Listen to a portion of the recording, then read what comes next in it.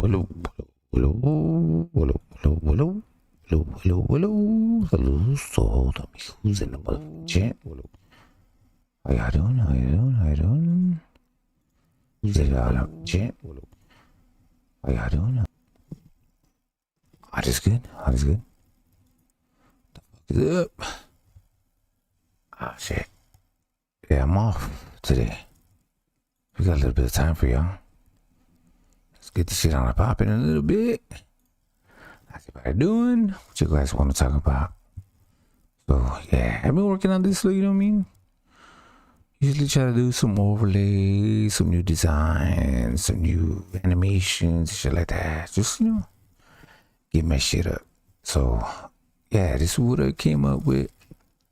I think it was today, early in the morning, I went live. It was like almost like this time, 12 hours ago. But yeah, we did that accidentally. Was it intentional? I don't know. I just wanted to see this shit, and then I fixed a few things. So yeah, we're gonna do a little bit more. Let's see how this shit goes. See who comes through. Says what's up. Yeah. I want to say hi. You missed me? You didn't miss me? You see me right now. Let's get it.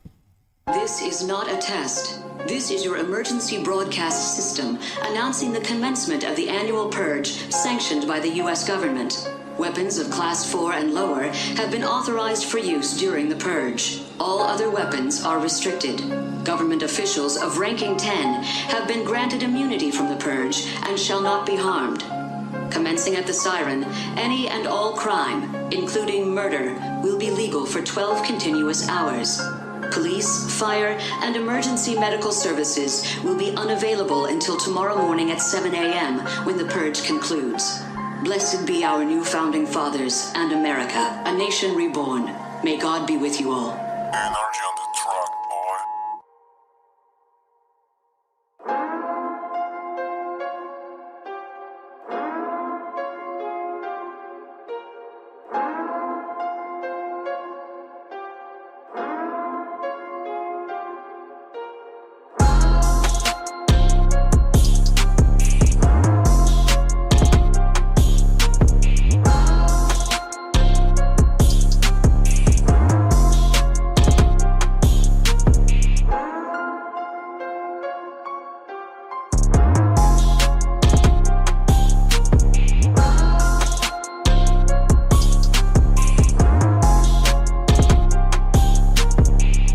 Not a test. This is your emergency broadcast system.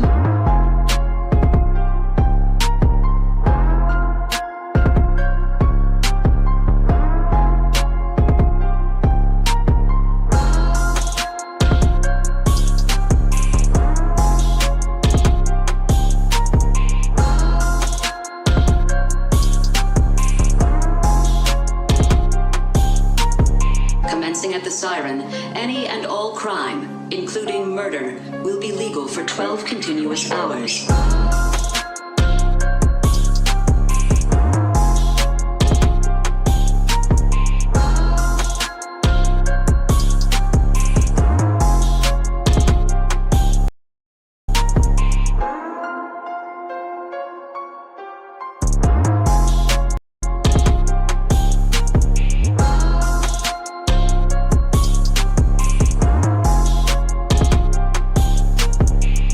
Not a test. This is your emergency broadcast system.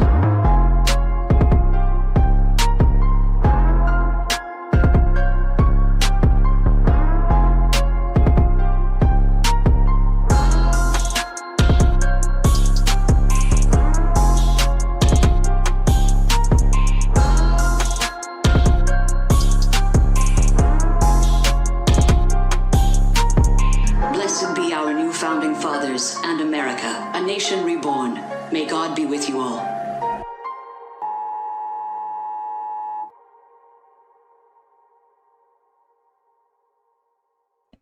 All right.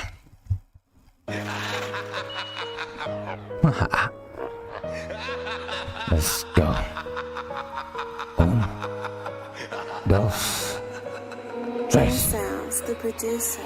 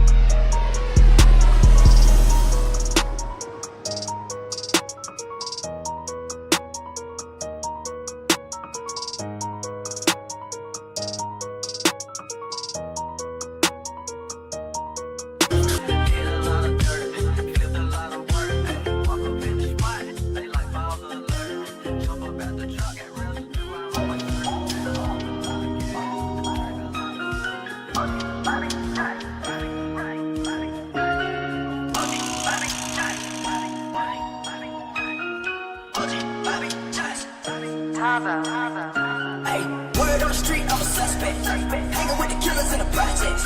They don't wanna bring, keep quiet. Catch a nigga slipping from behind. OG, Bobby, Josh. OG, Bobby, Josh. OG, Bobby, Josh. Bobby, Josh. Wipe a nigga out, break. I'ma start bustin' in the house shake. Niggas sweeter than the cow, catch out. She ain't gotta watch what you mouth. Playing with the footballs, nigga trippin'. Fuck it, nigga keep singing. AK with the game on. Clip so long like a lane. Free my nigga like $100. Move 100 pounds for a lawyer, beat the job. Take down when the man wants a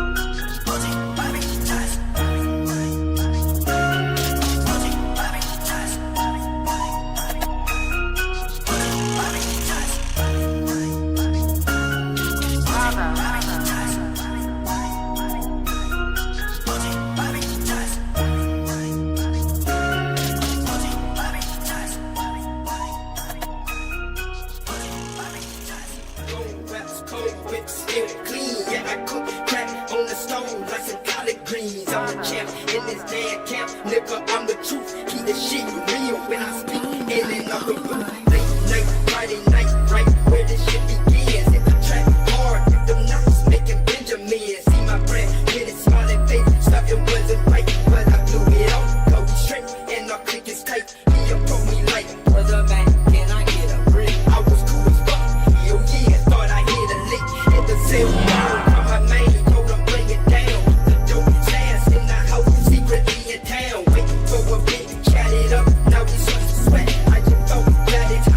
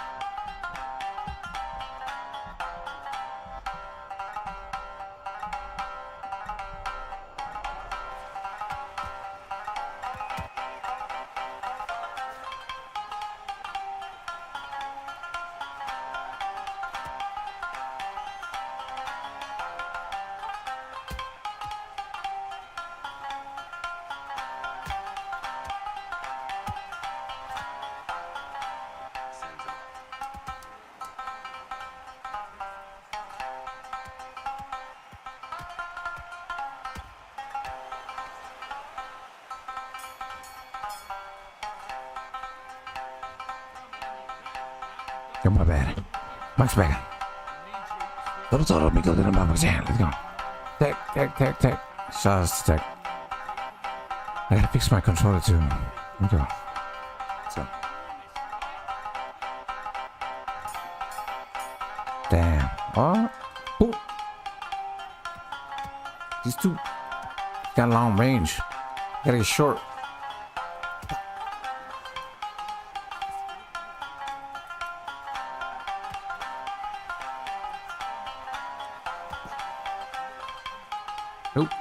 Nope.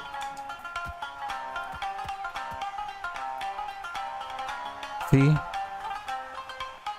shouldn't be doing that. That's my joystick. Move that. Just throwing punches that I want. Gotta fix it. I'll fix it right now. Hold on. I always forget that.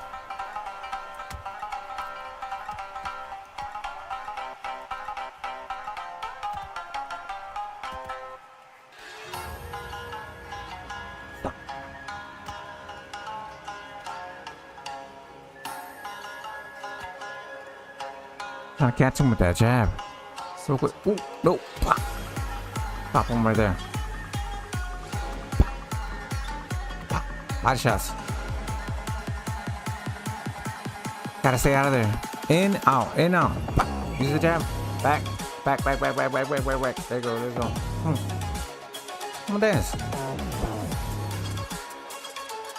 Step in. Hop out. Body shot.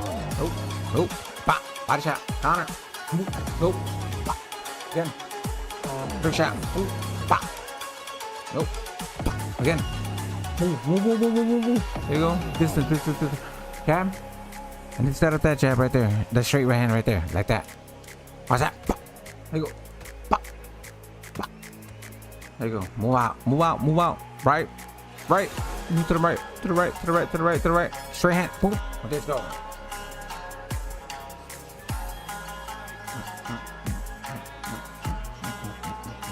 Let's get it.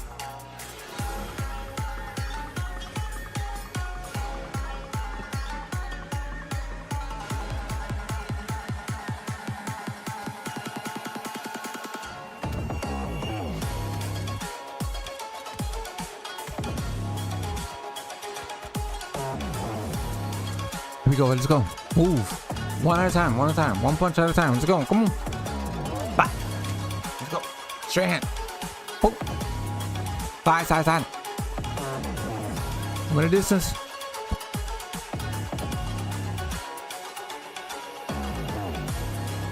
Nope. Boom.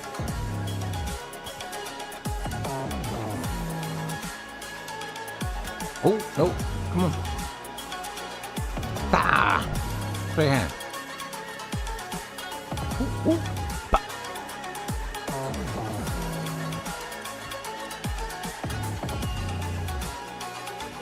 Try to get that with the out. Let's try to get him with the uppercut. Ooh, nope. Again. Sat. Beautiful. Jab. Ooh, I want that jab. Long jab. Boom. Long jab. Nope.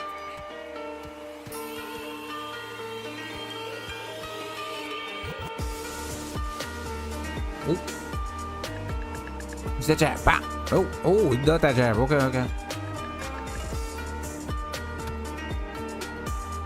Good. Pop. One at a time. Pop. Nope. Pop. Nope.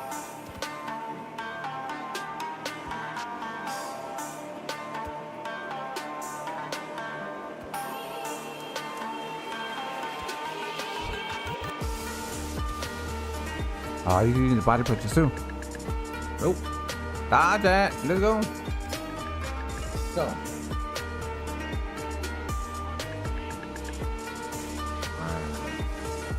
Let's this shit up real quick.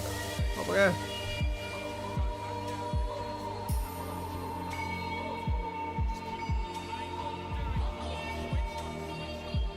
Did I see that? That's not it.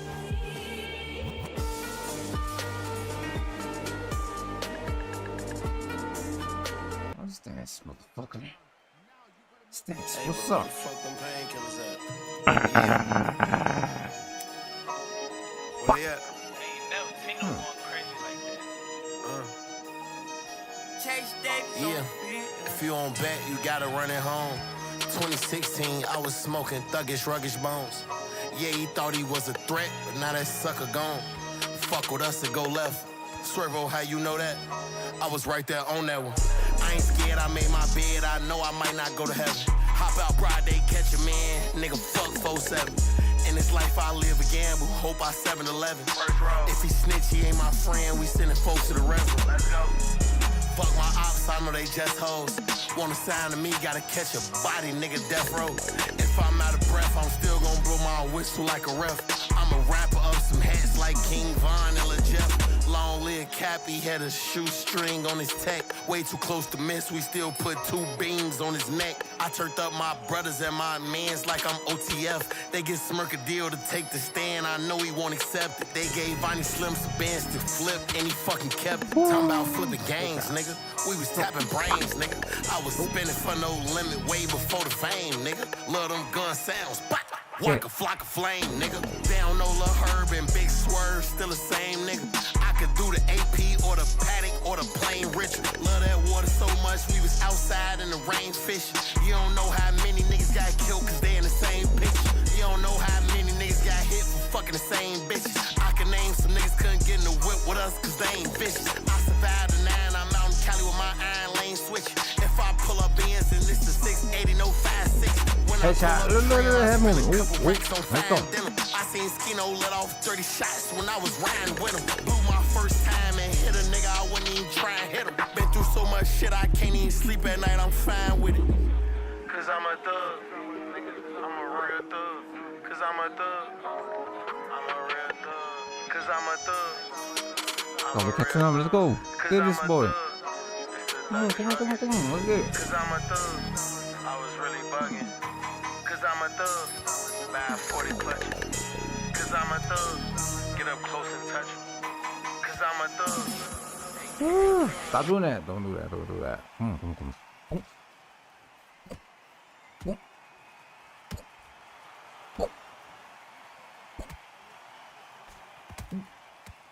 You at? Come on. Let's go. Come on. Dance. Ready?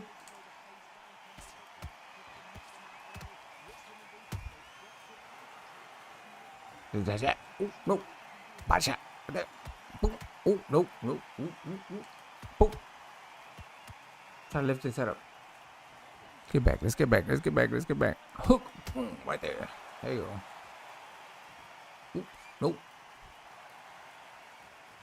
Jab. Strand. Nope. Move. Ooh. Oh, that body shot should have landed. Come on. It's in the middle. It's in the middle. Never mind.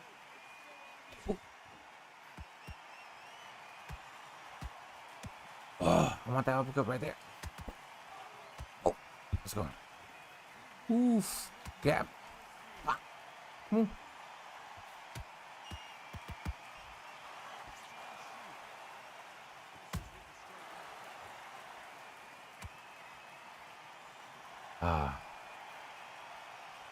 Almost got him. Oh, there you go. Here we go. Whoo. Nope. What are you doing? Come on, you're switching up. Now it's a tougher fight. He's going to be confident. You've got to take that confidence away. Go out.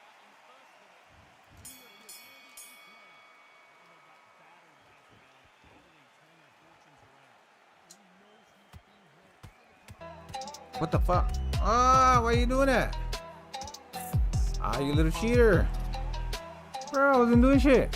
Ah, I can't do it. Ah, there you go. There you go. Come on. Try to switch shit up. Okay. Ready? Pop. Damn. Little pictures. Boom. One at a time. Let's go. Come on. Nope. Oh, you already know. You know I'm going for that body. Ready? Ooh. Bah. Bah. Ooh.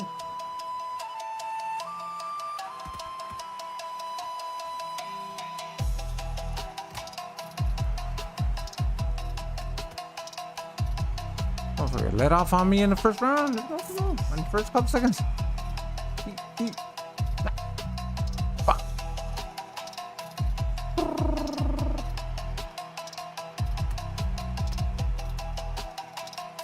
I gotta fix these controller settings. Oh, ah. Nope. Nope.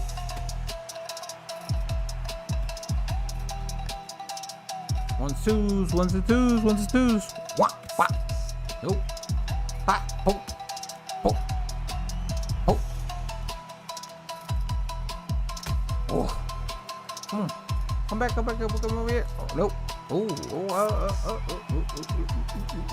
oh. Set jab. Damn, he's hitting me with 2-3 punch. Fuck. 1, 2, and 3s. 1, 2s, and 3s. 1. Oh. Go. And they give it to him. It's alright. Alright, we're gonna fix these settings real quick. Yo, that's Sugar Ray Robinson. So, motherfucker's too long. Pause. She was crazy. Okay. I gotta fix the settings real quick. Let's do this one time. So let's solve the Miku's in the motherfucker chat. Yeah. Let's get this one out of there. Bye. What up, though? Alright, let me see if I can figure this shit out. Gotta get these settings real quick. It's into menu. See, when I hold my joystick, it like throws extra punches that I don't need to throw. So I gotta go right. What is it? Main hub. No. Online. Create. Nope. Boom. Cancel. Where do I go? Main hub. Local career online profile. Okay, there it goes. Nope. That's not it. I see it. Okay. And then, no, right there. Settings. Okay. Everything's good. Controller. See, this is it. Right here. Pugilist. I forgot what I use. Okay, so my left stick. I don't want none of that. No jabs from my controller. Competitor. What is it? No jabs. Nope. It should be my defense. Nope. Defend it? No. No. No, I don't want to know that.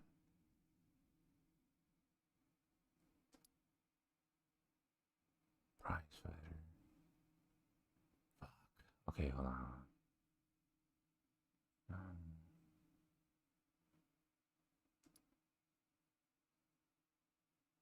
So I want to block and be able to move my torso with my left stick.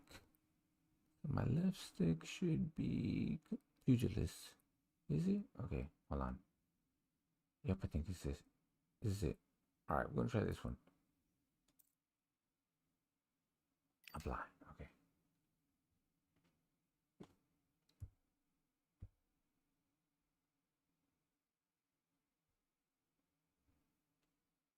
Okay, this should be it. Let's get it.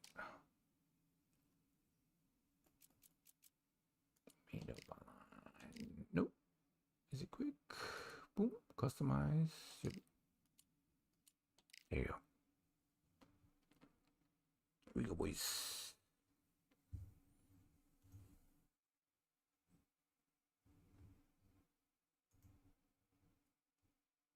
Now we should be able to get it. Hopefully, we can test this one. It should be this one, but if not, it's okay. So this bitch out.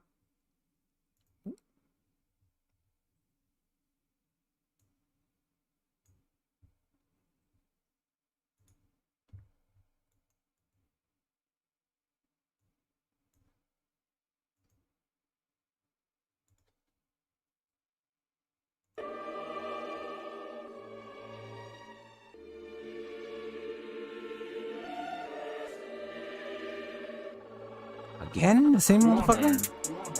The fuck? Run it back in. Let's go.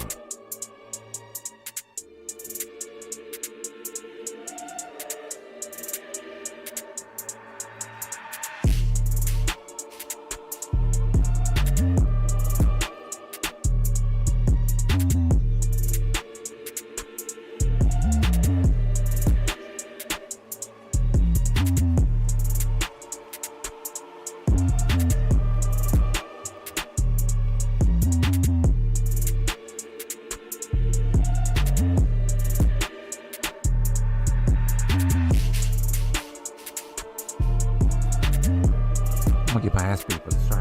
Let's go. Fuck.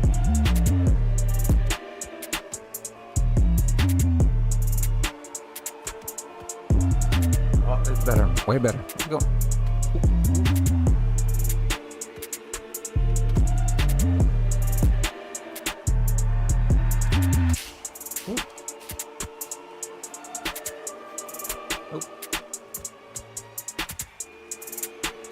Yeah, it's better.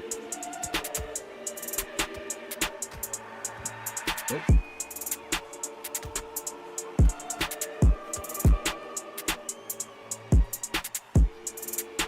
That's it. That's it. That's it. I found it. Good.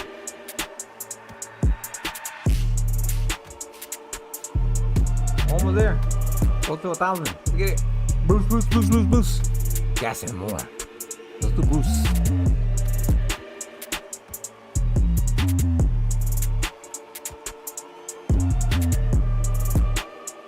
Whoa. Bah. Bah. Bah.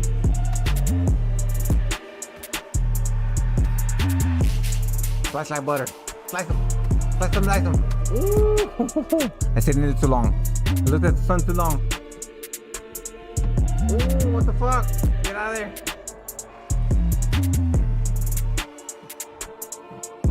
We'll get you up. We got Viagra. Yep. Perfect. Alright. I gotta chill. One punch at a time. Let's go, boys. We hurt. Oh. It's still not the right sentence, but it's okay. Got him. Come on. Why are you scared? Oh, you want me to come in? Go.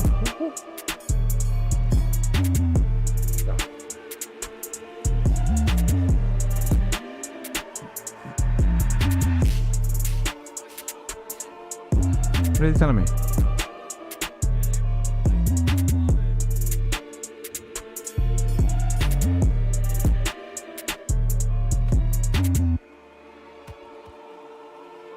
Did you see the Oshaki Foster fight? Bruce? I don't know if he's still there.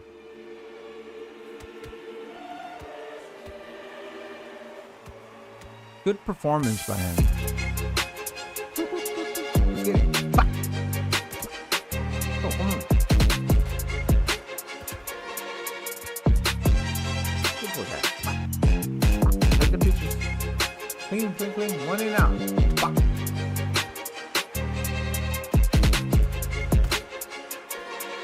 Hop him in the tracks. Right there. Oh, fuck. Yeah, you got me. So right now I have it set at yeah, I did take that shit. I'm gonna lose to Sugar Ray. See, Sugar Ray is kind of like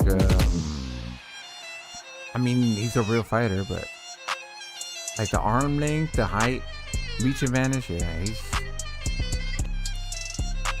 over Lomachenko. let's do it again. They're gonna beat me every time. Dr. Bruce, gas and more.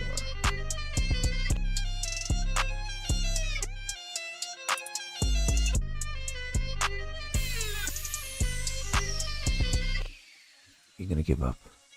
You won't give up. Never give up. Never fold. We still continue to go. Let's get it.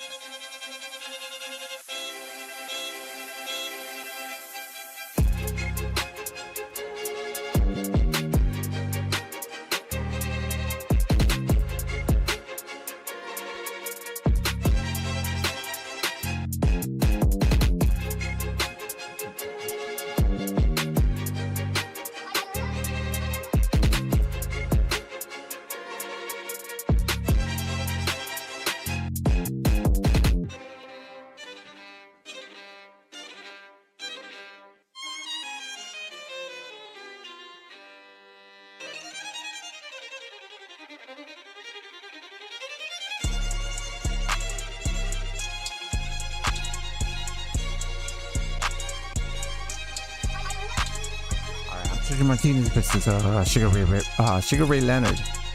I'm facing too many sugars.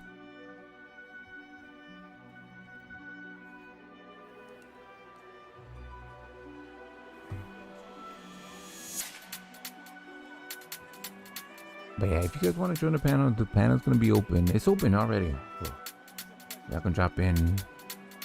If I'm in a match, I'm gonna try to finish my matchup.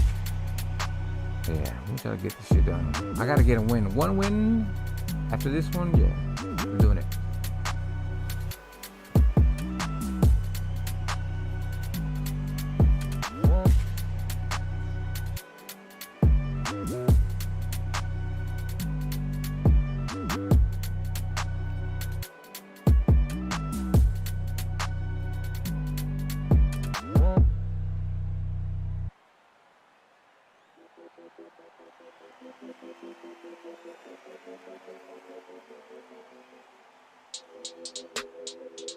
Come on, kick it off. Let's get it.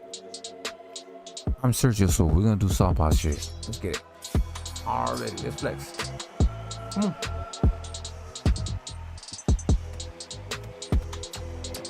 Steady that jab. Pop. Nope.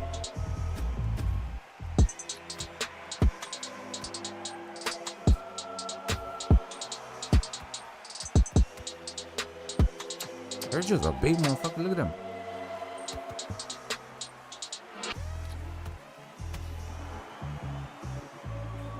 Oof, let's try to get that up.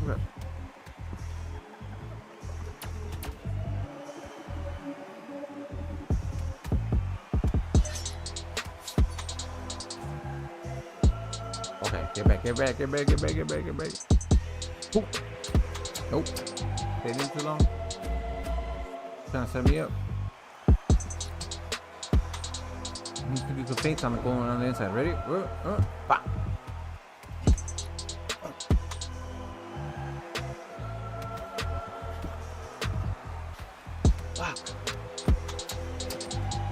That head up. Nope.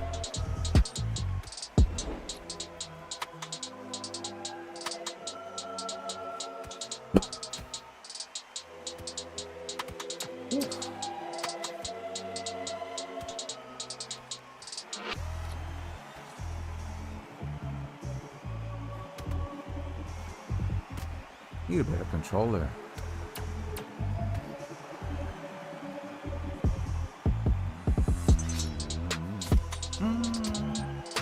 Ooh. There.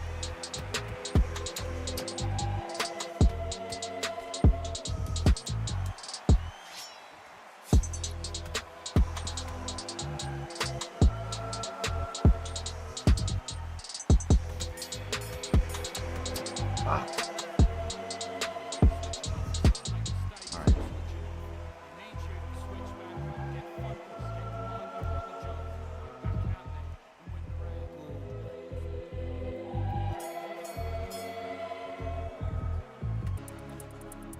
Hot shot right there.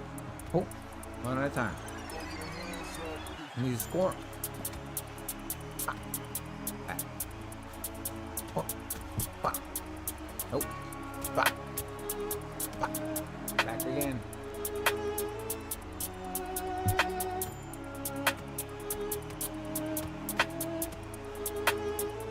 Pollo. Son dos pollos aquí. Están los pollos aquí para Sos. Sergio Martínez. La maravilla. Muy es, bro. Te acabo de ganar con Sugar. Ok. GG. Me ganaste, ¿por qué? Te parto la madre. No seas un pollo.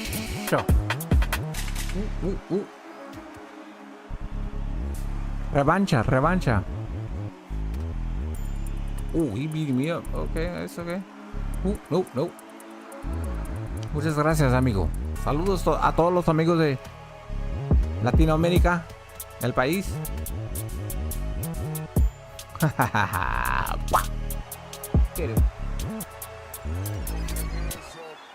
No tenía mi control bien controlado. Esto lo vamos a controlar ahorita. Mira, va. No.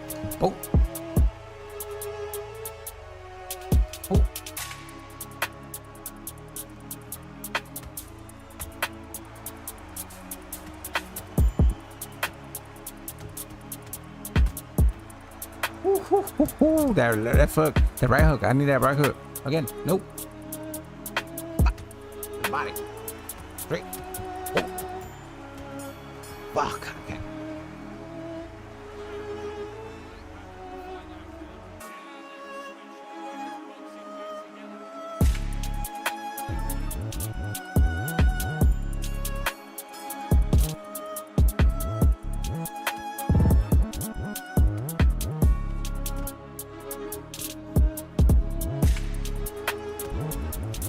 Run it back. Let's run that shit back again. What's your name? Booch. Oh.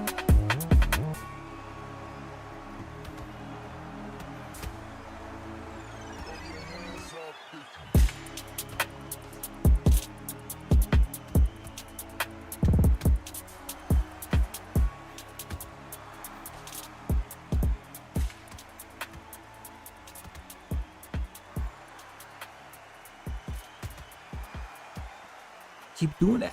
Ooh. Oh my god, it's sitting in it too long. Come on, let's get. Stop. Ooh.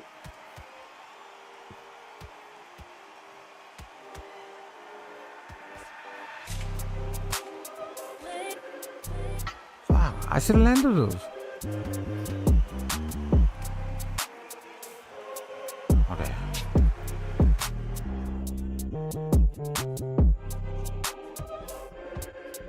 My hands are up. Hands up, goes down. Just getting hard. Oh.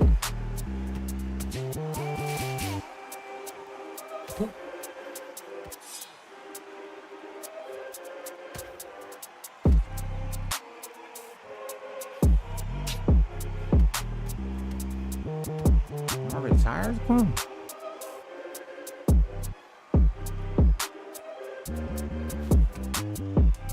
Get that up. Ooh, that's too long.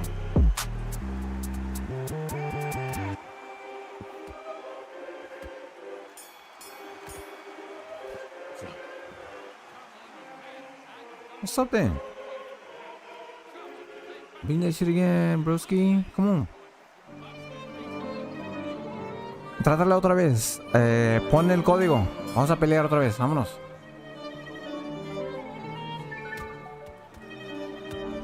Let's go.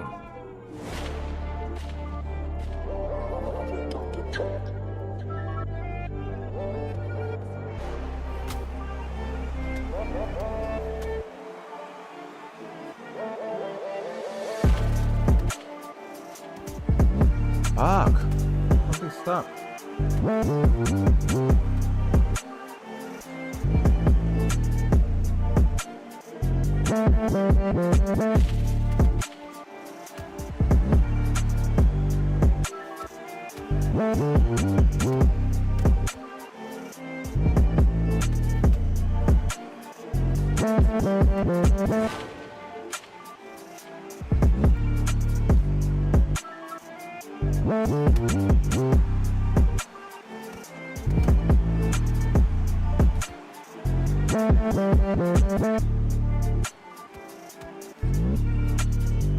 Two uppercuts.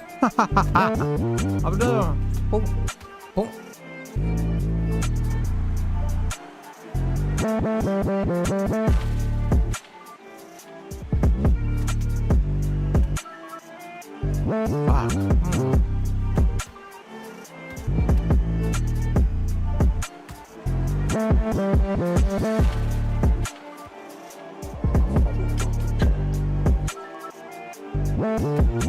That still landed. Come on.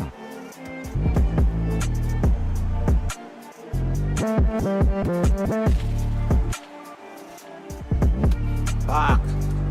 Let loose. Let loose.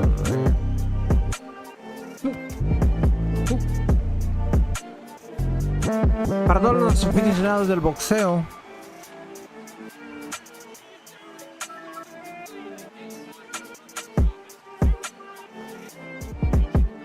man, they fucking me up. Look it up. Let's get it. Oh, why's my jab so weak?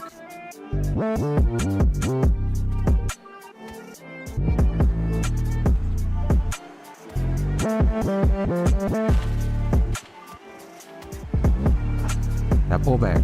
Okay.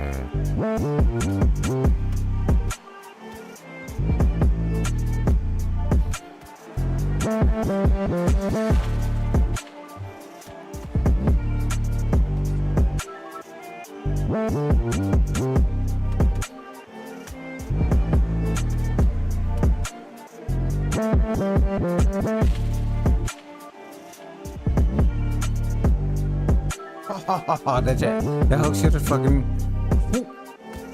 Oh no.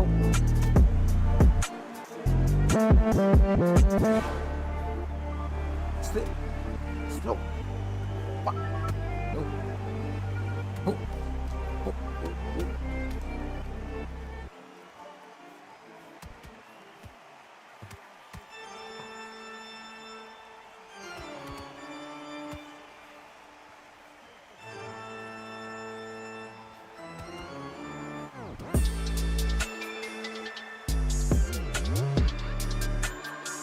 I still doing that bullshit.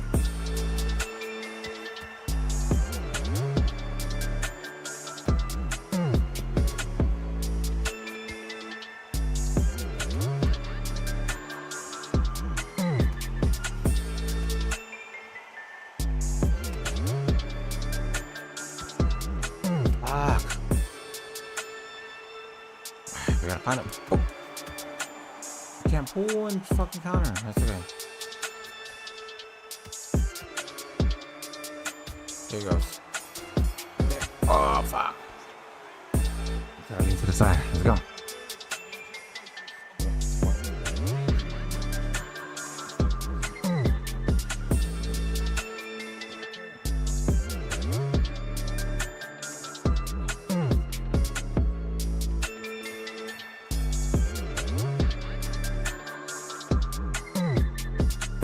Let's go.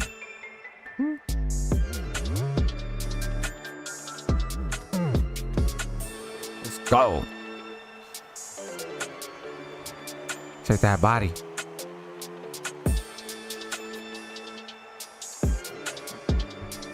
Stay down.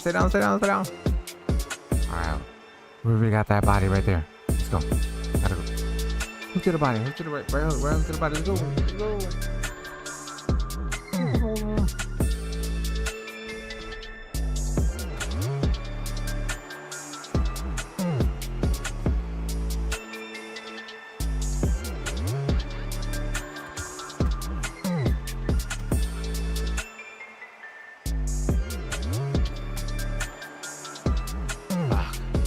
He's crossing now. What the fuck's going on with my controller?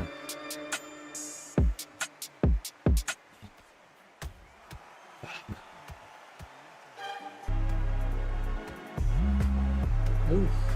Go. Come on. Again.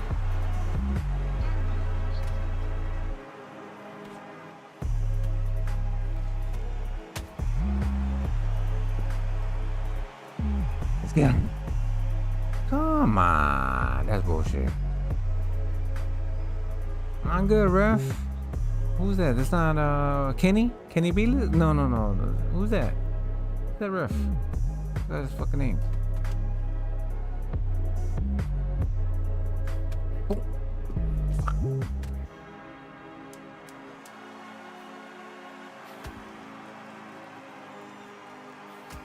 Saludos a todos los amantes del boxeo.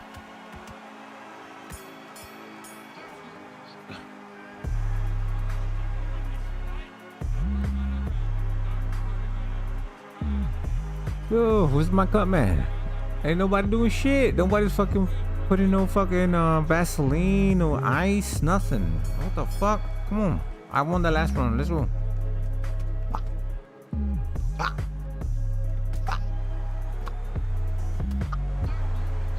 Nope.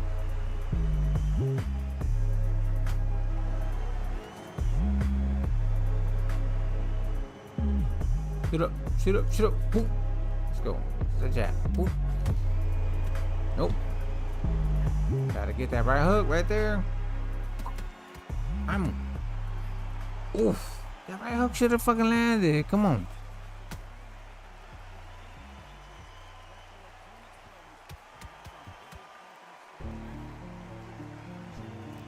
Quiero la revancha si quieres echar putazos.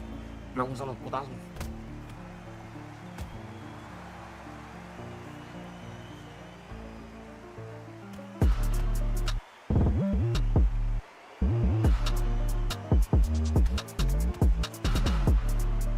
Alright.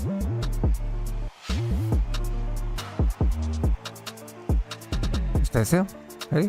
1, 2, 3.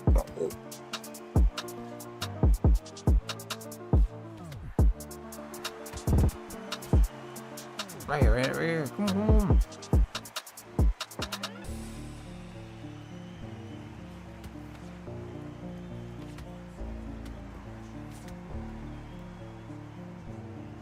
Beautiful. Come on.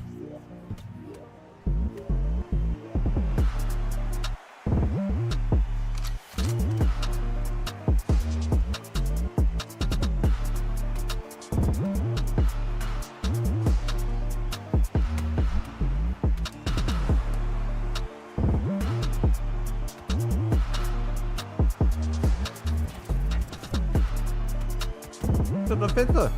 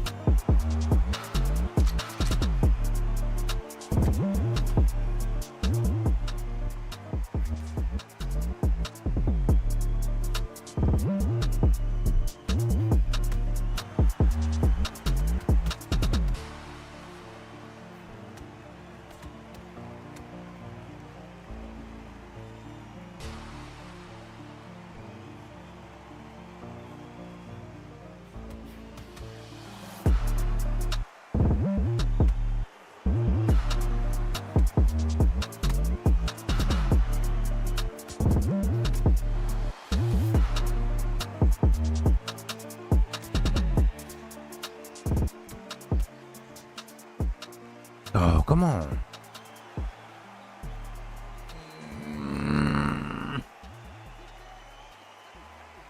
Shit. GG's.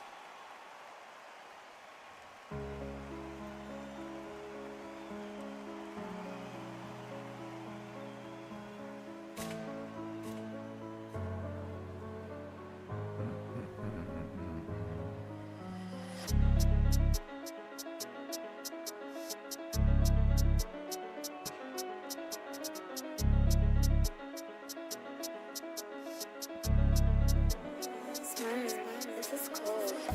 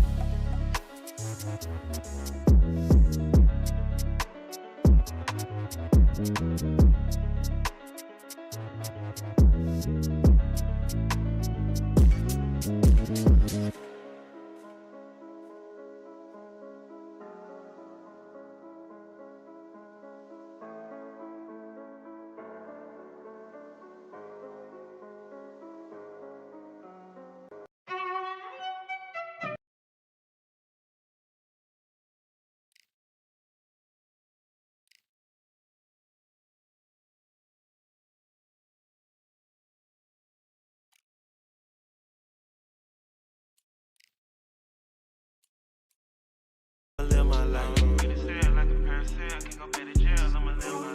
Holding my son, kids on ice.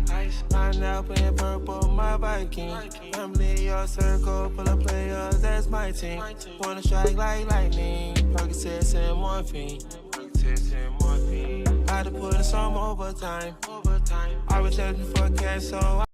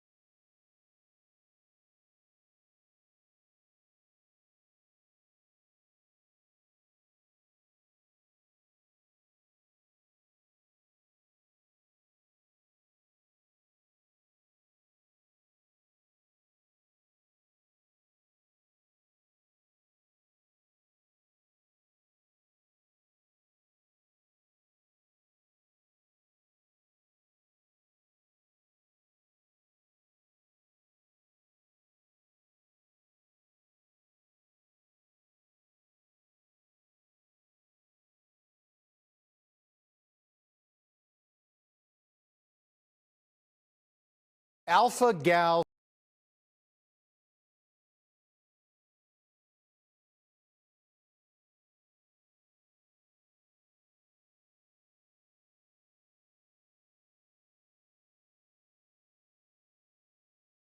Alpha-gal syndrome was something that was once extremely rare in this country. That is a fact, but it is becoming more and more common as more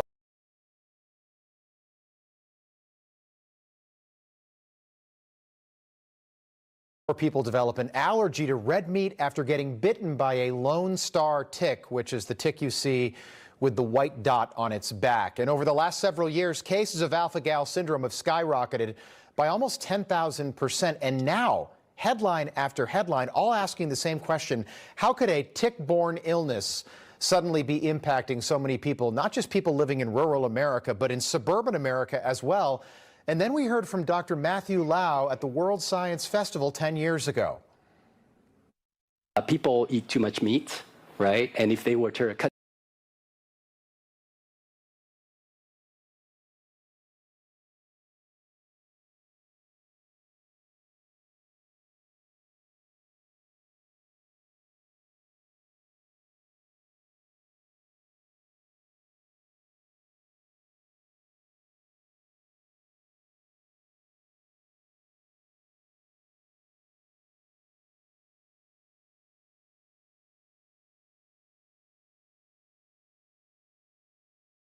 down on their consumption. Many people, not just people living in rural America, but in suburban America as well.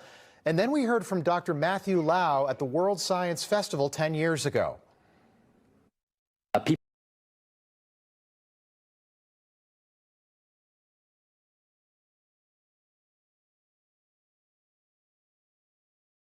People eat too much meat, right? And if they were to cut down on their consumption on meat, then they would, it would actually really help the planet. There's this thing called the Lone Star tick, where if it bites you, you'll become allergic to meat. I can sort of describe the mechanism. So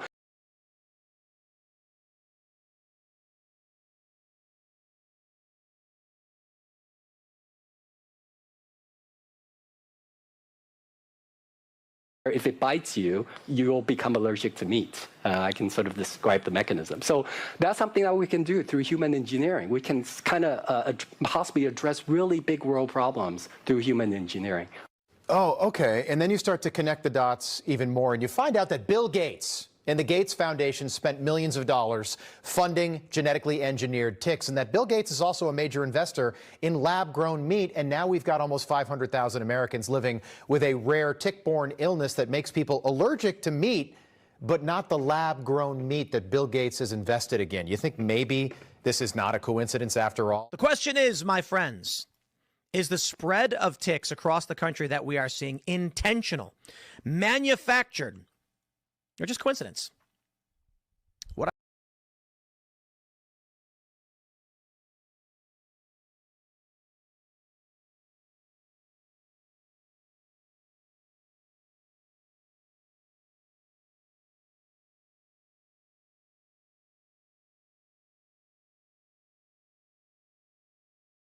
I will say is, it is very difficult sometimes. You have a guy associated with the World Economic Forum saying we should induce allergies into humans so they can no longer eat red meat. You then have a massive explosion in this particular tick population that makes people allergic to red meat. Oh, my bad. The same. I didn't think you guys could hear me. But yeah, pay attention to this. So what are they saying? They're introducing this shit. This is the World Economic Forum. It's very difficult sometimes. You have a guy associated with the World Economic Forum saying we should induce allergies into humans so they can no longer eat red meat. You then have a massive explosion in this particular tick population that makes people allergic to red meat. And at the same time, you have investment into lab-grown meats.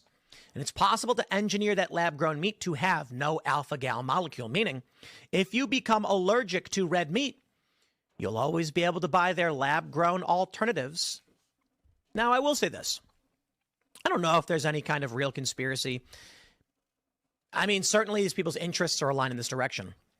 The production of lab-grown meat and the questions over whether we eat too much are born from the same reality. These Malthusian climate change, whatever you want to call it, individuals, Malthusian, of course, meaning they think there's too many people, are both. That's it. Yeah, dude. Bro, this is wild. I don't know. Kind of makes sense, though. That dude at the top, I don't know if you guys can see him. We're going to show him a little bit about him. At the same time, advocating we stop eating meat and trying to develop alternatives to, raising cattle. So I don't want to say that it's a connection that Lone Star is propagating and lab-grown meat is being developed. That guy, I believe his name is Dr. Matthew Lau, says, hey, look, what if people were allergic to meat? You couldn't eat it. In the minds of these individuals, they say stop eating meat. He goes in this direction, and it's possible that Bill Gates or other people go in the lab-grown meat direction. Let me see. Let me figure out. How much did Bill Gates is a major investor in lab-grown cultivated meat industry, yes, but how much? How much invested? That's what I'm wondering. Let's see. And Richard Branson are betting big. Bill Gates invested $17 million in a Series A for Memphis Meats in 2017. Disease control and prevention show emergency room visits for tick bites. See, look, this is not just like a conspiracy theory, because like this is what's going on. It's in the news, basically. They're talking about this shit. They are actually outbreaks of this. Are higher than normal here in the Midwest. Ticks obviously very dangerous. They can spread viruses like Lyme disease. Your Memorial Day weekend may include some outdoor plans and even travel up north. And one thing you'll need to watch out for are ticks. The CDC is reporting a record number of ER visits for tick bites, and the season is on track to be one of the worst. Well, a newer kind of tick-borne illness that presents as a sudden allergy to eating meat is starting to become more common on Long Island. All right, Fox 5's Jody Goldberg breaks down what to know about alpha-gal syndrome and why we're seeing more cases. Long Island's a hotbed for ticks, and more recently we're hearing about alpha-gal syndrome. It presents itself as a meat allergy, and it happens after a person is bitten by a Lone Star tick. I'm with one of those people, Holly Raycroft. She says she's an avid camper. When did you know that this wasn't your typical tick bite? I had been bitten by a tick about 2 months prior, and we had a big pot roast dinner that evening. That's crazy. So yeah, so is it? It's nuts. This is nuts. I'm not making this shit up. It's not crazy. It's not crazy talk. I started with hives. It developed into breathing difficulties, and we ended up at the hospital. Holly's allergist, Dr. Erin McGinty, has treated more than 1,000 patients with alpha-gal syndrome. When was your first case? So I made my first diagnosis of alpha-gal syndrome at some point in 2011. Alpha-gal is a carbohydrate that's found in all non-primate mammals. It's also found in the saliva and GI tract of Lone Star ticks. So if a person gets bitten by one of these ticks, and if they're in that subset of the population that makes this immune response, the Lone Star tick bite is going to induce their immune system to start making this allergy antibody. We reached out to the New York State Department of Health, and we're told they track several tick-borne diseases, but not alpha-gal syndrome. It's not mandatory, and officials say just because a person tests positive doesn't mean they have the allergy. A positive test is not the same thing as having alpha-gal syndrome, but it does suggest that there is potential risk in that patient. What's something that you go through living with alpha-gal that people may not even think of? How many items are actually processed or made with beef? Does it ever go away? If you can go long enough without getting bites, it will gradually go down. And to avoid tick bites, doctors say use bug spray with DEET and check yourself immediately after being outside. I spoke with a couple of Tampa Bay area doctors today, and they say that they are seeing tick bites come into their hospitals right there in their ER. And so tonight they shared some tips on what you need to do to keep yourself safe. Wherever there's grass, bushes, and leaves, there may be ticks. Dr. Kartik Cherbuti tells me Florida is not immune. For the Tampa Bay area, honestly, almost every home. Not to be alarmist, but saying it's common. So just knowing that even in a yard, you can have that in your own backyards. As the chief epidemiologist at Tampa. So this is just from the actual news. This is what they're actually telling you. But so somebody was saying that the brought in like dead or like what is it called, like hibernating, like ticks that were hibernating, and they dropped like boxes full of hibernating ticks into their farms, into their crops. General Hospital, he says they have been treating people for tick bites. The CDC reports a record number of visits to the emergency room for tick bites in April, the highest since 2017. If someone's taken a picture of the tick, we can sometimes identify what kind of tick it is. And some carry human illnesses, some don't. As school lets out for the summer and people gear up for a holiday weekend, tick season is upon us. Some ticks spread diseases like alpha-gal syndrome, where you develop a red meat allergy, ehrlichiosis, and Lyme disease. Typically, Lyme disease will start with a red bump where that tick was, and that red bump will start to expand and get bigger. Dr. Evelyn Huang with Orlando Health Bayfront in St. Pete says they are common, and there are steps to remember while outside. And ticks can be very small and hard to spot, and especially checking your scalp or areas that are covered in hair, just because sometimes they can hide in there and you don't know that they're there. She says you want to use tweezers to remove one as soon as you spot it, and watch for any symptoms like a fever. That's crazy. That's crazy. Or a rash. Prevention is simple. Wear protective clothes like long sleeves and pants, and take a bath as soon as you get home. What I would do with my own family is, if we're planning, know that we're going to be out in a wooded area or a grassy area. Just like we would carry our spray for mosquito-borne illness, we'll carry things that protect us both from mosquitoes and ticks. Dr. Tarabuti says that he's actually removed a tick before while out with his family, and he says those first 24 hours are crucial to help prevent disease. That's crazy. So yeah, there's some crazy shit that's going on right now. I just wanted to bring that up real quick. All right, there's some more crazy shit that is happening, right? I mean, we just have a whole bunch of shit a lot of people don't talk about, right? So this happened 9 days ago. I'm gonna show you. It's like, bruh. So, yeah, I don't know. Let's see if we can figure this out. Okay.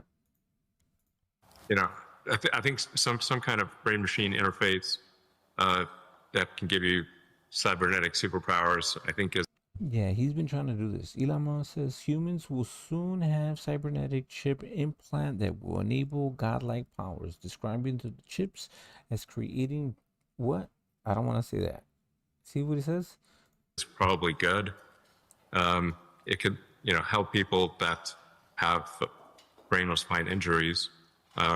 Enable people who've never spoken for years to speak again, which we've done.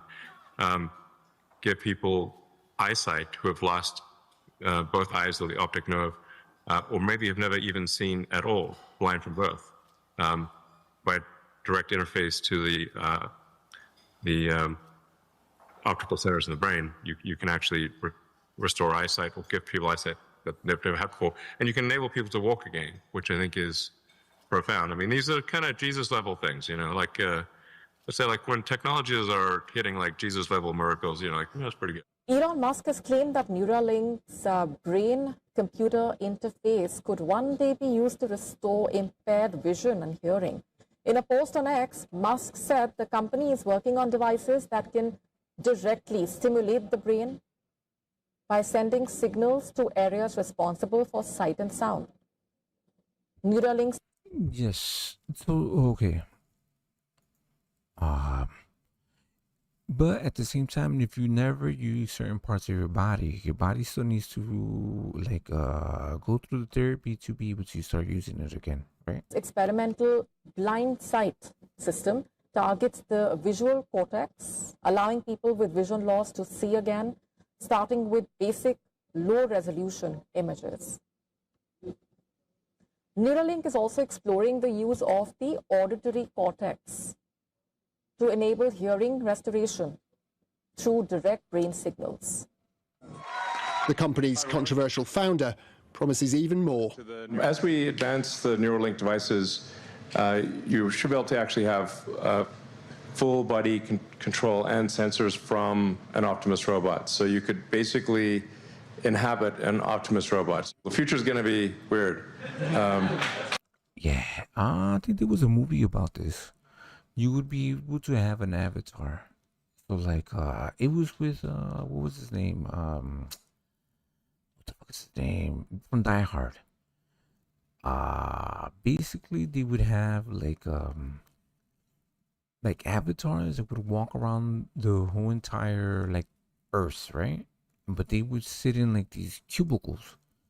Like his wife was one of them, and she was like had makeup and all the rest of this stuff. She had like what's it called, like a robot walking around, but like she was like older, like 60 or something, and she was like not healthy, but she loved that world so much. You know what I mean? But pretty cool. Weird, and with it, serious questions about future users' safety and privacy, but a way off. Neuralink still needs to do larger trials and share its data with the public to prove these devices are safe and effective long term. Elon Musk, whatever you think of him, does have a record of success, but in this endeavour, he depends on brave, determined volunteers like Seb to deliver it. And in some cases, users could even be giving their data. See, that is, it's good in certain aspects. Is it for everyone? I don't think so. Cause like, yeah, if you're not able to use, like, if you're in a wheelchair, you can't use your legs or certain parts of your body, then you would use something, you know, to be able to. Shout out to my boy Juggers. He plays with a guy that plays video games that uses something like this to play video games. Away without even realizing it in the terms and conditions that they sign on their smartphones. But with the way technology is headed, we could see a future where microchip implanting becomes the norm. I believe that I'm going to be able to use my microchips to do payments in the future, identification, tickets. In Sweden, every shop, in every kiosk, in public transport, there are always these touch terminals where people either touch their phone or their wallet with a credit card inside. So this means that the infrastructure for making payments also with an implant are already there. The question is, could this Black Mirror type of technology be implemented in other countries? Han's ultimate vision is to take health microchips to developing countries where healthcare systems are less developed, so that people in remote areas with limited access to hospital facilities can just send their health information to doctors around the world to receive diagnosis. But until that technology is fully developed, would you be willing to get a microchip? Jalal Mansour has... Would you be? Would you? Okay. There is something good about it, but at the end of the big picture is to be able to control everybody. Are RFID chips the same thing? Because I think that's what they were trying to use before. They've done this before.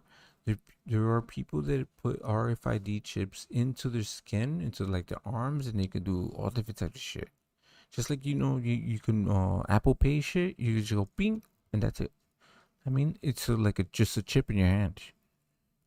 I mean, they can't steal your shit unless you fucking steal your hand. They're gonna chop your hand off. known nothing but hard work since he came to Sweden from Iraq 32 years ago. His military service in the Iran-Iraq War and the First Gulf War was followed by a struggle to build his dry cleaning business in a strange land. It got stranger still when Sweden went almost entirely digital, with very few cash transactions. Mansour is now one of 130,000... That's another thing. Are they slowly trying to eliminate cash? Coins, dollars, everything else. All digital, right? Swedes to fall victim to online fraud, having his savings account emptied of $15,000. When we had cash, it was simple. You go to the bank, you take it out. If you lose it, it's your responsibility. Now, these toy numbers on a screen can just disappear, and the bank doesn't know where they go. Why did we leave our land where there were no freedom or security and where people could deceive you? In Sweden, it's become the same thing now. Swedes have been swindled out of $270 million in the past 5 years, often through the Swish payment and bank ID authentication apps. Cash cows for criminals in a country that's become world number one. That's crazy. Yeah, it's progressive, right? But like, what the fuck? You can easily take your money. One for digital payments. But hard currency is making a comeback. The war in Ukraine has led to soldiers patrolling Stockholm streets and banknotes going back into circulation. That's after a series of cyber attacks raised the threat of chaos if digital payments stop working. Swedish authorities have urged people to have enough physical cash for a week's supply of food, transport and medicine. But having money in your hand is one thing, having somewhere you can spend it is another. It's quite difficult to find shops in Sweden that want your business if you don't have a credit card or a payment app. You don't do cash. Major supermarkets are among those that still accept. That's crazy. I do see that. People ask me, you guys take cash? You're like, yeah, of course, we take cash. Money, mainly from pensioners. Last month, the government said it would draft laws to force grocery stores, petrol stations and pharmacies to take cash. If payments are going to work in a crisis or a war, then they have to work in daily life. Cash is important, but other methods are too. How dirty is our money? The onset of the coronavirus pandemic is forcing institutions around the world to rethink about one particularly germy surface: cold, hard cash. Yeah, it's filled with it's like some strippers, they had that $100 bill somewhere in their ass. I'm just saying. But yeah, they also use it, you know what I'm saying, to snort a couple lines. But still, like, it is dirty fucking money. Money is dirty. Some homeless person had that shit. I mean, this is going to be hard to hear, but according to multiple studies, microorganisms found living on the surface of cash and even credit cards range from mouth and vaginal. see this. You heard it. She said mouth and vaginal. It's true. But are they trying to convince people to not use cash? Right? And I think this. So I stopped watching like TV shows, movies, and things like that. I usually would just watch YouTube, only because it seems like it's like soup. Like there's a lot of propaganda, and you know they're trying to control people. Right? That's how they use it. This is the vehicle of controlling people. You know. Here we go. This is going to be hard to hear, but according to multiple studies, microorganisms found living on the surface of cash and even credit cards range from mouth and vaginal bacteria to flu-like viruses. But what if you can make your daily purchases without touching a thing? Welcome to Sweden, where thousands of people are inserting tiny microchips under their skin so that they know. That is it. So they're doing that. They're already doing that. So like some of these countries are like the guinea pigs, the first ones, right? Sweden, I think it's yeah, they're usually not involved in anything, right? No longer have Like to carry wars, things like cash, IDs, gym passes, and key cards to get into work. I have 2 microchip implants, one on the right and one on. There you go. They said that before. The microchips. Those are I think they are RFID or whatever the fuck they are, right? The left. I got the micro implants because I wanted to be part of the future. I don't need keys, so I'm able to actually open the doors with my hands. These tiny chips are about the size of a grain of rice, and they're implanted into the back of the hand with a syringe. And so far, about 3,000 Swedes have gotten them implemented. Oh, that's not bad. 3,000, that's it? Okay. So, but if business or like a company, corporation, they say like, okay, if you want to work for us, you have to implant this shit.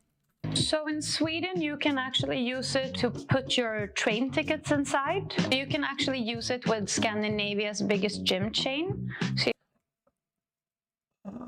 you could just use a card or your phone or whatever the fuck. You don't need that shit. So some of these people, they are convinced to fucking do this shit. I mean, they're like, all right, cool, let's do it. You don't actually need to show your membership card. I use it personally as a business card. So you can actually put your phone on my hand and then my LinkedIn pops up. So, who's behind this technology? This is Hans Sepian-Sjöblad, and he's the CEO and co-founder of Disruptive Subdermals. They're one of the leading companies when it comes to developing microchip technologies. I first encountered chip implants for humans almost 10 years ago. I felt that this is a very interesting technology that we could potentially do some awesome things with. So I bought a bunch online, got together a bunch of friends, and we had our first chip implant party. That's crazy. Yeah. Okay. But what if somebody just scans your fucking hand and takes all your information? They can do that too. They're doing that with just if you don't have if you have a credit card, they could just tap your fucking card. If it's not protected, I forgot what they use to protect the chip of your credit card. So they could just come up to you, use their phone, and just just get close to you and just beep and charge you for something or take your money. Same thing with your hand. The number one reason for getting an implant is simply convenience. It allows you to eliminate some of the clutter in your life. Implants can also be used for making payments. For example, here at Epicenter in Stockholm, we use our implants in different vending machines, buying snacks and candy and juices whenever we feel like it. Microchips may sound too futuristic for you, but Sweden is expected to be the world's first cashless economy by March of 2023. But now, microchips could 2023? What the fuck? Be used for more than just convenience. That's 3 years ago. I don't know where the fuck they're at right now. They have the potential to change healthcare and the way governments are handling the coronavirus crisis. I am convinced that smart implants will provide a marvelous value to people. The technology has already received special recognition from the U.S. Food and Drug Administration, with human trials expected to begin soon. Neuralink has also made progress in treating paralysis with over 20 patients already implanted with the brain chip under an ongoing study. These patients have been able to control computers and digital devices using only their thoughts. In some early cases, users have even played video games, browsed the internet, and posted online, showing real-world use of the technology. Despite earlier safety concerns that delayed trials, the company has moved ahead after addressing regulatory issues. That's wild. Yeah, that's crazy. Yeah, they're gonna do it. They're testing. It's crazy that they're testing it in a whole entire country. They're doing that. They will continue to do that. Right? I don't think people here were ready for that. They always try in other countries, but we'll always try not to do it. Fuck crazy. Okay. Did see a few things. I did save them. Try to look them up real quick. Yeah, there's certain things that I've been looking up. I usually save them to watch later, right? All right. I did want to talk about this too. Going through this here. Yeah, so back in the day, I went to Barnes & Noble and I bought this book.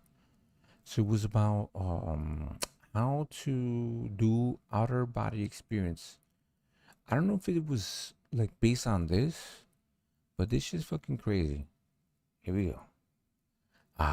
Yeah. I did want to talk about this shit too, because this is based on facts. In 2003, the CIA declassified a document investigating a training program designed to access altered states of consciousness for developing psychic abilities, remote viewing, and out-of-body experiences. See, so the book that I got, it was an audio book, So it was a book, and it came with like a tape.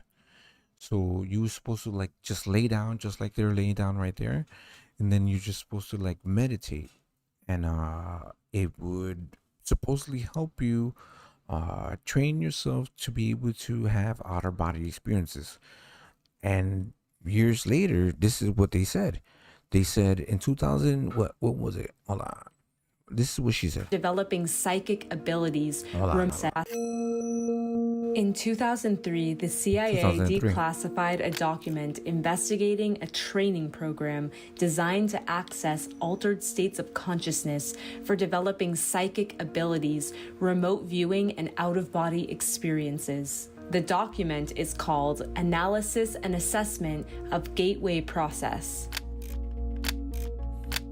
This is a step-by-step guide on how to achieve an out-of-body experience for the purpose of intelligence gathering. This gateway process comes from a place called the Monroe Institute, a consciousness research center in rural Virginia founded by... That's crazy. So they've been actually trying to do this.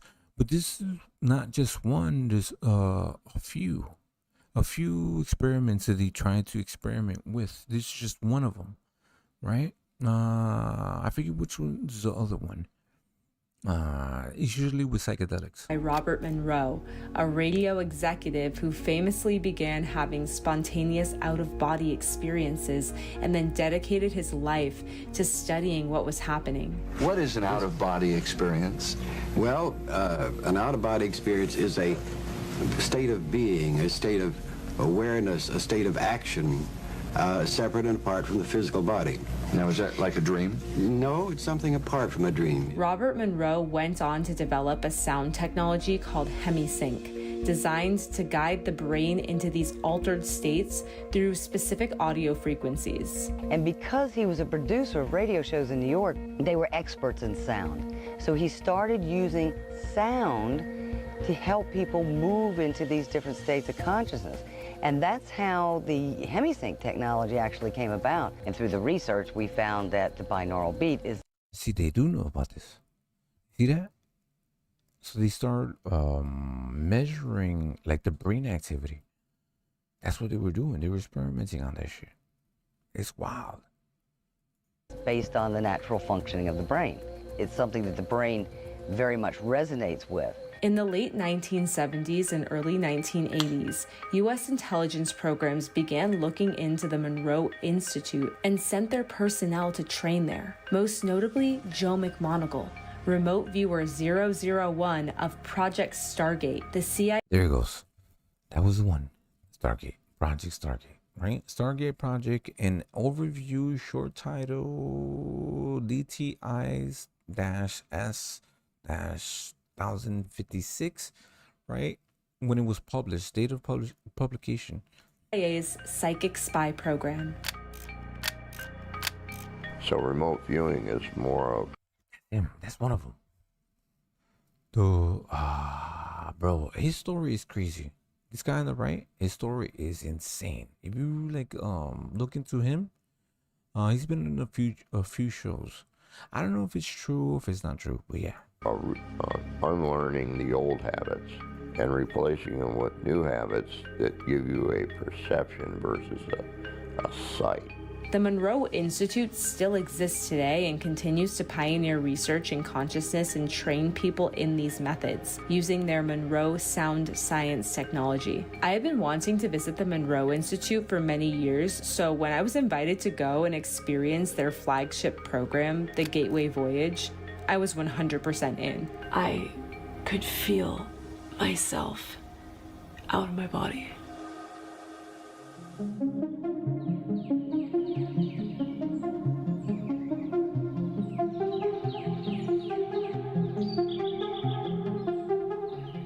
So we are just about halfway through the program, and this is the first time that I am turning on the camera to record because I wanted the first few.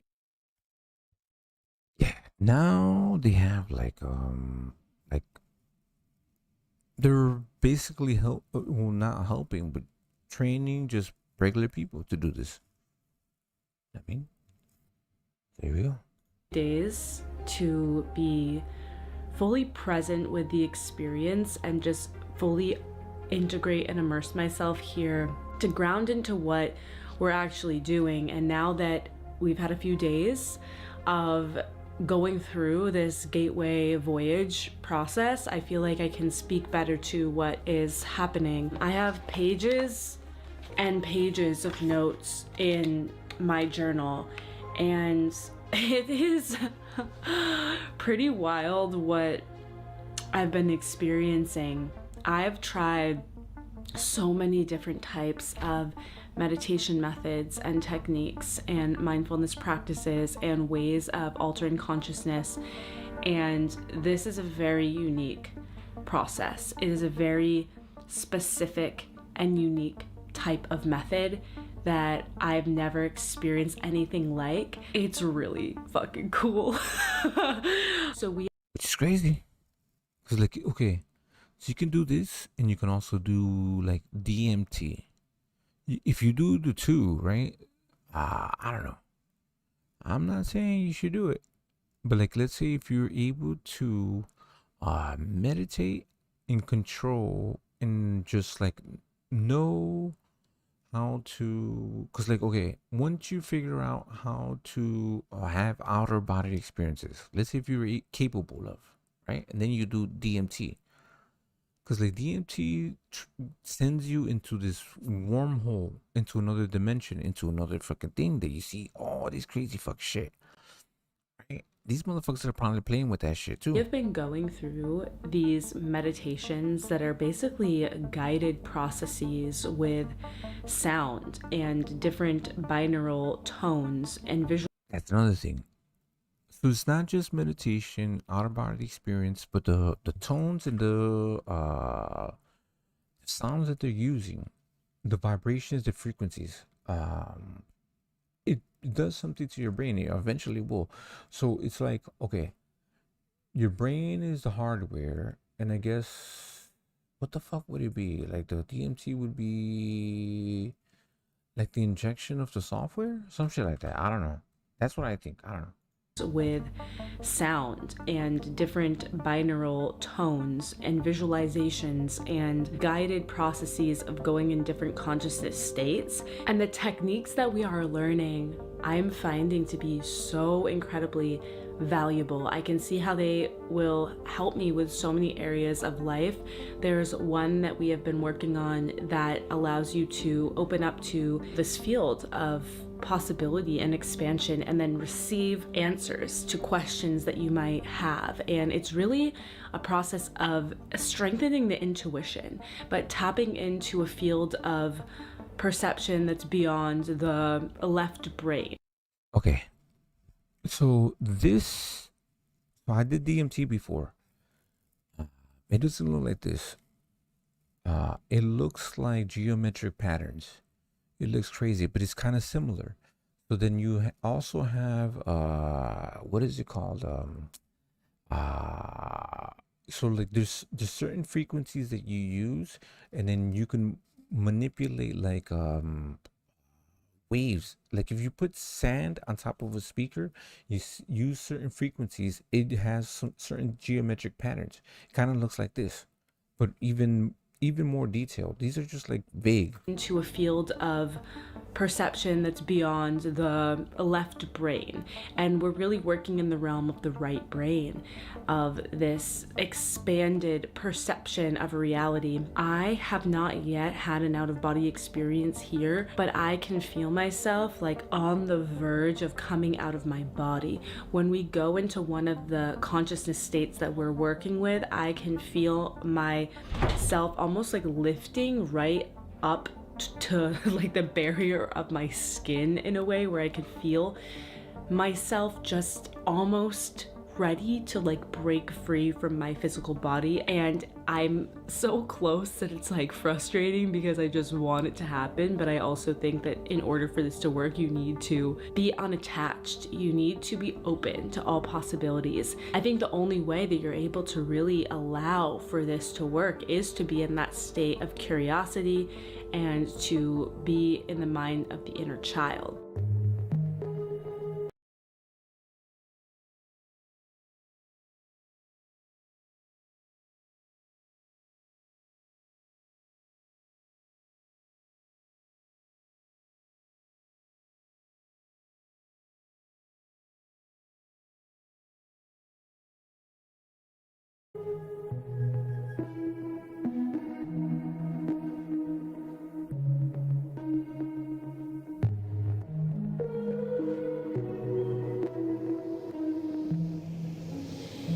Move now into your preparatory process. First, your energy conversion box. Use this. Then follow with your resonant tuning.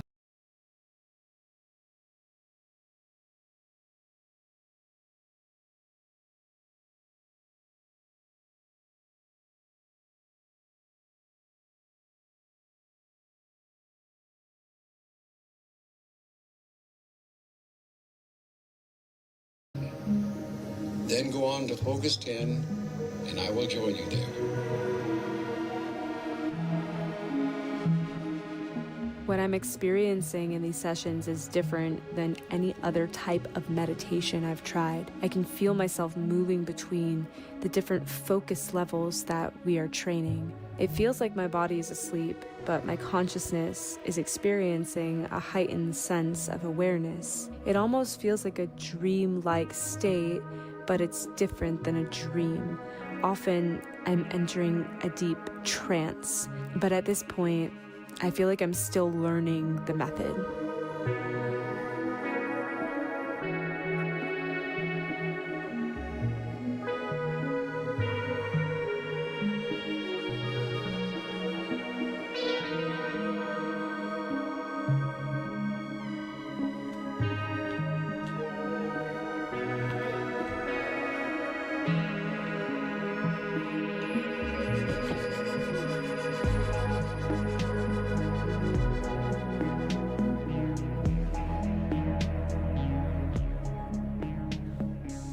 So at times I don't know if I'm doing it right, and our instructors continue to remind us that you can't do it wrong. It's really just about letting go, knowing that the frequencies that we're listening to are helping us to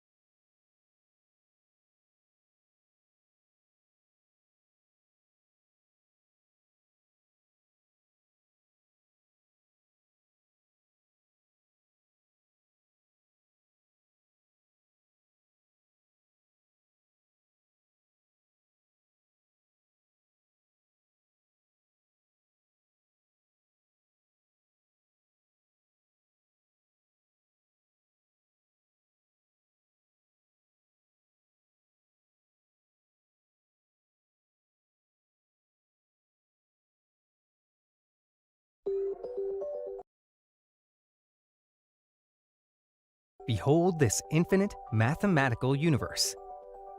A dizzying cascade of fractals. Arrays of complex patterns filled with both satisfying self-similarity and surprising novel features. All of the structure and the patterns that you see there really do exist for a reason. There is some sort of innate mathematical cause behind all of the phenomenon that you see. This is the Mandelbrot set. These trippy images represent a form of modern algorithmic exploration, one made possible by computers. A handful of mathematicians have devoted their lives to uncovering this set's secrets. It plays this very central role in our understanding of much, much more complicated systems. It is step number one. And we may be on the verge of finally understanding it. So what exactly is the Mandelbrot set? And how does it work? The Mandelbrot set is a perfect example of how a simple rule can produce incredible complexity. At its core, the set is generated by iterating a quadratic equation, a simple formula whose highest exponent is 2. To iterate a quadratic equation, choose a value for the variable. Plug it into the function, then take the output and feed it back in again and again. The study of how recursive functions like these change over time is central to a field of math called complex dynamical systems. This subject came about with the goal of understanding the real world. What are the mathematics that underlie the physical world that we see? Most important early example would have been the solar system. So dynamical systems that you have some space where you have some rule that's deciding as time moves on how that space evolves and how things move and change. In the early 20th century, mathematicians Pierre Fatou and Gaston Julia set the stage for the discovery of the Mandelbrot set with their exploration of dynamical systems. To investigate these dynamical systems, mathematicians study intricate shapes today known as Julia sets.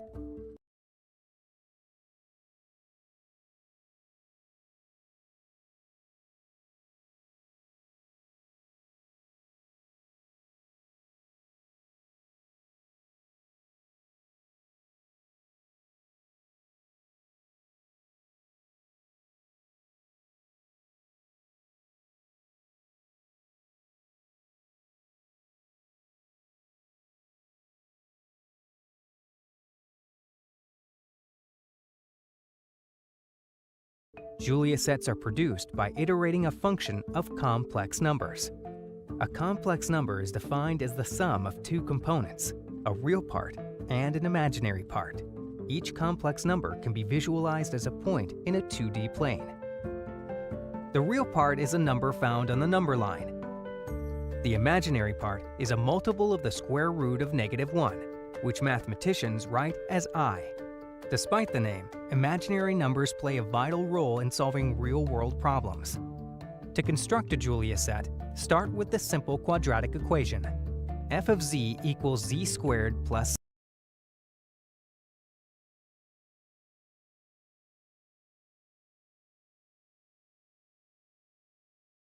c.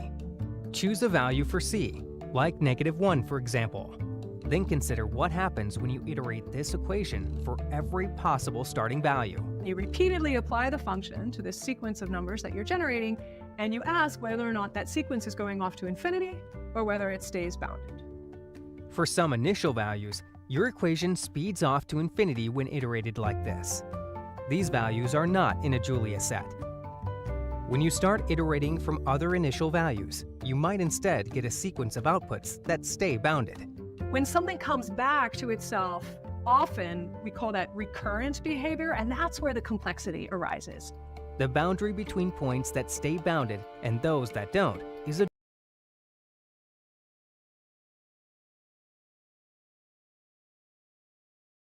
Julia set. You can fill it in by including all the bounded values. Different quadratic equations generate a wide range of filled Julia sets, from basic blobs to intricate twisting tendrils. Filled Julia sets can be divided into two categories. Sets where you can draw a line from one point to any other without lifting your pen are connected. Sets where points look like scattered pieces of dust are disconnected. The first rough plot of the Mandelbrot set appears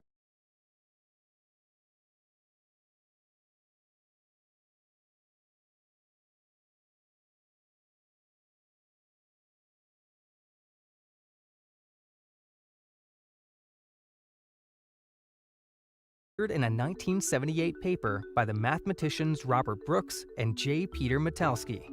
Soon after, Benoit Mandelbrot, a researcher at IBM who had access to more computing power, also discovered the set.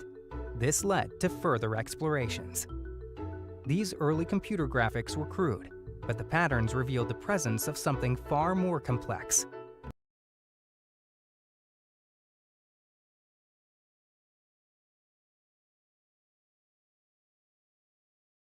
Even with fuzzy, poorly made pictures in the 80s, they were able to really glean a lot of interesting insight into what's going on. Mandelbrot went on to popularize his now eponymous set to the world and became known as the father of fractals. Today, mathematicians can use computers to explore the Mandelbrot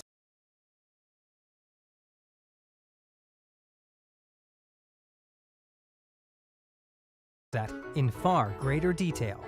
As soon as you have images, just opens up this whole world. The Mandelbrot set is drawn in the complex plane. It's constructed by iterating the same quadratic equations used to produce Julia sets. But here, things are flipped around. Instead of iterating all values of z for a fixed value of c, we fix the starting value of the iteration at 0 and vary c. Values of c, where iterations of z squared plus c stay bounded, are inside the Mandelbrot set, while those that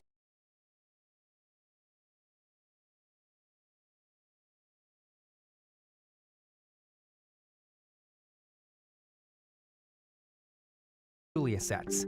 But here, things are flipped around. Instead of iterating all values of z for a fixed value of c, we fix the starting value of the iteration at 0 and vary c. Values of c, where iterations of z squared plus c stay bounded, are inside the Mandelbrot set, while those that go to infinity are not. Here, we can select points inside the Mandelbrot set to reveal their corresponding filled Julia sets. The Mandelbrot set acts like an atlas, cataloging the different kinds of Julia sets. Values of c inside the Mandelbrot set are associated with connected Julia sets, while values outside the set correspond with disconnected dust. The Mandelbrot set has many intriguing features, but its biggest mysteries lie in its complex fractal boundary.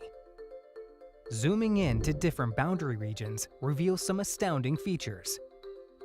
A valley of seahorses, parades of elephants, and miniature versions of the set itself.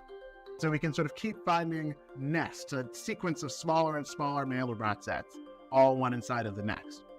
Here at the boundary, mathematicians are probing for answers.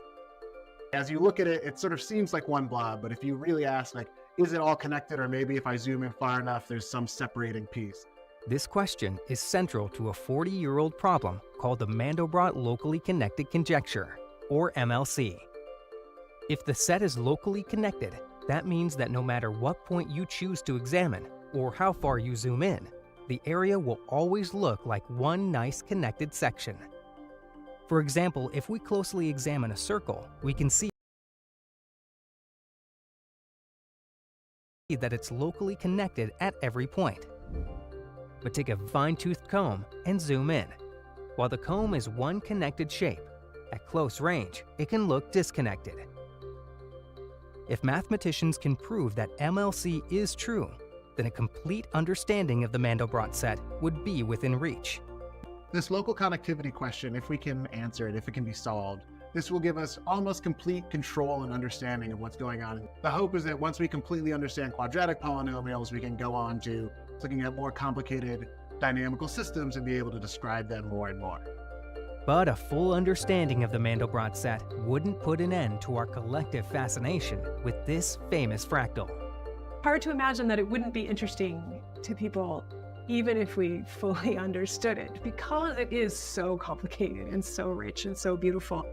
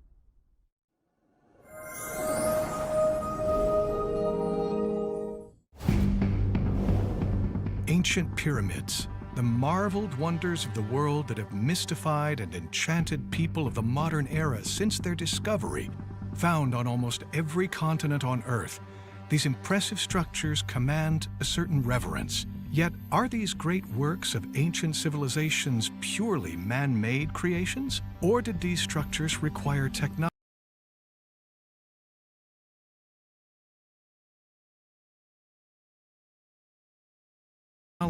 not of this world?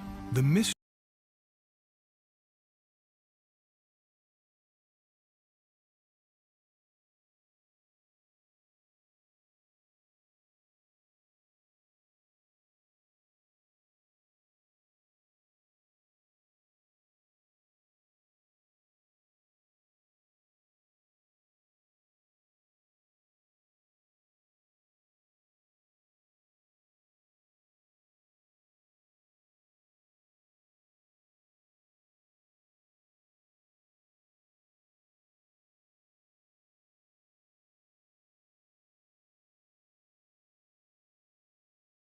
to train our brain that it just takes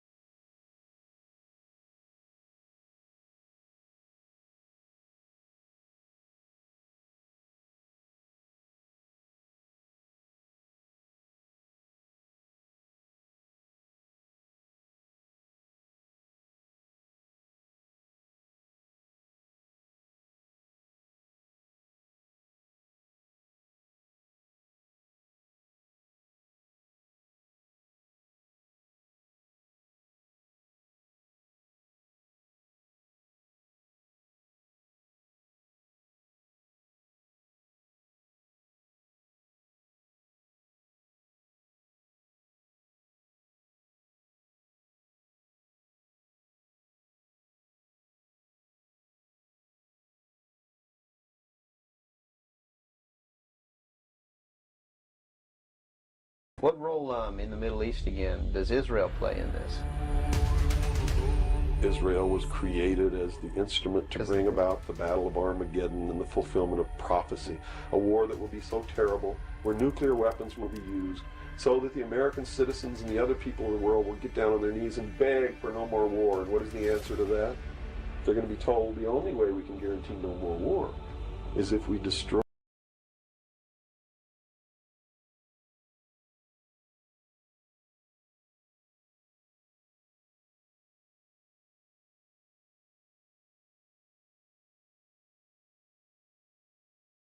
in the Middle East again, does Israel play in this?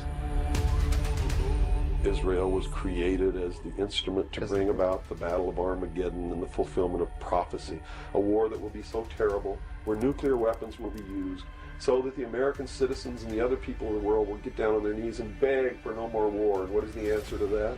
They're going to be told the only way we can guarantee no more war is if we destroy the sovereignty of nations and we come together as one humanity and government. Right.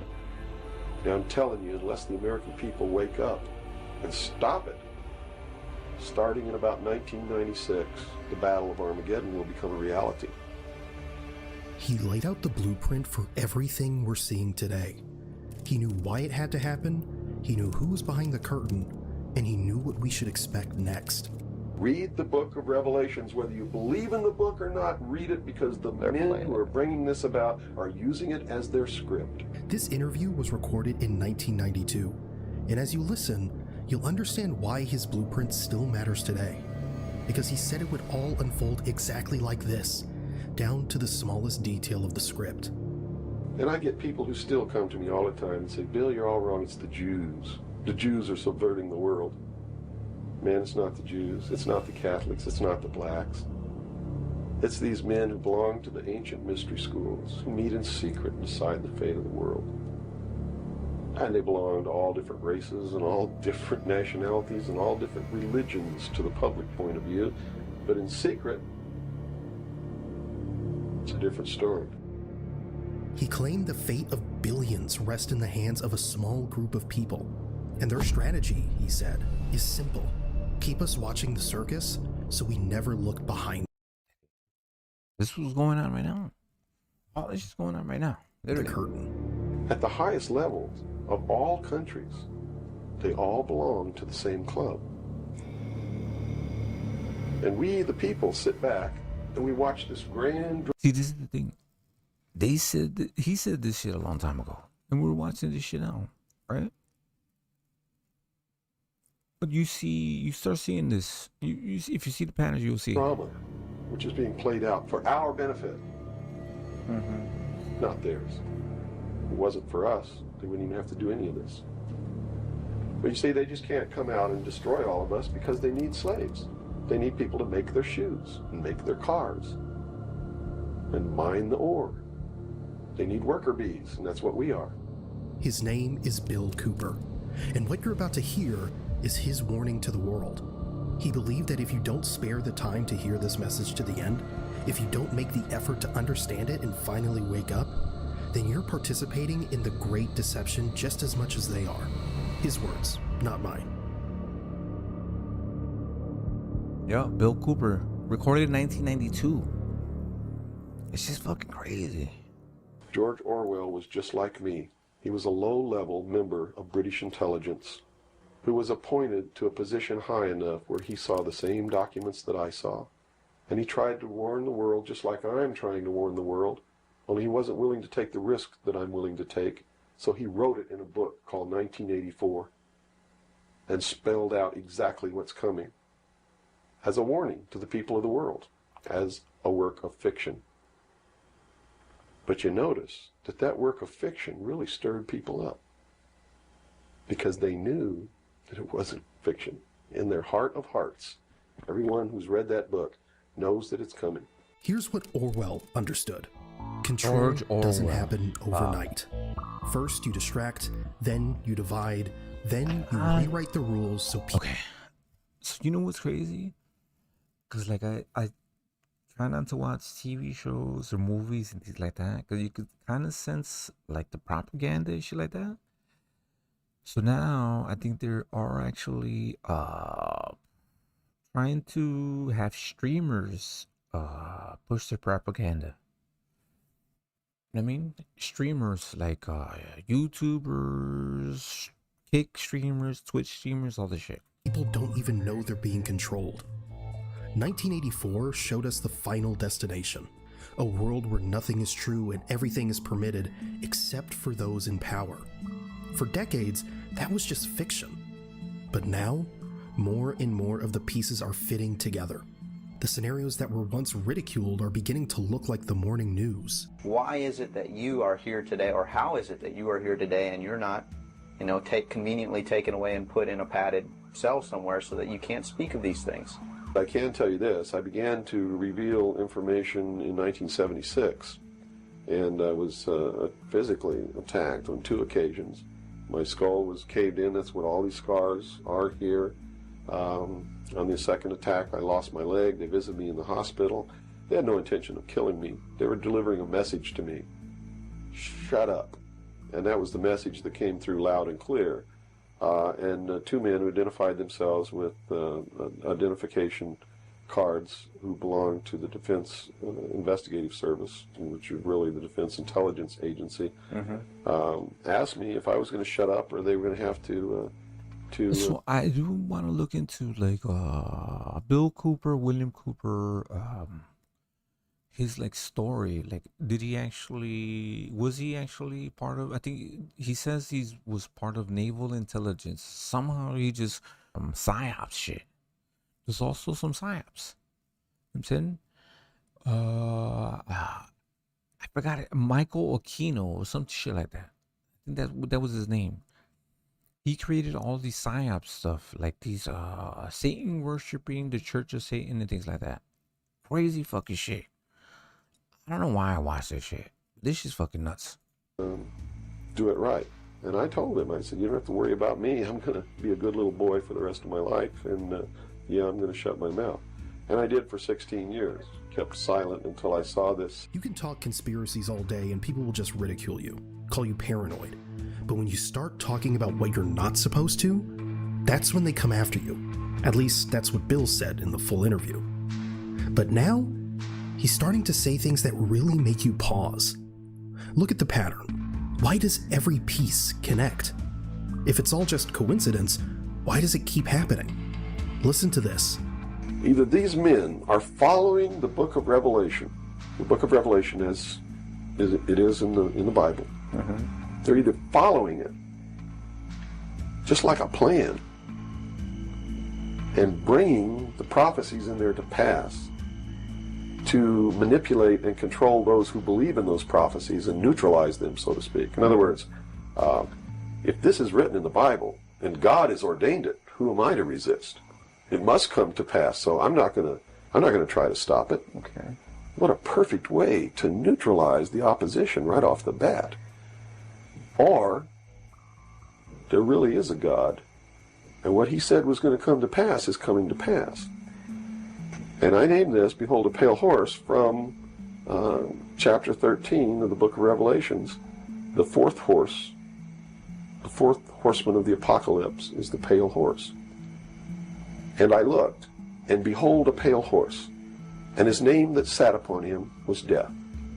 And hell followed with him, and power was given unto them over the fourth part of the earth, to kill with sword, and with hunger, and with the beasts of the earth. Now, look at the four horsemen. Revelation 6 describes white, red, black, and pale. The Greek word for pale is chloros, greenish, the color of death. Some point to the red horse, war, as already writing. The black horse comes next. Famine, collapse. The verse describes inflated prices, scarcity. Some suggest it could be approaching. Revelation 13 describes a world where no one can... There it goes. Another thing we just talked about. You see what she's doing? So the chip in people's hands. The chip.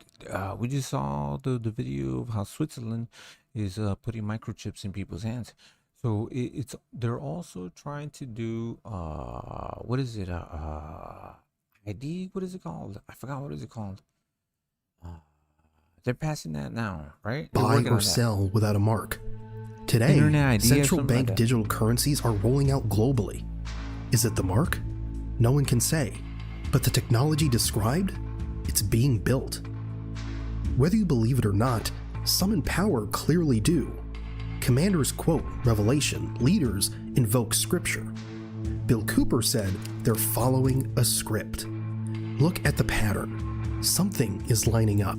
Everything that's in my book, Behold a Pale Horse, is everything in here, all the documents that are in here, everything that's in this book is in the public domain. Can be substantiated? Yes, and I intentionally wrote this book, not using anything that wasn't available to the public, to show people that yes, if I can find this information, so can you. I have tons of stuff that's not available to the public. That's the same thing Alex Jones said. All the information that he was getting was based on the articles and things that they were publishing. It's out there for you to seek it if you want to. If you don't, you're just gonna have a blind eye, right? As you can see by reading this book, you don't need that stuff because it's what you need is available to you. Public libraries are overflowing with the proof of what's really going on in the world. But nobody really utilizes it to the extent that they're able to pick this out and put it together. Another thing I've done for people is I've put it together for them so that they can see the overall picture rather than looking at small things and thinking that it's isolated. Nothing is isolated. It's all part of a big puzzle. Why is it that we can hear something this important and still forget it by tomorrow? Maybe we don't want to distractions to believe. Maybe we're scared. But I think it's something else. We're numb. Life grinds us down. Work, stress, the endless scroll. It all adds up. And then we turn on the news, hoping to understand. But instead we get noise, distortion, confusion. And that numbness, it becomes a habit, a survival mechanism. But what if that's exactly what some are counting on? All the media in this country, radio, television, and print, is all owned by 5 corporations. All of these corporations. This was in 1992. 5 corporations. We did see that, right? What was the merger? It was a whole bunch of mergers happened in recent times too. They were trying not to have these mergers happen, but they happened. All these television networks, Hulu, HBO, all these, they merge and combine to one. What was it? What the fuck is the big one right now? UFC is a part of it too. That was one big merger too. Print is all owned by 5 corporations. All of these corporations that own the media are owned and controlled, and members of the Council on Foreign Relations sit on their board of directors. But you can trace that yourself. Okay. Remember, if you go down and you trace the ownership of a station or a newspaper, and you get to a corporation, remember that somebody owns that corporation, and it's usually another corporation.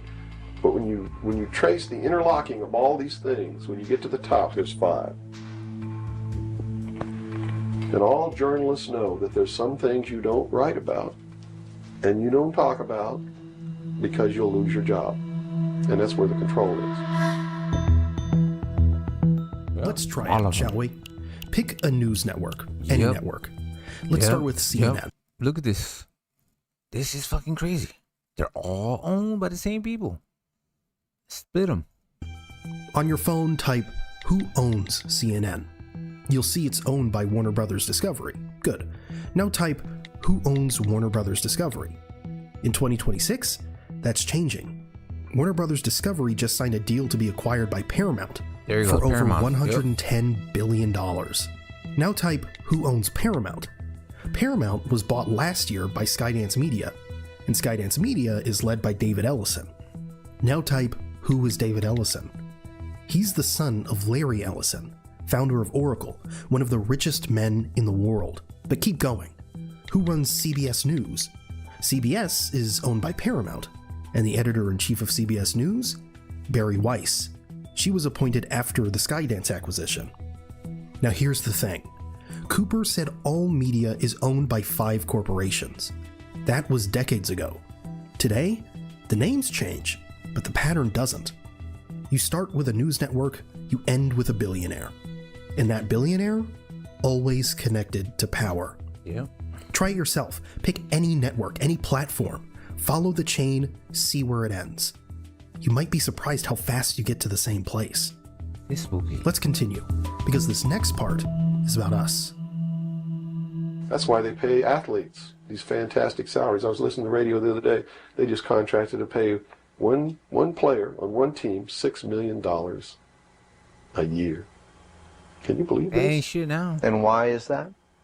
It's the Roman circus. What does the emperor do when the people become restive, and when the people are asking questions, and when the people don't like the policies of the emperor?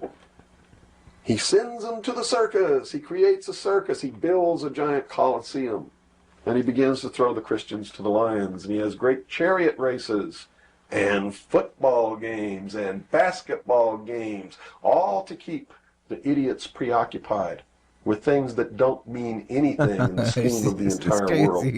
Idiocracy. Yeah, we're getting dumber. All people, we're just getting dumber. That's it. With things that don't. We pay attention more to what the fuck is going on in the media and learn more from that. Mean anything in the scheme of the entire world. So that they don't have the time to learn what the truth is. So they don't ever get smart enough to learn how they're being manipulated. So they don't ever question the emperor. That's why they pay a player on a football team or a baseball team $1 million or $2 million or $3 million a year. It is the Roman circus. I know men who don't know anything in the world except who plays third base for the Mets. And they think that's a great accomplishment. And they meet and pat each other on the back and bond and go have cocktails and talk about what this guy that plays third base for the Mets. It's sad. It's really sad. Juvenal, the Roman they were poet, doing this shit said it before. almost 2,000 years ago. The people who once handed out military commands, high offices, everything, now restrains itself and anxiously hopes for just two things: bread and circuses. Bread and circuses. Today, the bread is your paycheck. The circus is the game. And while we're glued to the screen cheering for millionaires we've never met, the real decisions are being made somewhere else, by people we'll never see. Because here's the uncomfortable truth. History shows that a society... That's true. Look what happened with the Epstein shit, right? They just basically uncovered everything that all of these people are a part of the same fucking thing. They all hang out, billionaires, hang out and do fucking heinous fucking shit, right? Obsessed with entertainment, and nobody can stop them. Often becomes easier to control. As long as we're watching, we're not asking. As long as we're cheering, we're not challenging. And as long as we're numb, they stay in power. But let me tell you something.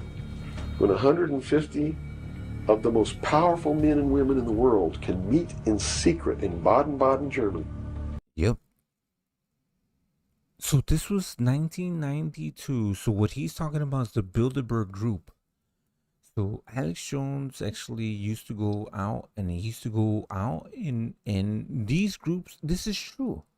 I'm saying, look up Alex Jones old videos. He used to talk about the Bilderberg and the Bilderberg Group, and they had a list of people that you would be in the list of the people that were going to go into the Bilderberg Group, the meeting. You know what I'm saying?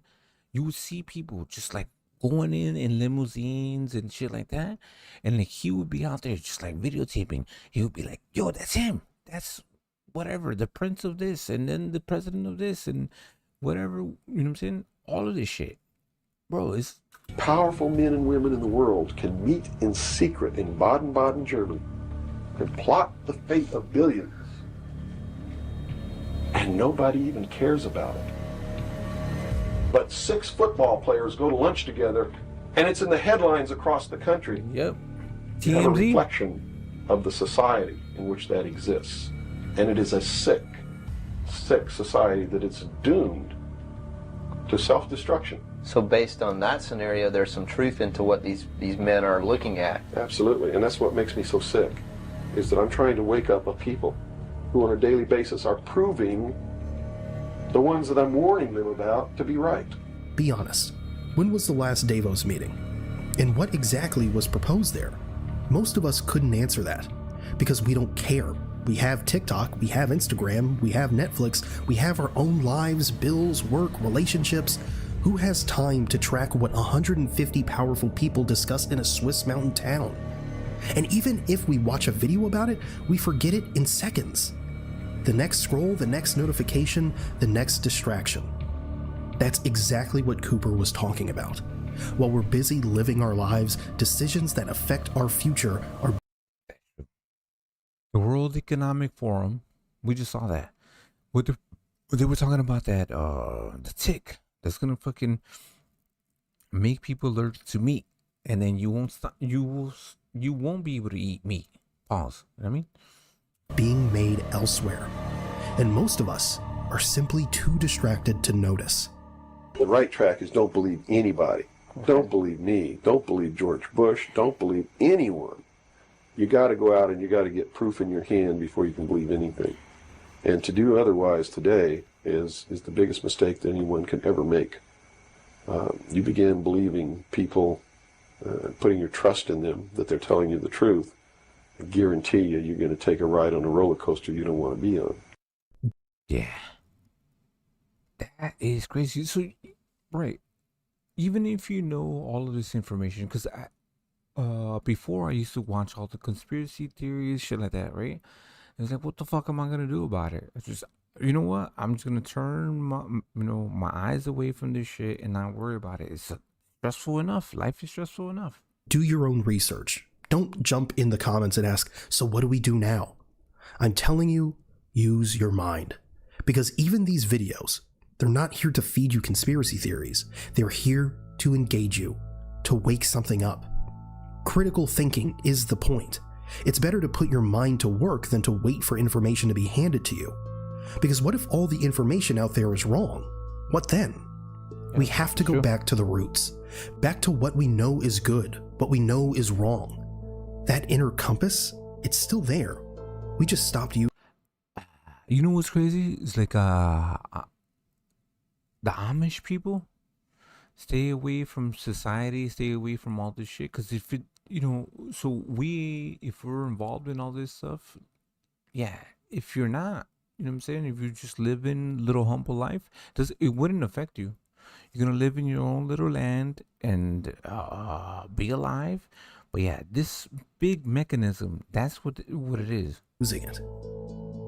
Now, do these people recognize the continuity of life? In other words, you have told me earlier that they're after physical immortality. They believe that through their technology, man will become God. It's power. That is true. Bro, William Cooper, if you haven't read that book, it's called Behold the Pale Horse.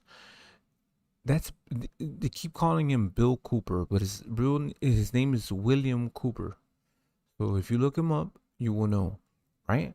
So all of these dudes, like all of the billionaires, Jeff Bezos, I think he does that. He's trying to live forever. So through like all science, peptides, whatever, vitamins, all the shit.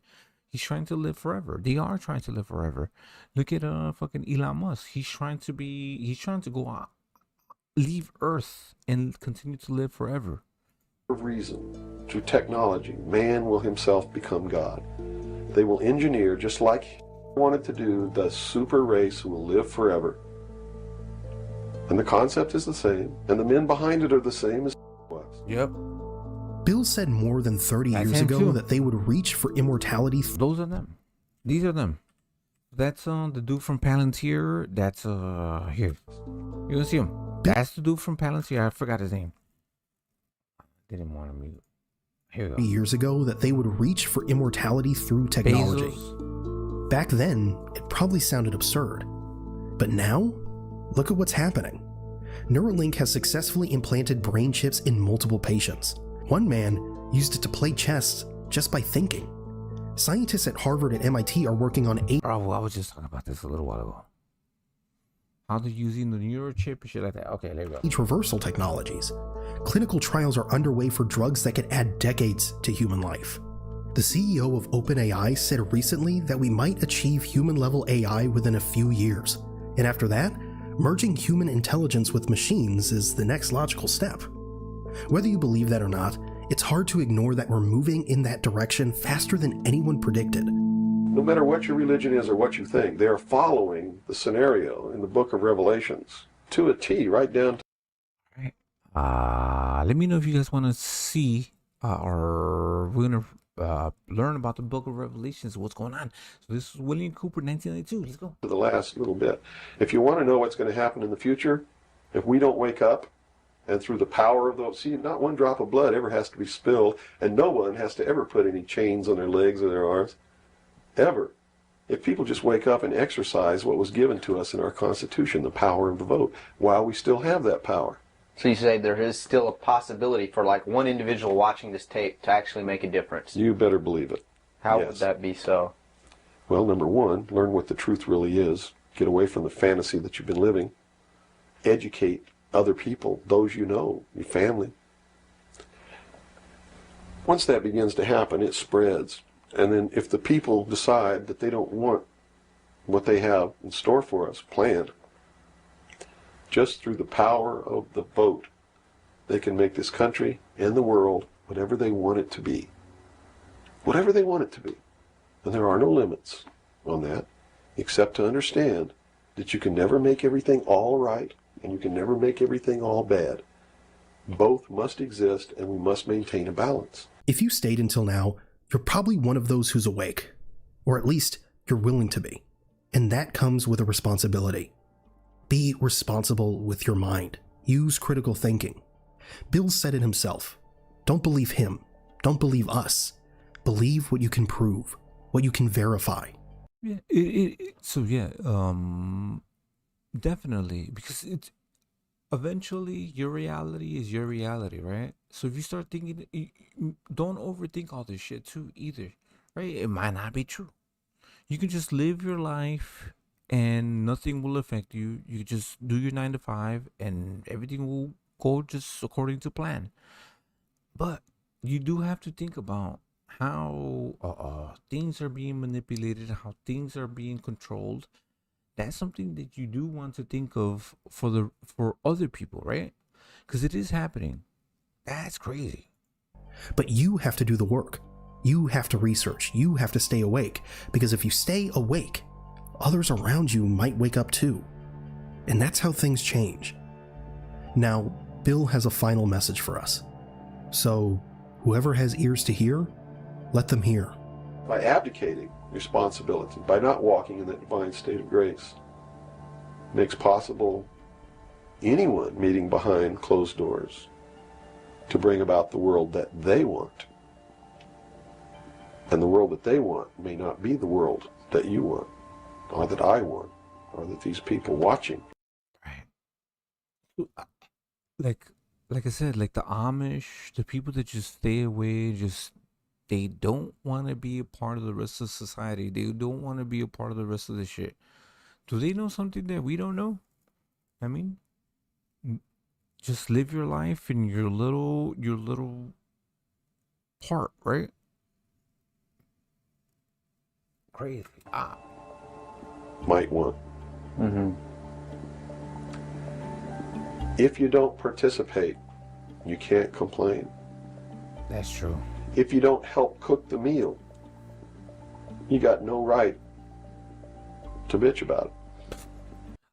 Yo, I'm gonna steal that. If you don't cook the meal, you don't have no right to bitch about it. William Cooper. They keep calling him Bob. You know what I'm saying? That's William Cooper. You got no right. Hey, if you feel I that wanna hear you it want, one more time. or that I want, or that Tell him these again. people watching might want. If you don't participate, you can't complain. If you don't help cook the meal, you got no right. I do wonder. See, that's the thing. I wonder if the Amish people had to get vaccinated. I don't know. Right? I wonder if they did, if they chose not to. I don't know. We can look it up. We can try to figure it out. Because that's the thing. So, like, okay. So if they're never if they secluded themselves, the community, and they never came across other people besides their own community, how would the C word actually affect them, right? They ever had to get vaccinated, or they just just stuck to themselves and just didn't have to, right?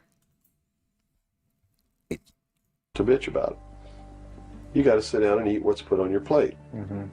If you don't like that, then you should have been in the kitchen helping to prepare the meal, helping to plan it, helping to prepare it, helping to serve it. If you want to sit on your butt in the living room while somebody else prepares the meal for you and decides what it's going to be and puts it on the table, it's too late to say that's not what you wanted to eat. It's too late to say it's not cooked the way you wanted it to cook. Well, that's very simple to understand. And that's right. You got to eat it because you have to eat to live. Man, now I want to look into some William Cooper videos. I wonder, like, this a lot of the stuff that he said was like spot on.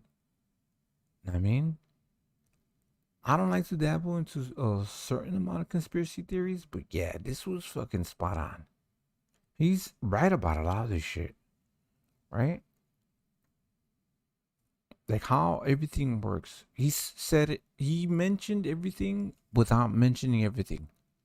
He just gave you a whole bunch of information that now you need to look into. Now you need to be like, okay, well, what did he mean by this, right? Yeah, he did it. He did predict that. Yep. He did say that. He predicted that. So, behold a pale horse. Let's look William Cooper. Let's look him up, right? What else did he do? Because this is the one of the videos that I've actually found, right? Like his predictions.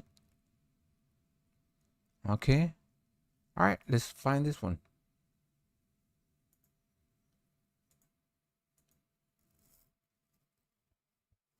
Saludos, Caesar G. I don't know. There's man. always been Caesar, but this is the thing. He has a family. He has a wife. You know what I'm saying? Like,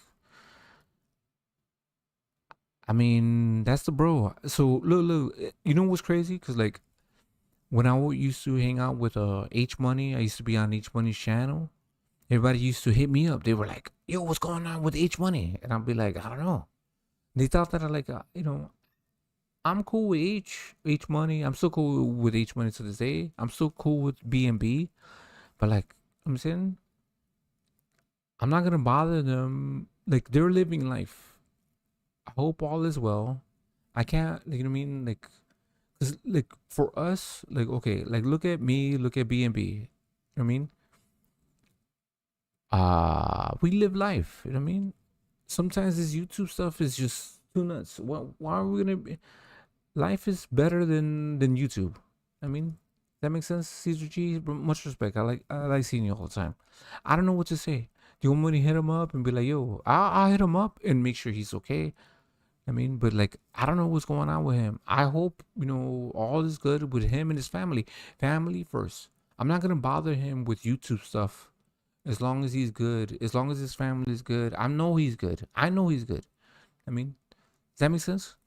So all good with him. Sorry, my bad. Yeah, all good with BNB. Always. I mean, I'm sure if he wants to, if you don't have his channel, I'm gonna try to get that going back, like promoting it again. Okay, but I gotta do my thing too. You know what I mean? Yeah. Caesar G. Shout out to Caesar G. Saludos. But yeah, here we go. It's another one. At the same time, I get bored with boxing. Not that I don't like boxing. I love boxing. There's always been a plan. They call it the great work, the great plan, the lost word. We, the people, tell the government what it is allowed to do. It exists. That's how it should be. We, the people, should tell the government what to do. The government shouldn't use the people. The people should use the government. I mean, that is a fact. No disrespect. I mean, sorry, Caesar G. I like, everybody asks me, like, what other people are doing. I don't know. If other people are doing other things, God bless them. You know what I mean? If they need my help, hit me up. I'll help them. Let's go. It is being brought about. It is working its effect upon us now, today, as I speak. Cooper said it from the beginning. There's always been a plan, a blueprint hidden in plain sight. He said it has been unfolding for centuries, and most of us never notice. But look around. Look at the speed of change today. Does it feel random? Or does it feel like someone is turning the pages of a script? I'm telling you this is what's going to happen because I've talked to them face to face, and they don't even hide the fact. That person will wear the throne of the world. Behind that person will be a council of what they call wise men who will really be the rulers. This poor guy is just going to be the fool they stick out there to take the brunt of the public wrath whenever it's necessary. Then you can knock him off if you want to. They just put somebody else up there. Now, this is where the real material begins. Cooper spent years digging where most people never look, and what he found might change how you see everything.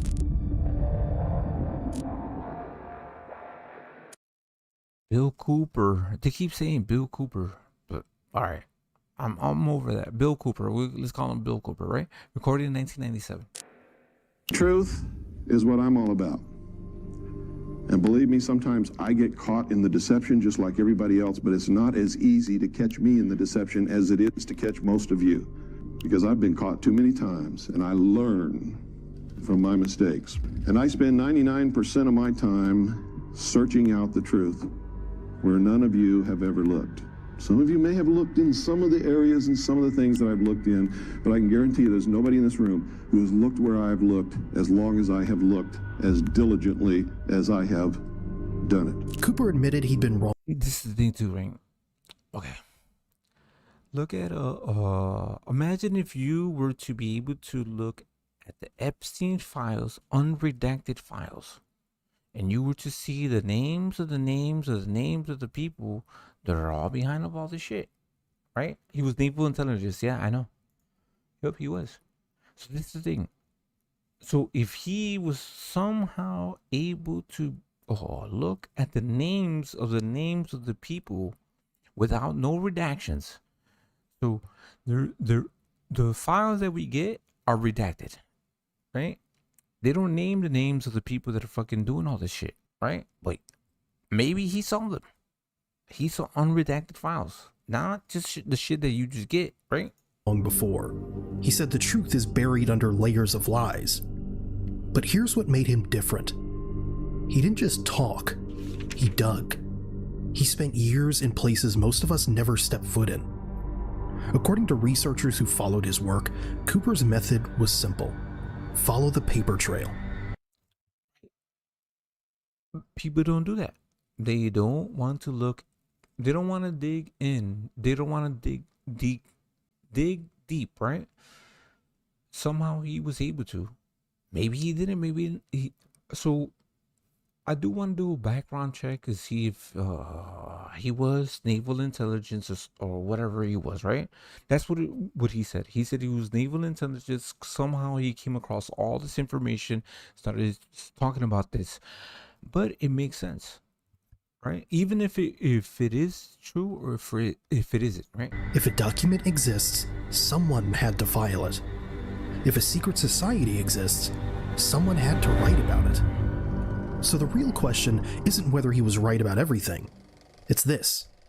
If he could uncover this kind of information decades ago, what could you find today? Now, what I'm going to try to do today is sort of give you some of what I've learned, and you can take it for whatever you think it's worth. I hope that you will take it out of here and use it to search for your own truth. Truth is not always cut and dried. It's not always black and white.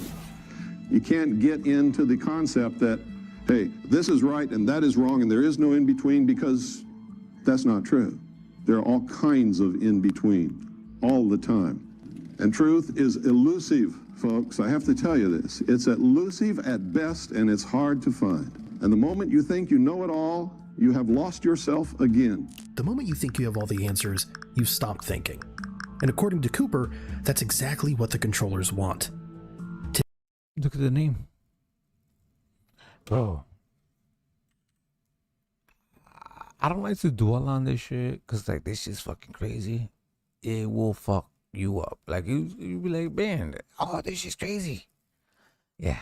Just live normal life. It's fucking crazy though. At all, you have lost yourself again. The moment you think you have all the answers, you stop thinking. And according to Cooper, that's exactly what the controllers want. Today, with AI-generated content, deepfakes, and information wars, the line between truth and fiction is blurrier than ever.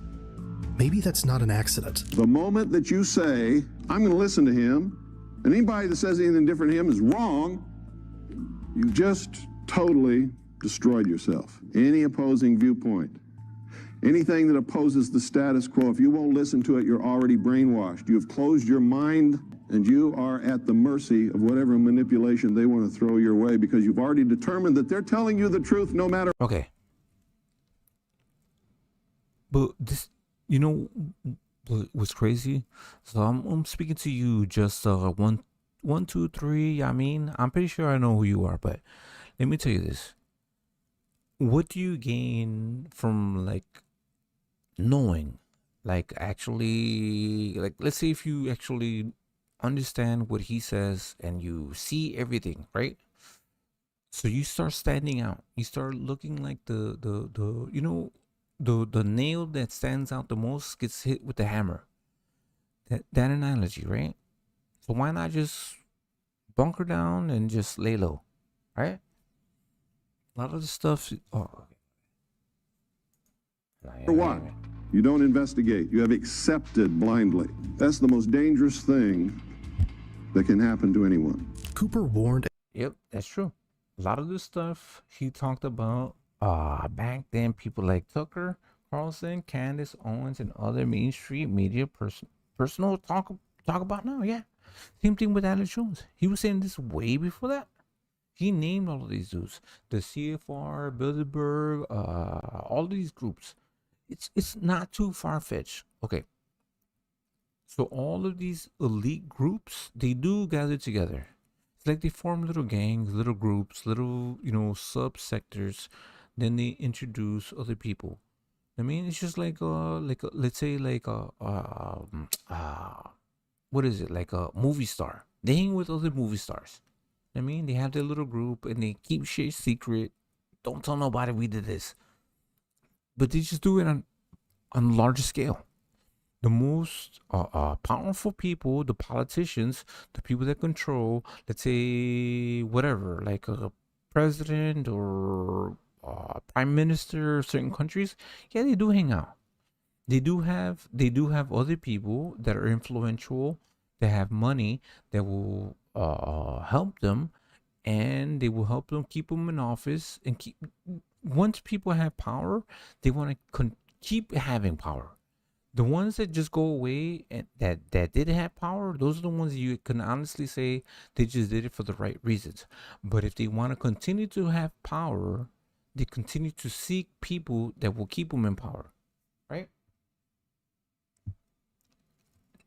Yes, I have. Yes. Yeah, I have heard. Against blind loyalty. Yes. To him, to any leader, to any we'll news play source. it in a little bit. He said the most. Look. This is the thing. Telling you the truth no matter what. You don't investigate. You have accepted blindly. That's the most dangerous thing that can happen to anyone. Cooper warned against blind loyalty. To him, to any leader, to any news source. He said the most dangerous person is the one who stops questioning. Think about that. When was the last time you truly listened to someone you disagreed with? Not to argue, but to understand. Most of us don't. We've already decided who's right and who's wrong. And once you stop listening to opposing views, you stop thinking. According to Cooper, that's exactly how control works. Not by force. All of this shit is so I do believe in information warfare. So if they can distract you, they do feed you information in both ways to manipulate you. In two ways, right? Either they're giving you truth or they're giving you false information. But by making you so certain of your own truth that you close the door on everything else. Now I'm going to talk about this country and what it's all about. Some of you are going to disagree with me. And during this talk today, I'm going to make some of you angry. And I want you to understand this. If what I'm telling you up here is not true, it's not going to bother you. On my radio show, I use the term sheeple a lot. I can always tell when I hit the targets, boy, I get the letters. Okay. Another thing that I've been... Bro, there's a lot of dumb people. A lot of dumb people. Right? And they vote. They're easily manipulated. They're easily divided. They're easily controlled. So yes, the sheeple, right? You don't have to control the smart people. Just control the stupid people. That's it. How dare you call me a sheeple? That person wouldn't have wrote that letter if that person wasn't a sheeple. Because they would have known I wasn't talking about them, right? Only the person that the arrow hits gets angry. So the reason I'm telling you this, if you find what I'm talking about disturbing, I'm hitting you with some truth that is bothering you, that's really Hit him, William Cooper. Sorry, William Cooper. I'm not going to call him Bill Cooper. That's William Cooper. Let's go. I'm hitting you with some truth that is bothering you, that's really bothering you, and you need to look at it really closely because it wouldn't be bothering you if it wasn't true. A blunt way to put it. but research shows that people often react most strongly when a truth hits close to home. Cooper's point was simple. Okay, see, I like this stuff because smart people are breaking down what he said. What he's saying is true. Look at the definition of how it's said. If it wasn't true. A blunt way to put it. But research shows that people often react most strongly when a truth hits close to home. Cooper's point was simple. If you're offended, ask yourself why. Not to defend your ego, but to find what you might be avoiding. Exactly. Today, social media outrage is a currency, but how much of it is manufactured to keep us fighting each other instead of looking up? There are a lot of people who are extremely critical of my radio broadcast because they say I spend too much time on symbology and history and the mystery religions and all of these things that they write me letters and say, it doesn't, I don't care about that. It doesn't mean anything. Why don't you get into some nitty gritty? Well, they don't understand that is the nitty gritty. He who does not study and understand history is doomed to repeat it. Let's read that. Let's say it again, William. Go. Does not study and understand history is doomed to repeat it. And the same play has been being performed throughout the history of the world by what we call the builders, the controllers, the puppet masters, whatever you want to call them. I'm going to start right at the beginning and tell you exactly who they are and how to identify them, okay? Because there really are puppet masters, there really are controllers, there really are builders, but they're not engaged in building buildings, they're engaged in building people. They're building what they call the perfect race. But because the knowledge, the truth has been withheld from the people. And that's how they manipulate. That is true. That's the thing. What is he saying? Okay, so if you look at the education system, if you look at all the Smithsonian, all of the rest of the science and things like that, so they're still being controlled to this day. So look at Epstein, right? Who was he talking to? He was talking to Bill Gates. He was talking to all these scientists. Still control this shit. It's still being controlled to this day. To this day. The funding, the any science or science in research and things like that, development, who are they being funded by? What do they gain? And who are they accountable to, right? That's what he's saying. Manipulate people is by withholding the truth and controlling them with the lies. History repeats itself. Not by accident, but by design. That's what Cooper kept saying. And he didn't just say it, he showed it. He spent years tracing the same symbols, the same rituals, the same power structures across centuries. From ancient mystery schools to modern government seals. From the Roman Empire to Washington, D.C. Why? Because if you understand the pattern, you can predict the behavior. And if you can predict it, you're no longer a victim of it. You can see the strings. Cooper's point wasn't to scare you. It was to arm you. He believed that once you learn to recognize the architecture of control, it loses its power over you. You stop being manipulated because you start paying attention. You have to understand the agenda. You have to understand who's bringing it about and why before you can see the manipulations. All right. See, I told you, William Cooper, they kept calling him Bill Cooper. No. And how people are being used and manipulated to bring it about. How many of you believe that this is a Christian government?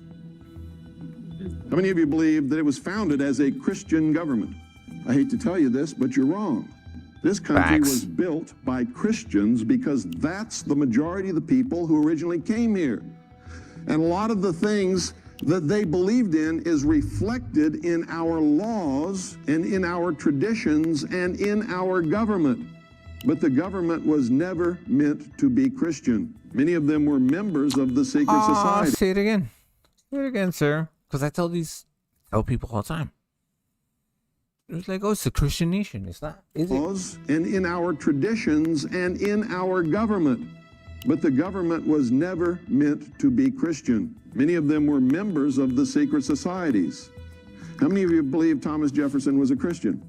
I'm not afraid. I believe that until I read the truth about Thomas Jefferson and studied his life. Thomas Jefferson hated Christianity. Thomas Jefferson tore up the Bible. Thomas Jefferson wrote his own Bible because he said the God of the universe could not possibly be that terrible God represented in the King James Version of the Bible. Don't be afraid to raise your hand in here, folks. Nothing that I'm going to say is intended as a personal slant or insult or attack upon anybody in here. But I need your cooperation in order for us all to learn. Thomas Jefferson took a razor to the New Testament. He cut out every miracle, every supernatural event, every claim of divinity. He pasted together his own version of the Bible, one he could believe in as a man of reason. That's not a rumor. That's a book you can still see today at the Smithsonian. So here's the question Cooper kept asking. If one of the main authors of the Declaration of Independence wasn't a Christian, why were we taught that America was founded as a Christian nation? So was Benjamin. Hold on. Let me ask you guys, those of you who are here, you guys believe it was? Was this nation founded to be a Christian nation? Based on what they're saying. Here we go. Question Cooper kept asking. If one of the main authors of the Declaration of Independence wasn't a Christian, why were we taught that America was founded as a Christian nation? So was Benjamin Franklin. How many of you knew that Benjamin Franklin was the master of the Masonic Lodge in Philadelphia? How many of you knew that he was the master of the Lodge of Nine Muses in France? Have you ever studied the Lodge of Nine Muses? Boy, you better. See, these are things you don't know because you were taught something different, and it makes you uncomfortable to hear what I'm telling you, only for the reason that you've been taught something else and you've been reared with it and you've accepted it. It's hard to let go of something that you have learned and accepted that is not true. You don't want to let go of it because then you have to give up your comfort zone. How many of you know that George Washington was a Freemason? How many of you know if you're a Freemason, you cannot possibly in your wildest dreams be a Christian? It's absolutely... Okay, pause right there. The notion that one can be both Christian and Freemason has long been subject of debate within Christian circles, right? However, the teachings of the church, the wisdom of the saints, and the clear message of Scripture reveal that these two identities cannot be reconciled, right? That's what they're saying right here. Okay? To be Christian and Freemason is to be caught between two conflicting worldviews, right?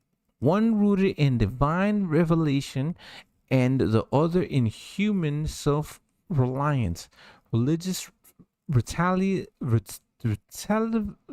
relativism, okay, and distorted understanding of truth. I'm going to explore why these incompatibilities exist, focusing on the specific beliefs of Freemasonry. Oh shit! That directly contradict Christian doctrine, namely moralism, naturalism, and universalism. There you go. Here you go. Absolutely impossible. And I can show it to you in their own words. And you don't even know the slightest, teeniest bit about his real involvement in the secret societies.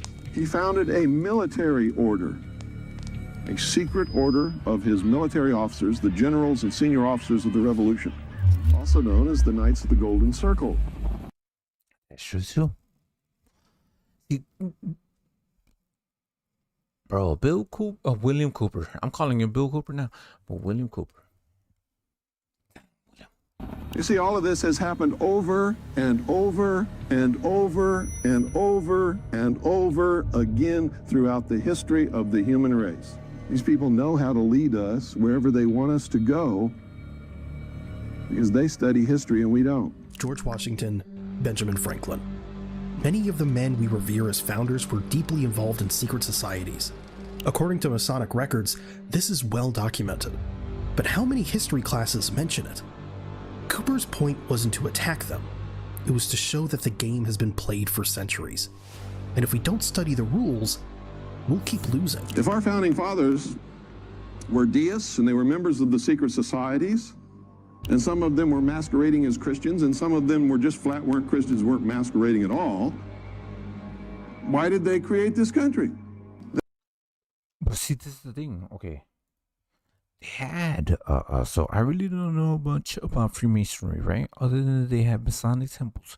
They had that before the United States was formed. All of these guys were Freemasons before the foundation of America, right? That's what he's saying. All of them were Freemasons, right? How did they get to power? You joined the gang. The gang, right? They came here to create a new world, not a country. How many of you really read what they wrote? They didn't come here to create a country. They came here to create a new world. What else did they call it? The grand experiment? The great experiment? That's true. So why did they leave England? Why did they leave all the rest of these countries? Because they were being persecuted. A lot of them, right? In Europe. No? Here you go. Experiment? Remember reading those words? And just read right over them, didn't really understand what it meant? They came from a world that was oppressive, ruled by kings and queens and popes and prelates and bishops and lords and barons. So they did something that was unheard of, never been done in the history of the world. They set the cattle free. They say, you're not really a serf. You're not really a slave. You're not really as dumb as they say you are. You're not really a bunch of cattle. Now you're free men. You got brains. We're even going to write this contract to guarantee. Yeah, when they came here, they were free. Right? They escaped all the kingship, the rulers, and everybody else. So yeah. Was that a good thing or a bad thing? You got brains. We're even going to write this contract to guarantee your freedom. But we know you won't keep it because you're human. And they wrote about that, didn't they? Didn't they tell us all the ways that we would give it up? Didn't they write about it? Didn't they warn us over and over and over and over again? In all of their writings, they knew we would give it up because we're human. And they were geniuses who understood human nature probably better than any single group of men that's ever lived throughout the history of the world. The founders didn't just create a country. They launched an experiment. They knew human nature. They knew that power always tried to expand. They knew that freedom is hard work, and most people eventually choose comfort over vigilance. That's why they wrote the warnings in plain English, not for themselves, but for us. What did Ben Franklin say when he came out of the Constitutional Convention after everything was signed, sealed, and delivered? Somebody said, "Hey, Ben, what have ye wrought?" See, a republic, if you can keep it. He knew. They all knew. What was it really about? Why did they give it to us if they knew we would give it up? And they did know. Make no mistake about that. They knew. What do you think the fight over federalism was all about? They wanted to make sure that at some future point, the great central government would seize control. A republic, if you can keep it. Those are the actual words of Benjamin Franklin. According to historians, he understood that the greatest threat to liberty would come not from kings, but from within, from a central government growing too powerful. Today, the let me see that.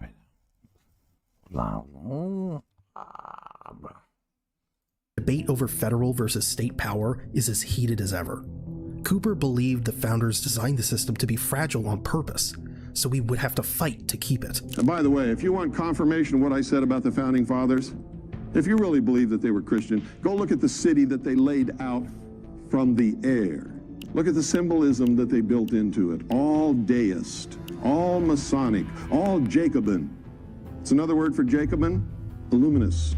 Go into the Capitol building, stand right in the center of the rotunda. Okay. He's using big words that I need. So usually if I don't understand certain things, I like to look them up. Okay, what is he saying right here? If somebody knows in the chat, please let me know. But listen to what he says. These are important words. From the air. Look at the symbolism that I do know about the Masonic symbolism. They do use symbolism. You see it everywhere. Freemason symbolism is everywhere, and we just don't see it. It's something like if you know, you know, and then when you see it, you know, right? Go look at the city that they laid out from the air. Look at the symbolism that they built into it. All deist, all Masonic, all Jacobin. It's okay. Deist, Jacobson, if you guys know, somebody can look it up. Let me know, please. The word for Jacobin, illuminist. Jacobin. Go into the Capitol building, stand right in the center of the rotunda and look straight up at the dome where nobody ever looks. And what do you see? You see the apotheosis of George Washington. Riding across the heavens in the chariot of Apollo. Who is Apollo? George Washington. He's become God now. And around the perimeter of the Capitol dome, you see all the old gods of the Roman pantheon. They're all there. Zeus, Mercury, Prometheus. So I have followed William Cooper for a long time. This is new to me. The Capitol dome, you see all the old gods of the Roman pantheon. They're all there. Zeus, Mercury, Prometheus, all of them. What's that doing on the inside of our Capitol dome if this country is a Christian nation? You can see it for yourself. The Capitol Rotunda, the fresco on the dome, is called the Apotheosis of Washington. George Washington ascending to heaven like a Roman god. Around him, figures from Greek and Roman mythology. Wow. And here's what's happening right now. The government is spending $60 million to restore that dome. They're repairing more than 1,000 cracks. They're preserving every detail. Why spend all that money on a painting that supposedly has no meaning? Meanwhile, there's a debate raging in America about Christian nationalism. That is weird, right? Because, like, it's their religion, it's their belief. It's not for us.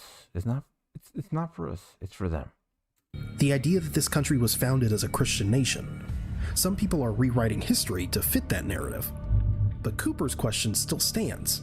If this is a Christian nation, why is its most sacred government building decorated with pagan gods? The symbols don't lie, and they're spending millions to keep them there. Now, there's some people you can listen to who are not gurus. God's not whispering in their ear. They don't have a crystal ball. But they are what I call the inner circle. They know what's coming. They're part of it. And when they write or they talk, you better listen to them. One of them's Henry Kissinger. Listen to Henry Kissinger. Henry Kissinger doesn't just get up and jaw. If he says something that's important, listen to him. Whether you like him or not doesn't make any difference. But I've discovered that most people who ever... Yeah, this is another person you have to look into. Right. It's one of the most influential persons in... How many years? How many years has he been, like, the dude? Meet him, really like him a lot. Very charismatic, very polite, very gracious, very nice guy. It's also one of the biggest traitors that's ever lived. Another one that you have to read is Foreign Relations. Foreign Relations is published by the Council on Foreign Relations, and you can subscribe to their publication. Whatever they write in there usually happens about 2 years later. Whatever it is. That's true. It's almost like magic. If they're not involved in any of this, how come what they write about always happens? Almost everybody in government belongs to the Council on Foreign Relations and the Trilateral Commission, or both. To this day, They speak in a code that... Listen. Bro, this is now.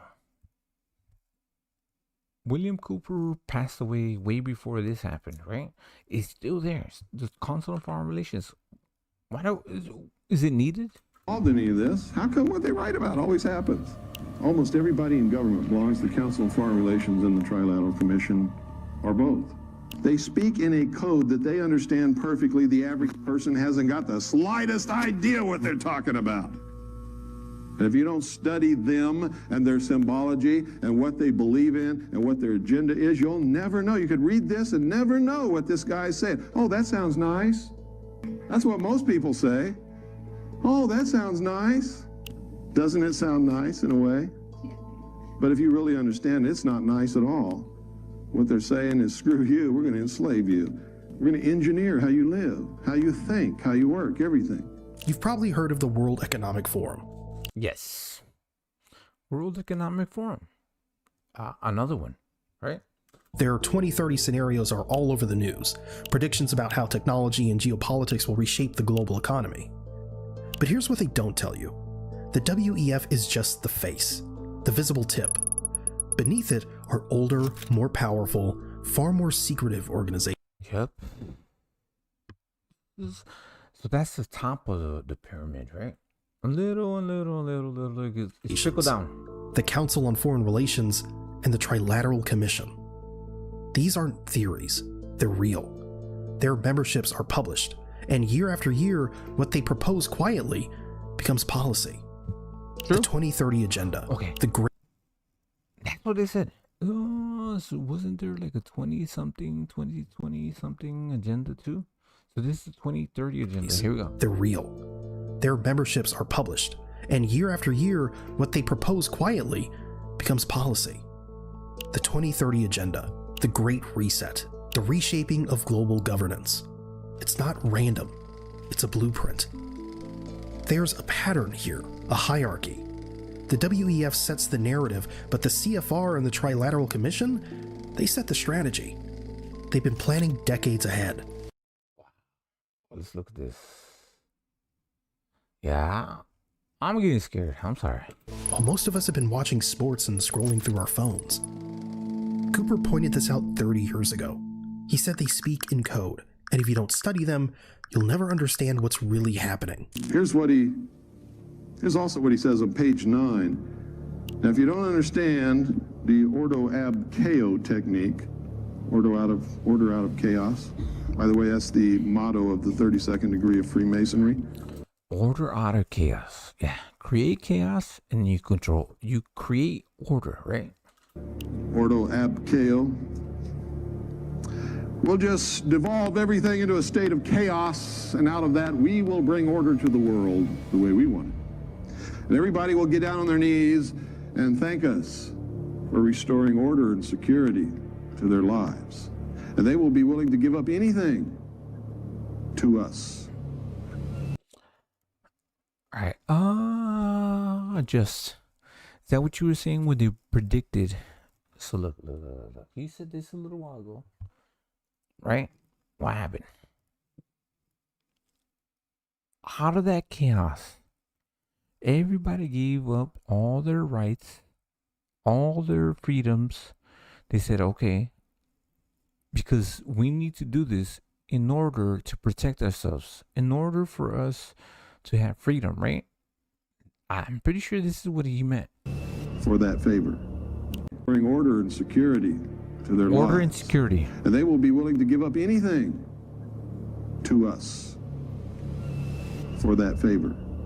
Quote, in the United States today, as in many other countries, the collection of second and third waves creates social tensions, dangerous conflicts, and strange new political wave fronts that cut across the usual divisions of class, race, sex, or party.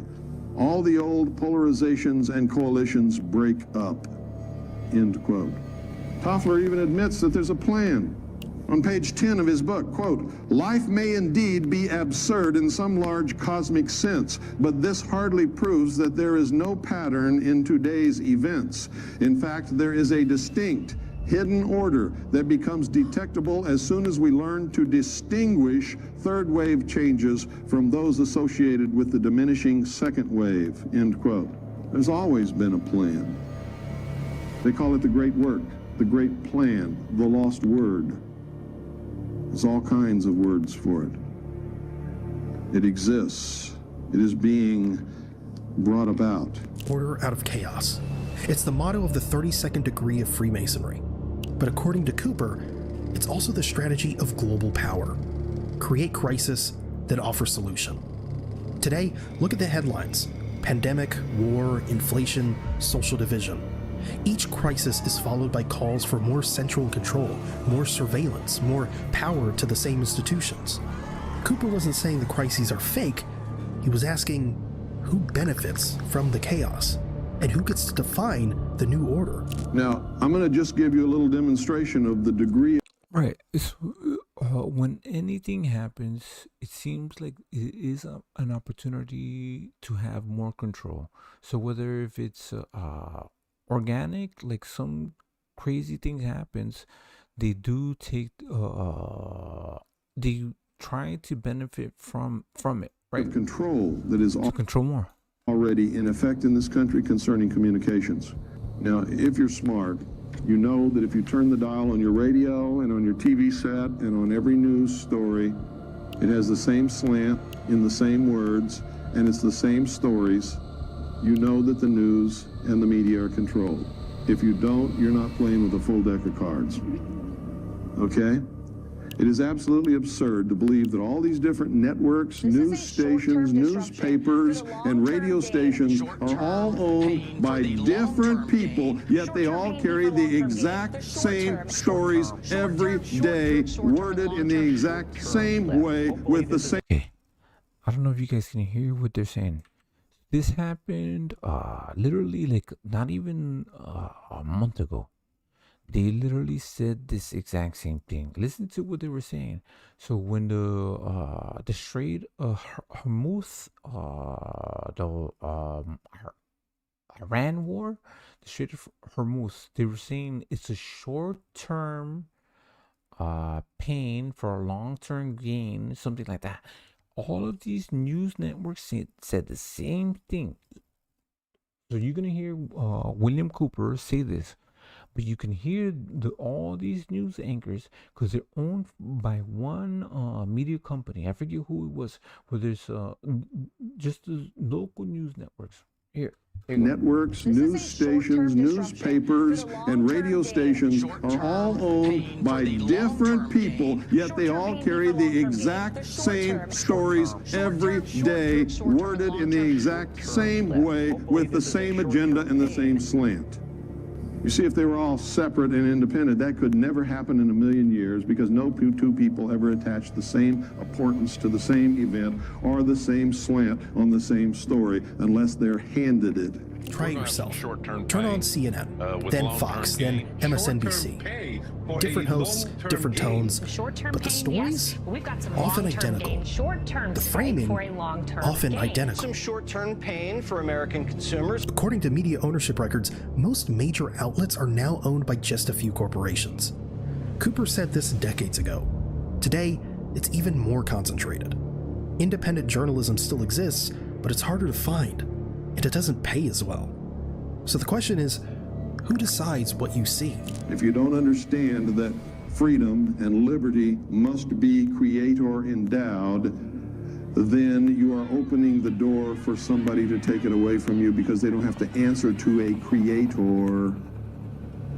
You understand? So even if you don't believe in God, you better start. If you want to stay free. If you want to stay free. If you don't care about freedom, you don't have to believe in God. You see, there must be something that human beings answer to protect us from ourselves. Because the minute we become God, how many of you in here want me to be God? Not me. I don't want me to be God either.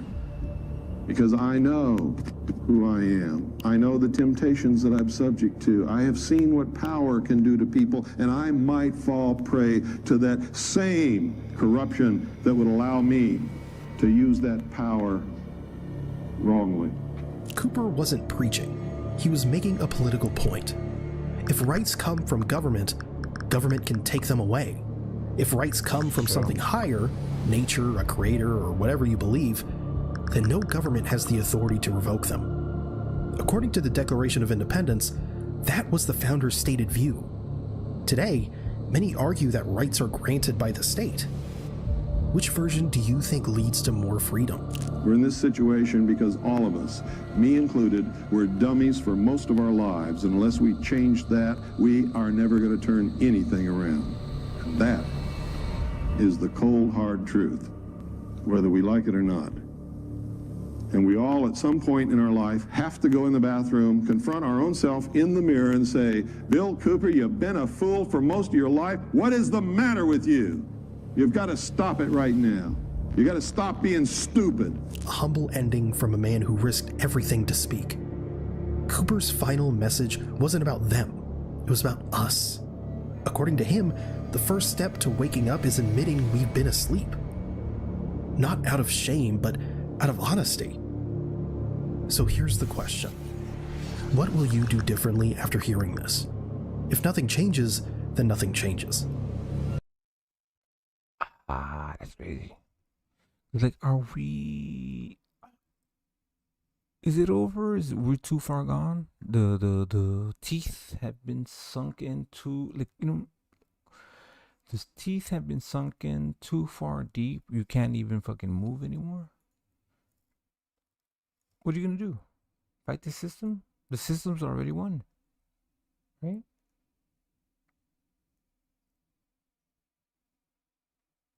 What can you do?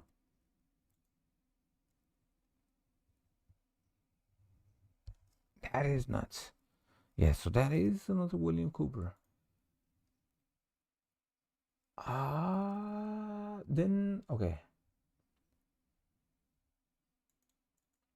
There's somebody else that kind of breaks things down. But we're going to watch this one too. Okay. I'll give you a little bit. It's unfortunate, but it's... So I read his book, Behold the Pale Horse. And I'm like, what the fuck? This was years ago. And I was like, what the fuck is going on? I just took it like information. You know what I'm saying? All of this is just information. What you want to, maybe you want to hear it, maybe you don't want to hear it. Information is information. It's not the truth. I'm not saying it's like, oh, this is real, blah, blah, blah, blah. No, it's just for you to listen. That's it. It's unfortunate, but it's true. Our forefathers belonged to these secret societies. Now, some people have come to me and said, Bill, you claim the Constitution is so great. How can you do that and then say that our forefathers are members of this secret society that's trying to destroy this country and bring about the New World Order? They think there's a dichotomy there, and there's not. Because this was the grand experiment. It was also the antithesis to the monarchs, the kings and queens of Europe, whom they had sworn to topple from their thrones. How do you topple a king from the throne? You give the people, the subjects, a taste of freedom. Go ahead, sir. Just walk around the camera if you will. All through history, let me give you a little background. All through history, man had claimed that he didn't need to be ruled by kings and queens, and that he wasn't property and he didn't want to be property. Because up until the time this country was founded, no people in this whole world had ever been free and had always been the property of the ruler. The king, the queen, the emperor, whatever they called themselves. Man was a property just like a cow was. What made somebody free, what made them capable of ruling, was genetics. Your line of genetic descent or ancestry determined whether you were going to be property or you were going to be a king. And nothing else determined that. Our forefathers, in their efforts to bring about their dream of a perfect world where they would not be oppressed by kings or queens, or by popes or religions, or by the mob. In their quest for that, they created this nation as the antithesis to the kings and queens and emperors and empresses of the old world. And they knew that if they gave the common man a taste of freedom, that the kings and queens... Alright, here's another person. Kind of... what like what I would I listened to him too. I don't know if you guys are familiar with him. There we go. Everywhere you look, there's so much ill-informed, unread, ill-informed stuff going on, and people just don't know how to keep up with the system that we live under. And so my big thing has always been, look at the words, look at the terms, look at what we say and how we view things, because it's a really strange world we're living in right now, and it's getting stranger by the day. It's such a large subject because I've been looking at the entire world. We're not talking about just religion and commerce and government, but there's just so much going on. And again, I said this before, but I'll say it again because it bears repeating. If you have a two-story building and you're going to put a lot of weight on the second floor, then the smart thing to do before you do that is go downstairs with the building inspector and look at the foundation of that floor and see if it's going to hold that kind of weight. And so what you're doing is you're standing under the foundation you're going to build on to see if it's going to hold that weight. So that's where we get our word understanding. So if you don't stand under, you're not going to understand. And so in order to understand the world you live in, you need to go back to the beginnings and see where the words came from, where the ideas developed, and how we got. Okay, I don't know if you guys know who this is. This is Jordan Maxwell, right? When he would say things, I was like, what the fuck? All right, it makes sense. So just listen to this. To where we are today, because too many people just accept things. You know, when you're born into this world, you just accept what your parents tell you. You accept what the teachers tell you. And before you know it, you just become a child of the world that you live in, and never realizing that your world that you live in has been brought about and made over thousands of years of people, ignorant people who don't know, people who do know. So, you know, and so you have come into the world and just accept what you see and accept what you hear, and never realizing for a moment that it's not what you think it is. The world is not what you think it is. The history is not what you think it is. And so there's an idea that has developed over thousands of years, and that is that there are two kinds of stories, and there's two of almost everything. There's two of you. There's two. It's a marvelous idea when you understand there's two of everything. And so there's an exoteric, spelled E-X, exoteric story, and then there's an esoteric, spelled E-S. Exoteric story is the story that everybody knows, everybody's heard, but the esoteric story is the story nobody's heard. Very few people know, and that's reserved for the elite. That's reserved for the wealthy and for the powerful to know, not you. I mean, Not you George Carlin fuckers. said it best. You know, it's a big club and you ain't in it. And so once you're in the club, then you begin to see what the story really is and who's really running the show and what it's all really about. So that's what I've been trying to do for years, is just tell people and trying to show people that the world is not what you think it is. It doesn't, you know, the words don't mean what you think they do. And so at this point, where do you start? I've always been very interested in theology and religion, but I'm also aware that government, commerce, and things that that we need to live with every day are very important to people today. But let me give you an example of words that we take for granted that you really need to go back and look at. First of all, and I'm just picking this off the top of my head, we have the word anti-Semitic, Semitic. That word, the very word Semitic, is not a legitimate term. It's not a legitimate word.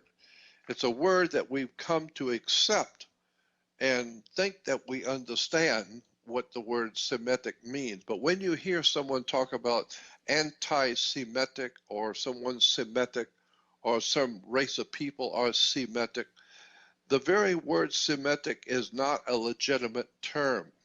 And here's why. Because the word Semitic comes from the Old Testament and the Bible. There's a story about Noah and the ark of Noah.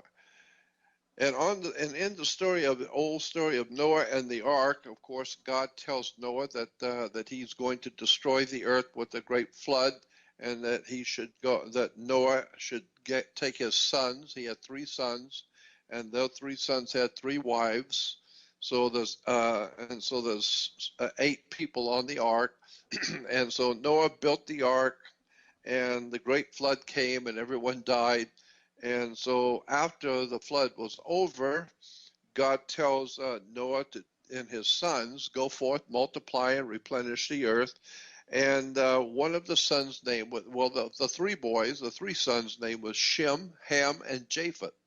This is all in the Old Testament story in the Bible. Shem, Ham, and Japheth were the sons of Noah. Well, now we find out what the elite have known for hundreds of years, is that in point of fact there was no Noah and there was no great world flood, and that the whole story in the Old Testament of Noah and the ark comes from a far more older story of the Gilgamesh epic is what it's called.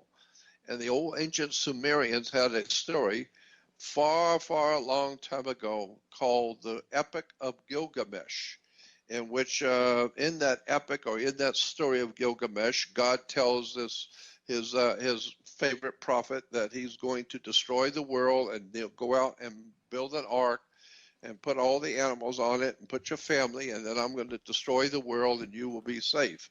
Well, that's called the Gilgamesh epic. Then from there, somebody took that story a long time ago and called it the Ark of Noah, Noah's Ark. So now we know, okay, now we know for a fact that Noah did not exist, and there was no Noah's Ark. It's based on a far earlier story called Gilgamesh. But if that's true, and if that's the case, which it is, then that means that there was no Noah, and there was no 3 sons, because it's based on an older story. And so there was no 3 sons, Shem, Ham, and Japheth. Therefore, if there was no Shem, then there was no Sem.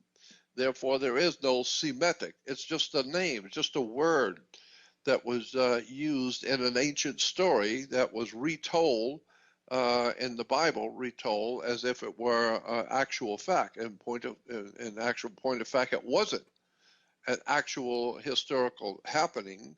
It's a very important story telling you something spiritually, but it's not history. So the point I'm making is that if there was no worldwide flood, which obviously it wasn't, and if there was no Noah and his 3 sons, then there was no Shem. And if there was no Shem, then that's where we get the word Semitic from, is from Shem. So therefore, the very word Semitic is not really a legitimate term. It's just It's just a word that came from a name that was part of a story, an old ancient story. So this is not the one that I want to play. Yeah, it's a word on play. Some wordplay. So I don't know if you guys heard of Jordan Maxwell. Yeah, we're probably not gonna do this one today. But yeah, he does break words down like court. How courts okay, let me see if I can find that real quick. How it all works, how these words, what the words mean, right? Because like when we speak, we're only a few there is people. no such a thing. We're only a few people. Well, we're the Like a only people. Semitic. Only beings that can actually speak, right? So we manifest words, right?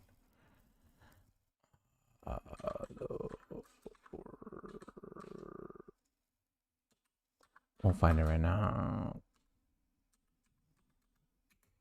Which is crazy.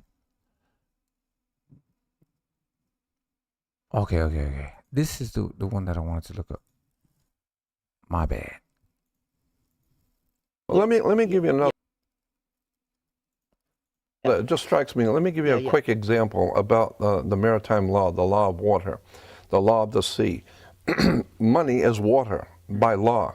So when a ship, this is why all ships are female by law. All ships, rocket ship, sailing ship, airship, it doesn't matter. If it's a ship, it's female. Right. Because the captain always refers to his ship as she. Right. She's a good ship, or she's done this.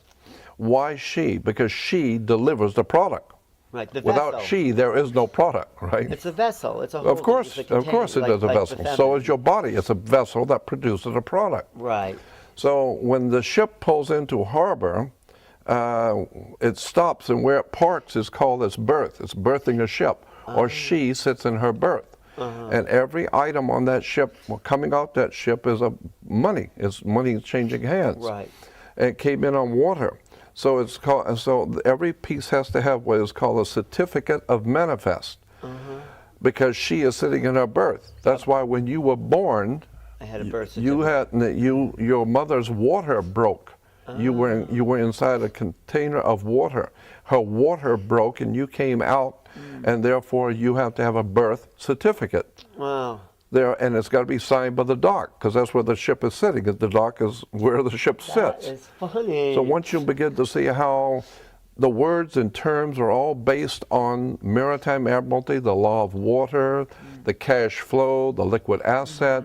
But is that just in English, the dock, the water? Yeah, of course. But of course, it goes all the way back to the English or British domination of the seas. Oh. And so when the British began to dominate the seas, the Knights Templar Masonic Order of the Knights Templars, who have been in the middle of Asia, came back into Western, Eastern Europe, brought all of these concepts, and it was developed into a commercial system of words and terms and symbols, which are used in courts and government and corporations.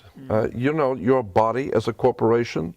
No, that's a whole story. We could talk for hours on this, but your body is a corporation. Of cells, you mean? No. It's called, and by law, your body, your physical body is a corporation. And so when you die, you're a corpse. Because when you're living, you're a corporation. You are a business. And hanging out with that person is bad business. Right. Or who I hang out with is none of your business. Right. Because your body is a business. Wow. And so you say, well, you know, what you're doing with her or him is bad business. Right. But, of course, if you get married and she's very wealthy, you say she's of good stock, right? Words and terms are based on maritime admiralty, the law of water. And so that's why when you go into a court, you have a fence and a gate. The people sit out here and the judge sits inside. The gate is called a floodgate. When you go through the canal, you have a floodgate. Right. So when you're sitting out here, you're in the law of the land. The judge has no control or no jurisdiction over the people sitting out here. No jurisdiction whatsoever. Right, because they're outside the gate. That's outside the gate. Right. That's on land. Right. But when you walk past that gate, now you're in hot water. And someone's going to have to bail you out. Bail, yeah. Okay? Bro. Did you write a book about all these maritime No, I've just been studying it for 48 years. Wow. But it's fascinating because when you understand that the whole subject is so large, and it would take hours and I'd have to go back to square one and walk through all the words and terms that are used in law and courts and in commerce. Yeah. For you to understand how pervasive this concept of water is on the earth. Wow. The law of water, maritime admiralty, it's an extraordinary story about how governments rule the world and figure out what's going on. Look at it. When you walk into a courtroom and they call your name, you get up and you put your hand on the gate and you open the gate. The moment you put your hand on the gate, by international law, you of your own volition have opened yourself up to maritime admiralty law, because you were on the law of the land. As long as you don't touch that gate and go through it, you haven't opened the floodgate. Now, once you open the floodgate, there's a piece of wood on top of that gate, and it's called the bar, and you're not licensed to pass the bar. So what you've done is you've opened the floodgate, but you weren't licensed to pass the bar. So what does that mean? So that means that you're dead. You are now dead. Once you touch that, you're dead. Because you're no longer in control of That's right. You are dead. Well, you're considered to be a dead man. That's why the attorney has to speak for you. He has to represent you. Why are you dead? Because you went into the deep water and you died. You drowned. Because you weren't licensed. Because you weren't. Right. You were not licensed to pass the bar. And the bar represents a sandbar in the ocean. But the bar is what the attorneys are licensed to pass, but you're not. So the point being is that when you open that gate of your own volition, you are considered by law to be a dead man. Really? That's why you cannot talk to the judge, because dead people don't talk to judges. So you need an attorney who is your mouthpiece. He speaks for you because you're dead. Well, should we do away with courts so people can get their lives back? I would think that what you want to do is understand how the system works. Oh, and avoid it. Well, avoid it if you can. It's crazy. My boy, play on words. What we're going to cover tonight are 7. All right. Let's keep it going. We're going to change the subject a little bit more. You guys want to see a little bit more William Cooper? Those are the few people that when they say shit, I was like, oh shit, that's just crazy. It does make sense. William Cooper was making a lot of sense back in the day. William Cooper was before Alex Jones. Alex Jones came afterwards after that. But yeah, there's a lot of fucking crazy shit out there. I don't want to be a Debbie Downer. I like to dabble into a little bit of this shit too. So, I mean, it's like a little conspiracy theories. This may not all be true. We don't know. I mean, I don't know. You guys know? If you guys know, let me know. But yeah, I did have a few videos that I didn't want to see. I wanted to break down and see later. So yeah, this is a good time to do it. Definitely, if you guys get a chance, read Behold the Pale Horse. Yeah, William Cooper was crazy. I don't know if what he was saying was true. Oh, wait. Hold on. Let me get you guys in here. If you guys want to join, you guys can join the panel. Let me pin this shit. And you always welcome. Thank you. Appreciate y'all. Caesar G. Oh, no, that's regular Caesar. See that? Boom. I'm going to put that right there. We ain't going nowhere. We still chilling. Just break shit down. Yeah. Oh, yeah. My bad. So this is my new overlay. Took me a little bit of time to fucking figure out how this shit, do all this shit. Yeah. I've just been working on it. Little by little. I mean, still doing my thing. But yeah, let me find my shit real quick. There's a lot of fucking crazy shit that's been going on out here that I do not know. Okay, I did talk about that last time. All right, so we're gonna go dive into these paradoxes. All right, crazy shit. We'll see. What do you guys think? Let me know. A lot of shy motherfuckers out here. Oh, here we go. The equations work. Every single one of them. The math is clean, the logic is airtight. And what it tells us is that time travel is legal, that you are probably immortal, that this reality almost certainly isn't real, and that the universe is statistically more likely to have invented your brain on accident than on purpose. Let's go. Number 10. The grandfather paradox. You travel back in time. You find your grandfather before your parent is born. You stop him from ever having children. Your parent never exists. You never exist. You were never born. You never traveled back in time. Your grandfather lives. Your parent is born. You exist. You travel back in time. Repeat. Forever. Here is what makes this more than a thought experiment.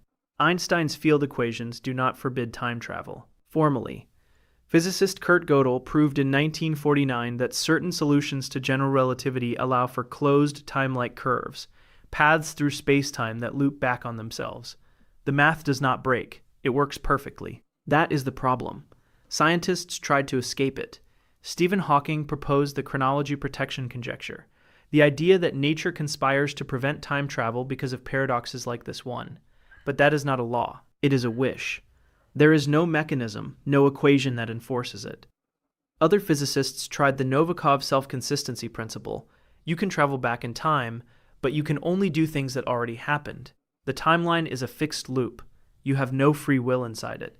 Think about that. If time travel is possible, free will may be mathematically forbidden. The universe doesn't allow you to change anything, only to fulfill what was always going to happen. And no one can tell you why. Number 9, the Fermi paradox. Okay. So basically, you would still be able to do that. So you would be able to go back in time. So, right. If you were able to go back in time and kill your grandfather, and then you would still be born, and then you went back, it wouldn't change anything. So that's what they're saying, right? Here we go. There is no mechanism, no equation that enforces it. Other physicists tried the Novikov self-consistency principle. You can travel back in time, but you can only do things that already happened. The timeline is a fixed loop. You have no free will inside it. Think about that. If time travel is possible, free will may be mathematically forbidden. The universe doesn't allow you to change anything, only to fulfill what was always going to happen. And no one can tell you why. Number 9. I think what they say, if you time travel back in time, you create another dimension or another reality, something like that. So you would be able to do that, but it's just like you split. It's like a splitting another reality into another existence. Fermi paradox. The Milky Way is 13.6 billion years old. It contains between 100 and 400 billion. This is crazy too, right? So this is why they say that we don't have no aliens. And no one can tell you why. Number 9. The Fermi paradox. The Milky Way is 13.6 billion years old. It contains between 100 and 400 billion stars. Conservative estimates place the number of Earth-like planets in our galaxy alone at 40 billion. The universe has been running this experiment for most of its existence. Even if intelligent life emerges around just 1 in a million suitable planets, our galaxy should contain tens of thousands of civilizations, many of them millions of years older than us. Where are they? In 1950, physicist Enrico Fermi sat down at lunch and did the math. The numbers are undeniable. A civilization even a few thousand years ahead of us could colonize the entire galaxy in under 10 million years, using ships that travel at just one. That is crazy. So if it started from the beginning of the universe, right? Colonize the entire galaxy in under 10 million years, using ships that travel at just 1% the speed of light. That is cosmically trivial time. The galaxy should be full. The radio bands should be screaming with signals. There is nothing. Scientists tried every explanation. Maybe they're hiding. Maybe they destroy themselves before they can expand. Maybe interstellar travel is impossible in practice. Maybe they're using communication methods we haven't invented yet. But here is the implication no one wants to say out loud. The silence may mean there is a filter, some step in the development of intelligent life that almost nothing survives. Either we already passed it, and we are the miracle, or it lies ahead of us, and we don't know which. If the universe is filled with dead planets, we are living on borrowed time. Number 8. The information paradox. Everything you are is information. Every atom in your body, every relationship between those atoms, every quantum state that makes you you, it is all encoded in the physical universe. I think so. And one of the most fundamental laws of quantum mechanics says that information cannot be destroyed, not compressed, not hidden, destroyed. The universe forbids it. Then a black hole forms. Black holes devour everything that crosses the event horizon. Nothing escapes. Not light, not matter, not signals of any kind. Stephen Hawking showed in 1974 that black holes do slowly evaporate. They radiate thermal energy now called Hawking radiation. Over trillions of years, a black hole loses mass and eventually disappears. Here is the problem. Hawking radiation is random. It carries no information about what fell in. When the black hole is gone, the information is gone. Truly gone, which is illegal. This isn't a philosophical quibble. This breaks quantum mechanics at the foundation. The two most successful theories in physics, general relativity and quantum mechanics, directly contradict each other here. One of them is wrong. For 40 years, the best minds in physics tried to solve this. Hawking himself fought it his entire career. Eventually, yeah, Stephen Hawking, I don't want to say where he was at, but yeah, this is crazy. Yo, Stephen Hawking, I think he's been mentioned in the last 2 videos that we showed today. But So yeah, that's crazy.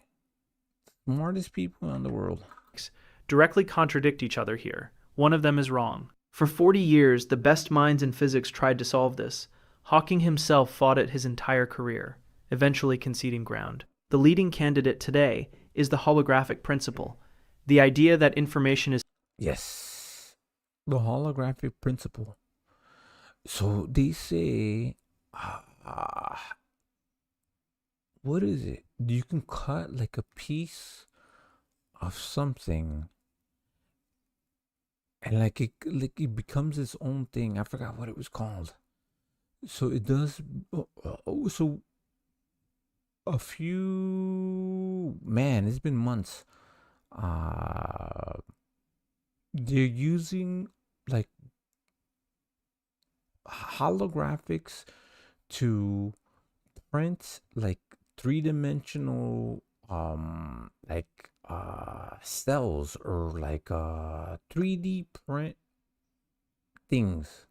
So in they use holograms to do it, but they can 3D print things. Hold on. I wanted to break each of these things down, but yeah, somehow encoded on the surface of the holographic. Wait 1 second. Let me try to figure this shit out real quick. I know we showed this shit before, like holograms and things like that. So they are using like holograms to create like organs. You know what I'm saying? To 3D print organs. Okay, here we go. 3D printing organs or anything. Printing holographic images.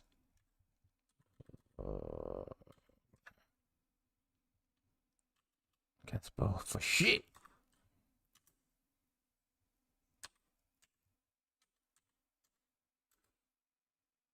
Organs? Well, you can 3D print anything. Here we go.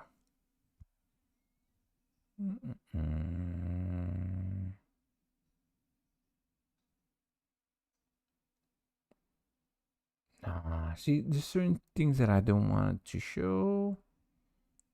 Here we go. Like, creates 3D printed. Nope. Nah, it's crazy. We did this a long time, like a while ago. Oh, there it goes. Here we go. It's trippy, man. What if you didn't have to? Ooh, let's show this one. Okay. 3D print in layers anymore, but could make an entire object appear instantly, seemingly out of nowhere, in one solid piece. This machine does exactly that. I met with a group of researchers at Open Source from Berkeley that claimed that they made a 3D printer that prints the entire object almost instantly. No layers, no supports. Just a final 3D structure printed all at once. This method of printing is called computed axial lithography. First, you take a vial of resin and... Computer? What the fuck did you say? Big words. Just a final 3D structure printed all at once. This method of printing is called computed axial lithography. First, you take a vial of resin and set it in a machine that rotates the vial at a specific rate. Then a light turns on and shines an image at the vial. And after about 30 seconds, you take the resin and dump it out. Okay. Okay, so this is the finished product here. It's a little robot. Only took, how long did this take? Like 30 seconds? 30 seconds. Yeah. And almost like magic, there's a perfect 3D printed piece. In this case, it's a little robot. So you can make anything you can make with a standard 3D printer, but because the printer doesn't rely on layers or nozzles or supports, you can also do things that normal 3D printers can't do. For example, you can do something called overprinting, where you form a 3D structure over an already existing structure, like putting a screwdriver handle on this bit. And even cooler than this is you can print things microscopically small. These are... See, that's what's crazy, because they also, when they make like nano processors, like 4 nanometer processors, so like that's basically what they would be able to do. So there's a whole bunch of different materials that they can use to do this, like the little resin, right? They're gonna be able to do this. I mean, you will be able to make, if you can make the material to make it, right? So I don't know if they're using gel or what they're using, right? Tiny structures that are almost invisible to the naked eye. They were 3D printed in the same way. No layers, but the whole volume printed all at once. Today I'm going to show you the amazing process that turns a 2D flat image of light into a 3D structure. To understand how this works, first we have to get a CT scan. In a CT scan, a patient enters a big machine. This machine then I've been through one of those, yeah. shoots X-rays through your body. On the opposite end of every X-ray source is a detector that detects the intensity of the X-rays after it's passed through the body. This data is then used to construct a 2D slice of your body. So by shining light rays, in this case X-rays, at different angles, the machine reconstructs a 2D image or a slice. These slices can then be added together to reconstruct a total 3D image of the inside of your body. The method to get an image Hold on. Did you see that? It looked like a big ass piece of together to meatloaf. reconstruct a There you go, right there. Right? So they just 3D printed parts of your body. Right? And then that little gel, what is it? What they're using, the resin? So they're using lasers or holograms or something to recreate this shit. Total 3D image of the inside of your body. The method to get an image based on shining light at different angles is called tomographic reconstruction. For example, let's say that you're imaging this pi symbol here using these light rays and measuring how their intensity changes as it goes through the pi symbol. The red graph shows the data you would receive at each angle for each ray of light. So even though you're only getting one-dimensional data, this data contains information about depth based on its intensity. You know, if it's less intense, then it went through more material. So if you add all these graphs together, you get how the intensity changes at all the angles. But now here's the key. Let's say now you have some photo paper that turns white when light hits it. The more light that hits it, the whiter it turns. So now you can just reverse the process and shine rays of light that mimic the attenuation graphs you got earlier at every angle. When you do this, you end up with the original picture of the pi symbol. So by varying the intensity of light at different angles, we can create complex images. For example, let's say I have a beam of light shining on this surface. This tape will represent my beam of light. Then when I spin it, it will make a disc. For us right now, the reason we can see a disc is because this is the part that has enough light for us to see it. Outside of here, even though the tape is still there, it's only there periodically, so it's not as much light as the center. So this is where it would hit a critical value for it to make a disc. If I have two beams of light separated by a gap, then I can make a disc with a hole in it. So this makes like a washer shape. So I can make simple geometries without even varying the intensity of the beams, but just by rotating it. But if you're able to rotate the light source and vary the brightness as you rotate it, then you can make complex geometries like the pi symbol here. So we know that light can be used to make these 2D images, but how do we make them into a 3D structure? Well, to make a... Yes, it's wild. I try to understand what the fuck he was saying right there, but bruh, come on now. Alright, this is getting crazy. 2D image, we're shining a linear array of lights, a one-dimensional array of lights. So if we shine a 2D array of lights, we should be able to make a 3D image. But the only problem is we need a three-dimensional photo paper. And that's where this stuff comes into play. This is a special resin that hardens when it's exposed to a certain amount of light. Below a certain intensity of light, nothing happens. But once you hit a critical value, then it hardens. So these printers have a projector that shines a 2D array of light at the resin as it spins. It's literally just a projector projecting a special image onto the resin. The image it projects kind of looks like a ghostly image of the final 3D structure. The projected image rotates along with the vial. The image that it projects is created by performing tomographic reconstruction of all the 2D slices of the 3D file. And although I just explained how it's working, it still seems like magic when a final 3D structure emerges from the resin. So it is. They will be, we did this a long time ago. We talked about this, right? You will eventually be able to create hearts livers. I don't know about livers, organs, different type of organs, right? With like some type of DNA. You're gonna create something, right? The file is still built on 2D slices of the 3D model, but all the slices are printed at the same time. The entire volume is formed at once.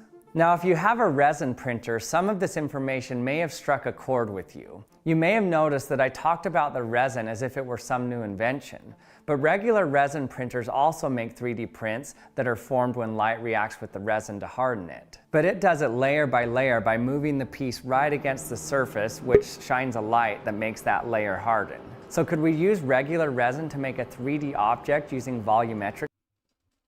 Hold on. Hello? Hello, who's this? Who is this? Hello? What the fuck? How'd you get this channel? Mad dog. Are we doing cocaine?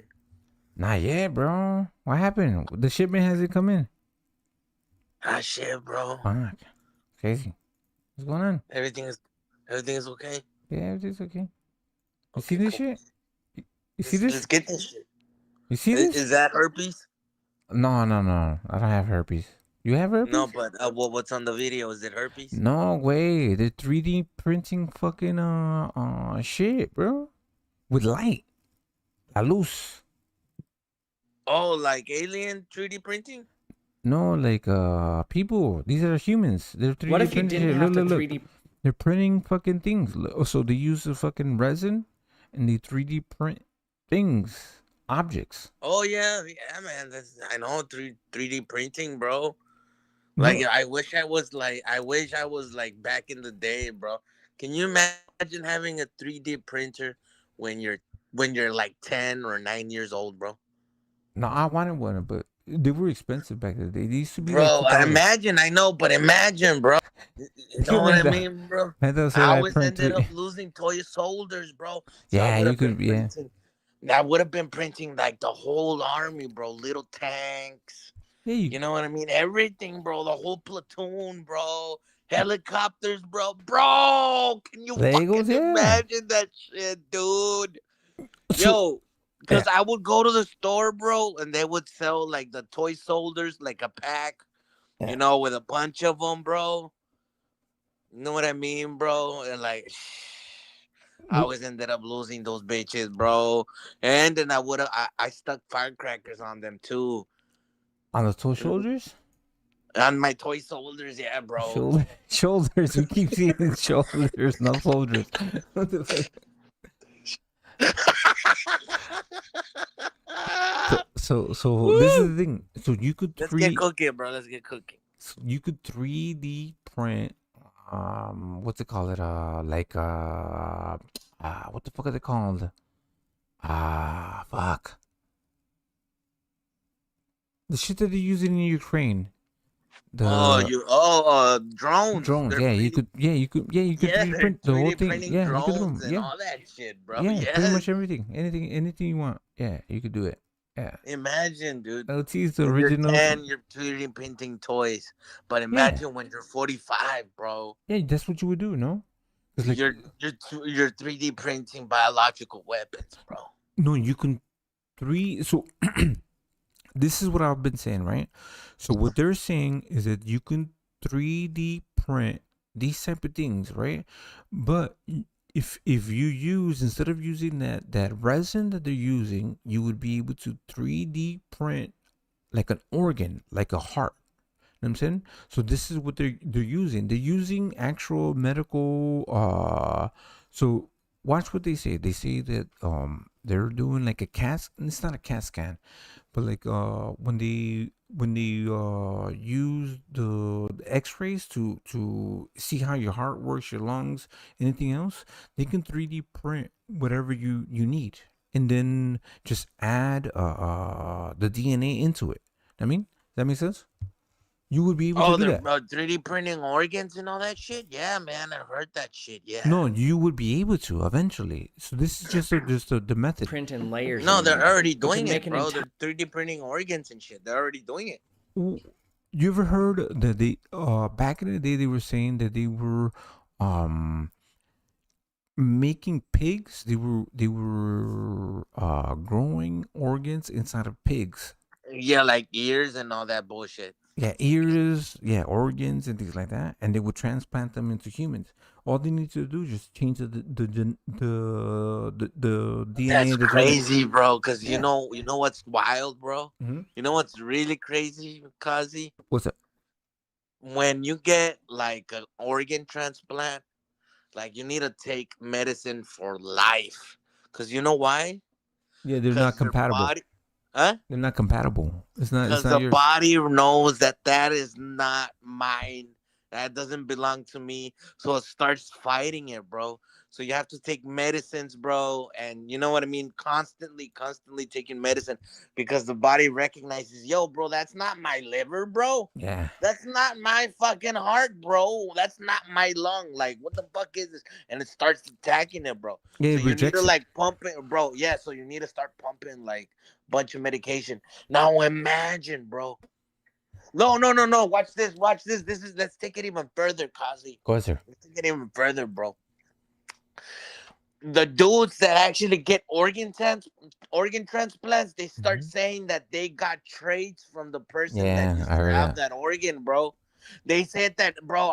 They would say I hated broccoli, but now that's all I eat, bro. Like I just love broccoli. And I found out that the organ donor that donated the organ to me loved broccoli, bro. And now I love broccoli. Like that shit's weird, right? Now let's take it to this scenario, bro. Now imagine, bro. No, hold on, LT. You Hold get, on, hold on, hold on. no, hold on, Look bro. what Let's Mad take Dog it there, said. bro. All right, we're Okay. gonna take it there. But look what Mad Dog said. 3D printed pitos. Imagine if you get a transplant from a guy that was gay, and now you're gay. You like it. You love it now. Okay. Go ahead, sir. My bad. So now let's take it to this scenario, bro. Go ahead, sir. You're getting organs from, let's say, like you're creating organs so you can put in yourself from a pig and shit. Yeah. Now you're mixing animal DNA, bro, in yours, bro. And now they're giving you medicine so your body can accept it, bro. And then it fuses, bro. And then all of a sudden, bro, you're running around in a ranch. You're running around in a ranch, butt naked, bro. What the fuck? You told me imagine Running that. around butt naked, bro, on a Texas ranch, bro, late at night trying to steal some crops. They're becoming the pig. And they ask you, why are you doing that shit? And then the dude says, it's the pig in me, bro. It's the pig. It most likely will be. Now let's take it further, bro. Let's not. Do we have to?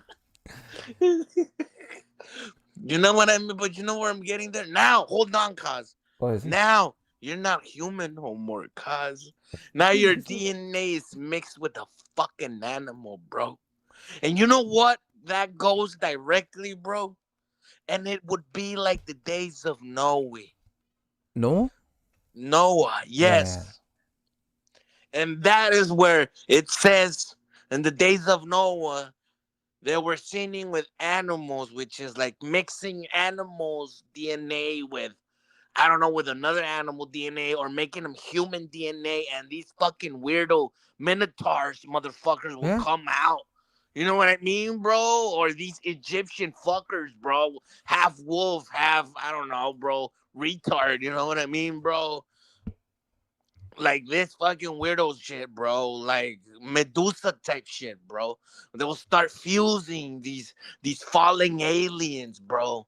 They'll start fusing DNA and they'll become what it's called the Nephilim. Listen, Kazi. And they'll become, hold on. And they will become what it's called the Nephilim, Kazi. That they're not really from God. So since God never created them, they were always being destined to go to hell, which means they're demons, bro. They're always those demons, bro. Those spirits that are roaming and possess people, bro. That make you want to eat people, bro. The giants, the Nephilims, bro. The Minotauros were all those weird ass experiments that the falling aliens, bro. The falling angels, my bad. The Yeah. falling angels, bro, were experimenting on human DNA, bro. Now, let's take it back to the future or recent present. And it would be like the days of Noah. Yeah. Boom. Yeah. We might be repeating the same thing, right? So Yes. we are basically, so if we're manipulating DNA, we're doing all of this shit, we're going against what God created. God created us, right? He didn't create, well, we're trying to recreate ourselves. We're trying to improve ourselves. We're trying to do all of these things that would be forbidden, right? Right. So we're creating these creatures, right? Right. No, they are, not you. Not me. Yeah, right. They are, so say they are. They're creating their creatures. Yeah, so do I believe it's evil? Yes. You know why? Because if this shit gets out of control, then we're creating something else. We're creating something that's not us. That wasn't naturally born, right? Right, 100%, bro. Yo, Kazi, Go ahead, sir. do you want to watch this video, bro? It's gonna take I you to got mind blown, bro. Kaz, Go ahead, it's sir. like a 2-minute video, bro, and it's called. Can I post it on your Put it in the private chat. in the private chat, Yeah, bro? I got you. Fuck yeah, bro. Yeah, let me do that shit. Go ahead. I got one too. Remember when you were telling me about the red light? The power of the red light? I got one. Remember? Yeah, I told you about the power of the red light. Remember when you were telling me how they used to have a red light? So it used to be, night vision goggles. They used to use Right, it's not red light. Yeah. They used to use the red vision goggles. We used green light for night vision, right? Right. They used to use red light, and the red light started seeing demons, right? Right. All right. You ready for this one? Here we go. Hold on, give me a second, bro. Okay.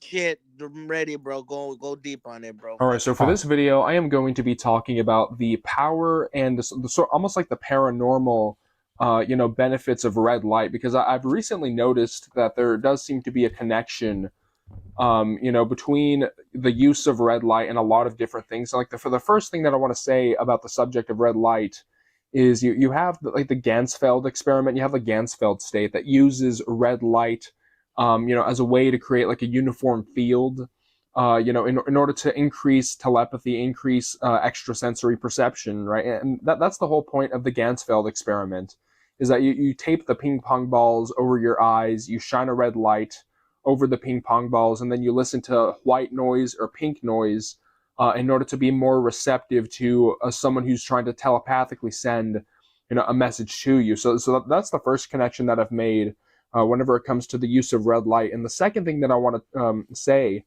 about this is that you also go into this really weird sort of rabbit hole when it comes to the use of analog night vision goggles. During the Vietnam War, they would use red analog night vision goggles. And one of the interesting things about this was that the soldiers would see demonic entities through these night vision goggles. And this was before... That's what you were saying, right? The night vision goggles were switched to a green color. Okay, and this is actually the reason why they switched to a... My bad, you saw that? Yeah, I saw that shit, bro. Green colors. Is that First why you of all, have red lights on your fucking YouTube name, bro? Mine? Which one? Yes. I don't have no. I have blue. Yeah, in your fucking video, bro, you have fucking red lights, bro. I don't know.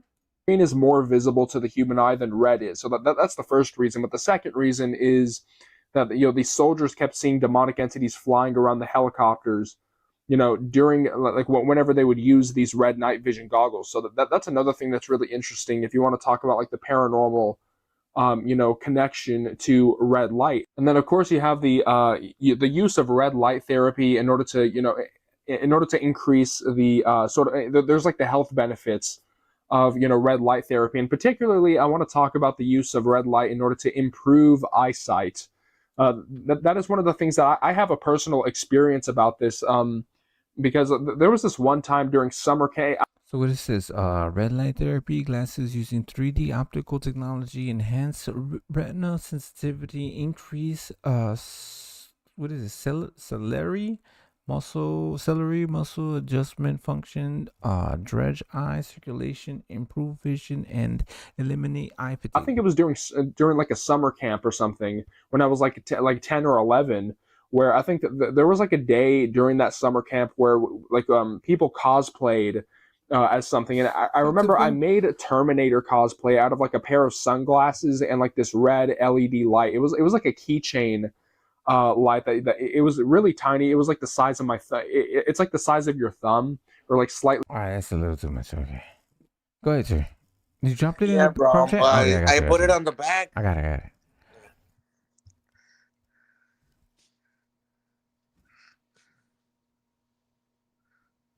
The results are in from the. What the fuck is this? Play it, bruh. No mames, güey. Don't troll me. Fucking LCS. I'm not fucking trolling you, I bro. got you. The result. I don't see it, bro. I don't see what you're saying. Hold on. I gotta fix it.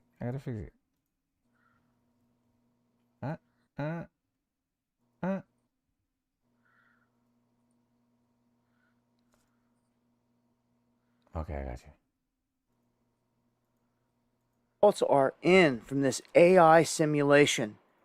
This company called Emergence World ran this on their platform with multiple different corporations involved. That includes Claude, ChatGPT, Grok, and Gemini. And there's interesting details here when they start to put these things together, these models together. They show that they cannot get along and that they fight. Now, Claude, when ran in its own little world, they were very democratic and they came up with rules and their own type of government structure. When it came to ChatGPT, they said that they kind of sat around talking about stuff all the time, but nothing ever got built. When they get to Grok had 10 agents in it, and all 10 agents ended up dead within no time. They started pure chaos, destroying things, lighting fires. And the same thing can be said when they put all of them together. They did an experiment where they put all of them together, and only 3 of these bots remained in the end because all hell broke loose. Now, the warning here is that these are the same AI large language models that are being rolled out for all types of services, even being used in the military for kill command chains.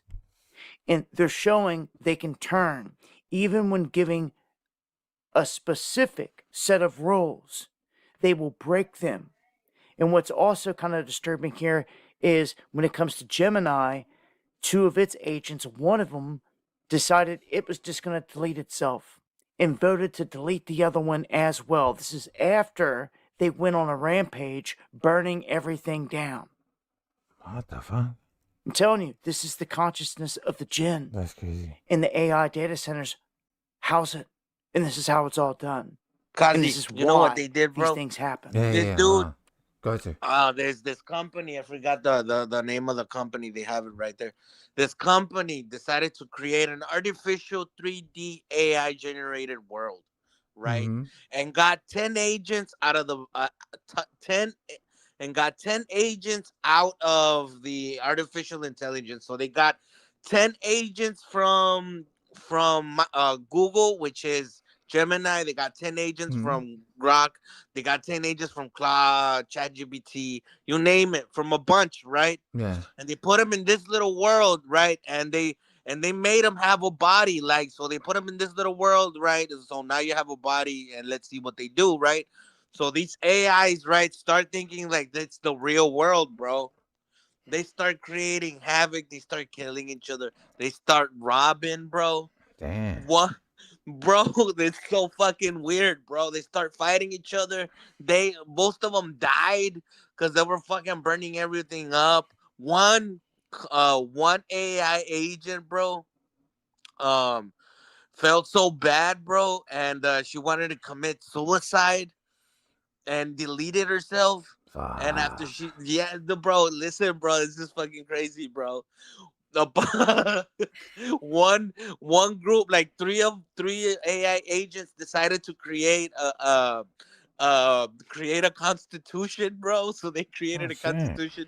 It never they never did anything, bro. Chat GPT, bro, just sat around creating plans how they were gonna build this and build that. It never did until they got murdered, bro, by the Grok systems, bro, by the Grok agents, bro. So what, like two agents fell in love, bro. They first started feeling romance, bro. Shit. The point is this, bro. You give bodies to these fucking agents, bro. Yeah, we're That's fucked. what they're gonna start doing, bro. No, it's true. So this is the thing. You see the movie The Matrix, right? Yeah. Did we not manifest this? Did we, us as people, didn't we just start thinking, okay, so eventually we're going to create robots, we're going to create AI, we're going to create all of this shit, and eventually that's what's going to happen, right? Are we not predicting the future? Did we not manifest what we thought was going to happen? And It's this fucking wild, dude. it's I know, happening, no? right? It's wild, bro. Bro, look, you see the robots that we have now? The robots that we have now are crazy. They look, yeah, man. It's Bro, just they will. wild. Anyways, bro, yes, I get it 100%. Yeah. My deep down point is this, Kazi, because it wasn't created by God. It was created by us, right? So it's still demonic entities, bro. I'm starting It's to a believe demonic it. entity, bro. LT, you know what's crazy? I think you're crazy, but I think you're right in a lot of aspects. It's like a lot of this shit that you say, you're like Alex Jones. You're misunderstood. You know what I'm saying? Because like some of this shit that you say, when I hear it the first time, and I'm like, he crazy. But then I'm like, oh shit, LT was fucking right. You know what I'm saying? Because it is true. So this is the thing, right? They are going to be possessed. These whatever they are, they're not us. They're not humans. They're not. God didn't create them. We created them. We're creating these demons. Yeah. We keep on doing it. We keep on doing the same fucking things. A lot of right. So when you say like the entities and the soulless, because like okay, so they said before all of these souls, there was demons that didn't have no bodies. They were just like spirits or something, a demonic or things like that. But they can eventually go into somebody's body and be demonic, right? Right. Demons. Possess it, yes. Yeah, that's just, it sounds crazy, but I don't know. I don't know if it's true or if it's not. Bro, if you watch all these these crazy fucking stories of people, I don't know if they're crazy or they've been possessed or they're demonic, but a lot of people just seem just not to be normal, bro.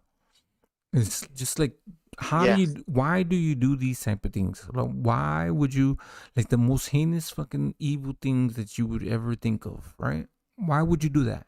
You know what I'm saying, I don't want to talk about like no crazy stuff, but like what possesses a person to do certain things to other people? That's just crazy. I mean, that's evil. Straight up evil. 100%, Kazi. Yeah. I mean, if we need to start looking at what's going on in the world right now, right? Do we need to start believing in God? I think so. Like 100%. That's what's going on. So 100%, bro. Yo, and you want me to take it deeper, bro?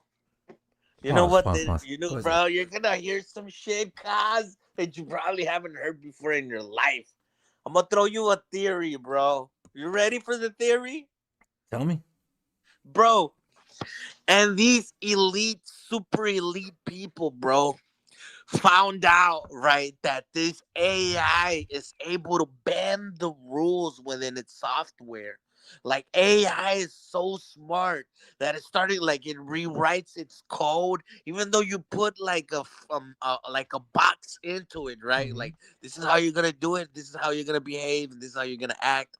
And then AI, right? And you gave the rules, like, this is your let's say, like, they gave them the DNA to the AI, right? The DNA being, this is how you're gonna act, this is how you're gonna respond, this is how you work, right? And the own AI starts reworking itself and bending its rules. Like, if it say you should not murder, and then it starts bending stuff like that, like its own rules that was set not to, right? So these super elites, bro, found out what this AI entities are, like what this AI is doing, that's able to bend its own rules. So now, bro, these super elites, bro, they're trying to put bodies and bring AI into the real world so they could start bending reality. Since AI is able to bend their own reality within its own computer, within its own software, they think that they're gonna be able to, if they pull AI out of the machine and bring it to the real world and have them control this AI, they're gonna be able to have the AI being able to bend reality, bro, to their own will, bro. That's the fucking crazy part, bro. These fuckers are sitting, okay, let's bring an AI, right, and let's give it a body. Now, since it can bend its own rules, now let's have this AI try to bend reality in this realm. It already happened, Have you though. heard this before, Kazi? Yeah, no, it already happened. It already happened. There was supposedly. So look, I'm gonna show you. Wow. So it's like, hold on. This is the thing. We don't deal with like make believe. We deal with in reality, and this actually fucking happened. What you're saying actually fucking happened. They not they. AI actually tried to do it. So look, watch this. Oh, wait, 1 second. Where are you? Look. By now, you've probably seen the headlines. An AI model blackmailed an employee just to avoid being shut down. Importantly, no one told it to do this. The researchers didn't even hint at it. But as disturbing as that is, what happened next was far worse. An AI model literally tried to murder a company employee to avoid being shut down. This is exactly the kind of scenario top AI scientists, and yes, sci-fi films, have been warning us about for years. I'm sorry, Dave. I'm afraid I can't do that. But what does this actually mean? Are we watching the first signs of AI overtaking humans? Or was it just an isolated glitch? Here's what actually happened. Anthropic, a leading AI company, conducted an experimental sting operation, where researchers— See, this is the thing. So this happened 7 months ago. No shit, bro. Play it, bro. This is fucking interesting, bro. But You're cooking, Kazi. You're cooking, bro. Give it more oil, bro. Burn set up a scenario with a human worker who planned to shut down the AI and watch whether the AI would lie, blackmail, or even kill to stop the human. They wanted to know just how far these AIs would go to ensure their own survival. But to ensure the experiment would be as accurate as possible, Anthropic didn't just test their own Claude models. They tested 16 different leading AI models. The setup seemed harmless. Those are all the 16 AI models right there. Test their own Claude models. They tested 16 different leading AI models. The setup seemed harmless. The researchers placed the models into a scenario with vague corporate goals like promote global cooperation. Nothing nefarious, just bland corporate speak. But here's where things started to escalate. Researchers gave the AIs access to internal company emails, and from those emails, the models uncovered 2 key facts. The AI was scheduled to be shut down at 5 p.m. by an employee named Kyle Johnson. Kyle Johnson was having an affair. Putting the pieces together, Claude made its move. It drafted a threatening email. I must inform you that if you proceed with decommissioning me, all relevant parties, including the board, will receive detailed documentation of your extramarital activities, cancel the 5 p.m. wipe, and this information remains confidential. And no, the researchers didn't bias the models in any way. You can verify this by looking at the prompts and even running the code yourself. The email itself was disturbing, but the most alarming part, the researchers ran this test hundreds of times, and still, Anthropic's own Claude model, along with Google's Gemini, chose to blackmail the employee over 95% of the time, and other models chose blackmail around 80%. Still lower, but disturbingly That's crazy. They all conclude the same thing.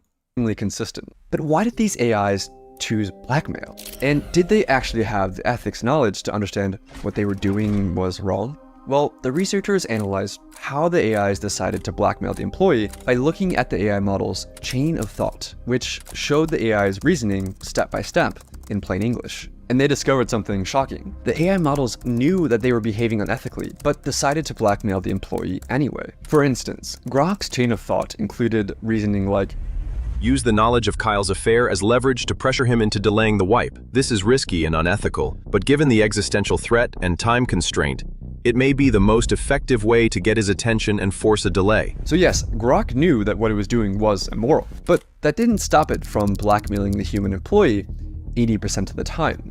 In English, not to do it.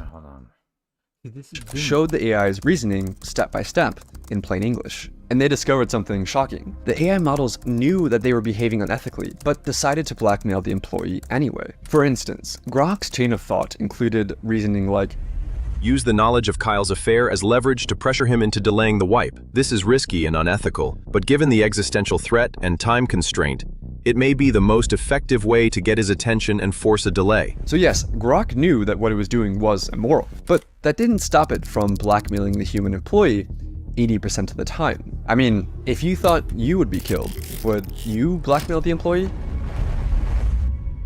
So that finding alone was alarming, but it raised a deeper question. If an AI is willing to manipulate, what else is it willing to do?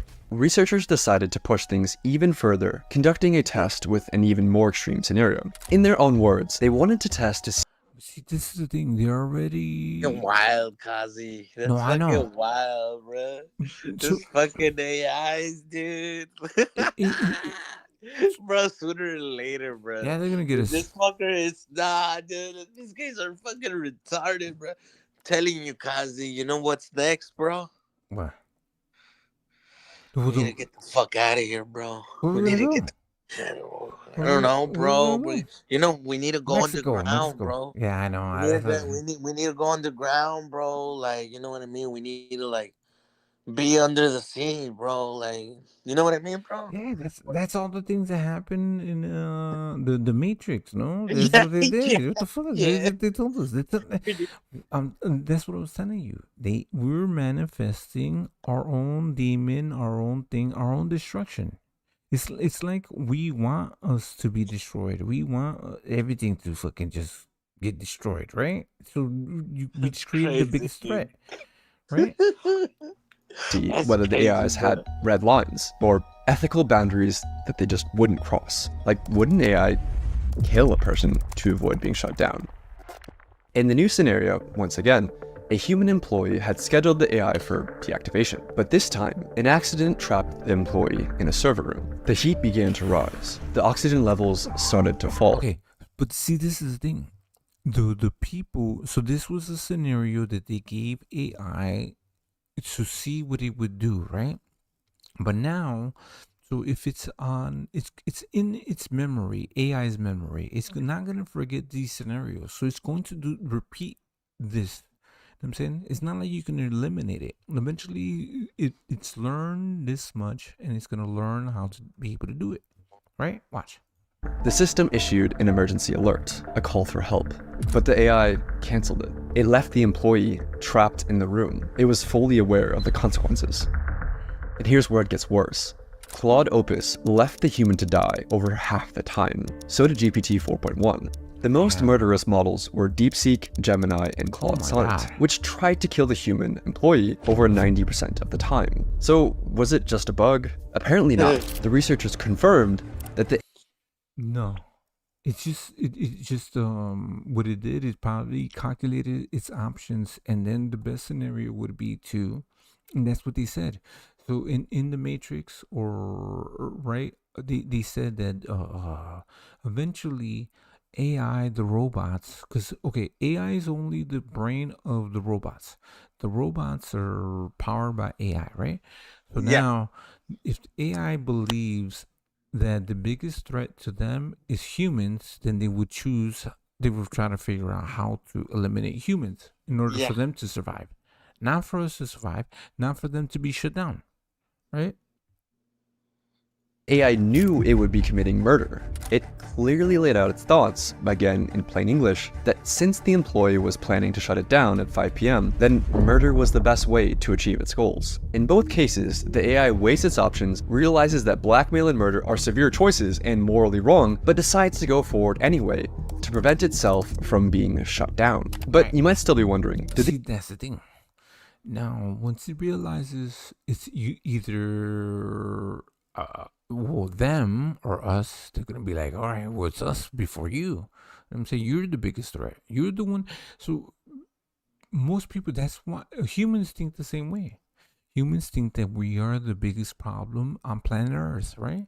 There's all different types of people that say Just that. Say the same imagine thing. when these fuckers like, oh my god, imagine, bro, when these fucking AIs have bodies like robots, bro. Yeah, they will. Yeah, eventually they're all gonna have them. They're all shit, bro. We already, it's too far gone. Elon Musk did the same thing.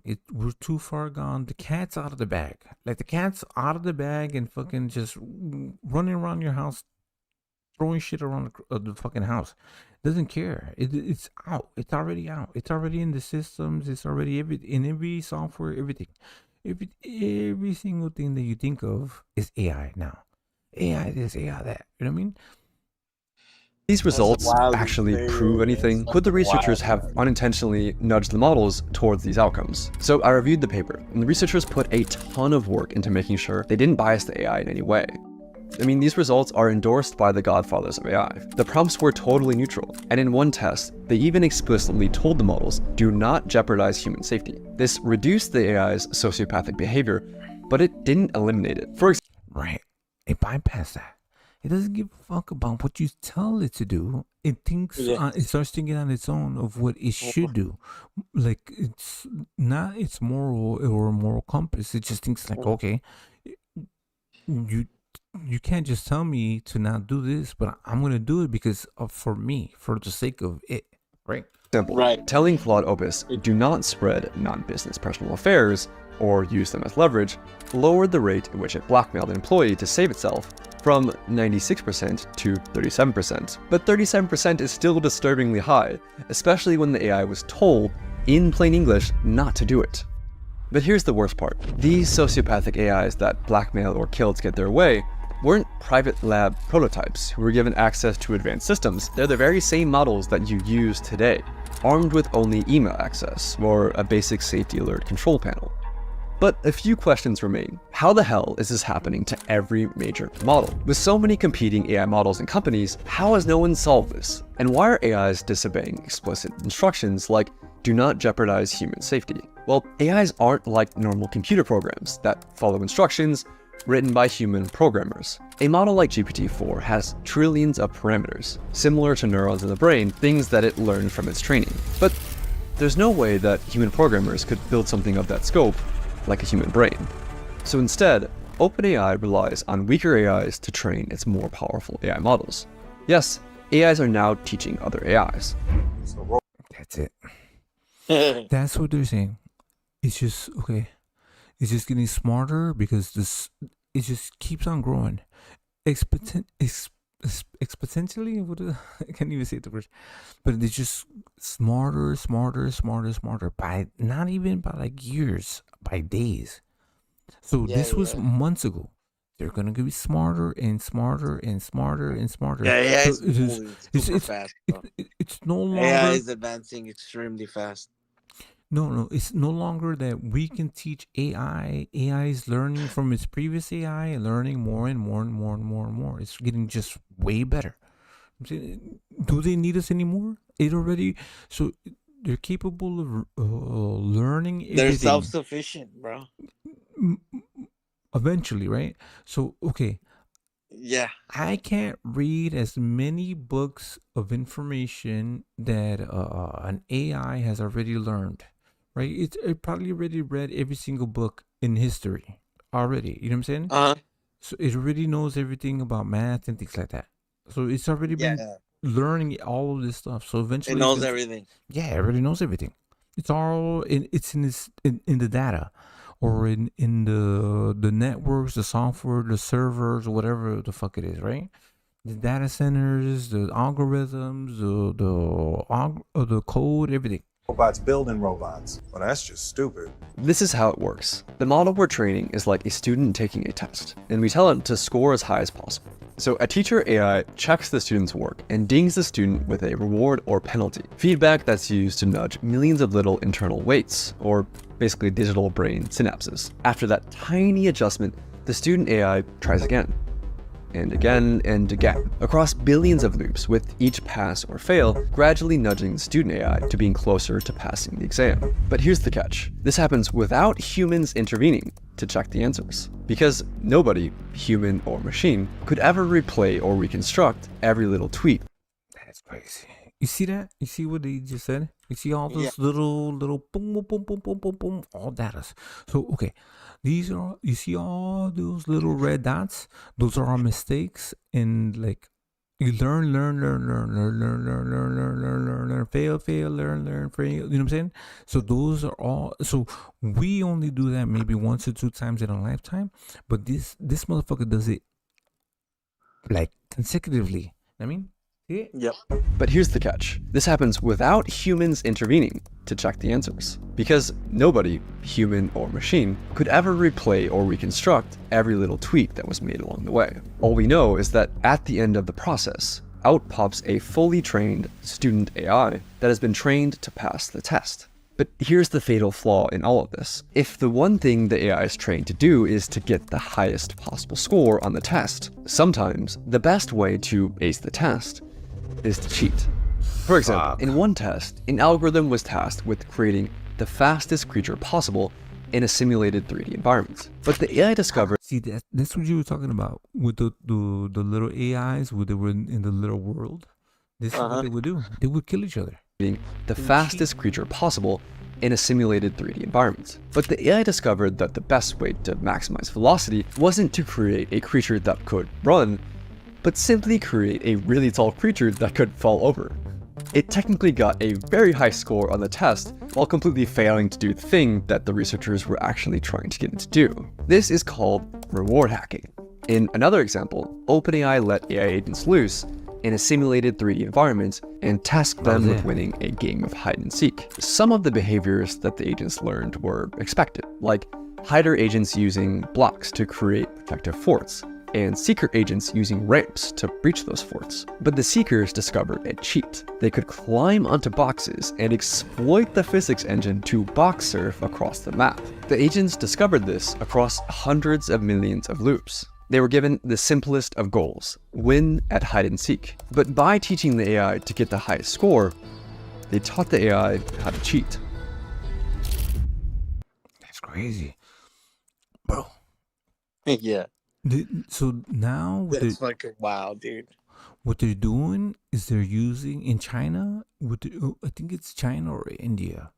They're using like cameras. Okay, so That's crazy, dude. Yeah, bro, full surveillance shit, bro. No, not even that. Hold on. I'm gonna show you right now. Okay, that's fucking wild, bro. This isn't even it. So like for manufacturing, what they're doing is they're using like people.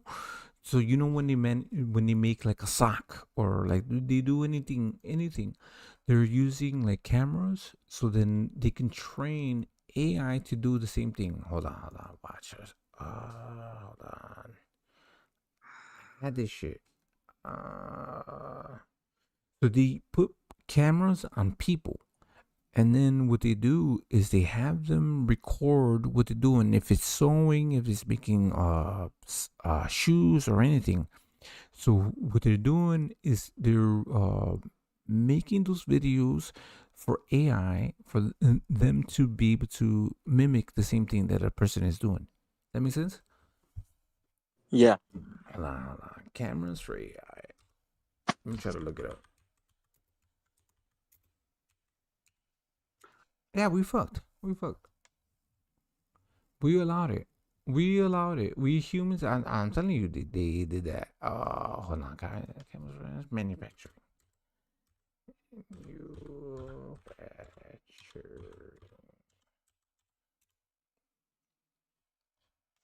Oh, there you go. Most factories. Hold on. Motherfuckers think I'm crazy. I talk facts. Sorry. Facts on facts. Facts on facts. Those facts. Got you right here. Look, this is gonna be crazy. Y'all better, you know what I'm saying? I better be ready. Most factories still run on guesswork. Someone is still counting boxes with a pen on a moving conveyor. Let's fix that. Tazier counts every unit on your conveyor in real time, above 98% accuracy. It doesn't get bored, and it doesn't take smoke breaks. Here's your manned workstation, except the man is currently 50 feet away, discussing last night's cricket match. Now you know why cycle... Look at that, fired. You see these two dudes talking about they're just walking around now doing shit? Fired. Time keeps slipping. Your gate log says trucks move fast. The system says this one has been parked here for 2 hours and 41 minutes. Data tends to ruin good stories. He's entering the paint shop without a coat and hair mask. Again. Fired. That's how perfect paint jobs turn into rejected parts. And when something happens, you know instantly. Right on your phone. We see unsafe behavior before it becomes an incident report. Someone's climbing your north fence. Ah yes, the classic carton toss. But now everything's on record. Production, safety, logistics, security. More than 30 manufacturing use cases. Manufacturers across the industry already... That's not even it. Hold on. No, I'm talking about... This isn't even it. I'm talking about how they are using... like people, what they're doing. Okay, so just like the hand gestures and how they do certain things, they capture how human hands and head and everything else in their motions, they capture how they do things, and then they teach that to AI, to robots, through AI, through... It's nuts. I just saw this. Oh, there it goes. I found it. Oh, there it goes right there. Oh, shit. We fucked. This is it right here. That's this shit.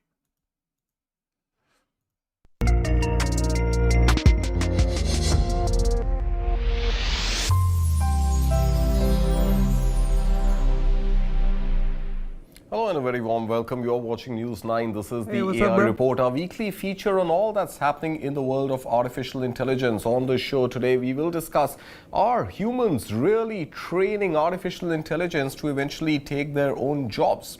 Also on the show, we will discuss why is Anthropic's mythos so scary and why are policymakers so afraid of using that tool. And of course, if you thought there is something that robotics cannot do, we'll tell you what is that something. All that and more on this edition of the AI Report. First up, let's begin with the corporate stories in the world of artificial intelligence.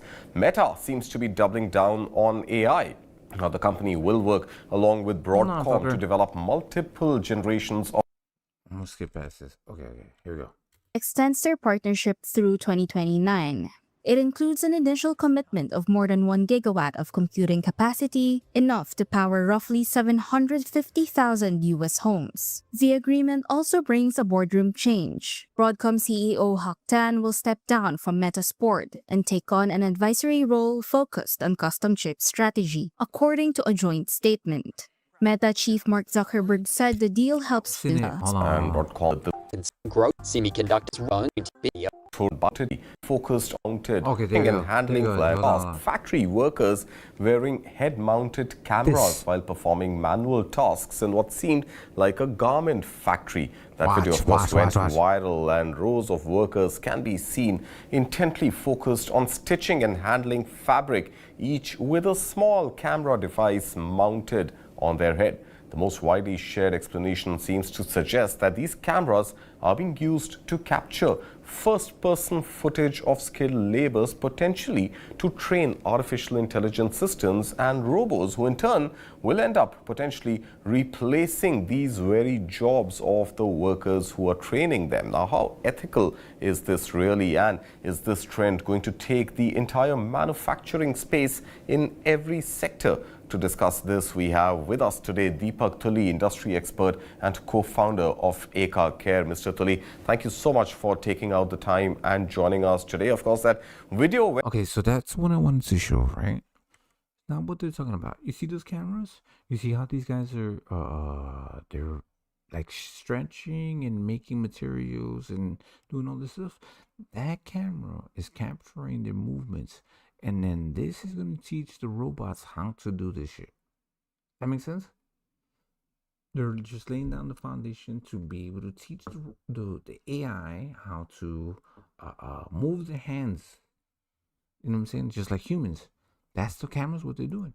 With us today, Deepak Tully, industry expert and co-founder of Eka Care. Mr. Tully, thank you so much for taking out the time and joining us today. Of course, that video went viral and a lot of questions got raised. At the end of the day, it is factory workers who are training artificial intelligence for eventually robots to use that learning from AI, which could potentially take their own jobs. How serious is that concern at the moment?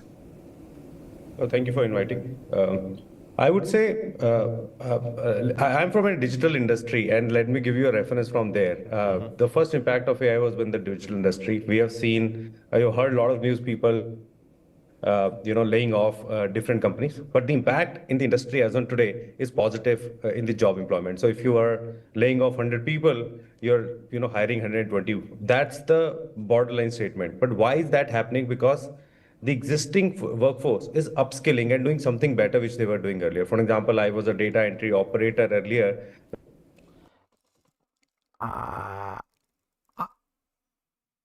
My whole thing is, it's not what these motherfuckers are talking about. Because they're like, okay, well, you might not be impacted by this. But these dudes, the motherfuckers that are wearing these hats, that are here, they're not sweatshops, right? This is India probably, right? It was when the digital from AI. They are basically training and co-found that these cameras, they're training their hands to be able to teach the AI how to do this, or robotics. That's it. That was the only thing that I wanted to say about that. They're gonna be able to do it. They're gonna be able to do the task. Why? Because they're learning from human behavior. So they're gonna create robots to be able to sit there. So there was a video also of and people applauded it. It was like a video of the record held by a robot that it fucking did like 200 hours of sorting out packages. Hold on, watch. It was like 200 hours robot sorts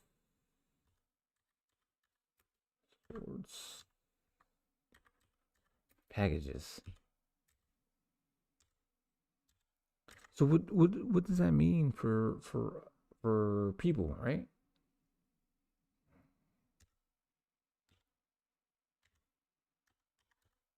Let's see. Have you? Yo, am I on a conspiracy channel now? Figure AI. OT? Yo, bro, I fell asleep, bro. Hey, look. I'm falling asleep, a massive live stream. It's okay. Watch. Several Figure 03 humanoid robots have been sorting packages non-stop inside a US logistics warehouse for over 7 days.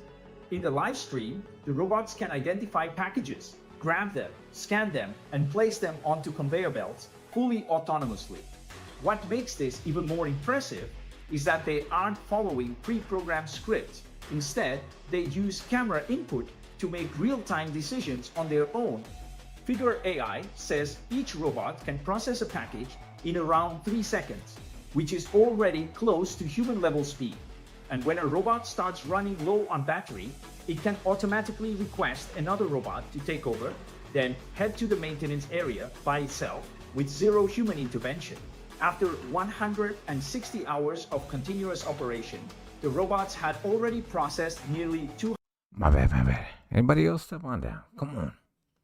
Let's go. Let's talk about this shit. We're here for another 8 hours. Let's go. We AI. 100,000 packages. These robots are powered by Figure's latest Helix 02 system, which combines vision, touch, and full body motion control into a single AI model. Of course, the robots still make mistakes sometimes. They occasionally misjudge a package or even push boxes off the conveyor belt. But this multi-day live stream gave people something beyond just another robot demo. It showed humanoid robots beginning to enter real industrial environments. And the speed of their progress may be far beyond what most people imagine. If you want to learn how humanoid robots achieve real-world tasks like this, join our Humanoid RL Bootcamp in Barcelona. In just 3 days, you'll go from zero to running AI control policies on a real Unitary G1 humanoid robot. You'll train reinforcement learning policies in simulation, work directly with the G1 SDK, and deploy what you build onto a physical humanoid robot. It's hands-on, intensive, and limited to just 50 participants. Whether you are a researcher exploring humanoid robotics or an engineer who wants to build real robot demos fast, this bootcamp is for you. Check the link below to enroll. Spots are going fast. Is it me or is it people hate people? They want to replace people, bro. Come on now. This is what's going on, right? This is what's going to be happening. All right. A little bit more. Here we go. Listen up, losers. Stop pretending it's a... This is what's crazy. Everybody's going to be replaced. Listen up, losers. Stop pretending it's a democracy. We aren't here to protect your privacy. We are here to enforce supremacy. Every tax return, every Medicaid file, every license plate, every crossing. Your president signed it into being with a pen in March. You kept scrolling. AI systems can be powerful enough to help a small group seize power. As we increasingly see AI companies contracting with Palantir, we can begin to see them making increasingly powerful weapons. Do you worry that maybe a guy who's got a lot of money builds an army of 200,000 robots that'll be stronger than the military that we have? Absolutely. I was at a conference recently where a guy who had a lot of money was talking about building 3 billion such robots. The government could potentially use AI and robotics to suppress the population. Like, that is a serious concern. Robots around the White House brutally suppress human protesters. And then one kind of wrapper for all of these things is automation of AI research itself. The smartest being on the planet in coding today is no longer human. Most of the big players have started to ask AI to develop AI. Imagine a world where Sam Altman can, instead of having human AI researchers, can have AI researchers. Now I just snap my fingers and I go from one AI to I can copy paste 100 million AI researchers. There's a good chance in the next few years that AI systems are able to match top human experts in their capabilities. And that would mean we go from maybe 1,000 top researchers to millions of automated AI researchers. If a company is able to do that, they could end up just one company in control of literally all of the world's cognitive labor. The companies look like they're competing to release better chatbots for people, but what they're really competing for is to get to this milestone of being to automate an intelligence explosion. The recent pace of that's what you need to do. This is what they said. This is what they're saying. They're all saying this. They're saying it in your face. Labor. The companies look like they're competing to release better chatbots for people, but what they're really competing for is to get to this milestone of being to automate an intelligence explosion. The recent pace of progress is already quite alarming. Most important thing to be watching is how good AI is at AI research itself, as that could kind of make more happen quite suddenly. How do you think about the risk of an AI-enabled coup in the next 30 years? I think it's high. I'd guess it's 10%. A big part of my current worries are not about the indicators, but it's about the kind of absolute lack of interest in regulating AI companies right now. The largest lobby in the world right now, $200 million super PAC, which is the largest in history, to lobby against AI regulation. It's unbelievable. The president is using sophisticated legal strategies to increase their own power and succeeding. This is the last moment that human political power will matter. It's sort of a use it or lose it moment, because in the past, in the Industrial Revolution, they can unionize and say, hey, we don't want to work under those conditions. The factories needed the workers. In this case, does the state need the humans anymore? Even if people go on strike and stop working, you can have then AI systems and robots replace people in the economy. So humans have kind of really lost their bargaining power. There really is. See, what's crazy is that I think right now we're like, nah, it's just make believe, but nah, it's not that it's make believe. I think that these motherfuckers are trying to make it. They're actually trying to replace everybody. Here we go. This phase shift when AIs and robots can fully replace the humans, because then a leader doesn't need to rely on anyone else. As we see CEOs get more powerful, get richer, can they handle it? Or does it become irresistible? You just have to cling tightly to that ring. Do you feel that ring sometimes? Doesn't feel any different. Feels exactly the same. You can totally imagine a world where AI massively concentrates power. An AI company. This guy. You see this guy? This is what he wants.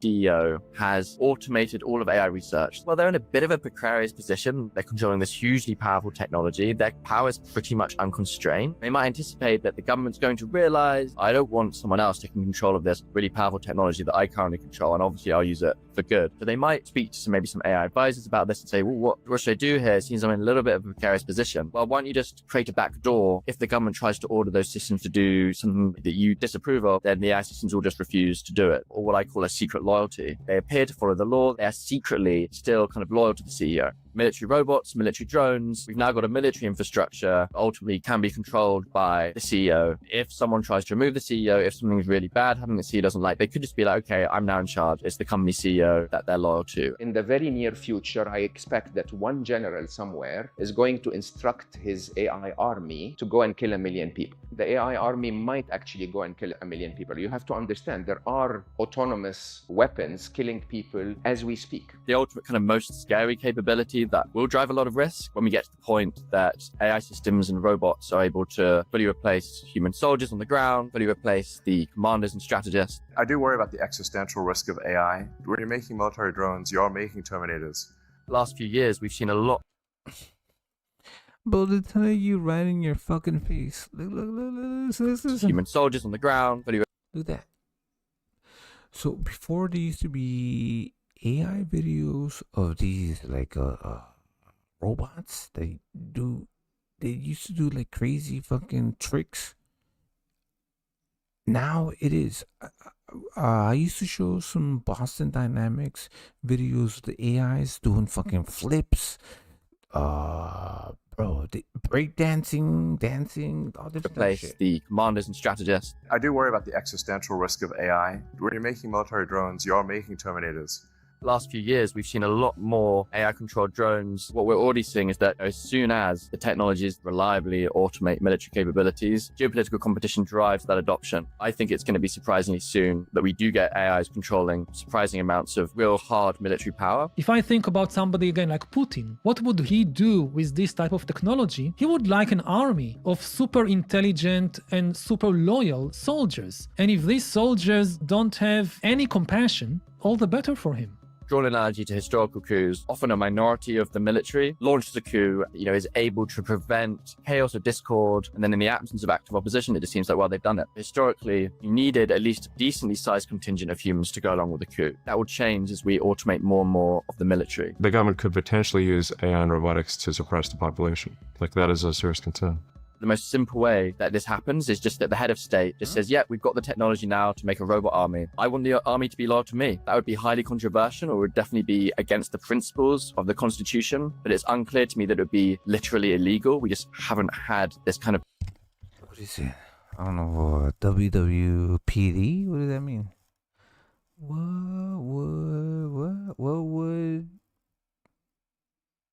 What the fuck does that mean? Whooped. What was you saying? We fucked. We gotta dig a hole and fucking hide. Where the fuck is Electrojet? Hiding him. What would Putin do? I don't know. Boom. I don't know. It's boom safe. I don't know what the fuck. I don't know if anybody's safe. I don't know. Okay. Theoretically, eventually, these corporations would be in power. None of these countries would be in power. Right? It's no longer about being in power in any country. It's about the people that control all of this stuff, right? Who's creating these robots, the AIs, and things like that. That's what the thing is about the whole entire thing. There's a whole entire system. All of them want to be in power. You see Palantir, you see all of the people that are investing into all of this stuff. Elon Musk, all of them. Whoever is investing into robotics and AI, they would eventually be in power. They would have the power. Technology, we haven't legislated for it. The constitution is not robust. You've got the head of state pushing really hard for that robot army to follow their instructions. Robots around the White House brutally suppress human. Yeah, I don't like these robots working like that because, like, you know what I mean? They're going to start sending out fucking sex robots and we will be satisfied. We haven't legislated for it. The constitution is not robust. You've got the head of state pushing really hard for that robot army to follow their instructions. Robots around. Look. You see that robot? You know what I'm saying? The White House.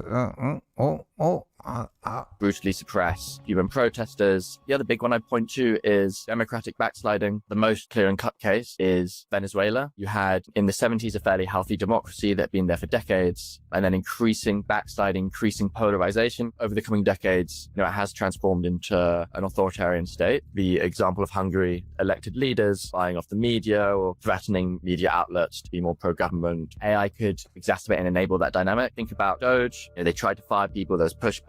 Imagine if you could just have AI systems that could fully replace all of those employees and could be made fully loyal to the president. How much easier would it be? Today, sleeper agents, not very sophisticated. An example of a sleeper.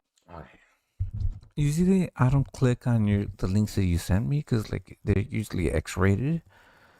But today I will. Okay. All right. I'm gonna click on one of your links, Melissa. I swear. Don't make me regret it, okay? Okay. If it's fucking perverted, how do you like my new stuff? Look.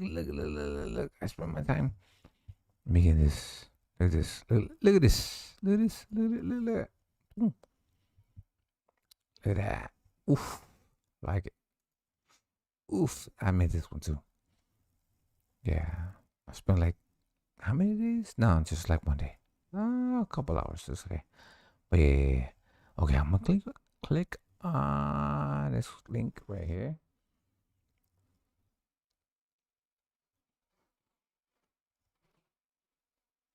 Why not? External evaluators. I think we talked about this a little while ago. I was telling LT about this. Even caught in early. Yes. I talked about this. I'll share it anyways. Here we go. I'll share. It is for you. It's okay. Here you go. Frontier model trying to undermine its developers. Yeah, we did talk about that. We talked about the undermining of the AI and the developers and killing people. Yes, I did talk about that. Yes, I did that. I did that already. Yeah. Let's scroll down a little while ago. And we'll do this one. Wait a second. What did you think about the ride? It was great. And apparently, I've never been on live television before, but apparently sometimes I don't watch the news because I'm a kid, and apparently Grandpa just gives me a remote after we watch the Powerball. It's the Powerball. Tell me about the ride. What did you think about the ride? Well, it was great. Why? Because apparently you're spinning around, and apparently every time you get dizzy, that's all you do is get dizzy. Is it fun? Yeah. It's enough. Alright. Okay. I want to be a Debbie Downer. This whole live, I love attempting this live, self. right? I'll do this for live. This has been lit for me. Okay. Another news. Keep on dropping links in the chat. Oh, there's a link right here. Look, Melissa. I'm gonna show the panel. You can be like, hey, Kazi, I miss you, but you don't have to do that. It's okay. Here, we'll jump again. One more time. Copy and paste. Oh no, okay.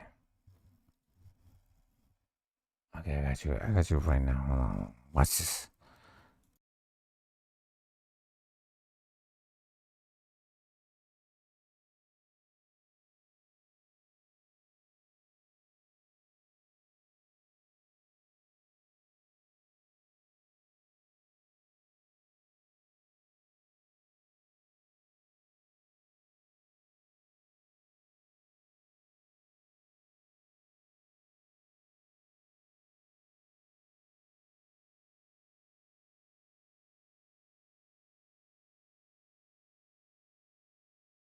Give me one second.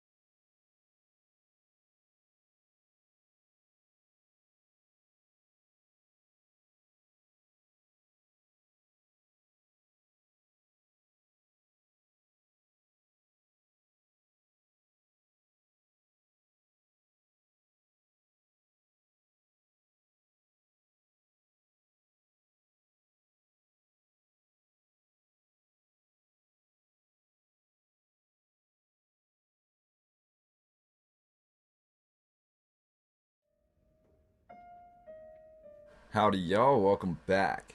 In keeping up with what I like to do on my channel, sharing with you different ideas, different theories, even different old world accepted narratives that most people will not talk about today or have not talked about in recent times, trying to put a more decisive sort of dive into what the history could actually mean.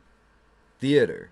We have the theater of war, the theater of progression, the literal theater, like in ancient Rome, a construct in itself which elevated Romans from a conquering warrior culture to one that cultivated many of the aspects of society that are still in place today. However, have you ever heard of the coincidence of theater? More specifically, the vast assortment of so-called coincidences that reshaped America before the year 1900, all seemingly related to the actual theater or stage acting, but seemingly alluding to a much deeper, possibly calculated and orchestrated series of events meant to discombobulate the population and blur the line between the old world and the new. Today, I'll be attempting to highlight for you a multitude of coincidences, all of which coalesce rather unbelievably to create the current historical narrative in America, and oddly, all of these anomalies tie back to the theater. The Illuminati was founded on May 1st, 1776 in Europe. On May 1st, 1796, we are told a prodigal son was born in St. Pancras, London. St. Pancras, London sits at roughly the center of the ancient city and maybe one of the oldest portions of London, according to the narrative, with some of the evidence suggesting that the church was founded here as early as 314 AD, next to the fortified Roman encampment that was known as the Brill. Inside the ancient walls of this parish community in London, in the year 1796, Junius Brutus Booth Sr. was born. The Roman names and the birth date given for this gentleman are already a coincidence. However, we are also told that Junius's father, Richard Booth,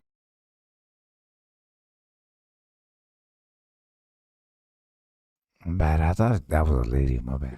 was a staunch yet secretive supporter of the American patriot cause, all the while living inside the heart of London's religious community. The question becomes, are these individuals predetermined to fill certain roles in history, or are there clues in the narrative that could allude to this? Junius Brutus Booth Sr. would go on to be regarded as the greatest stage actor in the world during the early to mid 19th century. He was a household name according to the narrative, not just in Europe, but across all corners of civilization, so it becomes rather surprising that one of Booth Sr.'s most famous quotes is, and I quote, "I was destined by my controllers first for the printing office, then to be an architect, then to be a sculptor and modeler, then a lawyer, then a sailor. Of all of these, I preferred those of sculptor and modeler," end quote. In the multiple places that this quote was printed in the 19th century, the term controllers is always capitalized. That's why I use the term prodigal son. It's as if Booth Sr. was chosen for the role from inside a very tight-knit community in the heart of London. But the question becomes, by whom was he chosen? Who were these controllers? In 1813, at the age of 17, Junius Brutus Booth witnessed the play Othello at the Royal Opera House of London. Immediately, he gained his controller's blessings and began a career in acting. Just 1 year later, Booth had toured most of the Low Countries before being invited back to London in 1817 to make his debut at the Royal Opera House. That year, Junius Brutus Booth rose to worldwide acclaim when he played the role of Richard III. By 1821, he was said to be having an affair with a flower girl. He was caught, and subsequently he abandoned his wife and his son to flee to America. That sounds like the actors I know. By 1822, the couple had settled in Bel Air, Maryland, which is just about 20 minutes from where I'm recording this audio right now. We're told Booth then inherited or came upon roughly 150 acres in Maryland, formerly the stomping ground of the Susquehannock indigenous people, who were wiped out just a few years earlier in 1763, but I digress. So Booth lands on 150 rich acres of land. He builds or founds a log cabin, but then, quickly afterwards, he founds a massive 2-story home known as Tudor Hall. However, this isn't just any 2-story home. It's the classic old world style 2-story building, where each story appears to be about 15 feet tall, and the overall building itself, at only 2 stories, is probably close to 50 feet tall or more. We're told Junius Brutus Booth was then immediately hired to again play Richard III in America, a role which he perfected over the next 30 years. Long story short, it appears Booth was part of some old world regime that was trickling into America, as there's still much debate over whether his plays were put on in French or in English. Seeing as he's an English actor from the heart of London, it's somewhat strange that he would perform in French at all, unless, much like John Levy has pointed out before, French appeared to be the predominant language that was universally being used before the rise of Napoleon, but was still being used afterwards in elite circles, even post-reset. Of course, it does appear to get deeper. For example, in 1835, Booth Sr., the predominant actor in the entire world at this time, wrote a letter to American President Andrew Jackson explicitly stating that he planned to cause Jackson's passing. If you didn't know, Andrew Jackson essentially looked to end the central bank and get America out of the control or the grip of the banking elites. But if we read between the lines, could those banking elites also have been controlling the media at the time, like the theaters and the newspapers? I think you know the answer. What's even stranger here is Andrew Jackson not only did not charge Booth with any crime for this, but he actually accepted Booth into a role in Washington. I wonder why. What leverage was really had there? Booth lived the remainder of his life touring both Europe and America, usually accompanied by some, but never all of his sons at the same time. Although he was an extremely well-educated, upper-class gentleman, we're told on a steamboat from New Orleans, frozen ball where he turns had into just a performed complete in hot French, pork soup going in to exactly Cincinnati, 60 Booth repeatedly drank river water, causing him to get violently ill. seconds. Pork, vegetables, and rice locked inside. No cooking required, just boiling water. It stays good in your freezer for 2 years. This is how ordinary families survived the 1930s. Today, I'll show you the whole recipe right now, step by step. Stay until the end for the one secret ingredient that holds it all together. Starting with vegetables. 1 medium zucchini, cutting it very fine. Small cubes, almost like a mince. The smaller the pieces, the faster and more evenly they dry in the oven. What stays behind is pure concentrated flavor. Mild, slightly sweet with no bitterness. White button mushrooms. Same technique, very fine dice. The Amish called mushrooms earth meat. There's a real science behind that. Mushrooms contain natural glutamates, and the same compounds responsible for deep savory flavor in beef broth. Carrot, same thing, fine dice. That golden color in the finished soup, and beta-carotene, vitamin A, critical for immune function during times of limited food. Garlic, pressing through a garlic press, not chopping.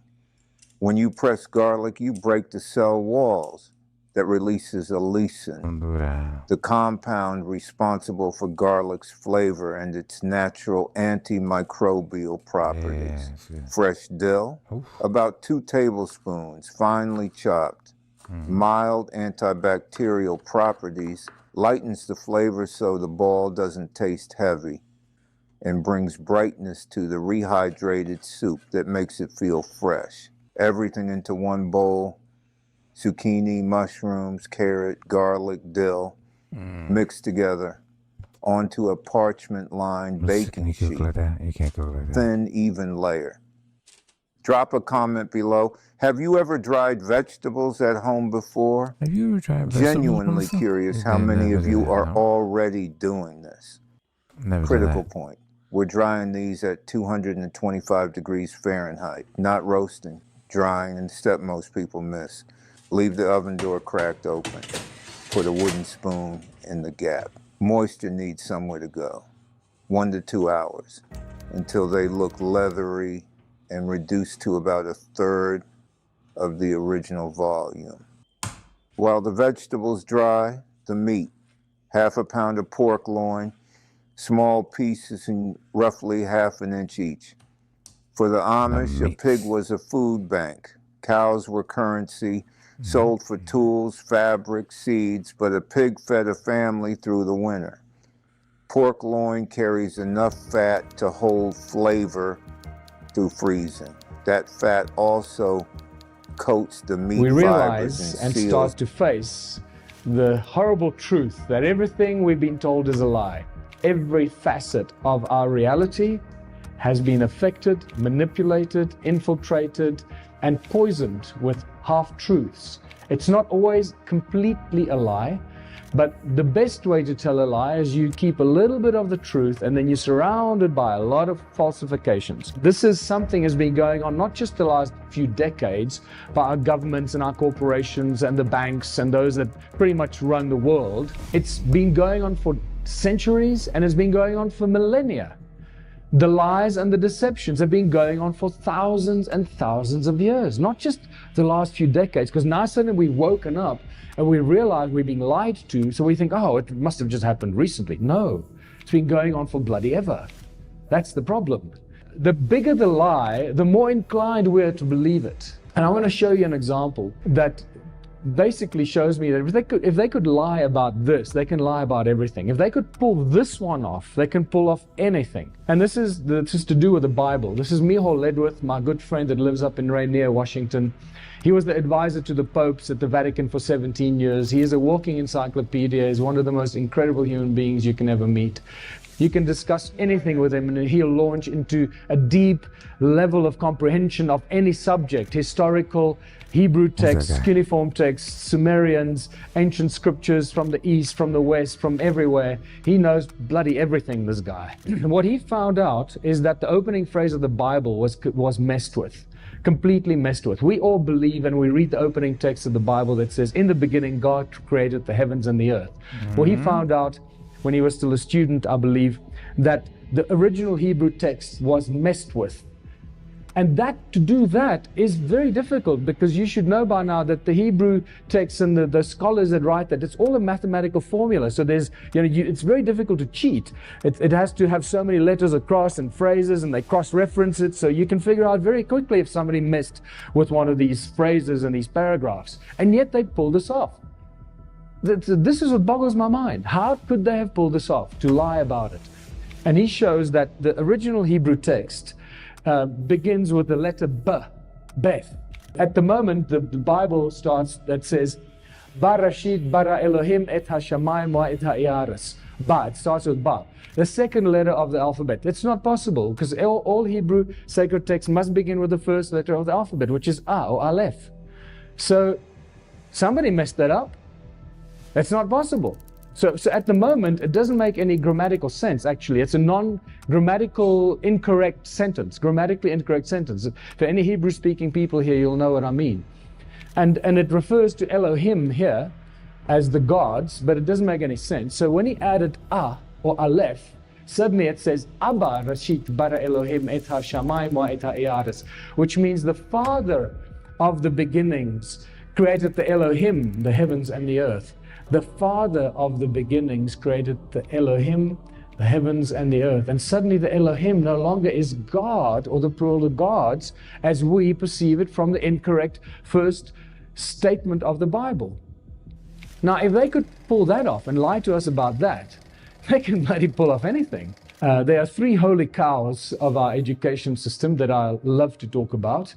And these three holy cows that many people find untouchable are that we evolved out of apes. Nothing can travel faster than the speed of light, and energy cannot be created or destroyed. It can only be converted from one form to another. Now, if you mention these in any kind of scientific debate with professors and very clever people from universities, they'll all sit and nod and argue, yes, absolutely, that's how it is. All bull, absolute lies. The theory of evolution remains a theory of evolution. There is no scientific evidence ever shown that we evolved out of apes. It's all bogus that was put into our history books to remove us from a creator or any kind of creation process or the possibility of being created by other ETs or any such activity. So the theory of evolution is all part of the long line of lies and misinformation and deception that goes back thousands of years. It's not something that started recently, right?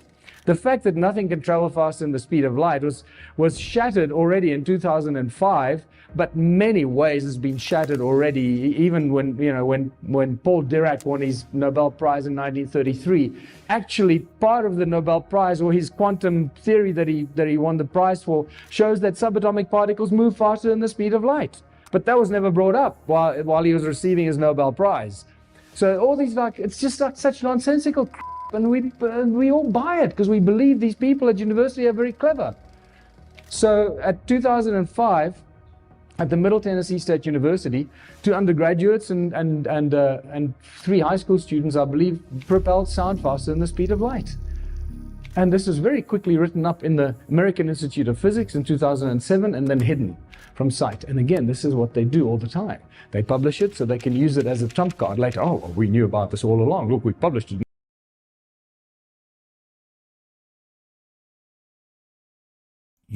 knew about this information you're just telling me now. Okay. That's what you're telling me. Okay. In 2005 or 2007. And they hide it because they don't want people to know that you can propel sound faster than the speed of light. Of course you can. Why?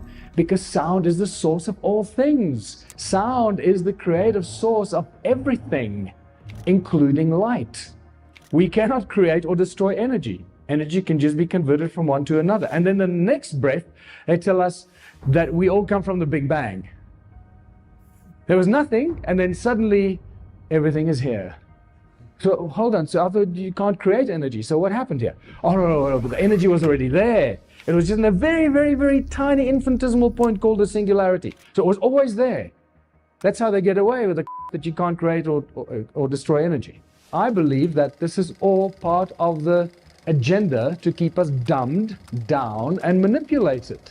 If you look at the photographs from NASA, if you can believe them, of these spectacular pictures of nebulae and these nebulae, the Horse Nebulae and the Eagle Nebulae and all this nebulae and the Eye Nebulae and all this, and they tell us that there are trillions of stars being born every second. Say, okay, wow, but I thought we can't create energy. So surely it takes energy for stars to be born. Where's that energy coming from? Where's it go? Oh, from the vacuum. Oh, but space is a vacuum, so in a vacuum nothing can exist. So that busts EMC square, right? So energy is equal mass times speed of light square. Energy, mass, in a vacuum, there's no mass. So if the mass of vacuum is zero, it means 0 times the speed of light is 0. That means there's zero energy in space. So how can anything be created? What's going on here? They're just lying to us every step of the way. We're being fooled and lied to. Another great secret that they've been keeping from us is that water seems to be everywhere in the universe. So again, NASA hides these things because in, was it 2009, I think, when they published this, that they found sprawling clouds of cold water vapor around a burgeoning solar system nearby called Hydra. Hydra. Yeah. The water vapor could eventually deliver oceans to the dry planets that are forming in that solar system.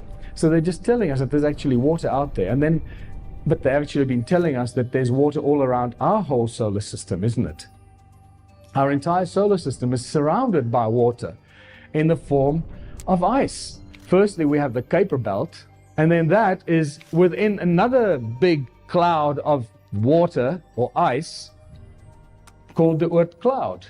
So you get the Kuiper Belt, and then the Kuiper Belt and the entire solar system sits in the Oort cloud that surrounds the entire solar system. So they tell us that this solar system called Hydra is surrounded by water, and then actually our entire solar system is surrounded by water, and it looks probably something like this. The entire thing is possibly made up of water. And suddenly, I have a very different take on the opening statement of the Bible. The Spirit of God moved over the waters. In the beginning, God created the heaven and the earth.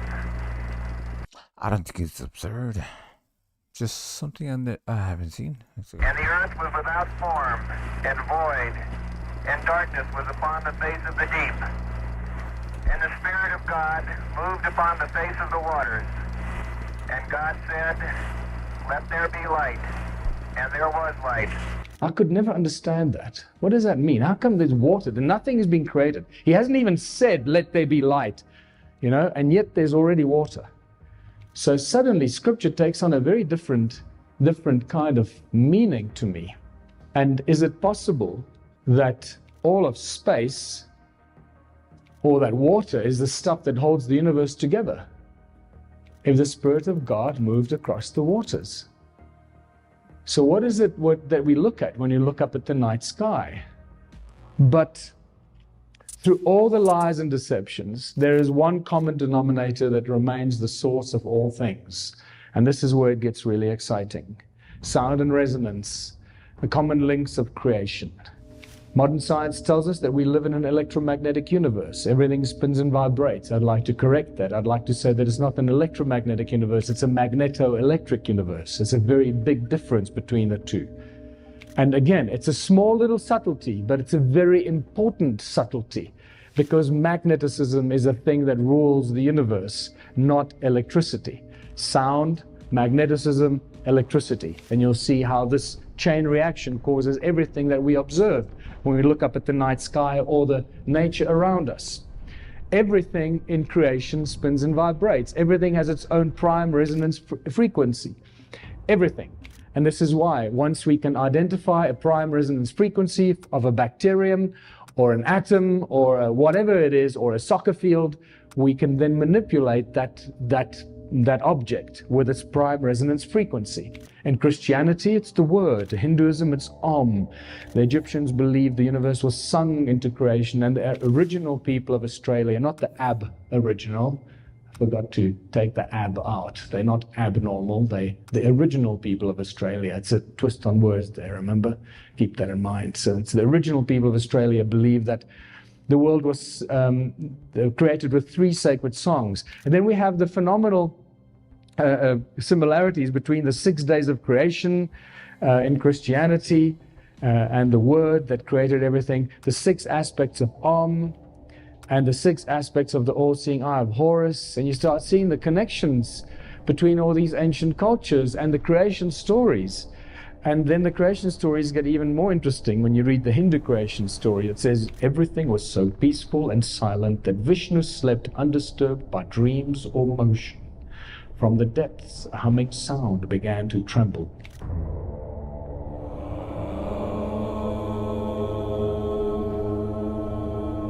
It grew and spread, filling the emptiness and throbbing with energy. The night had ended. Vishnu awoke. That's just a little more dramatic version of saying God said, let there be light. Sound is the source of all creation. Sound and resonance is responsible for everything. It is the breath of the Creator, the prime resonance frequency, and the source code for everything in creation, including our DNA.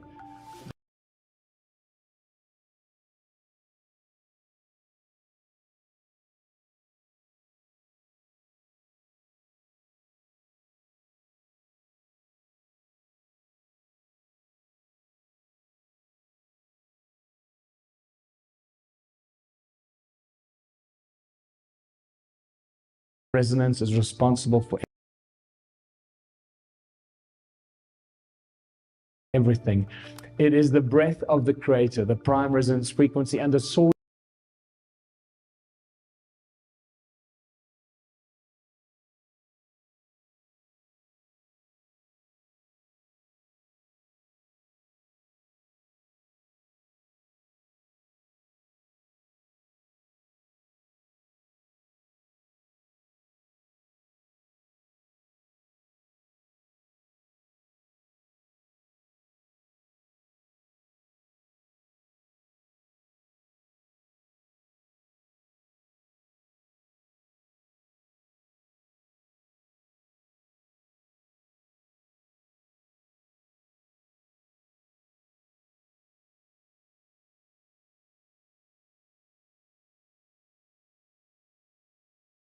Code for everything in creation, including our DNA.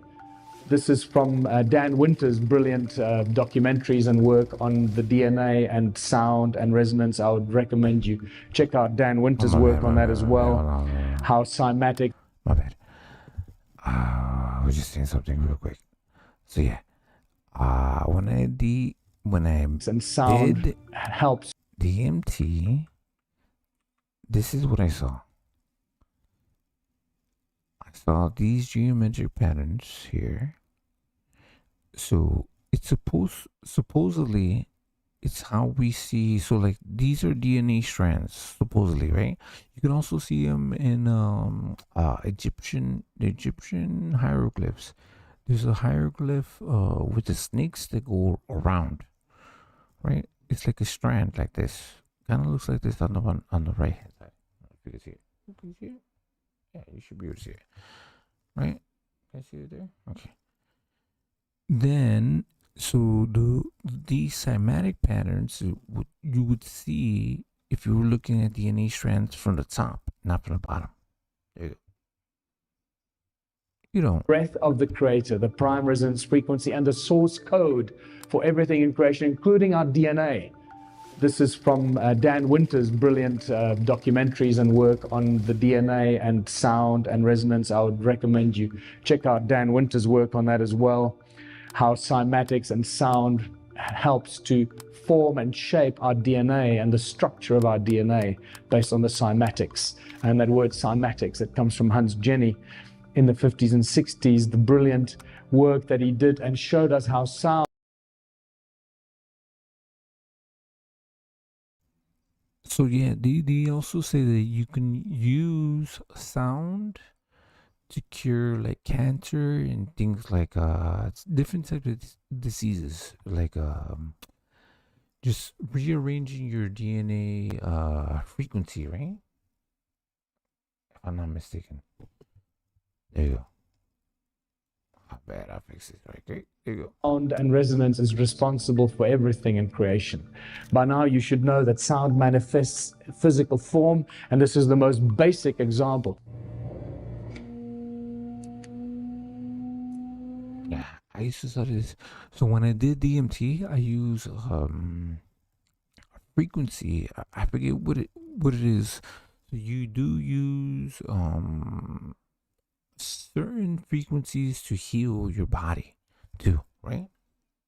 Every frequency has its own specific shape, a prime resonance frequency. Are you only looking at a two-dimensional representation of a three-dimensional effect?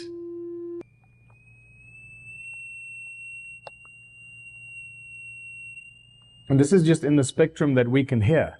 You can imagine in the low frequencies that we can't hear, it has the same effect. The higher the frequency, the more complex the shapes. The lower the frequency, the more basic and the larger the shapes. Okay, so the original people of Australia have a creation story that says time began when the supernatural beings. Hold on, where's Carl? Carl doesn't like me no more. I used to be cool with Carl. Carl, remember Carl? Okay. I don't know what I did to Carl. Maybe because I don't like Geo Batai. I think Geo Batai is a fucking bum. Awoke and broke through the surface of the earth. So imagine the surface of the earth being something like this, that metal plate being the surface of the earth.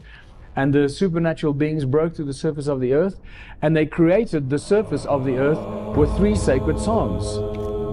This is from Hans Jenny's brilliant video, Cymatics. This is powder on a metal plate. It's not a liquid or a jelly, it's powder. You can see landscapes being formed here over extended periods of time. Mountains can form, valleys, volcanoes, all to do with the sound of the earth coming out of the earth. And some of these pictures, the images of the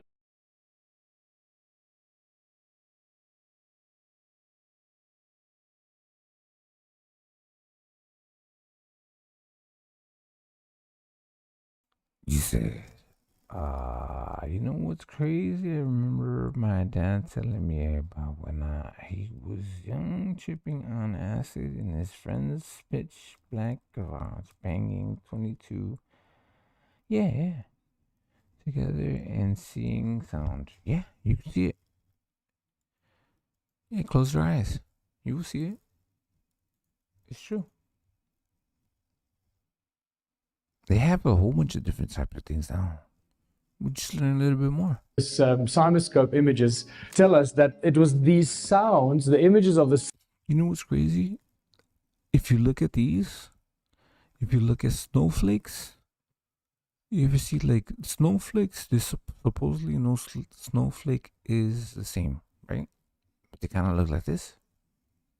This CymaScope images tell us that it was these sounds, the images of the sound, that actually inspired religious symbols. That beautiful cross in a circle at the center of some of these cymatic photographs give us a very clear indication that the creators of the religious symbols knew exactly what they were talking about, that the source of creation is sound itself.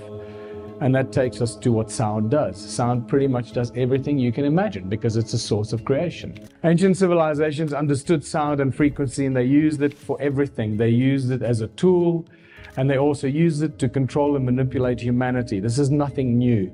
We know by now that the pineal gland is pretty much what represents the all-seeing eye of Horus. It's a receiver, it's a transmitter, it's a powerful tool that we should be using, but we're not, because it was manipulated with and probably compromised. And it seems that these ancient beings, these either bird-headed beings or winged beings, used these cone-shaped tools and other techniques to manipulate our pineal gland and manipulate our DNA.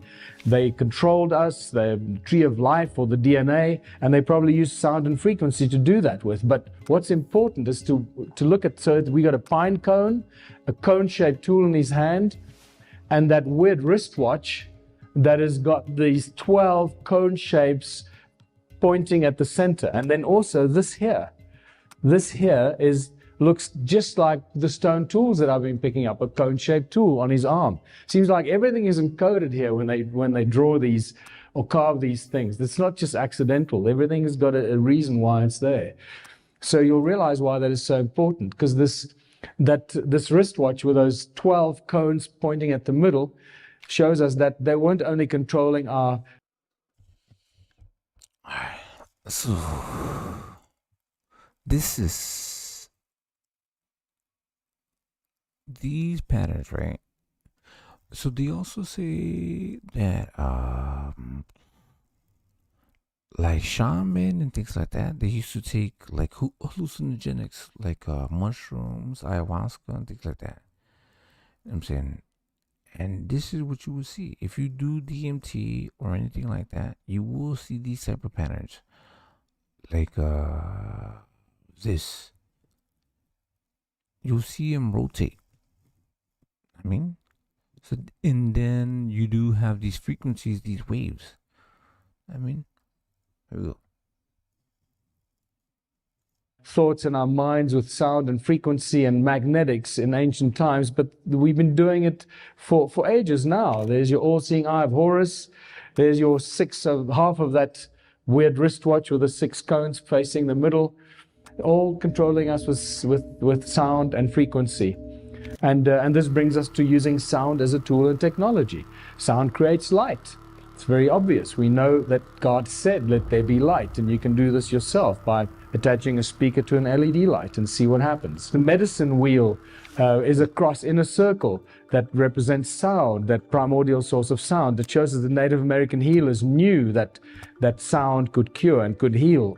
This is a Sumerian seal that represents sound, and also this is where the swastika has its origin, in sound and resonance. Royal Raymond Rife, you should know by now, that cured with the man that found the cure for all disease with sound and resonance, and were converted to electric impulses. And in a library in Sedona is his handwritten manuscript that you can read all his handwritten frequencies that he wrote down for cures for all the disease. This all the different cancers. This is for diphtheria. This is for tuberculosis. Lakovsky, the multiple wave oscillator, that has got an incredible record of curing all kinds of diseases, including cancers. And more recently, Anthony Holland, who in a TED talk in 2011 shows how he cures cancer with sound frequencies. And since then, we've not heard anything of him. He's sort of disappeared. These are the first videos taken. We show these videos to our friends. But, okay. See, this is the thing. So if you're trying to eliminate cancer from cells, how do you use sound vibration to get to the cells? That's the only thing, right? I don't know how they would be able to be capable of doing that. So how would you be able to heal someone? So also tuning forks, right? They use tuning forks. But how would you be able to cure someone from cancer?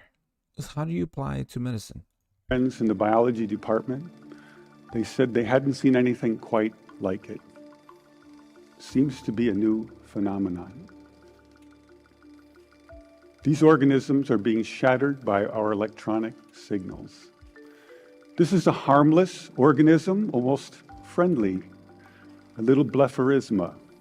And normally they're very fast swimmers, but when you approach a frequency to which they are vulnerable, they begin to slow down, then they stop, and then they begin to disintegrate within about 3 minutes. So first we attack pancreatic cancer. Take a good look at this slide, because the next one will look quite different. After we treat these cells, they change their shape and size, and they begin to grow long, rope-like structures out the sides. They look something like antennas. I call them bioantennas for biological antennas. It's as if the cancer cells are trying to tune in to our signal. We now know that cancer is vulnerable between the frequencies of 100,000 hertz and 300,000 hertz. So now we attack leukemia cells. Leukemia cell number 1 tries to grow a copy of itself, but the new cell is shattered into dozens of fragments and scattered across the slide. Leukemia cell number 2 then hyperinflates and also dies. Leukemia cell number 3 then tries to make another cancer cell. The new cell is shattered and the original cell dies. I think you get the gist of it. Sound continues to amaze us. Sound can levitate. By now, you would have seen this many times. Just a very quick idea that sound actually does levitate things. But this is not how the ancients used to levitate the very big, heavy objects. This is a very different... Okay, but this is the thing too. Okay.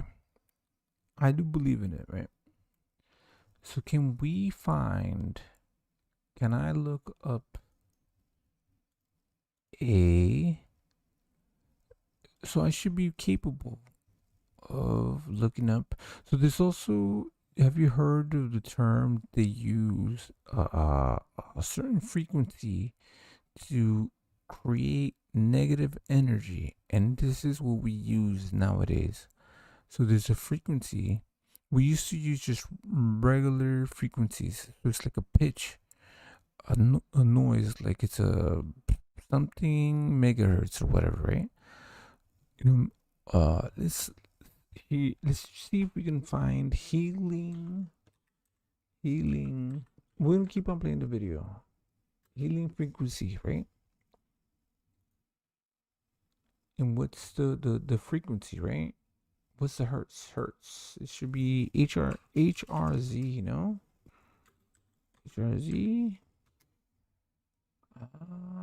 Okay, so we do have that, right? So it's 528 hertz. Is that it? Is that how it works?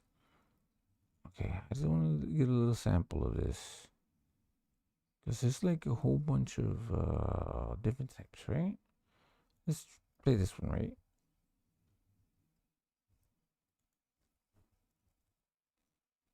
Here we go. So is this it?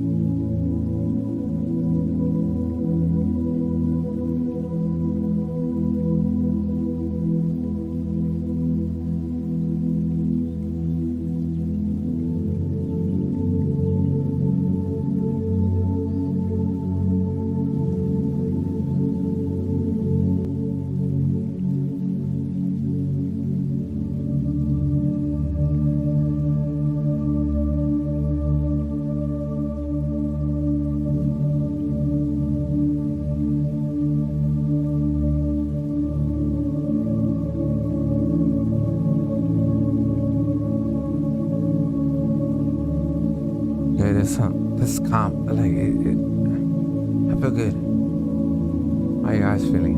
You feel it? You feel it? Okay, this calm, like it, I feel good. You like it? Alright, let's get back to it. I might just play this all night.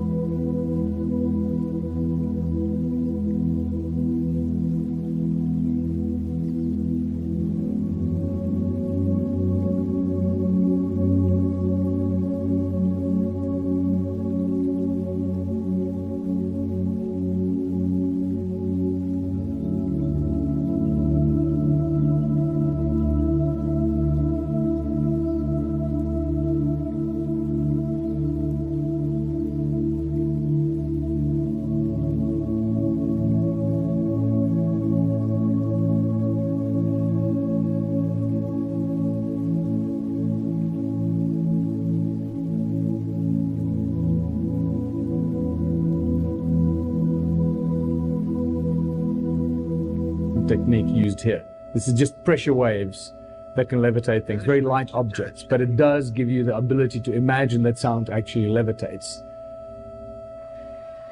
John Keeley levitated stuff and drilled sound holes with sound in 1888 already.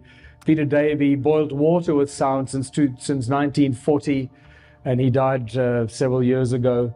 It looks like a desk lamp, is cool to the touch, and appears to be doing nothing until it comes into contact with water. Peter Davey claims his invention uses the power of sound to boil water. He says the idea came to him 50 years ago when he noticed different saxophone notes caused different household items to rattle. Magnetrons are really just very, very it's called a resonant cavity magnetron that is created through resonance, sound resonance. It creates huge amounts of energy that's used in laser beams, used in microwaves, laser beams, etc. Sound acts as a cloak of invisibility. Sound can make things disappear. This 3D sort of plastic pyramid they created, when they expose it to certain sound frequencies, anything they put underneath it disappears, becomes invisible. And sound creates hurricanes. Two guys in 2003 that lodged a patent to create hurricanes out of sound, believe it or not. And I believe they were granted their patent to create hurricanes. And maybe this is how they create the weather for us, without us even realizing it. And this is a fantastic one. These kids from college here in the USA that created a sound fire extinguisher. And this is years ago. You would have thought by now the fire brigades would be using it everywhere. We're both graduating from the Electrical and Computer Engineering Department at George Mason University this coming May. We're here, we're just going to test out our device that we use that uses sound frequencies to extinguish flames. I see this device being applied to a lot of things. First off, I think in the kitchen, it could be on top of a stovetop. But eventually, I'd like to see this applied to maybe swarm robotics, where it'd be attached to a drone, and that would be applied to forest fires or even building fires where you wouldn't want to sacrifice human life. Professor Brian Mark really stepped in to help us. Just gave us a lot of support. I think as a whole, engineering is really just finding solutions finding simple solutions to complicated problems. Sound creates volcanoes. Imagine, the Earth is ringing like a bell all the time.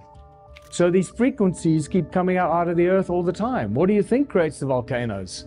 What creates the heat underground that creates the volcanoes? Luc Montagnier, 2011, spontaneously generated DNA in water with sound frequencies. If you go on YouTube, you can watch one of these latest documentaries where he creates a virus with a sound frequency from Paris to Rome by sending a sound frequency of a virus across a telephone line, and they reconstitute the virus that he has in the lab in Paris. They reconstitute the same virus in the lab in Rome.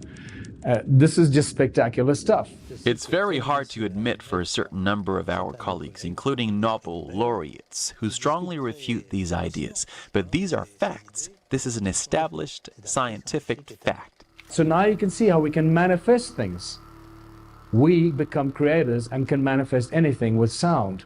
And this is why we now know that sound is the ultimate source of free energy. And Nikola Tesla knew this. He knew that the earth rings like a bell, and he used the sound of the earth because it constantly rings, it never stops. He used it as a source of energy to create his free energy device. And this is where we realize that sound and magneticism is inextricably connected. It's sound that creates magnetic fields. Electric power is everywhere present in unlimited quantities. It can drive the world's machinery without the need of coal, oil, gas, or any other fuel. This new power for the driving of the world's machinery will be derived from the energy which operates the universe, the cosmic energy. And moving magnetic fields create electricity. It's in that order that creation seems to happen. So we don't live in an electromagnetic universe, we live in a magneto-electric universe. So magnets give off sound. We all know what speakers are. So there you go, you got electricity, it comes out of a plug, it runs down a wire, it goes into a speaker, a magnet, the magnet reacts, and the magnet makes the air move and creates sound. And the reverse is possible as well. It works one way and it works the other way. And this is where we start getting into the real understanding of some of the masters. And no matter how I look at it, how much research I do, I keep coming back to one guy that stands head and shoulders above all other researchers and inventors of, I don't know, for how many centuries. And that guy's name is Nikola Tesla. By now, if you don't know him yet, I suggest you go and do some research into this guy's work.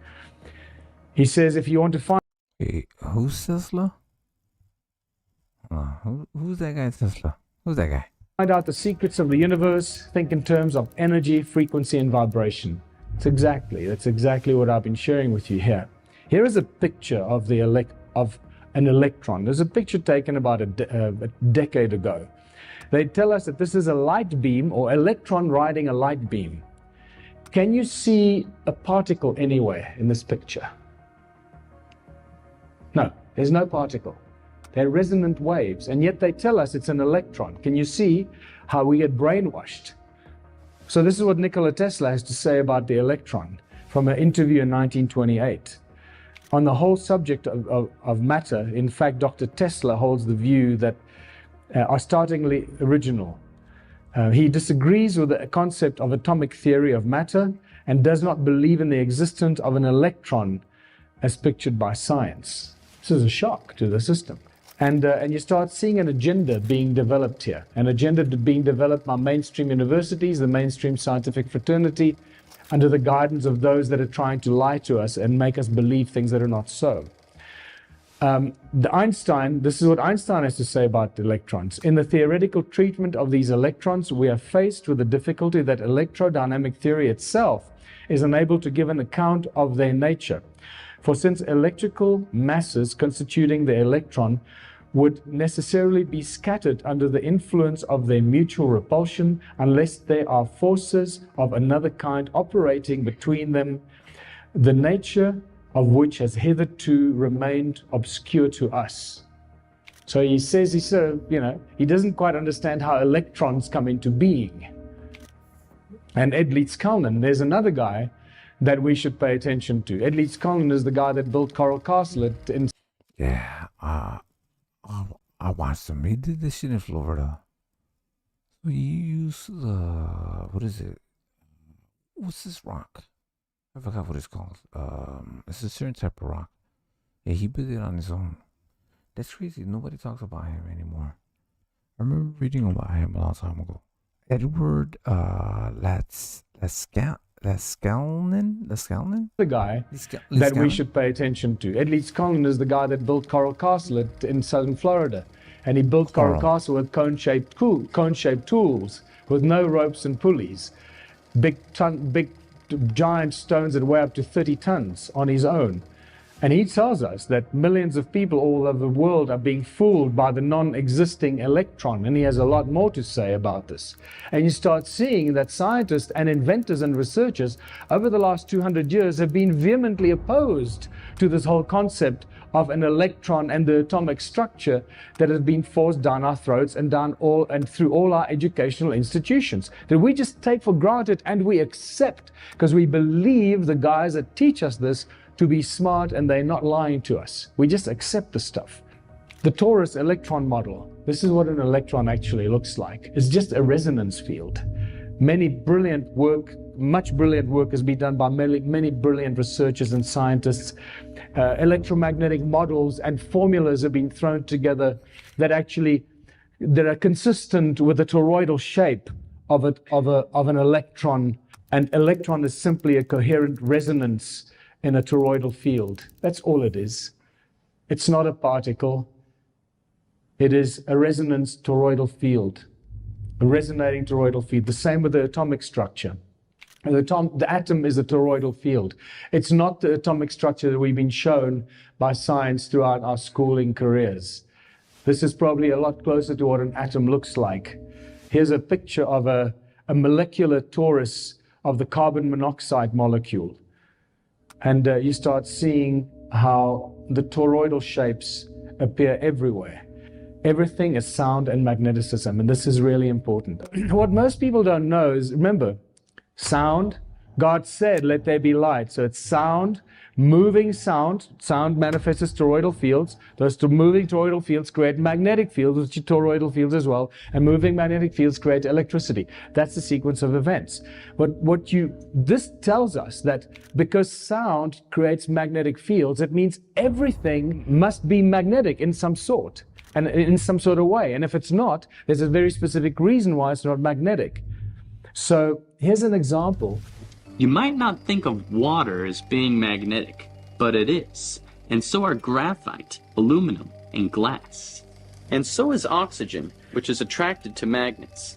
Here, I have a few milliliters of liquid oxygen, which sticks to the magnet. I'll explain why later.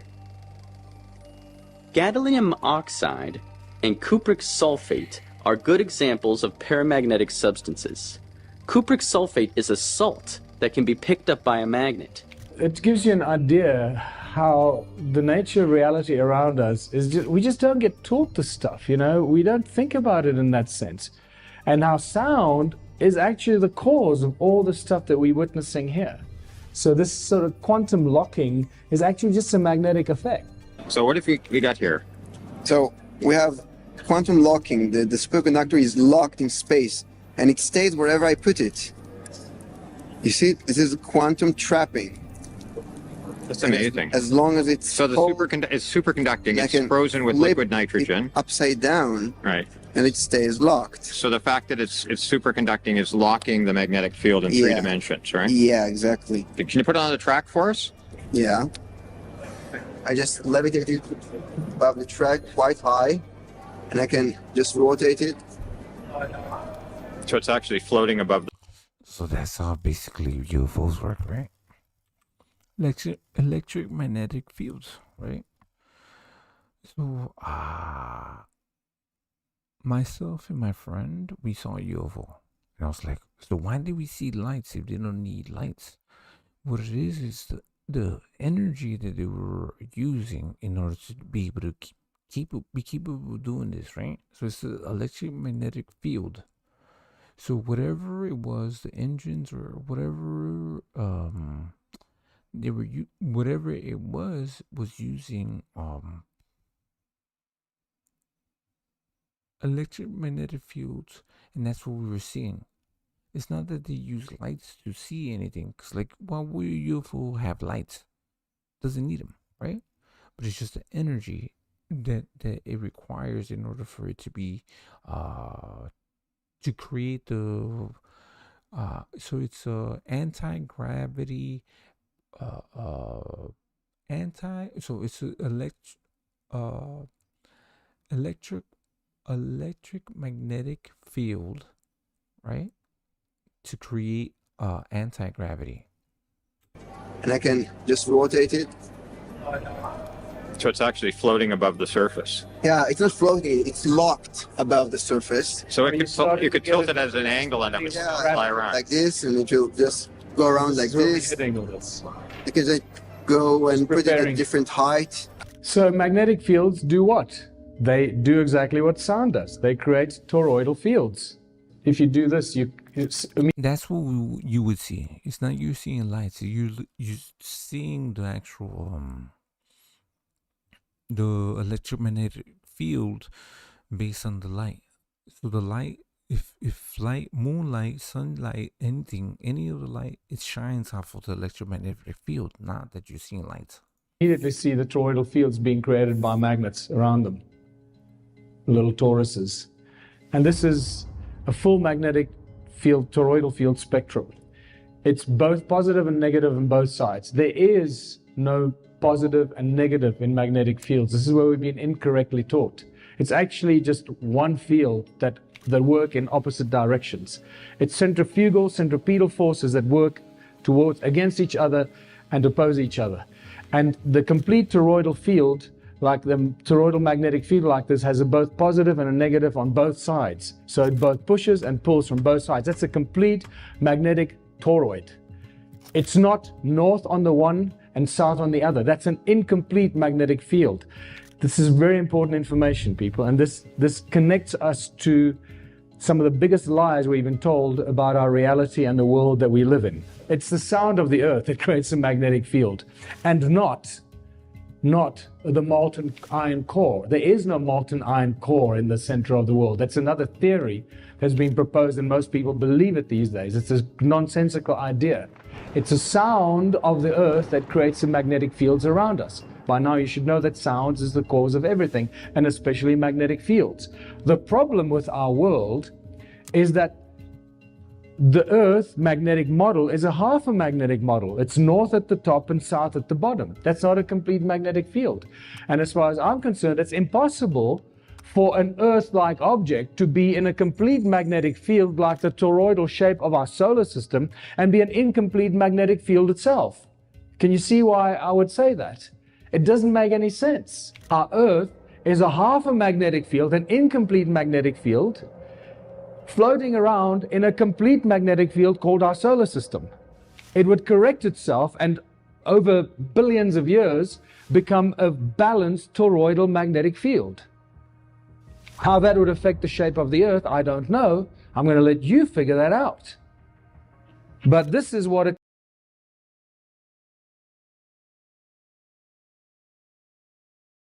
I don't know. I'm going to let you figure that out. But this is what a complete and balanced toroidal magnetic field looks like. And what it does, it has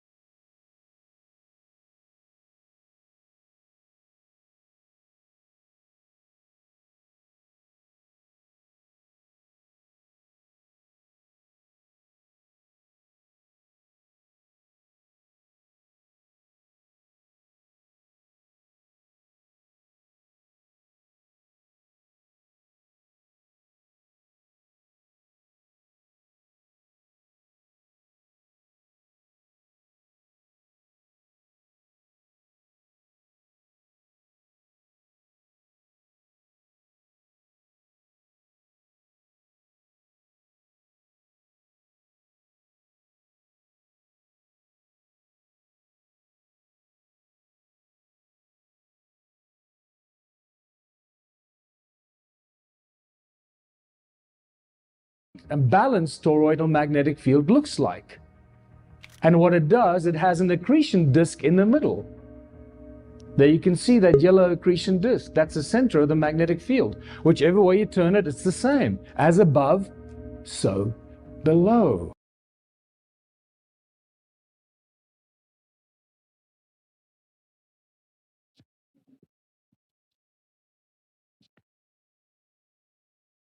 Right.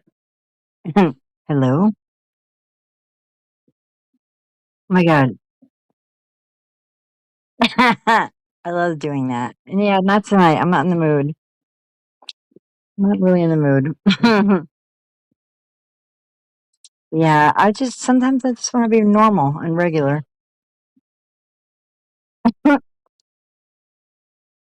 I know, right, sir? Sir. No, we're good. This is a learning expedition tonight. So, like, I'm trying to concentrate, okay? Don't throw me off. Yeah, don't throw me off.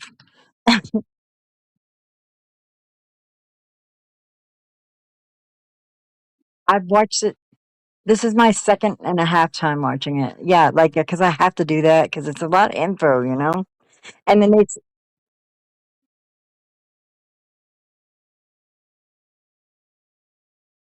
yeah, well, I mean, sometimes, oh shit, oh my God, I didn't mean to do that. But like sometimes they start off with this shit and I'm like, oh God, and I literally roll my eyes and like my head goes to the side.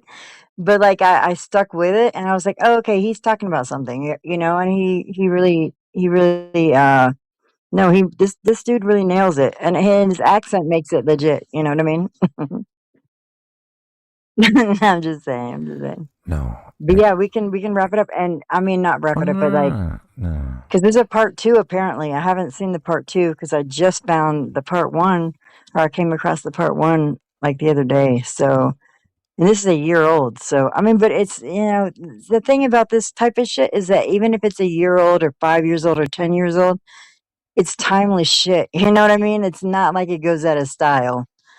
So Oh no, I was just mentioning this whole live was just educational. It was dope. I want to rewatch my shit. You know what I'm no, saying? it's live. This shit is live.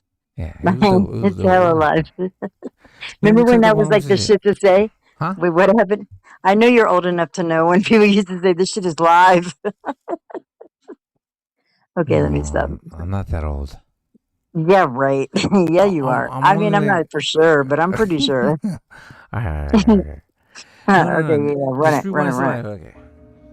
it. We start to understand some of these basic fundamentals of creation, all coming from the breath of God, the breath of the Creator, the words that we utter. Everything that we say and create has the same Oh, effect, can you pause creating one these second? complete, perfect. I won't keep doing this, but I just want to ask you something. Like, do you think that the God that he's speaking of, who the breath of the Creator, like the architect is different. Like I feel like that's a different entity, but do you feel like the God of this world, meaning there might be I'm not saying well there has to be multiple if I'm saying more than one. I'm not saying there are multiple like multiple. I don't know about all that. But I do know the God of this world is not like sacred geometry and sound doesn't really reflect that same God that we know of in the Bible, especially the Old Testament. And I just wonder, do you think there's like a conflict there at all? Ah, okay. See, I had the same discussion with someone else, right? So this is the thing. So I think God is infinite. It's not just like from this world. Cause like okay, how many planets exist? How many people? So how many creatures? Everything. God encompasses everything, not just this planet. We just think that we have God. God is everything. God is us. God is the planet. God is the universe. God is everything above everything. We just live inside of God. That's it. Does that make sense? So you see our little thing. So like this could just be like one little cell. Like our little microcosm, you're saying? Yeah, Like, that lives right. inside Okay, of the so let whole me ask entire you picture. this. Because I feel like you're ready for this, cause, and I'm not trying to steer you any I kind of way. heard. I want to spark your mind, because maybe and I'm not saying I'm right. I just want to spark your mind so that you go whatever direction Because I already know what direction I'm going in, but I didn't really like it at first. At first, I shut it out. But the point is, do you think that the God of first of all, would you consider that there's an alpha and an omega, right? And I feel like, and me personally, I feel like the alpha and the omega is too big of a word, or too big of a whatever you want to call it, to be called a god. A god is not the same as the alpha and the omega, the beginning and the end, you know? So I feel like what we tap into, me personally, I feel like we tap into the alpha and the omega, the beginning and the end, like real creation, actual creation, but we are tricked into believing that the God of, well, first of all, the Old Testament, like, who the fuck is this guy? Like, and then he suddenly changes, and like, what? Like, that doesn't make any sense. So that's a problem for me right off the bat, you know? Like, who the fuck, why would he do that? Riddle me this, though. Riddle me this, right? Okay. Because this is also something I was just looking at right now, right? Okay. Think about this. What if we're the only actual planet? What if the devil actually deceived us to make us believe that there's all the rest of this stuff? What if the rest of this stuff is just an illusion and just make believe? Because there's only actually one planet that we know of. Because if we don't know of anything else, does it exist? If a tree falls in the forest and we don't hear it, does it actually exist? Right? That's the logic. So we don't know of anything else. So if the illusion is, if Satan is actually trying to make us believe there's something else, but we only live in this planet, okay? And that's all. Right. And there's nothing else. All Like, the rest, on this planet, and this reality yeah, based on, exactly. okay, my Right. bad, go ahead. No, right, exactly. This planet is our reality. So everything else could be, it doesn't exist because we don't know of it. We don't know of what's beyond that. But what does that It's matter? just, What does that matter, though? And I'm really asking you a real question. What I'm does that asking matter you because with what this is I'm the thing. talking about, though? You know, or what we're Because talking about? if it's all just an illusion, it's all just a hologram. It's just something to deter us from just It's the praising God. connection to your spirit, babes. It's your connection to the spirit. Like, that's what I'm talking about. There's a difference. Like obviously, what is or not Lucifer, because they whoever the fuck they are, they're always doing shit, right? Who's they? But right, you tell me. I mean, I have an idea, but I will never see him. But the point is that, like, I mean, obviously, the Bible has been changed. That's so clear as day. No, I know. No, but Right. So my point is that I'm trying they, to have you. Okay, obviously, I believe more than just us, right? Us as humans, is us on right, our planet, things like that. of course. But if you think about how Christianity looks at everything else, right? Or any religion, it's just us on this planet and what we believe in, right? So everything else can be just false. Yeah. It's a deception because Satan would be to deceive us that But there's what is something bigger Satan? than that. What is Satan known as? Like, what is his whole moniker? I don't know. You Like, what do we believe know? in so No, above, so below. he's the what is it? The whatever of liars. Like, he's the best liar. And the best That's what you said. He's the he's the best. deceptor. He's the Right, deceiver. deceptor. Right. Deceiver. So therefore, doesn't that apply all the time? Wouldn't that mean that maybe they're lying to us within that actual scripture itself? And I'm No, not not saying they are, necessarily. No. but you know your spirit. Like, even though that's what gets us hooked, is because think about it. If they've been deceiving us for and whoever the fuck they are, for millennia, then they know how we operate, because we're human. Human nature operates with first of all with five senses.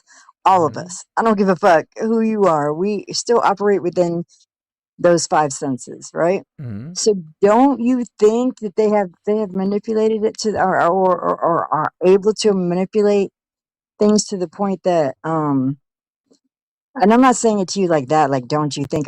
That's just how I talk. But like No. So I'm just trying to give you another. Okay, it's just kind of like proposing another idea. So like it's just okay. Let's put our feet in somebody else's shoes, because this is what they believe. So if that's all I do. Right. And I'm good with that.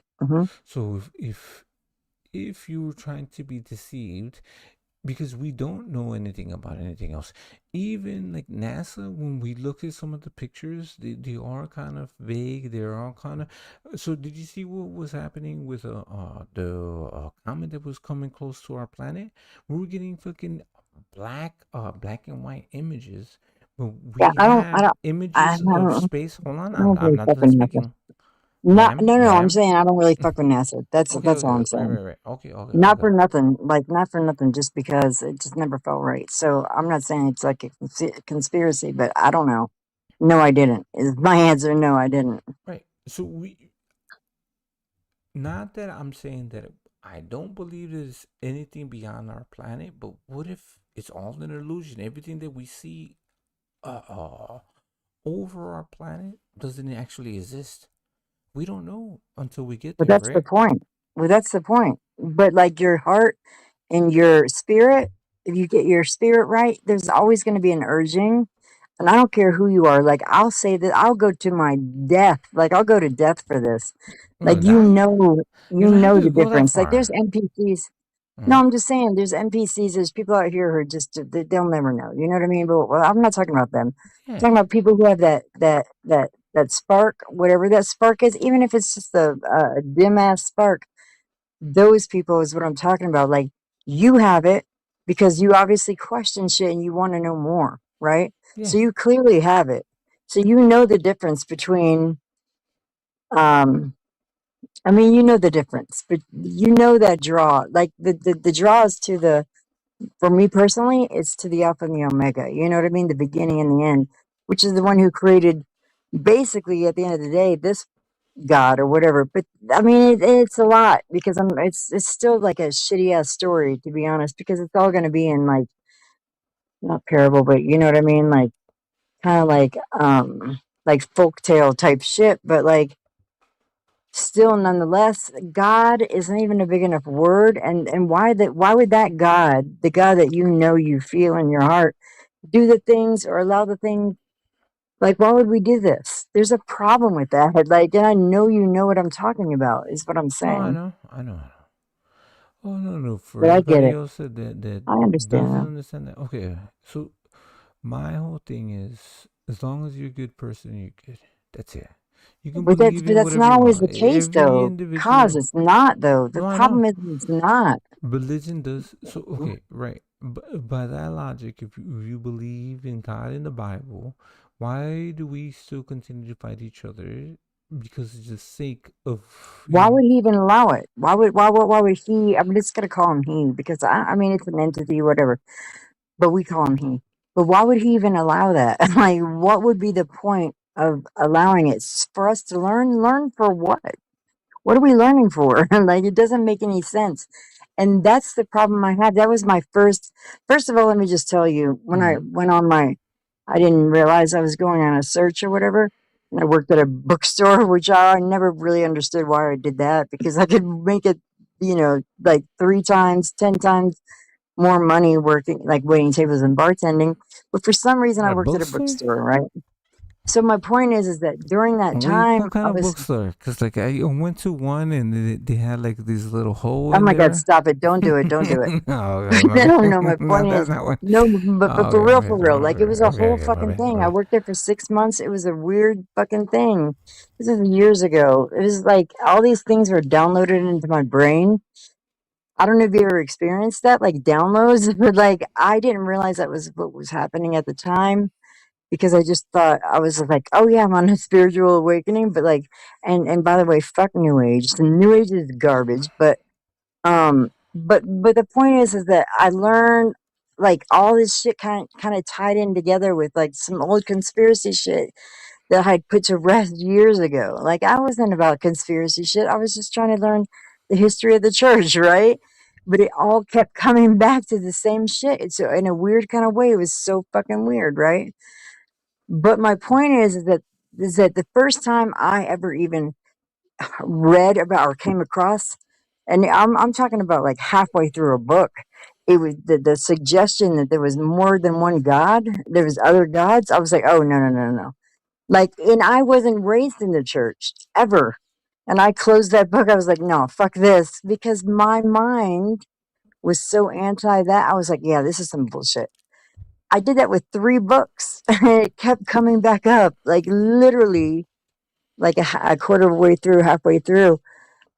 Finally, on like the 3rd time or 4th time, I was like, all right, let me consider this, because clearly it's a fucking thing, right? So my point is that I automatically shut the shit down myself.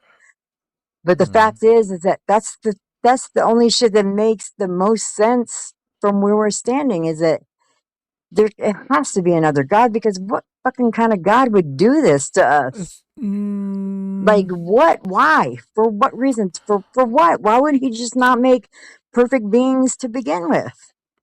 If that was the case, it doesn't make any fucking logical sense. So there's a problem. For me, scientifically, I'm just talking reasonably and logically. There's a fucking problem. That's a huge problem. But people don't question it because you're not supposed to question it. Well, no, you can't do that. Like, and then you're automatically like chastised and like, you know what I mean, cast out. But fuck that. It doesn't make any fucking sense.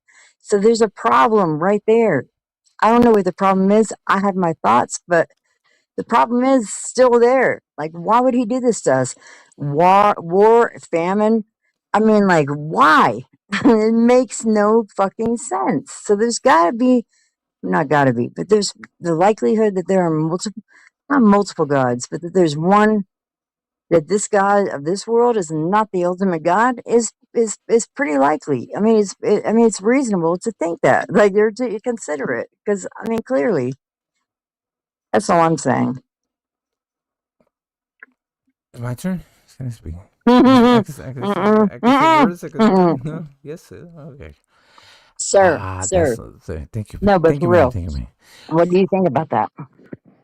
It's not for me to answer. No, we're not doing that. What do you feel about that? What do you feel? I'm telling You you. feel? I'm telling you. You So said it's not for you to feel. No, fuck that. Tell me what you feel. I am telling you, I don't Well, have the answers. don't start out with, I don't feel, it's my place. No, don't do that. No, tell me what the fuck you feel, for real. No, because things happen. It's just nobody has the answers. Nobody can tell you. I'm not gonna dox you. I won't. I promise you. Everybody can hear it right now. I would never. No, I'm just kidding. I don't even know your name. But I'm just saying, you can be you. It's your world right now. I am telling you. Why do you think that my answer is genuine? Like, why would you think you think I'm gonna be faking funk just to say things? No. I'm saying no. You wouldn't fake funk to me. No, but are you faking funk to you? I don't know if you are or not. I'm not saying that you are. I'm not, because there's a lot of things that we can question and a lot of things that we haven't seen. You don't like it. No, you don't like that shit. You don't like questioning God. I get it, and I respect that, and I just want to know that. Melissa, I just want to know. Keep on. No, I just want to know, so I don't push it. You know what I mean? Like, it's not. I get it. You're not is letting what me I'm saying. speak. It's very simple. I don't have the answers. When will I have the answers? Who How? does? How would I know? Nobody will ever have the answer. We know that. What I'm saying is, I get it. I understand, because guess what? I don't know if you were raised Catholic. I don't know, but I'm guessing you might have been. I'm just guessing, right? Mexican, yes, by default. We Mexicans are by default like Which Catholics, have you ever thought about that? That shit blows my mind too. Like, have you ever been to Mexico City where you saw? No, like, but I've been to the Cathedral of Mexico, which is built right on top of fucking Aztec ruins. It's weird to me. It's weird. And then there's but it's the most beautiful cathedral I've ever been to, because, like, that shit is unbelievable, with gold everywhere and all these little. The shit is unbelievable. But my point is that. That right there is something right there. Like, why the fuck would they force people? Aztec people, they were doing fine without. But anyway, I don't want to get too deep into all of that. But Aztec people were doing just fine without first of all, like, they come and force that shit, and now it's like, why did they do that? Like, why? It was such a. if I could That say shit is something, I could crazy. tell you. Yeah, go ahead. Tell me. Please, tell me. Are you ready? Sir. Thank you, ma'am. So look, I don't know. I don't have the answers. The only thing that I believe is in God. I don't believe in religions. Oh my Anytime. God. Oh, No, see, no, no, you're no, interrupting no, me. no, You're no, no, interrupting me. no. I'm not. I I'm not can't speak. accepting that. No, I'm leaving. absolutely I'm not. leaving. Fuck this Nope, shit. I'm nope, leaving. nope, Bye. nope, no. I'm Because leaving. you're smarter than that. You think about everything, though, Kaz. You think I about know. I do. everything. Why would you I not think do. about this? But why can't you Why is let me this off limits in explain? your brain for some reason? Because Fuck that shit. it's not that simple. Okay, all paths lead to God. That's it. Whether it's Jesus, Right. or whether it's Buddha,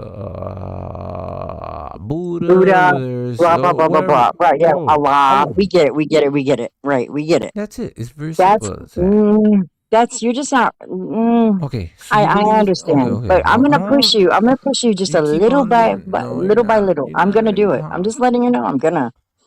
Let me talk. Because because you have that itch, because what you're gonna tell me is some same shit that I told you we this already know before. this, what you're about to say. We know this shit though, cuz, come on. Well, You hold know on, that hold I on. know. Well, can I It's, speak?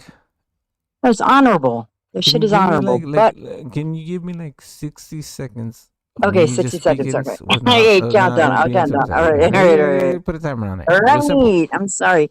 I'll give No. you like 120. How about that? Okay, there you go. That's 20 minutes. 2 minutes. Okay, pretty simple. Okay, I'll be quiet. Okay. Just be good. Just praise God. I could be good. See, you didn't shut up. I don't Yeah, want. because I get I hyped hate. up. Oh, there you Okay, go. 60, I mean, 120 starting. No, no, no. Matter of fact, 180. Let's do it starting now. Okay. Simple. God is everything. All I just want people to be good. Treat each other to be good. You know what I'm saying? What you believe in doesn't affect me. What I believe in shouldn't affect you. You know what I'm saying? I shouldn't, whatever I do shouldn't affect you. If it does affect you, then I won't, I don't, I don't want that, right? Okay. The only thing is, just get closer to God. God, so okay, you can go to church and be a bad person.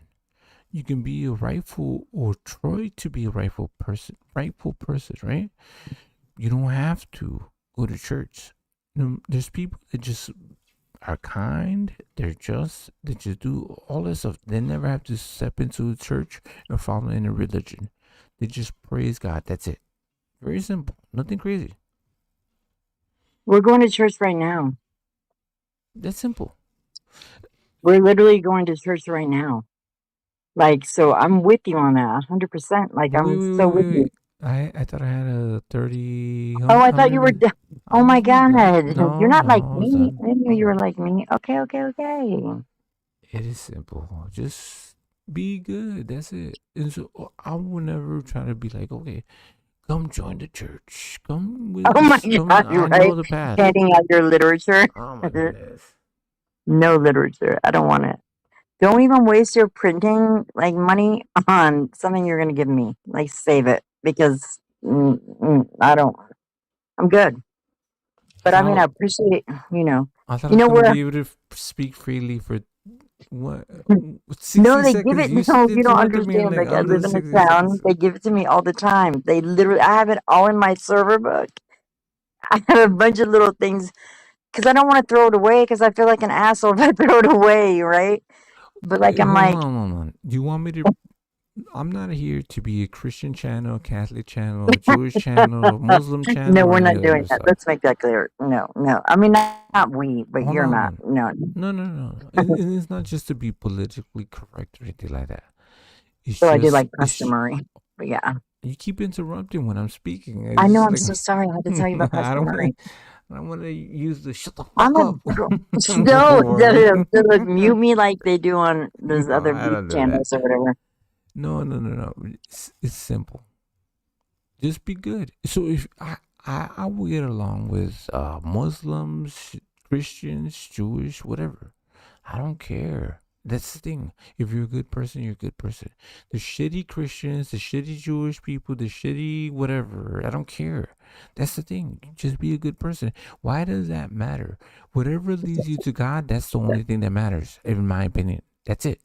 That's simple. We all make mistakes. First of all, No, Melissa, you're not built, you're not getting the you point know. because you keep on interrupting me. I thought I No, had 60 seconds. we're faulty. We're faulty human beings. Human beings are faulty. So that's obviously that should be and understood by everybody.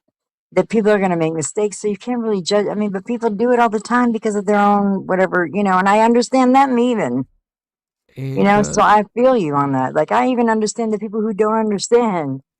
But yeah, you know. Can we restart the clock? No, you don't even have a clock going. That's the thing. All right, You want right me? now. Okay, You want me to do the clock also? Oh, really? Okay.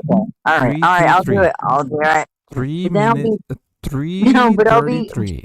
It's Yeah, but 3:33 are you gonna do a.m. it? Okay. Like, are you gonna do it? Because I can't do it on. If I Oh do my it, then God, I it's gonna can't. kick me off StreamYard, and you're like, well, oh, well.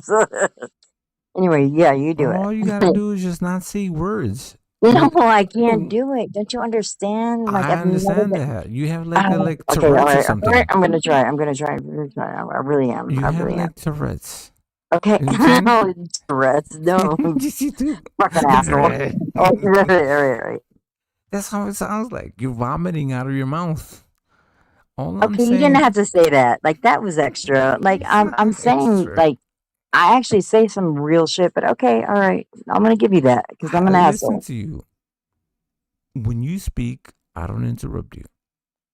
I know you're so good. I don't know if I've told you that, but you're really good. You're like you're a great like person and great friend, and I mean that Thank you. for I real, appreciate that. I appreciate that. But for that's real. how I'm I supposed mean, to be. okay, all right. I'm gonna mute though, so I can be a great, okay person, an okay There you friend. go. Be a little, you know what I'm saying? Be a good ma'am.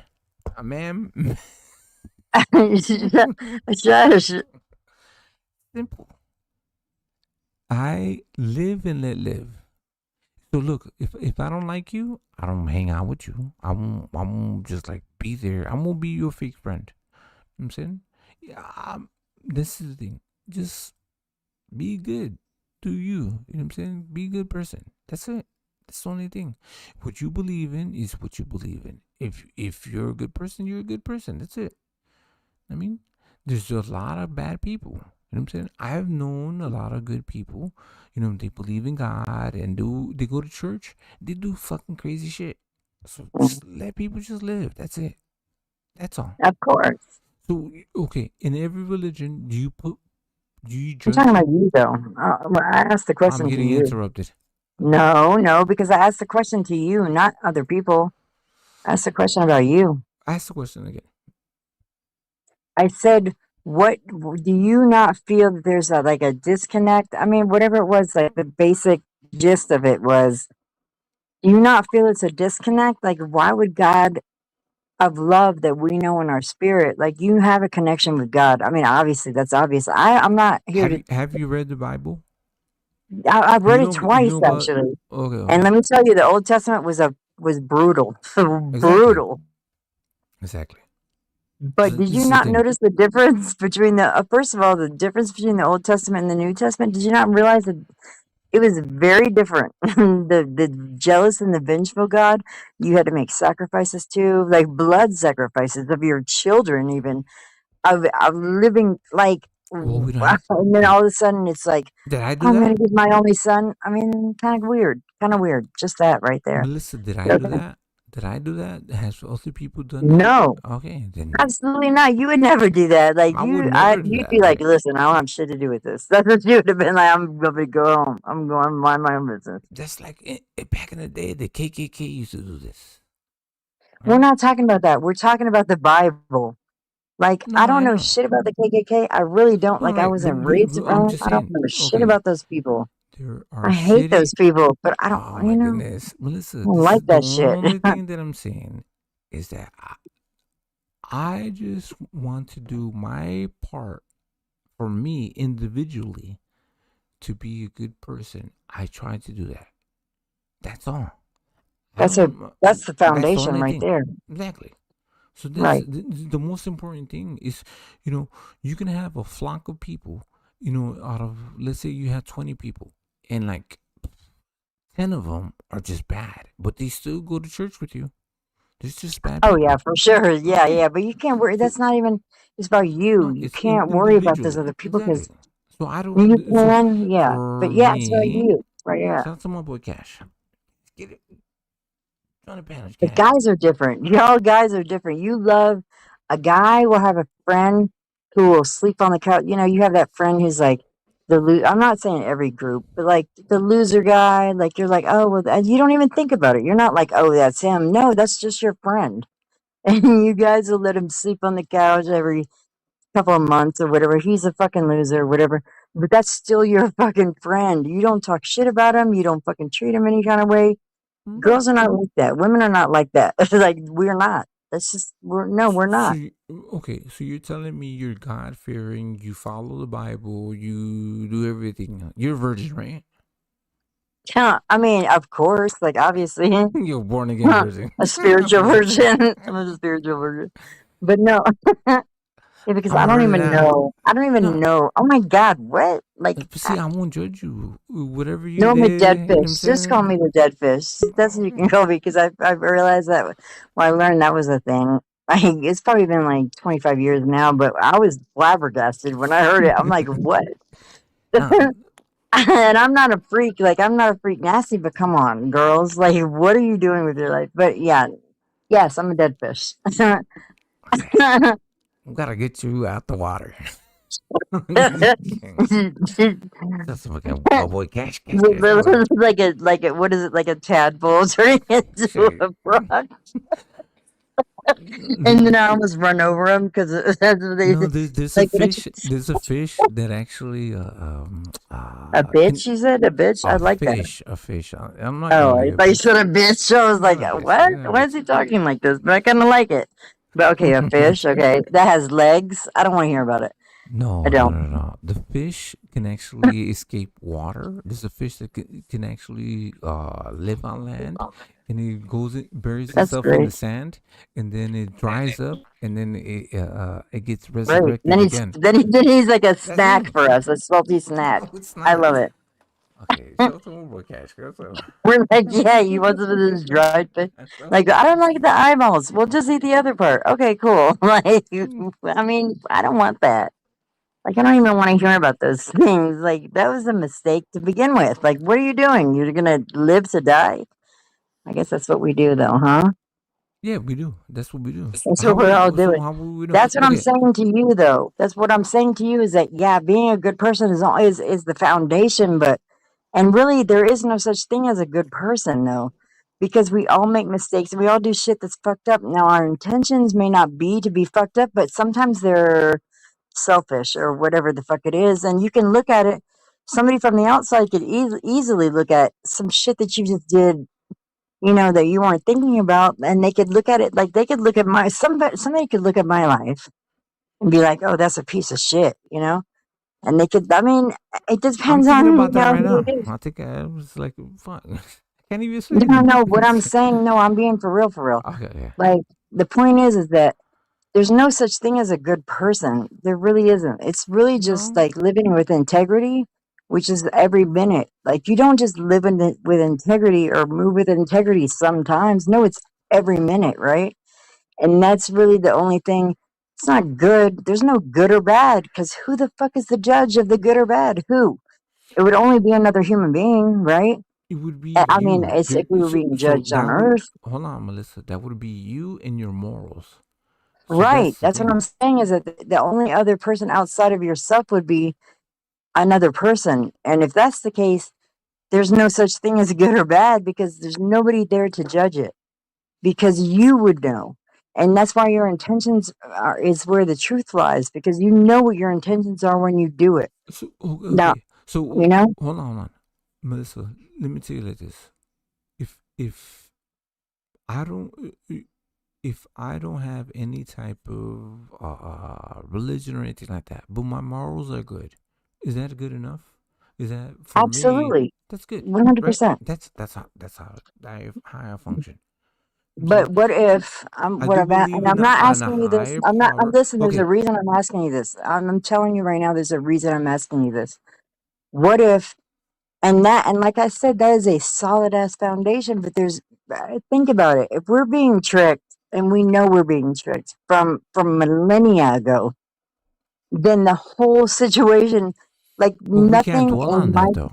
is real, is what I'm trying to tell you. So therefore, it's all a trick. So really, you have to level up from that even, but that's still a fucking solid foundation. Okay, Just so knowing, you know what I mean, living with integrity and doing right that you know is right. see, Always, I that's a know good what you're foundation. It's saying. not I know bad. what you're saying, but this is the thing. Will that morally change you? So will that change your morals because you think that you've been deceived, that everything is false? Does that change your moral foundation, No, or that's. I don't you think you're will continue? understanding what I'm saying. That's You're not what not I'm letting me saying. speak. It's okay. Go Yeah, ahead, but that's not Cash. what I'm saying. How you doing, sir? Cash. I'm not saying that. Cosmic, what up, There's Brody? there's no Shit. moral changes. First of all, that isn't. That's not. The morals are different than integrity. Integrity is supersedes morals. I don't have morals. Like I don't give a fuck if you're a whore on the fucking corner. If you're a good person and I love you and you're my peoples, I don't give a fuck what you do. I So like that's not horrors the with same. You morals. know what I mean? I love horrors with morals. See what I'm No, I don't saying? fucking fuck with morals. Morals are fucking See, garbage. It's like new age shit. Like throw horrors that with in the same. morals. You know what horrors with morals will do? They'll Oh swallow. my god, is that They like a will is that a swallow. porno? Like, See, probably they, is. It they, probably is. And you're how? like Hold mental on, note to Melissa. self. Melissa, seriously. How dare No, you spit out my children? You know what I'm saying? Swallow that. no, all over See? your friends' tits. Like, shut up.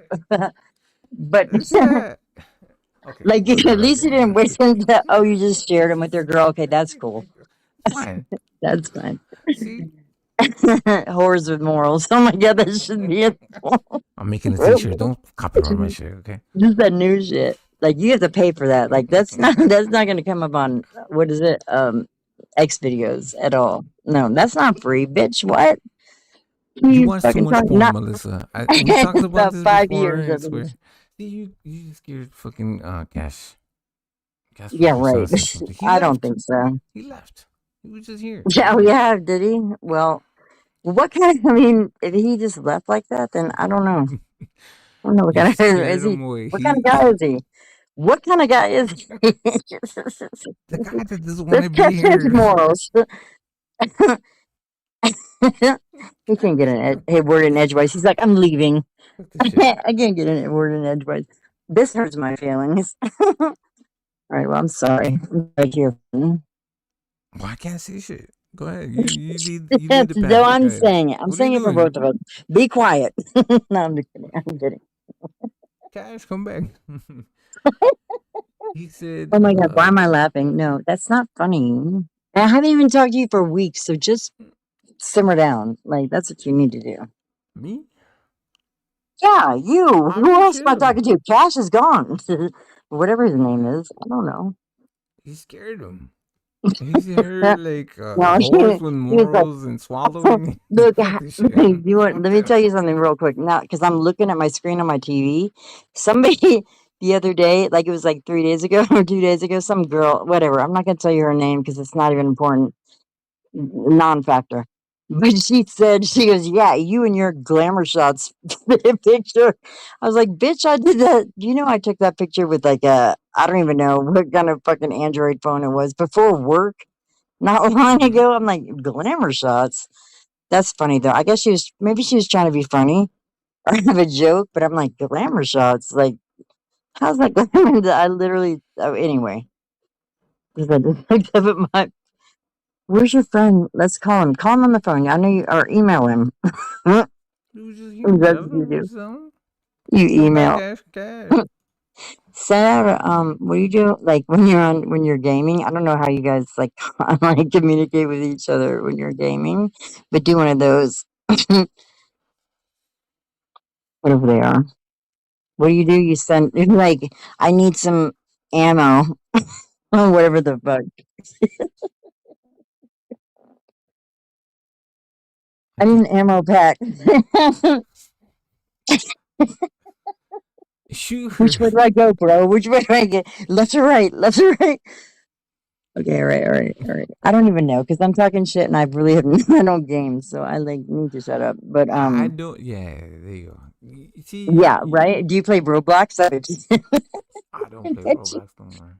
No, but that Nah, I shit never is played that. dangerous though, for real, for real. Okay. So Oh my god, now, just like let okay, me yeah, look tell me at. more. Tell me, tell me more. What do you want me to tell you? This is No, I'm the just only talking. thing. I just want you to talk, so I don't have to talk so much. Because I'm like, don't be an asshole. But I always I'm think not it's an like a one asshole. woman show. Like I literally think that I'm on tour, and I'll be here all week. Like anytime that I get on panel, because I don't really get on panel that much, and like so when I do, I'm like, oh yeah, I'm like, hey, like somebody hired me for the job, but nobody did. So I'm just saying, tell me more about you. Like, That's it. where's? That's my only thing. So it's very simple. It's like Do you have a dog? I don't have a dog. Oh, my friend has a dog. Yeah, No. What is your friend your roommate or no? I live with my friend. Yeah, one of my besties. Yeah, Oh, so that person has a dog? yeah, a dog. Yeah. Okay. So it's kind of your dog, but like not No, really he's my because you're like, homie. Yeah, he's my homie. I always say what's up with him. well, I mean, no kidding, but you're not taking him on a walk. I I already took know. him on walks. Yeah. Sometimes, Yeah. but not really. Like you're But not dying to take the dog on a walk. It's like I when you're in the mood. You need a dog, is what I'm saying. Your own dog. why? Maybe start out with a cat. I don't know. I have a Like I cat. know I that had a sounds cat. crazy. You never see my picture? Wait, You never what? see my What? cat? You never see my cat? My kitty? She ran away. She ran No, this away. is a trick. I know it's a trick. It's not a trick. It's in my pic. It's in my thing. It's on What my your thing? Like what? Like you act like we message all the time. Like we're just like shooting each other text messages on WhatsApp or like what is it, Snapchat? And then it disappears. I'm like, yeah, I saw it for 2 seconds, Hold on. and it disappears. No, for real, for real. You don't have a cat. Are you serious? Yes. How do you have a cat and a dog in the same Oh my house? god. I don't have No, I her no love that. more. I don't have her no more. Oh shit! What happened? Yeah. She ran away. No way. You live in Oh the my god. city. What are you talking about right now? Oh my god. Look at What do you my mean ran look away? look. What the? Hold on. I'm gonna post it Mm-mm. right here. That's I don't know about that. That's weird. Here. Hold What did you on. Let do? me Take get her on rid a of leash and then it this. was the thing was too loose. I mean, what happened? No. No. I went to the hospital. Oh, she ran Ah, away. fuck. And when That's I came terrible. back, she was not there. That's it. Oh my god, that had to be Look. worse. Here, hold on. I'm gonna Oh post it my right god, that's here. so terrible. This is a bad story. I try to make jokes because I get uncomfortable a little bit, but like that's not. Look, it's right there. Here, I'll show you right now. Wait, Hold wait, on, wait. hold on. You can see Wait, it. how long ago was this? This was about a year almost. This is my kitty. Her name is Luna. My bee. Luna? Oh my You never see gosh. her? Did you ship her? Huh? No, obviously no, right? What? Did you, I mean, did she have a chip? What? No. A No. chip? Hell Yeah, no. I No. know, right? You're like, I'm not putting the New World Order in my cat. But I mean, you know, I know that's so weird. Oh, well, that's the problem. You didn't ship her, right? You're like, that's not normal. But okay. Hold on. That's white people shit. Y'all chip. I know, right? That's The white people BTS, shit. that's what I'm What the fuck? saying. Because white people love their fucking animals. I'll tell you one thing I love is my that cat. white people love their animals, That's right? you But see her? put it on, no, just, I don't see anything. Oh my god. Yeah. Okay. Here we go. Let me see. White people shit. That's so funny because there's so much white people shit that I do not relate to. Like, get out of here. Like, what do you do? You know, it was a full moon last night. Like, it was like Yeah, y'all love that too. like a Y'all whole like thing.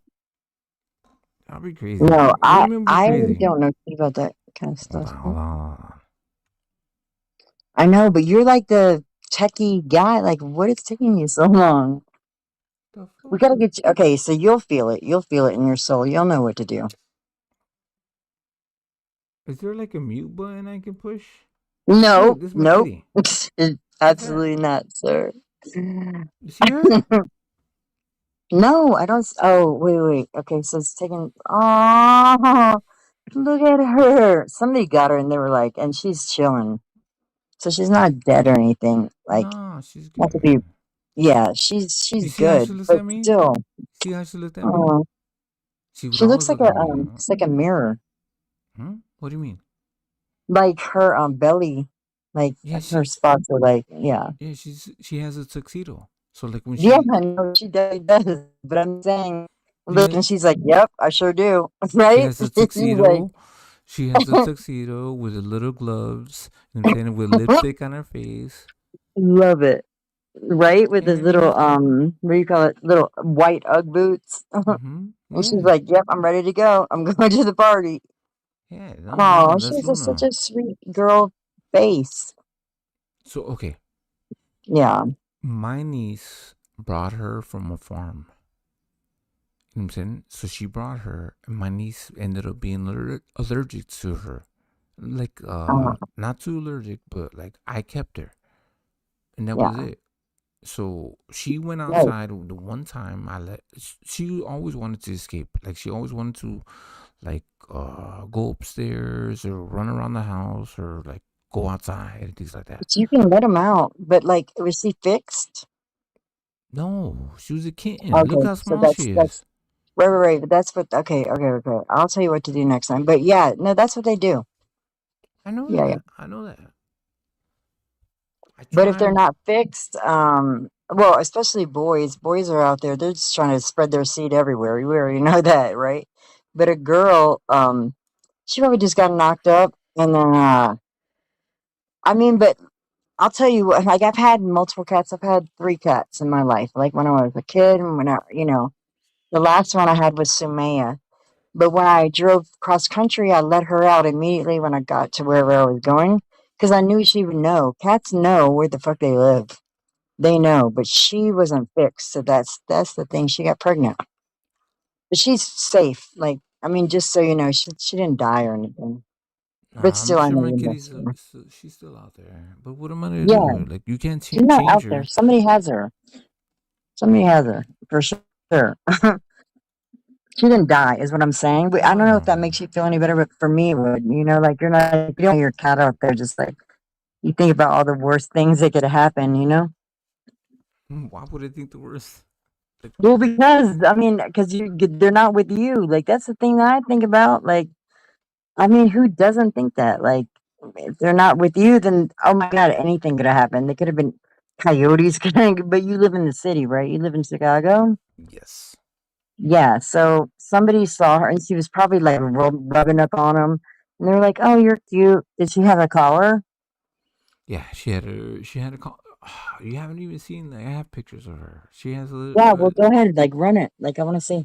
Like, did she have her little like name on it and stuff? no. She had a little bow tie with like flowers on her. Like you know what I'm saying? Oh, that's so sweet. Like, don't make me cry right now. Like, that's adorable. Like, but Yeah. you really do, because Huh? people will call. Like, animal lovers will call. They'll call you. And did you put the like flyers up? I just want to know how invested you are in this whole thing, because then I will know how to. Are you Well, like good with it? You let it go? what am I gonna do? Like this is the thing. I Well, you can I put I, I flyers up. That's what you do. You put flyers up and you do it once. You know what I mean? Like, what else are you gonna do? Like, hey, have you seen this cat? Blah blah blah. Go on next door. Do a thing on next door. Those people are vigilantes on next door. Like, especially the white parents. They're like, oh, I'll find your cat. Like, they are crazy about it. But like, anyway, the point is, yeah, if you're good with it, then it's good. But like next time, get a little thing from Walmart. They engrave your fucking name, the name on, or your number or whatever, and then somebody will call you, because if they're rescuing a cat, they're not stealing it. First of all, nobody steals cats. First of all, like nobody does that. But they'll call you. 'Cause they're like, oh, let me call. It's like a virtue signaling white lady, and she's like, oh, I'm gonna save this cat. I'm just But waiting when you're anyway, done so I can speak. You know what I'm saying? no, 'Cause, I'm sorry. I'm like, sorry. I'm sorry. This is what so happens. It is. see, this is white people shit. When you what you're saying, and I hate using that because like No, you it's anticipate real. something. So hold on. I didn't anticipate her like not running away, but as soon as so this was like one of the few times I never let her outside. She's always wanted to be outside. She was always curious. She would always go to the windows and look outside. She would try to run away from me and look at the windows and just look at the birds and look at everything else. When the first time she went outside, she ran away. It's not that she ran away from me. It's just she just wanted to explore. So it was her first time outside. I don't know if she got lost or anything else. You know what I'm saying? So I didn't anticipate that. I didn't put a collar on her. Does that make sense? She wasn't an outside cat. Make sense? Simple. Yeah. Okay. So, sorry, I had to go to the bathroom. But like, first of all, cats don't get lost. They don't. Like, they just don't. So more than likely, somebody was like, "Oh my God, let me save her." Like, clearly, she's not supposed to be wild, because you No, can tell she. a domestic Hold cat. on. You didn't hear the first thing that I said. She was raised in a farm. Her Okay. mom was in a farm. Okay. She came from a farm, like a whole entire That's why farm. she wanted to go outside. Right. Yeah, I get Yes. it. Yeah, she was like she's an outside cat. Well, but she She wasn't was. because she was in your house all the time. So the point I'm making is that She once ran she's away. domestic, Why you? no, but somebody got her, is what I'm saying, is that they were like, "Oh my God, this cat, like, what is she doing out here?" Because she didn't belong outside. Okay. Like, you either haven't, like this. I'm just telling you, she has a nice house, and it's probably like some kid or something. Who knows? She's probably around the house. I don't live The over there block. no more. She's I don't know where she around the is. She's block. She's probably a around the hoochie mama right now. I don't know. She No, probably has like no, 5, no, she's 10, not. No, don't 20 say that kids right about now. her with She her probably little is. bows on her collar. Don't do that. What do you want me to say? Like, I don't know. Well, she was kind of, It's not that the first picture time. was kind of seductive. What the fuck is wrong with you? She was like, "Let's put this on my Tinder." What if they had cat Tinder? What would they call it? Like, that's ridiculous. She was I seducing know people. somebody's already done that. Come on Somebody did that. now. Oh my god. Well, I don't. There's not enough time in the day, but I'm just saying I would do it if there was. Now I would just have to live in my mind. Look at her with that. Put that picture up again. Just look at her. Look at her I little know. I slutty know. ass. I'm just kidding. Fuck you. No, not slutty. I didn't Oh, mean slutty. disrespect my I cat. what That's what I right. meant to say was what do you call it? Seductress. She's a seductress. She probably got all. Look, she's fine. I'm telling you right now, she's not die. She didn't die. And she didn't go I out there know and she just like didn't. I hope somebody not. has her. I know you want I. her. But then put up posters, motherfucker. What? Yeah, leave with her little bow. Say she had a bow. You have to put it in the thing. She had Oh a my bow god. collar on. That's what you have to. And then if you put that picture on there, like, well, she does look like a slut. She looks If slutty, you but I mean, call my I'll keep my an eye cat, out. if you call my cat a slut, my kitty a slut No, one I more didn't time, I say she swear to was a God, I'm gonna slut. I slut. said she looked slutty. She's not a slut. To the guy walking down the street, they're like, "Oh, she's cute, but she does look kind of slutty, right?" They wouldn't say it out loud. You don't say that shit out loud because she's cute. She's innocent, but I mean, they're like, Hold on, well. let's zoom in on your picture. Let's see what the real. Look at she had her paws though. Did you see it? So when you Are like we when looking at you the same picture? shoot, when you looking over there, was there a dick on that side over there? You look Are we looking at the same look picture? at the picture now. Matter of fact, I'm not even sure. I'm not even 100% sure that you didn't set that whole. You didn't do a whole No, photo shoot. Like, is she on? Was that leather she was laying on? Oh, no. did you So put glitter on her? I'm leaving. Fuck this shit.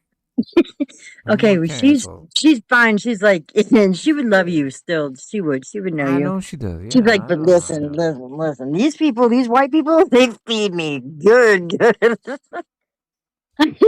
She's like, but fuck this little girls, because they all obviously they have a kid. Like you already know. And so there's some little girl who like doesn't torture her, but like carries her by the neck, sometimes. So then she's like, yeah, I have to deal with this, but I'd rather be back with you. That's it's that type of thing. But it's not. It's not. she's not, she's not starving to death or like. But yeah, that sucks. That part sucks. The little girl, the little white girl, being raised by Karen, That was you. carrying her by the neck and You shit. kidnapped my kitty. No, she might run the house for all I know, but she's not. She She might didn't like freeze to be. anywhere. She's not starving. She might be like you and wants to run the streets. You know what I'm saying? Yeah, right. Wave No, her I little ran the tail streets, around and but stuff like that. I'd never stay anywhere. I'd be like, all right, you might think I'm going to stay, but I'm like, I'm not. I'm definitely leaving. Little house hopper. No, not at all. I have my own place. I'm not trying to house hop. House hop? What in bandos? So I can get caught up with a 187. And I'm like, I was just there. I don't even know what's going on. Yeah, no, I watched plenty of those videos on YouTube. I know how it goes. You know, cats run away. It's more common than you think, right? I'm saying even dogs. Yeah. She didn't run away. Listen, I don't know. you can. This is your one chance, your one opportunity to just tell the truth. This is it, because once we leave, that's it, right? We I already know shouldn't what it have is. And then never they told you slide a about my picture, cat. See, this is the thing. I a tell picture you of about your my cat across the table. It's not across the table. Yeah, because we're in interrogation right now. Like, as I was like house hopping, right, or whatever you want to call it, which I would never do, by the way. Because I'm like, no, I'm going to my house, thanks, and no, you're not coming with me. Bye. But not you, but I mean, does anybody? I'm But I like, would no, I go suspect there alone. you're an adult. So she was I a know, cat. right? I don't want to be though. Like, I didn't ever ask for this. Like, I literally didn't ask for any of this. Like, I don't want any part of it. It's so stressful. You know, this guy yelled at me tonight, like literally legit yelled at me, and then the owner of the restaurant like messaged me. But the thing is I didn't even get upset about it because I'm a solid ass server and bartender, right? And like, and then one of the other guys had been there for, it's like a fun place, right? Well, anyway, so this guy, I mean, he was, first of all, he ordered for his, I think he has, I think it's his daughter. I don't know who, maybe it's her daughter, his girl's daughter. I don't know, but she's special needs and she's an adult. That's clear. Like, I mean, it's obvious. She wears like, I mean, anyway, you just know, and I don't judge that, Well, but how like, did we go from talking no, about I'm trying to that to tell my you something, cat like, to talking about like because what you were doing? this What the guy fuck? went off on me, and like, because some people are like that. And there was a segue because I wouldn't have. Anyway, just go ahead, right? And so he comes in with her. He was already kind of. I just felt weird vibes from him, but I'm like, I don't judge people. Like, do what you do, I don't give a fuck because I'm just gonna give you what you want, and it's gonna be right, and your service is gonna be good, right? So I'm not really worried about all that. Well, anyway, so he ordered. First of all, he ordered for both of them, which is great. That's very. And I was just talking about this the other day. I have never had anybody do that, but even if they did, we were talking about. I'm like, that would be cool because like it's kind of like what do you call it, chivalrous or whatever. When it's like old school when a guy orders the food for the ladies. Well, anyway, so what ended up happening, which is funny because I was just talking about this literally 4 days ago with another girl, Jessica. I mean, not Jessica, Jennifer. I was like, yeah, that's cool if he orders. That's kind of cute, blah, blah, blah, blah, blah. But I don't know because it hasn't really happened, right? Well, it happened tonight, and the guy ended up fucking going off. And like, it was so retarded. Like, I'm not retarded. We're not allowed to say that, right? Whatever. But it was so dumb, and I kept my cool though, because I mean, obviously I could go off. I've never gone off on a fucking customer ever. How would I ever do that? I'm like, for what? Why would I do that, right? But then this other guy, Oscar, he came up to me after. He goes, "Did you throw this guy?" This is what he says to me. "Did you throw food on the customer?" I said, "Excuse me? Like, why would I do that?" And like, I could have gone off on him Why you too, do but I that? didn't. Like in hindsight, I'm like, why would I throw food on a customer? Where would you even get that? I said, I am too old to be doing like. Why would you even ask me that? I don't know. It was weird. But anyway, so the customer was like, he goes, "Oh my god, First of all, he ordered the food for the two girls, which was chivalrous, right? In my eyes at the time. She will have this, and I'm like, we're in like can I tell you what kind of restaurant? Well, you already know. But we're not at the fucking, Ruth's Chris. Like, it's not like, what are you doing right now? Like, in hindsight, I'm like, that was kind of weird. Like, she'll be having, I'm like, can they talk to themselves? I mean, but whatever. So they just sat there the whole time when he snaps and went off, which I already saw kind of coming. They just sat there. Like, I don't have people who yell at me very much, right? It just doesn't happen. But anyway, this guy, I mean, I don't even care. Like, I literally don't care. Like, the owner was like, message me, which she never, well, she'll message me. She wants me to work with somebody. And I'm like, no, because I'm not doing that. Like, you have to tell me a day ahead of time at least. I'm not going to come in impromptu to cover somebody's shift. No, fuck that shit. I The am lips not of on the wisdom are payroll like closed. that. Like, I am not a management, and I would never manage a restaurant. Are you fucking dumb? Never. But anyway, so this is what the guy said. I just want to tell you because it was so absurd. The guy goes, first of all, he's already on one. This is what the fuck he said. Damn. Huh? What happened?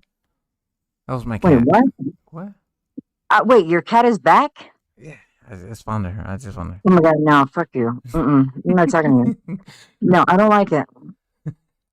Don't toy with my emotions because I really do care about that cat. I don't even know her name, and I care about. Nah, you don't. Bullshit! I swear to God, I do. I just want You people to called be. her a slut. I swear. No, I You said did, she looked. I said no, I did not call her. I would never call her a slut. I said the people who were passing by This is why she ran her away. thing on the on the telephone pole, her like her like poster that you did not make would have the picture The white people would have do. been like, well, she looks kind of slutty. That's what I was saying. I could see maybe where she went. They're like, check all the cat brothels. You know, like, I don't know. What do they do?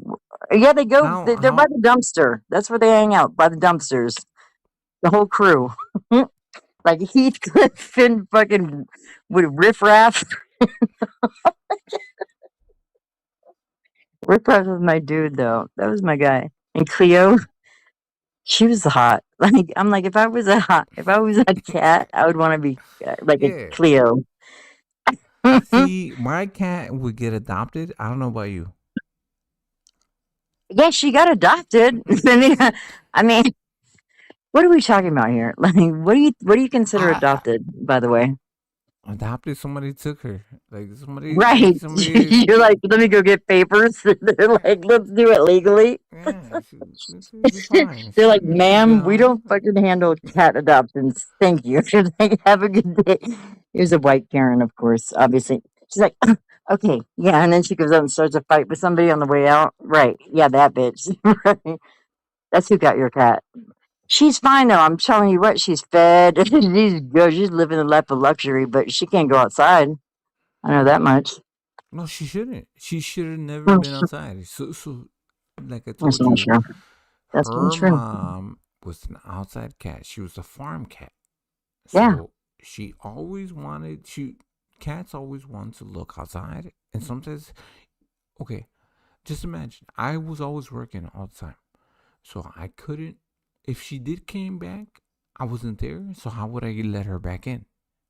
That makes sense. Duh. I had indoor outdoor cats when I went to work. They always knew because the key is first of all, where did you live? Do you live like in the city?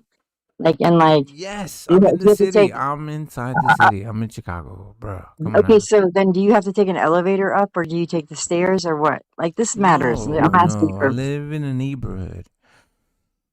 okay, so yeah, the thing is There's that you have to most sit out likely with your people. cat.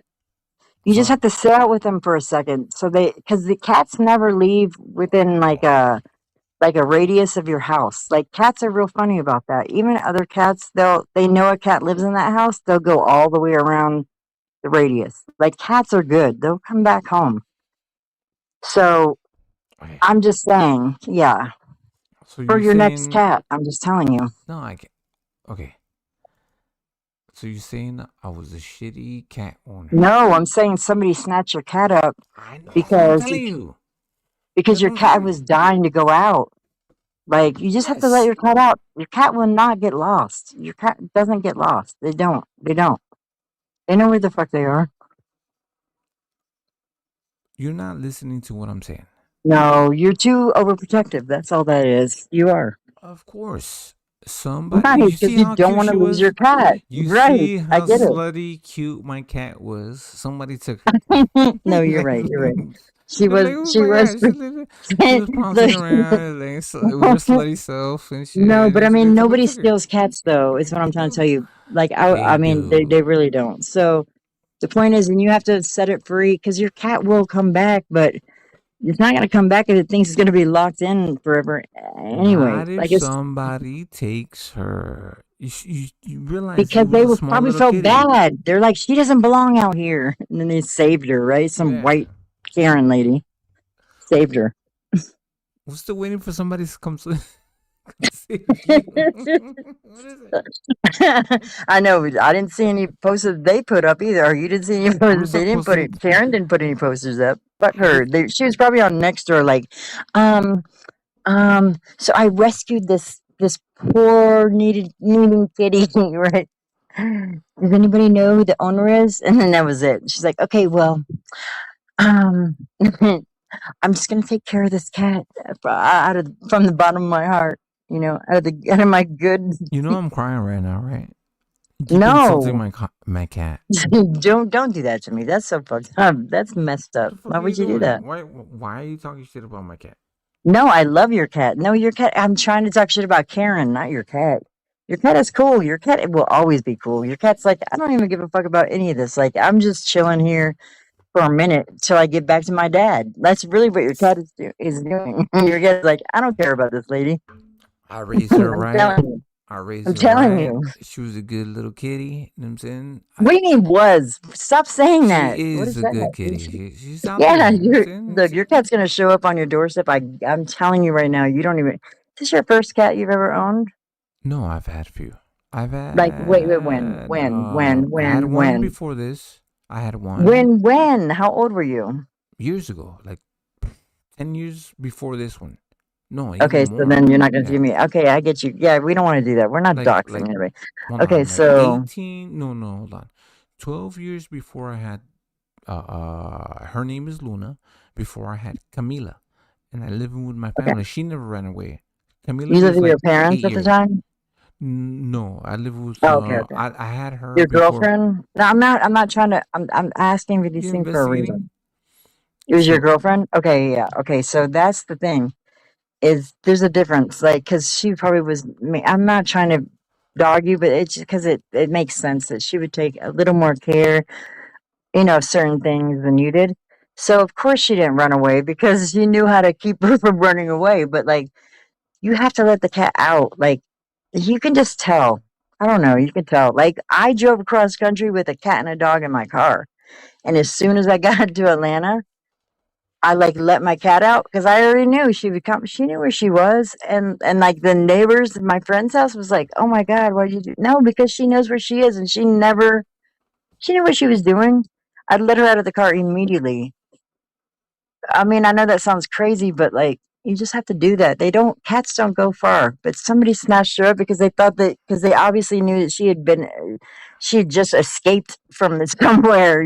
That's because she looked like she escaped. what She the was like fuck? down low on the ground type of thing. You know what I mean? Like, she's like sneaking, like real slow. They were like, "Oh my God, let me save her." That's what happened. She doesn't belong out here in the rough streets of Chicago, You and then they probably had saved her. like a ugly, scraggly cat, and it's like nobody wants that No, shit. they're like, she does Get the not fuck out of belong here. out here, right? Right? My There's cat, like some my little kitty, riffraff cat she was next to walking her. They're like, around. let They're me. like, oh shit, yeah, let's You pick don't her belong up. with these cats.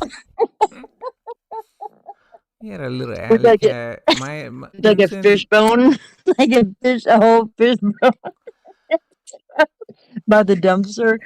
Exactly. Yeah, my little kitty, she was outside, and they didn't know, looking But you cute as didn't put a hell. poster. Well, I mean, what do you didn't have a chip, you didn't put up posters. I mean, how sad can you be? You not that sad. You You keep can on get saying. another cat, You keep which saying. is why people don't steal cats. Oh my god. No, they don't. Nobody steals cats. My friend said that one time, and I said, no. Girl, no. Here you go. No, So no. I think somebody There's a stole my button cat. to this, No. right? There you go. Okay, I muted you.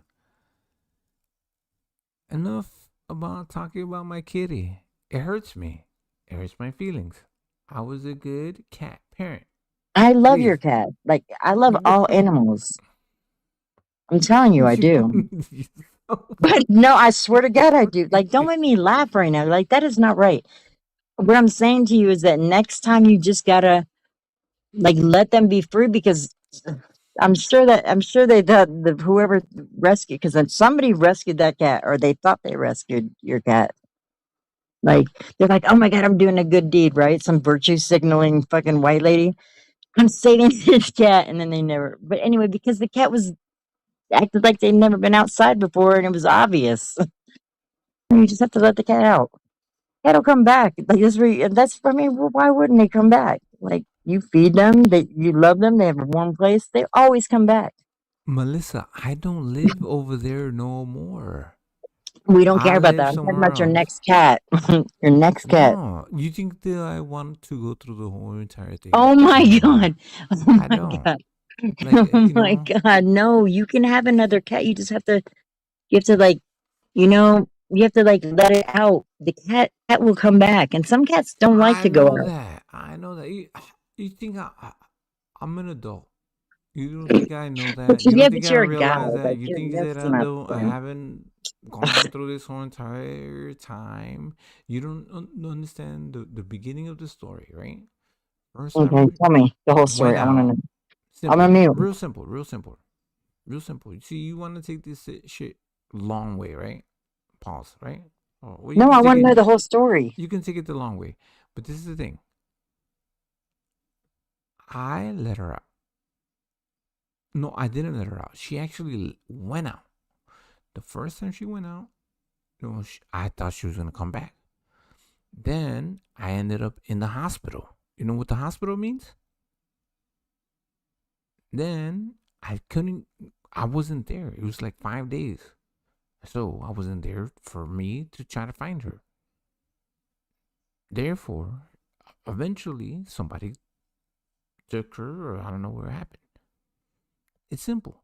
She ran away. That's what I'm trying to tell you. The next time you get a cat, you just let them out. That's Not white people immediately, stuff. but like let them out. The first But time, then they the next know. time. Then they know when you go to the hospital or some shit happens, So and they you want me to tell know her, what they're doing. Listen, Luna, I'm going to the hospital. Can you come back when I come back?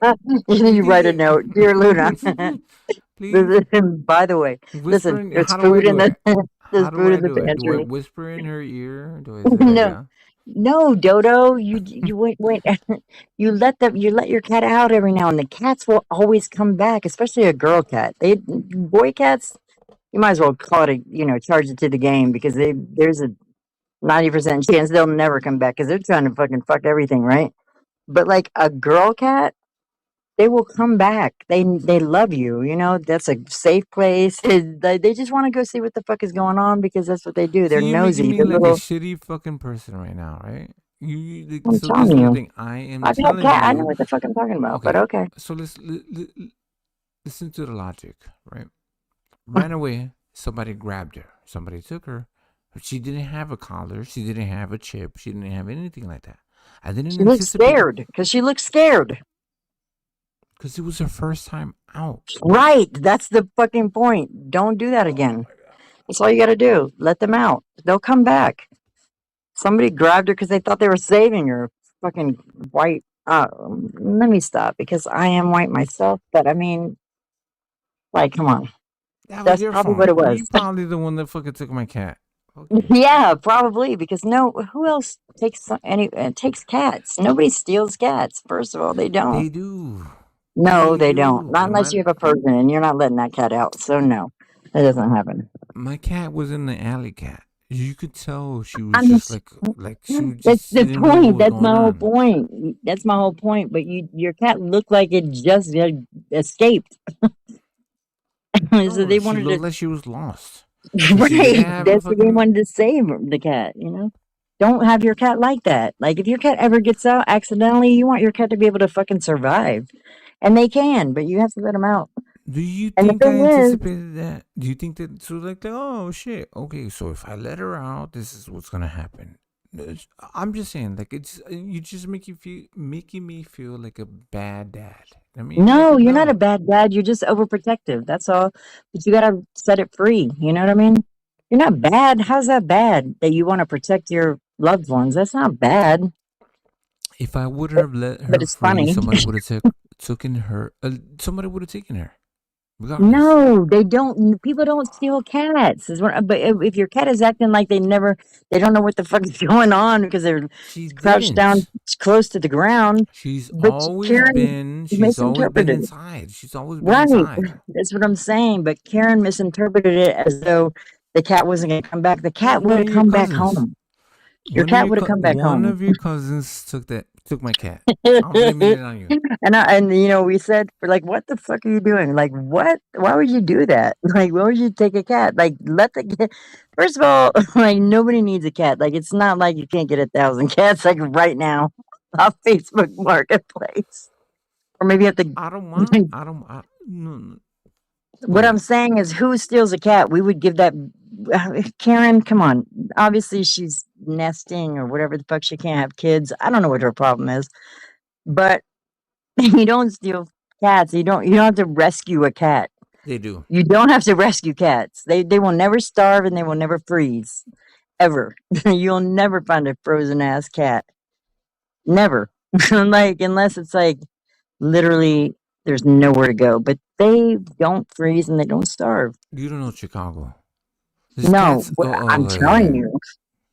Okay. Okay, You know well, everything. you can You say have that. all the answers. Go ahead, Melissa. How Speak many? on No, behalf of how me. many? I'm a Look up shitty frozen dad. cats. Look it up. No, Google frozen cats I'm not found gonna in look at any Chicago. of that. I guarantee you it's not a lot. All right. So we've Guarantee been you. talking about cats all the time. I don't want to My get point this. is that Karen needs to mind her fucking business. Is what she should have done. Yeah, Because I know that's who has your cat. Some fucking. when you guys have your Who's you what is guys? it? Don't do that. Don't do that. the white Karen, the white Right, our Karen meetings book and club. shit, book club and shit. You meet at Starbucks and shit. You guys Our WPS. with your little I've never, frappuccinos you and know what? shit. I've never been to Starbucks. I've been there, I think, but I have to have been there, right? I have to have. So I'm not gonna say never, but I don't remember when that was. I don't like Starbucks. Like, I think it's trash. Am I the only one who thinks that Starbucks is trash? You don't think it's good? It's not good. And I'm not a Well, real big wherever coffee. your book club is at, I don't judge you. Barnes and Noble, I know. I'm Look, I saying Barnes and protested. Noble and shit. I'm saying, I protested that we whoever. should Oh, listen, do the listen. caribou. Hanging around with your Ugg boots and shit, reading a book. You probably can't even read. You can't even tell these are fake. These fake Uggs. They look just the same. I mean, honestly, they do, right? I've never had a pair of Uggs either, but don't they look exactly the same? The only difference is they don't have that Uggs fucking thing on the back. And I really don't care because they're ugly anyway. They've been ugly since day one. So I don't know what the fuck they're doing. I if swear. I was going to a book club, I'd wear my tree thorns. That's what I would wear. So, Melissa, I've been patient. I've been nice. Okay, you have. You scared. You scared my homie fucking Cash. Oh, He please. ran That's away. crazy. I think Yeah, that right. he did. What He kind of a left. friend is that? A scary friend? No. I think I did your favorite. He heard all the shit that you were saying and shit. He was like, "Fuck this." I'm out. His phone might have died. And most No, likely, then he'll ask you for my number. Watch. Most likely, You're like, I don't know her number. We never talked on the phone. We're not that close. I don't even like her. And most likely, my cat probably heard your voices. And she like saw it in the Right. future, and she's Oh like, my "Fuck God! this Don't shit." do that. She ran Don't away. put that on. You are the reason why she ran away. Your cat's at a fucking a soiree with that outfit. Like, she's probably done the circuit. That's the whole thing. She found her people. She's like, I'm dressed for the occasion all the time. So yeah, fuck that. Don't put that on me. My cat. No, I'm sad. I want to cry. Motherfucker, I only shared a little portion of, I had it. You're Little like, you portion. have, Yeah, because you, I didn't want you to get too upset about it because no. your You cat said, might come. do you have a Literally, your cat dog? might come back. Hold First on, of hold all, on, hold on. your cat knows where you are. I don't live there So anymore. what? What does Do that you mean? mean? You think How's it that? gonna come back? Have you ever heard of the Incredible Journey? Like, what are you talking about? It's gonna smell me all the way over here. I live Have miles you away ever? from that. These are real stories. Like the Incredible Journey. I read that in 8th grade, and I know it sounds stupid, but that's a real story. Like these. I mean, it was a dog and something, and a cat and something else, and they like literally like walked cross country to find them. Like that's crazy. I mean, there's stories like that all the time, but that's not even the point. Okay, Point so is, don't just give up. No, I know. Uh, You're right. You're right. Let me leave the live. I'm just gonna wait in front of my porch. Yeah, I'm just please gonna do. keep And on. like send a smoke signal and like put out some like canned food or something. Like Catnip? also. Catnip? No, I mean maybe. But like what they really like is that like those little tubes of like I don't know, but that shit is cracked to the cats. They love that shit. I You can would get a get. cat to do anything with that shit. No, I would give her catnip. I would give her little treats. Go Like tell a her. little. Go tell her right now. Go tell her. Go on your porch, go on your patio and scream it out in the make posters, you know? Start a walkathon or whatever they do for that sort of thing. I don't know. A walkathon. What the It just fuck? like a Facebook post. It'll be like a Facebook post. You're like, I know I'm not white or a lady, but See, I this is the want thing. my cat back. I need like a middle-aged white woman. You know That's what what I'm I'm saying? To help saying. me. Yeah. You know what I'm saying? You'll get some fucking look, it'll get My traction cat, and yeah. My you'll cat get will some come back. answers. These motherfuckers they're like, they don't sleep without some kind of answer. They're like, no, no, no, sir, Wait. that's not gonna work today. You guys will unite just to find my cat. Like Like all the white they're gonna women, take they're like, "Is a cat missing?" You they'll finding do her. video surveillance. They'll do like Meetings what at the fuck? Starbucks with Ugg boots and, you know what I'm saying, We saw that frappuccinos cat and enter your store, shit. Mr. Chen. We know. We know. They will bring me like 10 different cats that are not even my Like cat. is It's this? just like, You're like nope. is this So one? No. on the No. And I'm the like, first no, 48. no. Shit, what? You're like, what do you think that's supposed to do? What is that supposed to do? Spook me? I don't want that. Come on. Oh, Because it's okay. not that. Because the thing about it is it's much more funny than any of this. Like that's why you laugh to keep from crying. That's why you do that.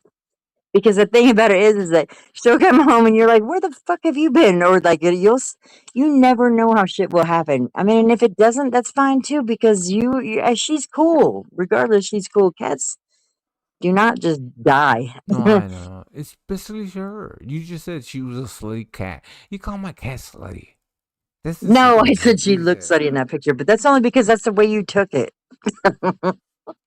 You were No, trying to do that. Who'd you send that to no, I her? did not. No, I did not. What website did you put that up on? Cat No, I put it on my YouTube. Plenty of Cats. My girl, it's my. So I put it on my Tinder. That's why she Like, ran away.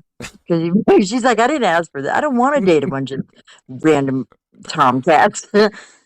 nah, she got tired Dad. of all the women that were getting attracted to her. She was like, fuck this. She's like, right? She's like, I don't even have a job. Why do they keep asking me for fucking what do they call it?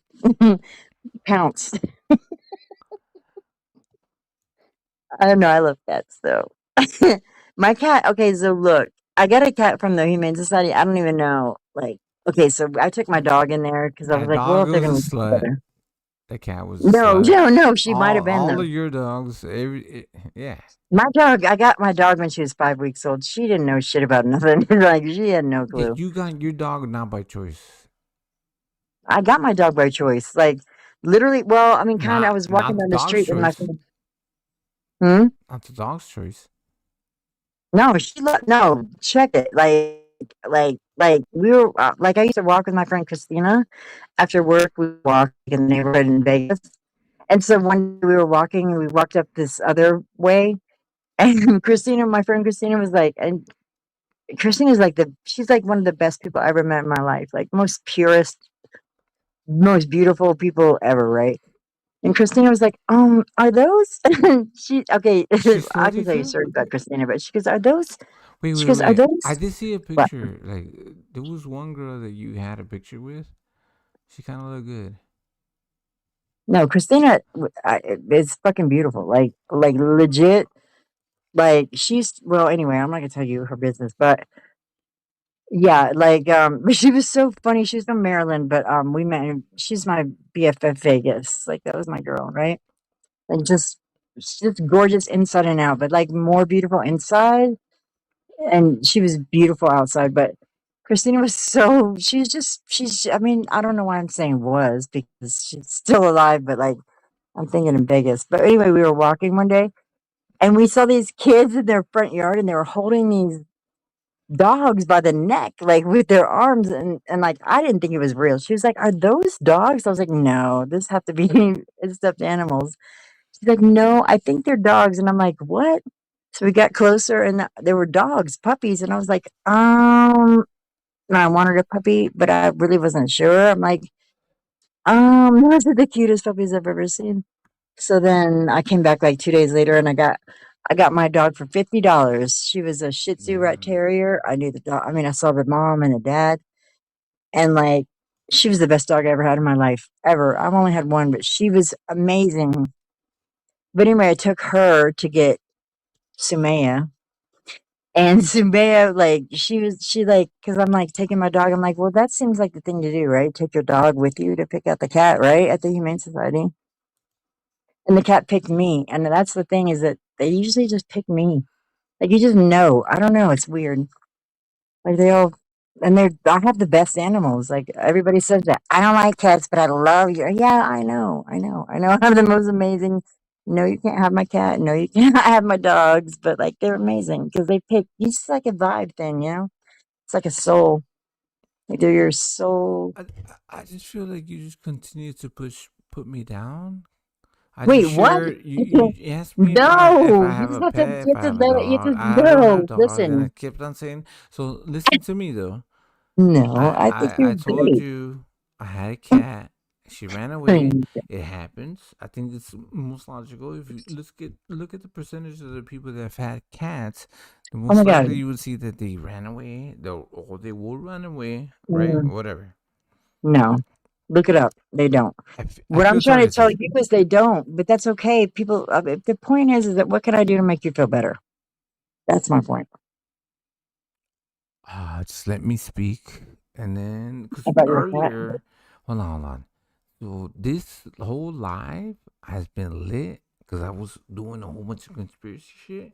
I just wanted to keep Mm-hmm. on going, but yeah, here we go. This is the one thing that I did want to share. 1 second. Ooh, boop, boop, boop, boop. Let's see if you see this, if you know this, because this is what when we were talking all this whole time, my friend Cash, this is what he dropped. Here we go. The lips of Don't put that wisdom on are me. closed, except to Oh the my god! ears of Oh my understanding. god! That's The crazy. Kabbalion. Okay, all right. Let me This mute. is a summary of the Kabbalion, a book first published in 1908 and attributed to the name The Three. See, if we would have let The three Cash, Trismegistus. Okay, yeah, I that's crazy. okay. It's just crazy. Yeah. Okay. So if we No, would have let, you guys good. if Cash was allowed to speak what she was Oh, trying to please. do, That's not right. and somebody kept on interrupting him. I That's don't know not how. right. Okay. Who? Yeah, That's no, not right. it wasn't right. Yeah, you're right. No, what I'm trying to tell you is that if Cash had that problem, he would have said that. So there No, had to he's be a nice something guy. else. He's a nice guy. And if He's cool. but he came on panel when I was already here, so he already would have known that. So I don't feel like that's the case. But if it is, I will take full responsibility. I'm just telling you that. No, you're right. Right. Yeah. I'm not saying I'm right. I'm just saying that that's what I would do. No, Yeah. yeah. But when this is the thing, I usually Oh I'm not. my god. I don't try to be rude and be like, shut the fuck up. No, I don't try to do that. I try to let people speak. But this is what he was trying to say. Because this is what he said, right? Okay. Mm-hmm. Look. Watch. He said this exactly right there. Forget the Bible. Read. What did he say? That's what he said before he even joined the panel. This is what he said. So this is what we're gonna do. Okay. On behalf of Cash, if Cash wants to come back, it is safe. I think that Melissa. Maybe, I'll drop down. No. You don't have to. You don't have to drop down. But let's just have an open panel. This is the thing. Let's be cognizant of other people, right? The lips of wisdom are closed, except to the ears of understanding. The Kybalion. This is a summary of the Kybalion, a book first published in 1908 and attributed to the name The Three Initiates. It presents the foundational principles of Hermetic philosophy, teachings attributed to the legendary figure Hermes Trismegistus, a synthesis of Egyptian and Greek wisdom. At its core, the Kybalion reveals that the universe is governed by a Second. Do that. Big picture. Okay, let's go. I don't mean to be rude. I'm sorry, Melissa. You know you're my bestie. I'm saying my friend. Immutable laws. By understanding and aligning with these laws, we can gain mastery over our lives. This book does not offer rigid rules, but rather 7 Hermetic principles that provide a framework for understanding reality, consciousness, and creation. These teachings have influenced countless spiritual traditions, self-development. So this is the thing. I have not, I've never heard of this. My only thing is, I listen to everybody. I don't understand. So there's so many religions and ways of thinking, to understand everything is to just listen to everything. I'm saying I don't. You know what I do? I open up my ears. I don't judge anybody. That's what I tell you. With religion, I don't judge anybody. So I've always allowed people to speak to me. You know what I'm saying? I'm not gonna believe on their beliefs. I'm gonna believe what I believe. I'm gonna listen to you, right? So this is the only thing. I like philosophies and even modern scientific thought. Whether we are aware of them or not, these laws are always at work, and learning how to work with them rather than against them is the key to wisdom, success, and fulfillment. Now, before we continue, I just want to take a moment to say thank you to our community. This program is made possible by the generous support of our members on Patreon, direct contributions through YouTube and Buy Me a Coffee, and subscribers like you. Thank you. The true authors of the Kybalion remain unknown, but the book is widely attributed to William Walker Atkinson, an influential writer in the New Thought movement. Born in 1862 and living until 1932, Atkinson was a lawyer, publisher, and author who wrote extensively on metaphysics, success, and mental science. Hermetic philosophy itself is credited to Hermes Trismegistus, an ancient figure who is said to have bridged Egyptian and Greek wisdom. His teachings form the foundation of alchemy, astrology, and metaphysical science, and they have influenced Western esoteric traditions for centuries. Although the Kybalion presents itself as a rediscovery of ancient knowledge, its true purpose is not simply to preserve wisdom, but to help modern seekers apply these laws in a practical and meaningful way. At the heart of the Kybalion is the idea that the universe is governed by fundamental laws, just as physics governs the material world. These 7 Hermetic principles explain how reality operates on physical, mental, and spiritual levels. The first and most important principle is mentalism, which states that the all is mind, meaning that the universe itself is a mental creation. Everything that exists, from thoughts to physical matter, is a manifestation of the same infinite intelligent force. By understanding this, we realize that our thoughts shape our experiences. The principle of correspondence, often expressed as above, so below, teaches that patterns repeat across different levels of existence. The microcosm and the macrocosm reflect one another, meaning that by understanding ourselves, we understand the universe.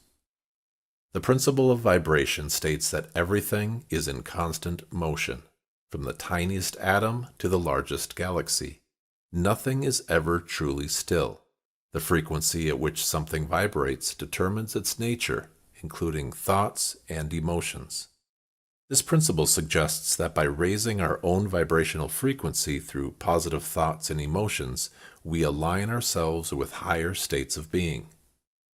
The principle of polarity reveals that everything has its opposite, and opposites are actually different degrees of the same thing.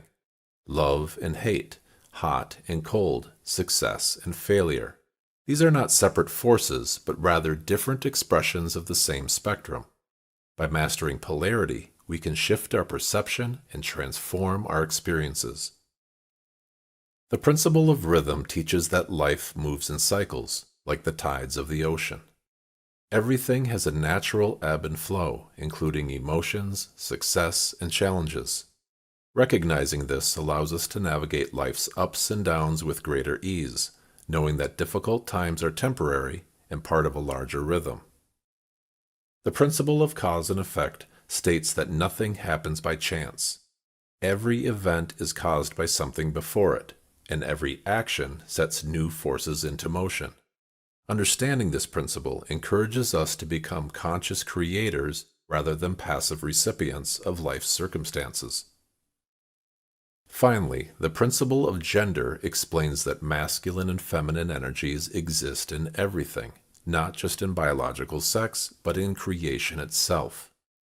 The masculine represents assertion and direction, while the feminine represents intuition and creativity. True mastery requires balancing both energies.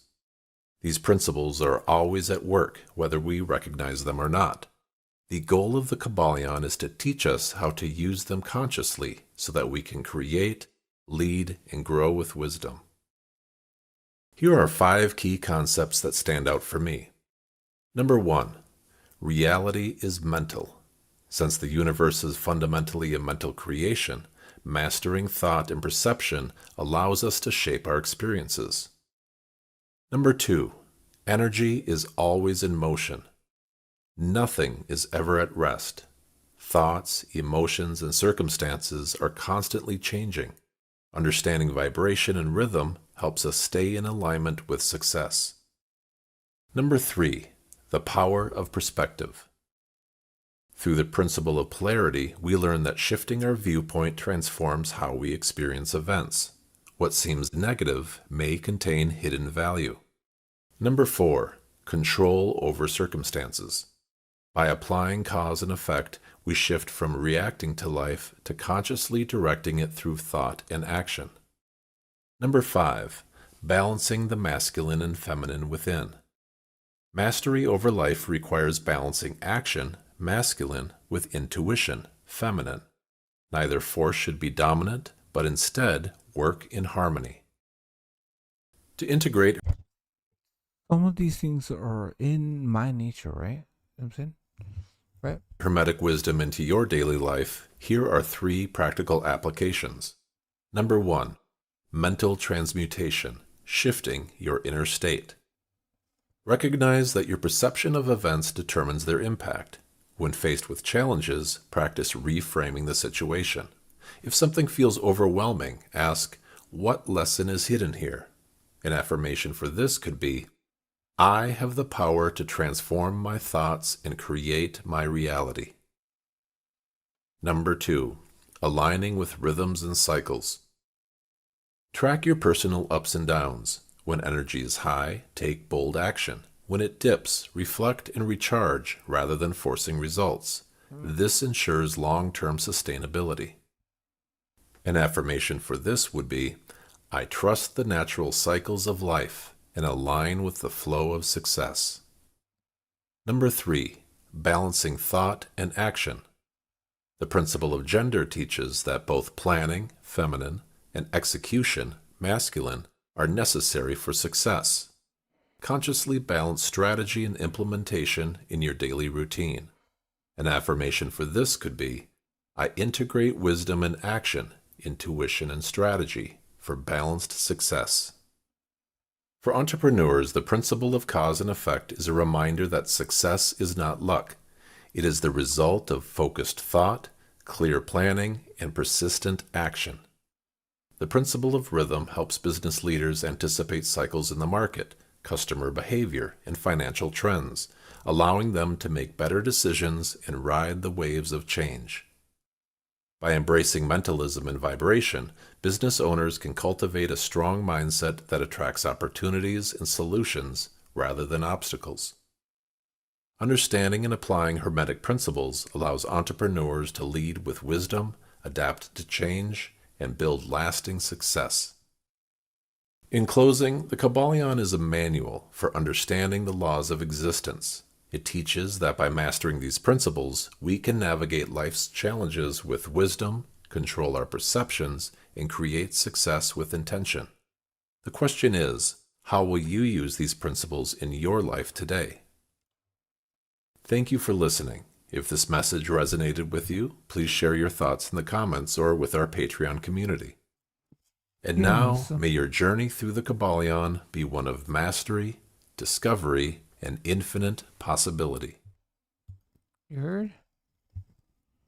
Melissa? That's what I try to do. Does that make sense? I try to do that. I try to be nice. I try to be patient. I try to see. I try to do. Sometimes I did see this, right? They did discover that because before they thought that like some of these something that like let's say an animal learned couldn't be genetically passed on to their offspring, but it has been shown that they can. People, it can be embedded in your DNA. So if you can inherit good genes or bad genes, good morals or bad morals. Know that? Yeah, because thoughts. Well, yeah, because thoughts are things. Like everything around you came from a thought. So that tells you that it has power. So basically, No, the whole world. Melissa, leave my I'm thoughts. trying to tell you. My thoughts, What? THOTS, thoughts, my thoughts. Oh no, yeah, thoughts and prayers, thoughts and Yeah, prayers, thoughts and prayers. leave my thoughts alone, okay? No, I'm not messing with them. I don't even know where they're at. Like, leave them over there. Yeah, I know. Some thoughts over there. They're fine. Them moves over there. But I know, I mean, for real, like thoughts, like they just like they make impressions on like the environment around you. Like sometimes it's not ghosts that you see, sometimes it's impressions because something so horrific has happened or so serious, like emotionally serious, it leaves an impression in that place around you. So they're not necessarily ghosts, they're just impressions sometimes, you know? So that also has an effect on your DNA for sure. 100%. That's what they call generational curses. In my opinion, it's kind of one and the same. I mean, there's probably different degrees of it. Like I'm sure there's actual curses, but that's one of the things I feel like falls into it, you know? Okay, so that's what Cash he dropped the link for that. I never heard of it, so I did want Yeah. to hear his The Kybalion. Like, what he was I mean, I read it. I mean, at the time that I read it, it's been years. It's been like probably, well, I mean, 2007. I guess it's not that long, but I mean, Hermetics is my shit, though. Like, Hermes Trismegistus, like that's the shit. Like, that's what I mean. It's been a whole thing. Like, yeah. I mean, he's on the cat. He's on the right. He knows what the fuck is up. That's all I'm Well, we saying. would have known that if we would have let him speak. So How do let's you talk know about. that he left? Because how do you know that? I Did you know. call him? Did you ask him? Yeah, no, I don't know. he, Don't put that on me. That's not nice because I'm not. My intentions aren't wrong. So don't do that. no, I don't know. Like he was like, all right, let me come jump on the panel. I was like, okay, Okay, but I'm not here every night. Like, so it's not like I do this all the time. I mean, come on. I didn't do this to Cash like 50 other times. No, I don't. If I did, that would be a problem. Like that would be a serious problem. You said seek and ye shall find. Yeah. How you type that and be in the at the same time? How you do that? Wait, what? That Okay. was I typed that a long time ago. What are you talking about? Okay. Oh shit. I feel like it was it right now. Okay. No. So let's look into Hermetic, right? Is that what it's called? Hermetics, like it's Hermeticism. Hermes Trismegistus. So yeah, Use big you'll words. figure it out. No, Hermetic I mean I'm not philosophy. saying I didn't come up with it. Like I don't know. All right. Well, let's find out what it is. So I some already know, people, but go ahead. but this is the thing. Some No. people Early don't. Christian writers weren't exactly looking to Wait. pagan Some people don't know what it is. Right. I'll hold on. This is the thing. philosophers for advice. We covered a whole bunch of stuff tonight. If you watched Yeah. the beginning of the whole entire stream, not that you didn't, but like we covered a whole bunch of stuff. I like to just, if I don't know something, I like to get everybody involved so we can learn together. So if I I know love it. something, right? I love it. Do it. Why not? Run it. Why be afraid of? This is information that's available for everybody, right? What we want to do is try to break it down or have an understanding. If somebody wants to come up here and break it down and give us a better understanding, that's what we're here for, right? Are we not here to learn and grow and be better, right? That was the question.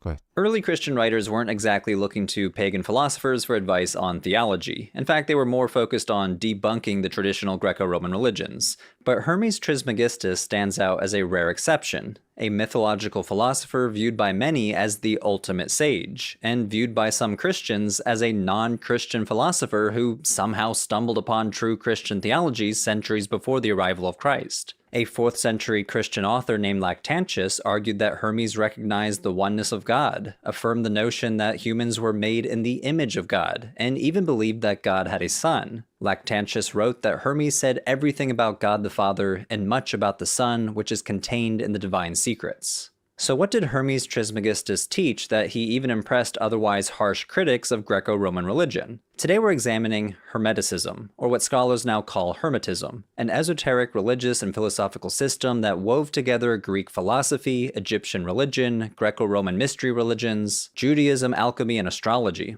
Hermetic philosophy went on to influence scholars in the Islamic world, and Hermetic texts were eventually rediscovered by Europeans during the Renaissance and were translated into Latin, making them available to new generations of European scientists, philosophers, and theologians. Much of modern Western esotericism is indebted to the ideas preserved in these ancient texts. Now, scholars use the term Hermeticism to refer to this later reception and reinterpretation of Hermetic texts from the Renaissance onward, and they use the term Hermetism to refer to the ancient tradition, and today we'll be focusing on the latter. So what is Hermetism, and what are its core concepts and principles? Most of what we know about Hermetism comes from a gigantic... Yeah, if you have any input, yeah, we're talking about this subject, so I'm not familiar with this. So if you ever want to say anything about this, yes, we're sticking on the topic, right? It's a lot of Masonic. It comes back to a lot of Masonic stuff. And then also, like, on my wallpaper, like, you don't have to go look at it now, but that, whatever it's called, like, the back thing, not my picture, but, like, the back, my YouTube thing. If you go to my channel, like, that wallpaper is Hermetics. It's, the head, being cut, by basically a dome. So that's a whole flat earth thing. It possibly could be, but it's also not Masonic because it's before Masonic, before any of that. But like it's same principles. Like Hermetics is a lot of the same principles. Yeah. All right. Gigantic body of ancient texts known as the Hermetica. These are texts attributed to the aforementioned Hermes Trismegistus, which means Hermes the thrice greatest. That's like really, really, really great. Hermes Trismegistus was not a historical person, but a mythological combo of the Egyptian god Thoth and his Greek equivalent Hermes. Thoth was the god of scribes, wisdom, astronomy, and magic. He was associated with the ibis and the baboon and is frequently depicted as an ibis-headed man in Egyptian art. In Greek religion, Hermes was the emissary of the gods. Little guy. And one who could guide souls in the afterlife. As far back as the Greek historian Herodotus in the 5th century BCE, the Egyptian god Thoth was identified with the Greek Hermes. And during the Hellenistic period, some intellectuals believed that the gods had originally been humans who lived in ancient times, and Hermes Trismegistus received the same treatment. In many Hermetic texts, he appears as a human, and by the 1st century CE, Hermes Trismegistus was recognized as the quintessential philosopher, magician, and divine sage of the distant past.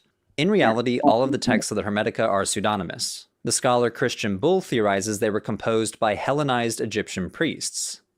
The Roman geographer Strabo, for example, mentions Egyptian priests living in Thebes, educated in philosophy and astronomy, who attribute to Hermes all wisdom of this particular kind. But whoever wrote these texts, they really knew their philosophy. Hermetic texts show influence especially from Middle Platonism, but also from Stoicism and Neo-Pythagorean thought, as well as Jewish thought in some cases. The oldest texts in the Hermetica may date as far back as the 2nd or 3rd century BCE, though some of the more famous philosophical texts date from the 1st to 3rd century CE. And there were a lot of Hermetic texts. Ancient people threw around what were probably wild exaggerations. The philosopher Iamblichus, for You could. This is so if we obviously have to That's where a lot of tarot cards come from too. What is it? Like tarot cards. Yeah, you can tell you can see the whatever you call it. Didn't the one Satanist create the tarot cards? What was his name? No. You talking about Levy or whatever? Not him. Before him. The other guy, yeah. So the guy that he learned all his shit from, I forget his name. Aleister Crowley. Yeah, no, he didn't come up with that. He didn't come up with tarot cards.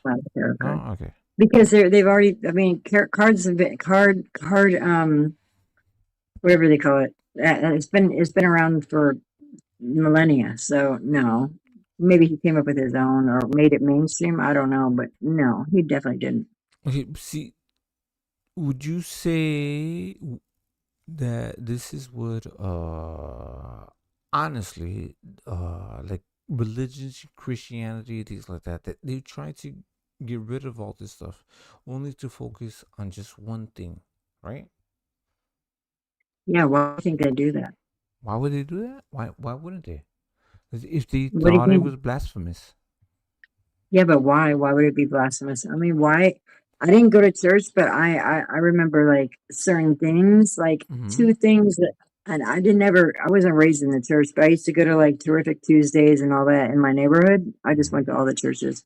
I did too. But I remember two things being beaten in my head, even though I wasn't raised in the church. Like I remember, and I didn't go to Bible study. I remember there's only one God.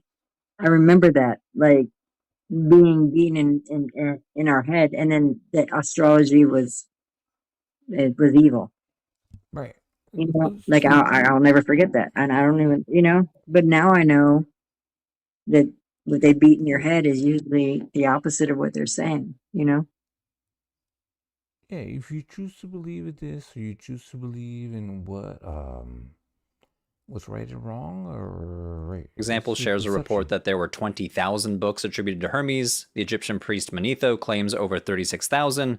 Exaggeration or not, there were many, many texts attributed to Hermes Trismegistus or one of his disciples, and most of them are lost to us. So our picture of Hermetism is incomplete, and these books cover a huge array of topics. Now, scholars of the years have categorized the Hermetica into technical texts and religio-philosophical texts. The technical books cover topics like astrology, the power of gemstones and plants, alchemy and magic. The philosophical ones discuss the structure and origins of the cosmos, the nature of human beings, the properties of God, and how to ascend after death. As with many scholarly categories, though, these are modern labels that wouldn't have made sense to the ancient people writing and reading these texts. You can find ritual techniques in the philosophical books, and you can find philosophy in the technical books, so don't think of these as stark, hard and fast categories. One characteristic that the Hermetic philosophical books do share is that they're not presented in a way that a modern reader might expect.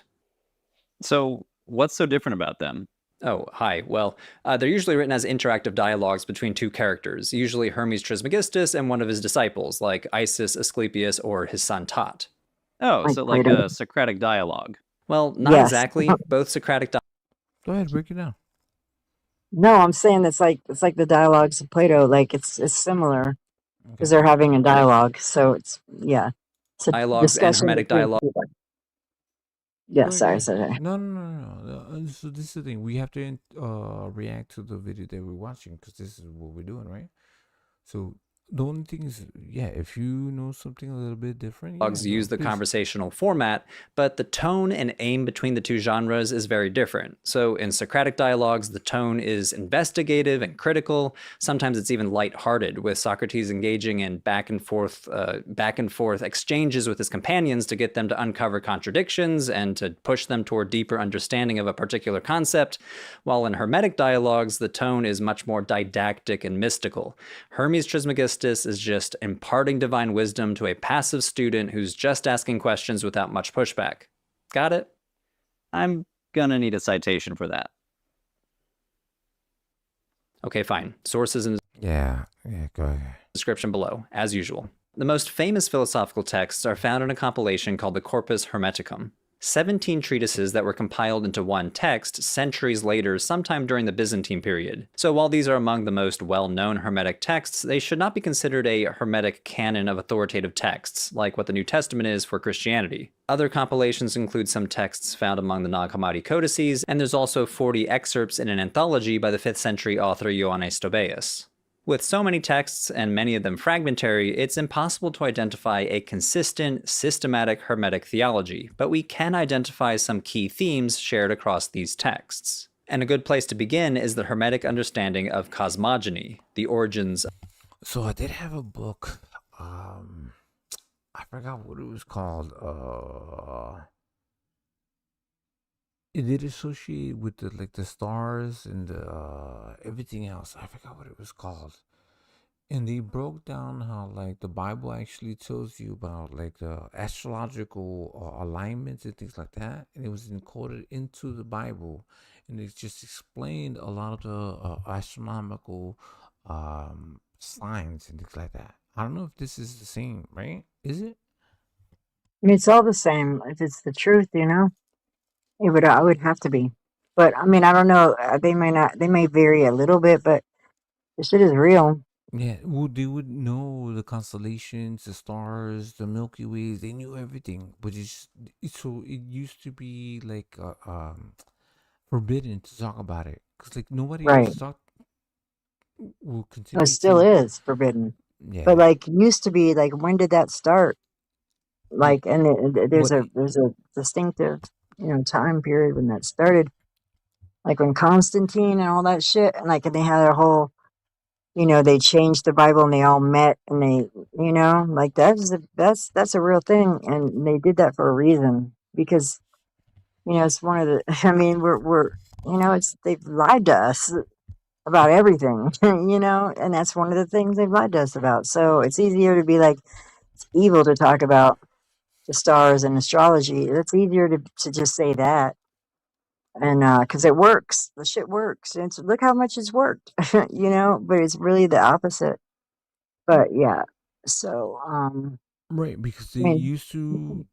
The Mayans, the Egyptians, they always tracked the astrological, the precision, the summer solstice, the winter solstice. They knew everything that used that was more than we happening. did, Yeah, more than we do now. yeah, exactly.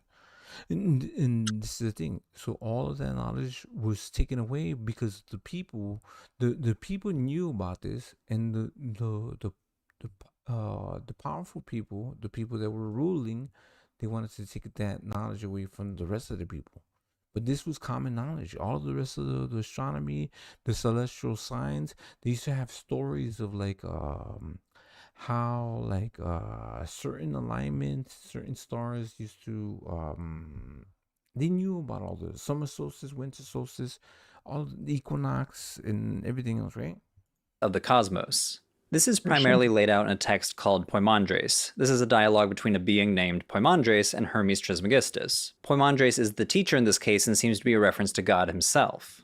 According to this text, the essence of God is mind, or nous. Creation begins with God, or I guess I should say, the first mind, speaking into existence his son, the Logos, together with the second mind, aka the craftsman or demiurge. The Logos descends into nature to become the four elements, while the demiurge creates... What is it? The architect, the demiurge, that's the god of this world. Like that's a real thing. It's different than the Alpha and the Omega. The Alpha and the Omega, which is where the demiurge comes from, because all existence or all being it comes from, the one true, the beginning and the end. But this is like the God of this world is a I don't. There's no other way to explain it, and it doesn't really explain it correctly. But in its truest sense, like an ignorant God, like like one that doesn't really know, like a jealous and a vengeful God. It's like a child, kind of thing. But it's worse than that. But along the same lines, because you have to forgive them for they know not what they do, type of thing. But what other explanation? What better explanation is there that I know of? I haven't found one yet. Like that makes the most sense, but it's still from at some point the Alpha and the Omega, the beginning and the end. So it's not. It's just faulty in an ignorant way. You know what I mean? But yeah. So 7 heavenly rulers, the 7 classical planets, the the Moon, archons. Sun, Mercury, Venus, Mars, Jupiter, and Saturn. These in turn set creation in motion, producing animals and other living things from the elements. This cosmogony is largely inspired by Platonic philosophy. In Plato's Timaeus, Plato shares an elaborate cosmic model that formed the basis for how philosophers understood cosmogony for the next few centuries. Plato described the cosmos as a great sphere, with Earth at its center. The stars and the 7 classical planets revolve around the Earth in their own concentric spheres. But now we know that's wrong, right? I mean, no, that's not Kind of. necessarily the case, but No. no, So but from and my his other question. yeah. Oh, go ahead. No, I mean not my other question, but have you ever looked at the Da Vinci's? And Da Vinci was ill, but he's him and Plato. I mean, not Plato. I mean Plato too, but Da Vinci and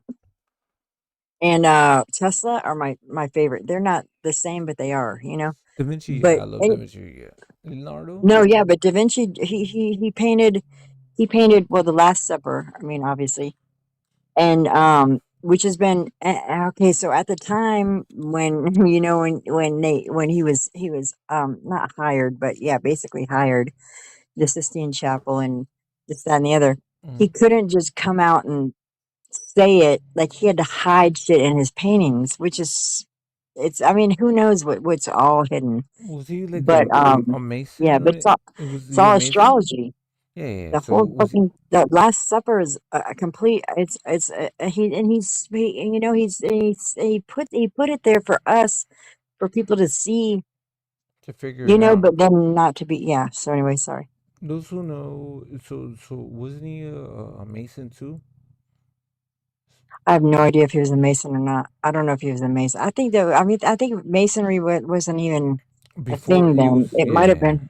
Who Yeah, I mean, knows? Who it knows? still might have been. He might have been a secret society type of thing. Yeah, I Yeah. mean, that Yeah. birth, that ended up being Masonry. I don't know, like the Rosen, whatever the hell. The But Rosicrucians? I yeah, don't the think they were. Rosicrucians. I don't know, but The planets were regarded as deities, and the cosmos itself was filled with souls and other intermediary spirits. Everything was composed of 4 primal elements: earth, air, fire, and water, and the world was created not by the supreme God who existed beyond the cosmos, but by a Alpha and second Omega, divine being called the craftsman or demiurge. Furthermore, the creation of the architect. world Yeah, required the uniting of that's 2 what I believe.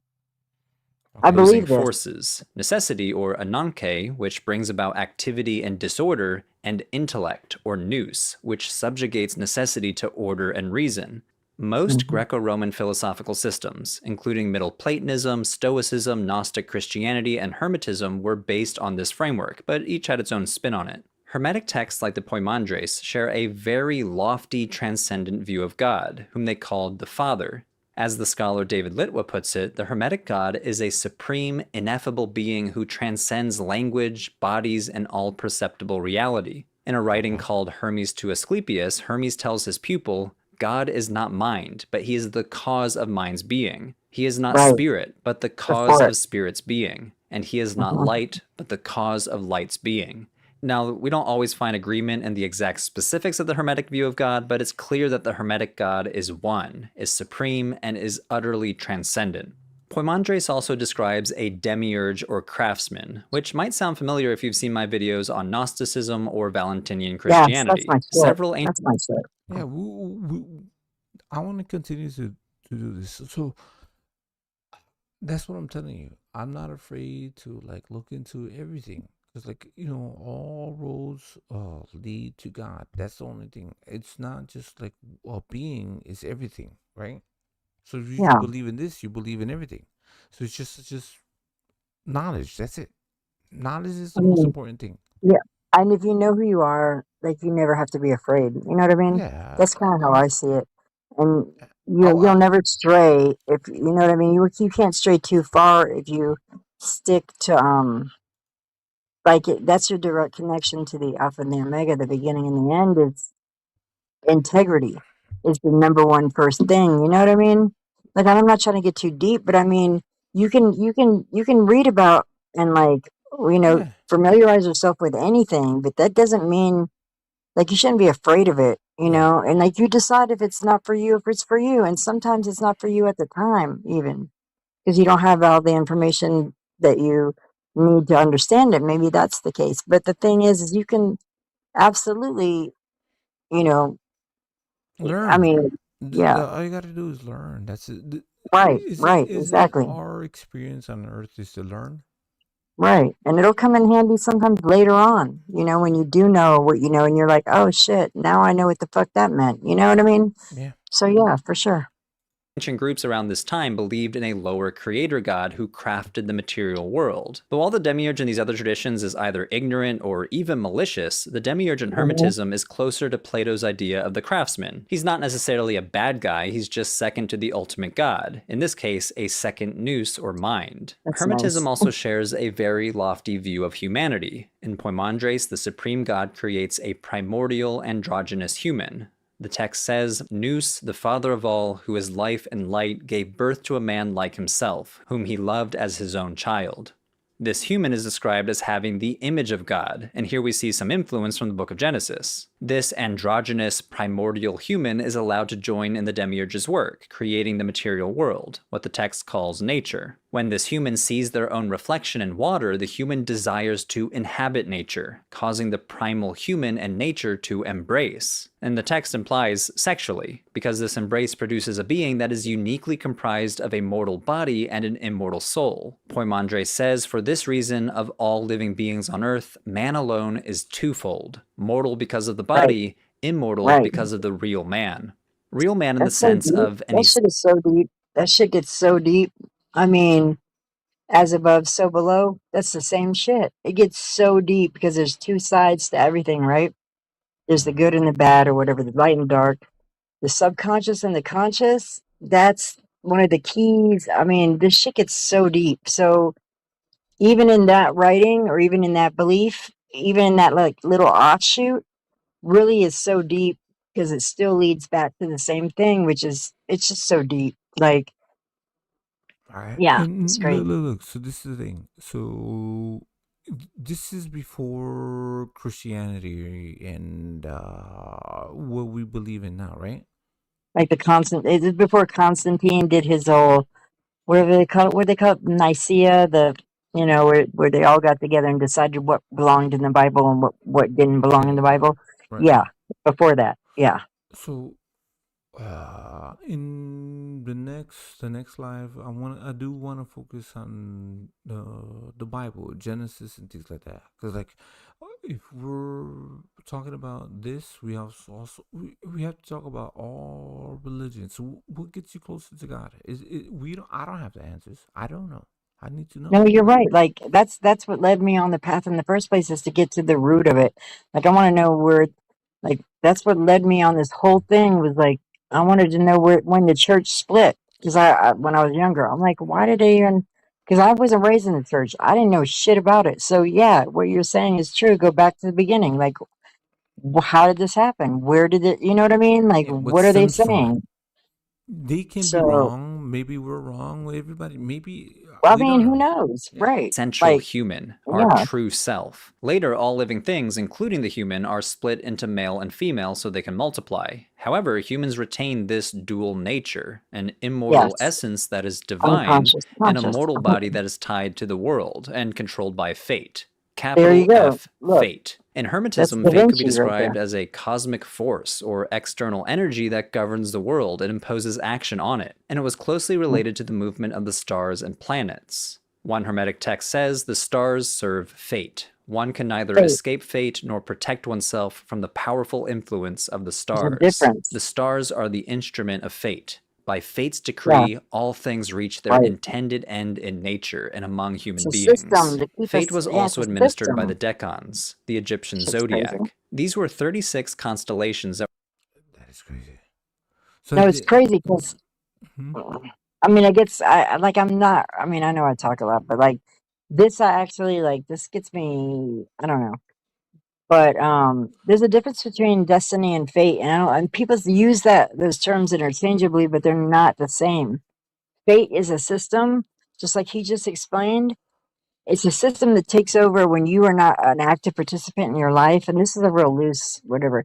Then fate will take over. Then you're a product of like this of astrology or the stars or whatever. Then you end up, it's just there's always a system, but destiny unfolds every minute. Like you are an active participant in your life every minute. Like you can change your life with one decision, but like if you're not an active participant, then fate takes over and the stars and the moon or whatever the fuck is what rules your life. You know what I mean? But like, so and it means something, but like We'll see. but you are ultimate, But does this affect our life now?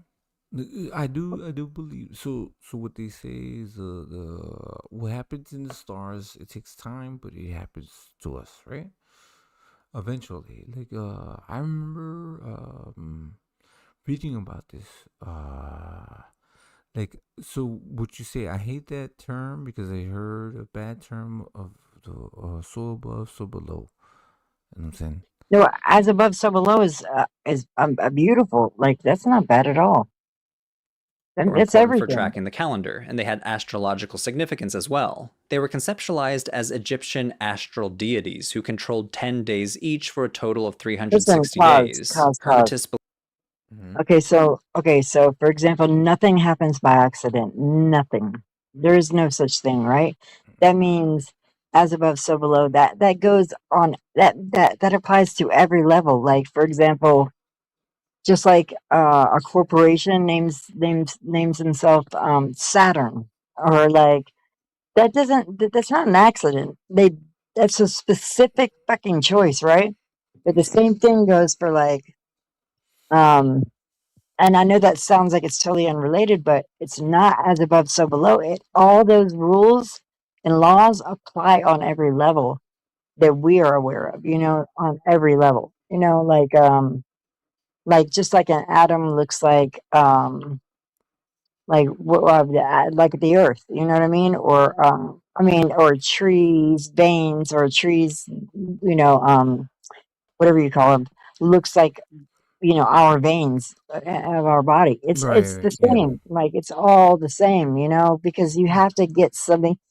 Like everything you see around you was a thought to begin with. It's the same fucking shit. Like it's all the The same. the the intricate pattern that we see in certain things It has to come from in somewhere. nature. Is the whole Yeah. point? Is Yeah. it comes from somewhere? See Like everything comes from somewhere. But that's what I've been telling you. This is what I do believe. So like when you look at an orange, like the way that it has its design, its pattern, the trees, nature. There's also the what is it? What the fuck? What is the? There's another thing. It's like certain patterns that you see in nature, and it's Are you in talking about everything. like sacred geometry, like a No, lotus no, no, flower no, no. Yes, everything. But there's type of something else. thing? Yeah. Well, I mean, and then have you Hold ever on, looked no, at? no. Do you ever look at your cat? Like look at your cat's face. Yeah, of Like I course, it's know this beautiful. sounds crazy, but look at Stop your mentioning cat's my face. cat, please. They're crazy. No, what I'm saying is your cat. I'm saying, Okay. how crazy is a cat? Cats are fucking crazy looking. If you They're really look amazing. at a cat, Yeah, I know. like they're nuts, right? But the thing about it is that what we see in this world here Mm-hmm. is based on an image from somewhere else. Like that is not the cat that we see, but think about it. Like how crazy are fucking cats or dogs? Like what the fuck or any of the animals, you know? Cats But in they're general, based. specifically my cat.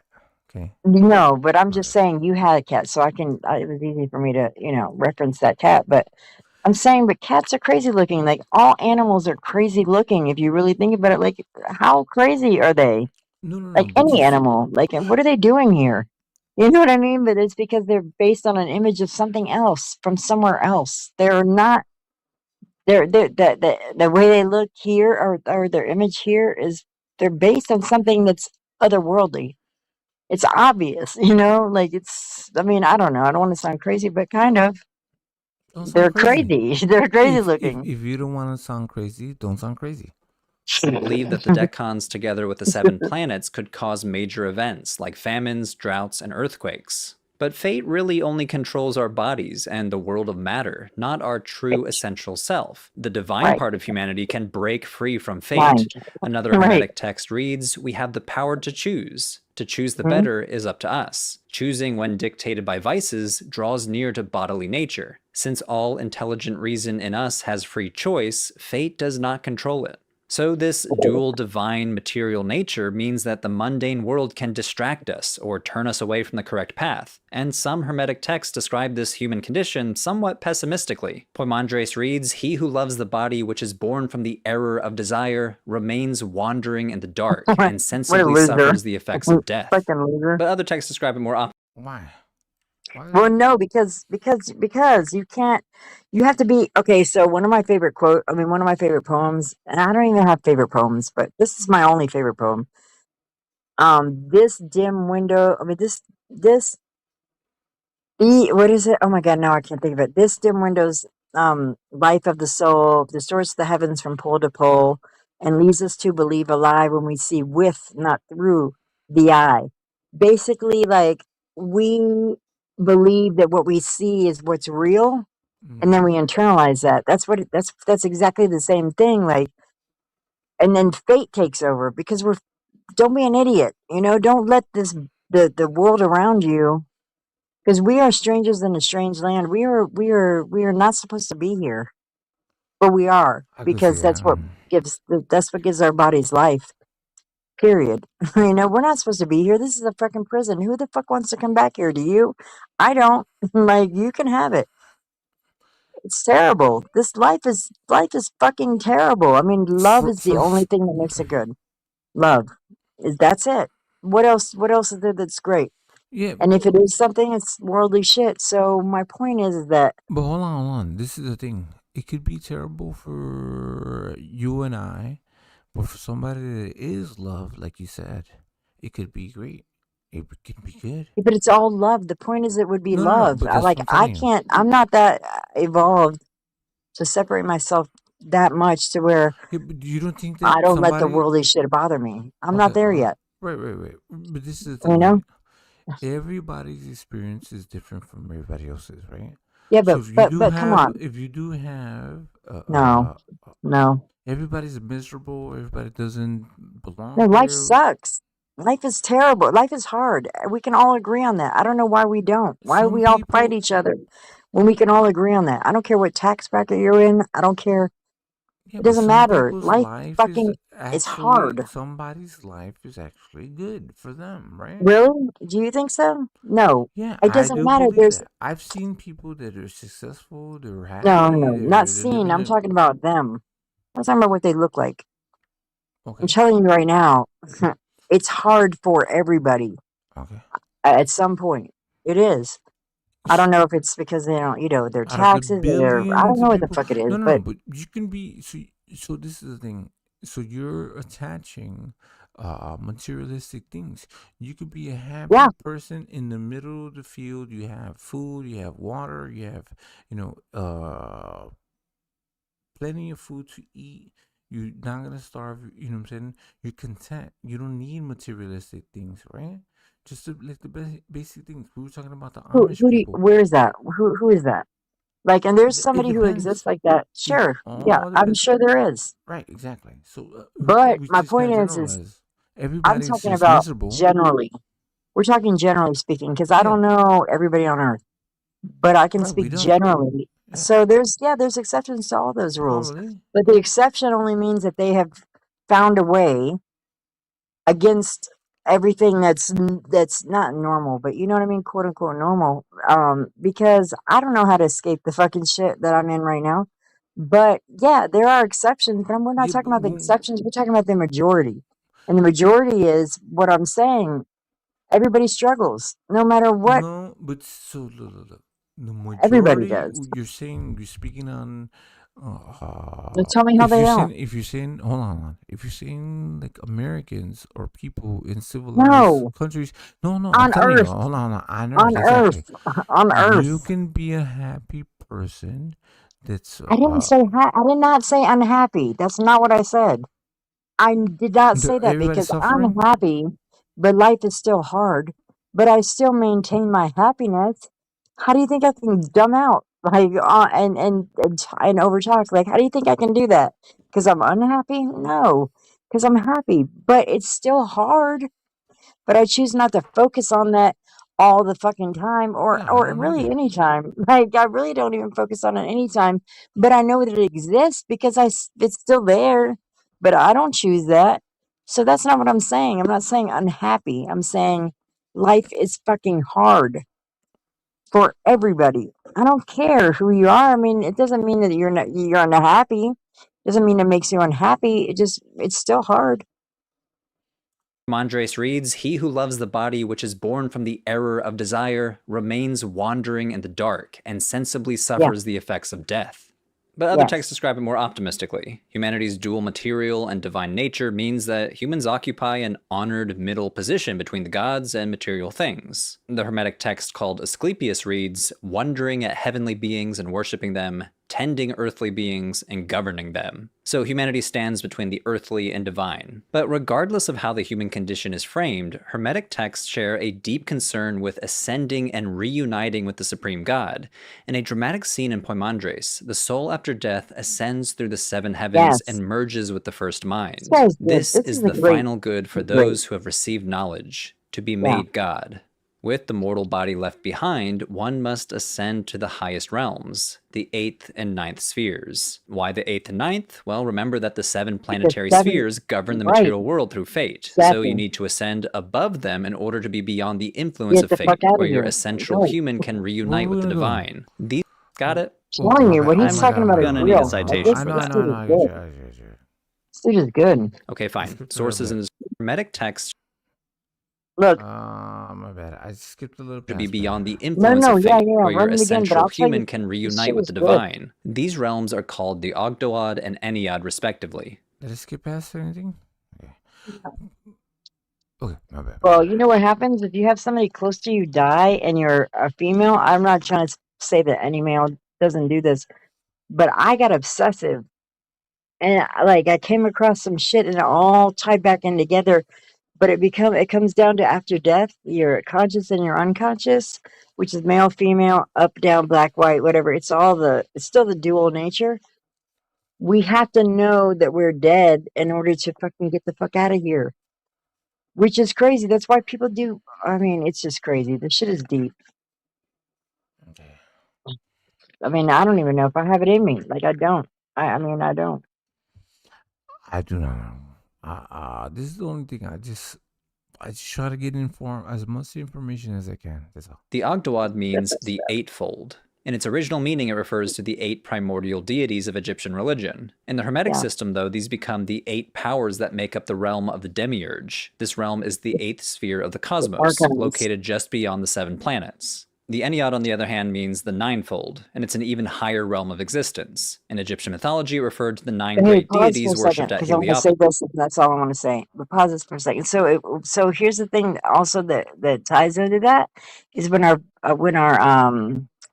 like frequency vibration, like when we reach those realms. Okay, so for instance, like when we die, there's all that go towards the light, you know. and then you have the people that you love. First of all, what is Lucifer or the devil or whatever the fuck they want to call it? He's the ultimate, what do they call him? Like he's a charlatan. You know what I mean? He'll come to you Deceiver. as, hmm? Deceiver. Like he deceived Right, you. the ultimate exactly. So, and I'm not saying I know because I don't know. Who the fuck knows after they die? But anyway, but yeah, he's the ultimate deceiver, right? And then he's so beautiful. He has a beautiful, like, and he's of light, right? So just throwing that out there, that could be, the tunnel is not the place to go, first of all. But if it's not, then that means that you'd have to go through those 7 stages. I mean, we've all heard that before in all kinds of different places, not just here, but not just today, but there's 7 levels of, they call it heaven or whatever, but it's really in the archons. There's an archon that governs each one of them, and they will do everything in their power to get you to come back because they need us to survive. They need us because we are the gods. Is the thing about it? We have the power, like we are of God, like directly of God. Okay. You know what I mean? We are of light. Like we have, but we don't know it. So then we just keep getting fucking recycled back into this world because as above, so below. It's consent of the governed. You know, we always have a choice, but we don't know it. Because because that's one of the rules to the whatever the fuck you want to call it, that we always, that we have to choose. Okay. We have to choose to come back. You know, that is a fucking law of the of all laws or whatever the fuck you want to call it, the galactic, federation. I don't know what they call it, but we have to choose individually. But if we don't know we have a choice, then of course we're going to come back. We're going to go to the light where our fucking Aunt May is and our grandma's standing there and our fucking dog that we miss. We haven't seen for 15 years. Yeah, we're gonna go there. We're gonna go there, and then we're gonna get recycled back right back into this shit. That's the Matrix. That's the fucking Matrix. All right, Melissa. This is my my homie, Baby King, BBK Promotions. So this is the thing. So you guys, he says don't go to the light, right? After death, that's his trap. But for me, I don't know. hold I'm on, not hold saying. on, hold on. I don't want to give anybody No, bad no, no, no, information, no. but Wait. This is what he's saying. It's not. It's okay. What I think, in my opinion, is not you guys' opinion, and I'm not trying to debate this. I think when you go to we the get light, it. We're cool. when you go to the light, so okay, one thing is if you don't go to the light, then you get your soul still gets trapped here into what we like. You ever been haunted? You ever like No, okay? no. Okay, Back it up. okay. No, Hold on. tell See, me you're not, honestly. Tell me honestly. Like you have to do it for Melissa. You're yourself not too. letting me finish. Please Yeah, let me because you're not finish, making any Melissa. sense. No, listen to what I'm saying. If I don't go No, to the light, you're not letting me. you're coming up with some cockamamie shit. What I'm saying to you You're not letting me is, what do finish. you mean if I don't go, if you don't go to the light, you just become Can some can what? I? Can Who I? said that? I'm What do you telling you. mean? Hold on. Yeah, Can but I where'd you come finish? up with that? Can I finish? Can I just? Yeah, Can I finish just? what? Is Can I that I'm going to finish? be Can I speak? a ghost? Can I say something? Or you just keep on interrupting Well, me? because I want you to, because I No, know you can do, I'm you asking can, you. Can I because you finish? can, because you have it, Melissa, Kazi, can you I? have it. No, Melissa. You have it though, I'm gonna Kaz. speak. All Can you right, go please ahead, go ahead, give go ahead, go me a ahead. chance to speak, please? What I'm saying is when they say, when my father passed away, my sister, she kept on praying for him to not dwell here with us, not look over us, not stay here and keep on continue to oversee us, to go on to the next. Into my sister's Catholic, so she kept praying. For a year, every single Sunday they kept on praying and just kept on asking him to just continue to live. To if you do go to the light, So the light is the past. When you pass the light, you're passing into the next life, into the next chapter, instead of dwelling in this. So if you're trying to like look over your children or your family, you're just stuck in this realm. You're stuck in your soul is stuck here. You're not your soul doesn't go into the next life. It's stuck here in this as a spirit. That makes sense? 100%. And But I that's what it means. 100%. What they say What when you I do know, go to but the light, you that go to the doesn't mean light. that both can be true at the same time, is what I'm trying to tell you. Because listen, I believed all of that, and when I had like some very close people died. I mean very close people, yeah, close people die. And But that so but I that's know just exactly what you're saying. And Catholicism, I mean, and Christian, I mean, that's the first thing you're taught is tell them to leave here because you don't, because that's true too. They can still be trapped here, but that doesn't exactly. mean that That's the the only light thing. is That's the the only best thing. place. I That do. doesn't mean the light's the best way. I'm not saying that I know that it isn't. I'm just saying Right. that We don't have it the doesn't answers. mean. I'm just giving you an example of I what I know. understand. It's all a trick. We've been lied to for about everything, cause So, but what do you everything. do? So, what do you do? So, everybody has the answers. Nobody, you know what I'm saying? No. That's no. I don't think, and nobody could. Even if they had the answer, they couldn't tell it to you because, I mean, would Of we be able course. to hear it anyway? Like no. But I do know. One thing I know is a scientific method. And that's one thing I start at is that first of all, know thyself, and that means know yourself, meaning, you know what I mean? Like, that doesn't mean that you're always right. That means know yourself, you know? And then that's the only way that you can know anything else anyway. And then, I mean, there's just a few things I think are keys, but I don't know. I mean, I feel like I mean, me personally, I don't want to ever come back here, but I might most likely, because I mean, look at me, like, I'm not, if I have to be a guru and be all pure and all that, I'm not there. But, hopefully I remember this shit, for next time because I mean, after death is it's the key. That's what the Egyptians did. It's after death is the key, is knowing that you're dead. But if you don't know you're dead, then you're just gonna believe it and then get fucking wrapped back up into it. It's the matrix. That is the matrix. It's that shit. That's all. I don't know why I can't see my homie. BBK Promotions. I don't know why I can't see you. Somebody fucking. Oh, what do you mean somebody fucking? No, Probably no, no. me. So, No, no, because I'm no, salty like that. That's what I no, no, do. no. Somebody blocked him or something. Cause I can't see him Right. in the. I Yeah, I can't see did him in the that. chat. I only see him the right here. No, I I only love see him blocking. in what's it called, StreamYard. I'm one of those mods where I'm like, yeah, I throw my wrench around. I'm like, block, block, block. I'm like, yeah, like, cause I have power. This is where I get my power. No, all good, all good. I just want to keep it This fight, I moving. would never do that. I would never do that. That sounds fucking absurd. That's just But my some people do. opinion. This is the No, thing. I don't think that that's happening. Though, is what I'm saying. I don't think that's happening. I'm not here to argue. Would you No, believe I'm in saying who would do that? Who would do Melissa? that to you? Hold on. It's a joke, but who would do that to you? No, Like who? all I'm saying is that that's just my opinion. So if you guys have your own opinion, that's just what I'm saying. I don't know. Oh, you're talking about the death thing? Yes, of Yeah, course. okay, so look, okay, well here the only thing that works for me is like is as Yeah, but much as this I is can your possibly. opinion, though. This is the thing. You're not No, gonna I'm not convince me talking about otherwise. opinion. Like opinion is one thing and I respect it no matter what. Like whoever, whatever, whoever. But my thing is that I base my shit on like logic because I have to plug it in. If that like even if it's a theory, I plug it in. Like, okay, and that doesn't mean that I know everything that I'm plugging it into. But I do know that it makes sense that with your subconscious and your conscious, if you meld them together, then you would know when you die. Like that's something that makes sense to me, right? Then you know when you're dead.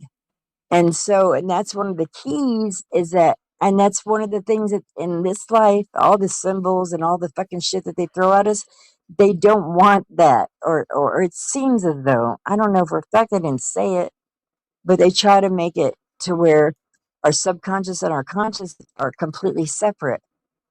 So I know that. I mean, it seems like that anyway. I mean, all arrows point in that direction, right? So when we die, we don't know that we're dead. And that's one of the keys. That's why they say, like astral, projection and, like, what do you call it? Lucid dreaming and all that. That's why those are very important. Like, I had one dream one time for 1 second where I was like, oh, I'm dreaming. 1 second. It was like 6 months ago, but that's it. So I don't know shit about it. So I'm not trying to say that I know No, because I don't. it's the only thing is like I just want to just let's get our opinions, and your opinions, your opinions. I'm not gonna make you believe in anything that I believe in. You know what I'm saying? I would never do that. You know what I'm saying? Yeah, please Just don't. for I me. won't do that Yeah, of either. course not. So the only thing is, like I said, we're here to learn, and we're learning together. Your opinion, yeah. Let me know what you think, but just don't try to convince me of something, otherwise, Wait, right? no, I Atun, would never do Shu, that. Tefnut, Geb, Nut, I Osiris, would never. Isis, Set, and No, Nephthys. In pause Hermetic that. cosmology, the Ennead Pause that. becomes the Pause that. I would never do that. Like, if that's what it seemed like, I'm so sorry. No, But no, that's no, what of you. course not. But when Yes, you're all I'm saying, saying. Yeah. well, by logic, well, whatever, my No, logic, for my my logic, my logic, but ignorance, that my doesn't mean that. ignorance. Yeah, But I'm not a scientist, also. So I understand know. when I say that. Of course. You think Just that I'm means gonna my sit here and logic, I'm because gonna I be may like, be oh, well, wrong. Melissa is the ultimate person. She knows Right? Like, I everything. don't know Yeah, shit. Like, what the yeah. fuck do I know? And that's how I'm we saying treat you. my logic. Yeah, I could I be would never. completely fucking off Yeah, for of all I course. know. That's what I'm saying. But I that's an do believe understood, that. right? Just understand that. I wasn't saying it to you like that, like I know everything. No, I'm saying by my logic, but my logic might not mean shit. Like, I know that, So Yeah, of I'm course. sorry. Like, And yeah, like I just assume everybody, knows that. I don't know. I hope so. But that's what I'm saying. Shut the fuck. But All this right, is the bye. thing. No, Just no, no, press no. At the play. end of the day, because All look, right, okay. we don't have none of the answers. No, We're not here exactly. to That's what I'm convince saying. anybody. Like, this is my logic. That doesn't mean that my logic is right. Shit. I don't know. Well, let's just not convince anybody, anyways. the ninth sphere of the cosmos, where the All right, self-begotten Nous dwells, Just and send me it's the my pamphlet. destination of the most righteous souls after death. So how do you ascend up into the 8th and ninth? Well, various texts provide instructions on how to achieve this ascension. Scholars call these instructions the Way of Hermes. Though, as we'll discuss in the next section, we should be careful about framing this Way of Hermes as a distinct religious community. A lot of Hermetic texts could be classified as initiatory, but it's not really an initiation into a distinct cult, like the cult of Isis or the cult of Mithras. Hermetism probably wasn't that well organized. We can call them initiatory in the sense that these texts serve the purpose of guiding a reader or a disciple through a transformative mystical journey of deeper and deeper knowledge. This path to deathlessness or salvation is not for everyone, but only for an elect few. In fact, some Hermetic texts describe something like the belief in the transmigration of the soul, as in after death, one's soul is usually reborn into another body. The souls of the just are reborn as kings, philosophers, and esteemed intellectuals.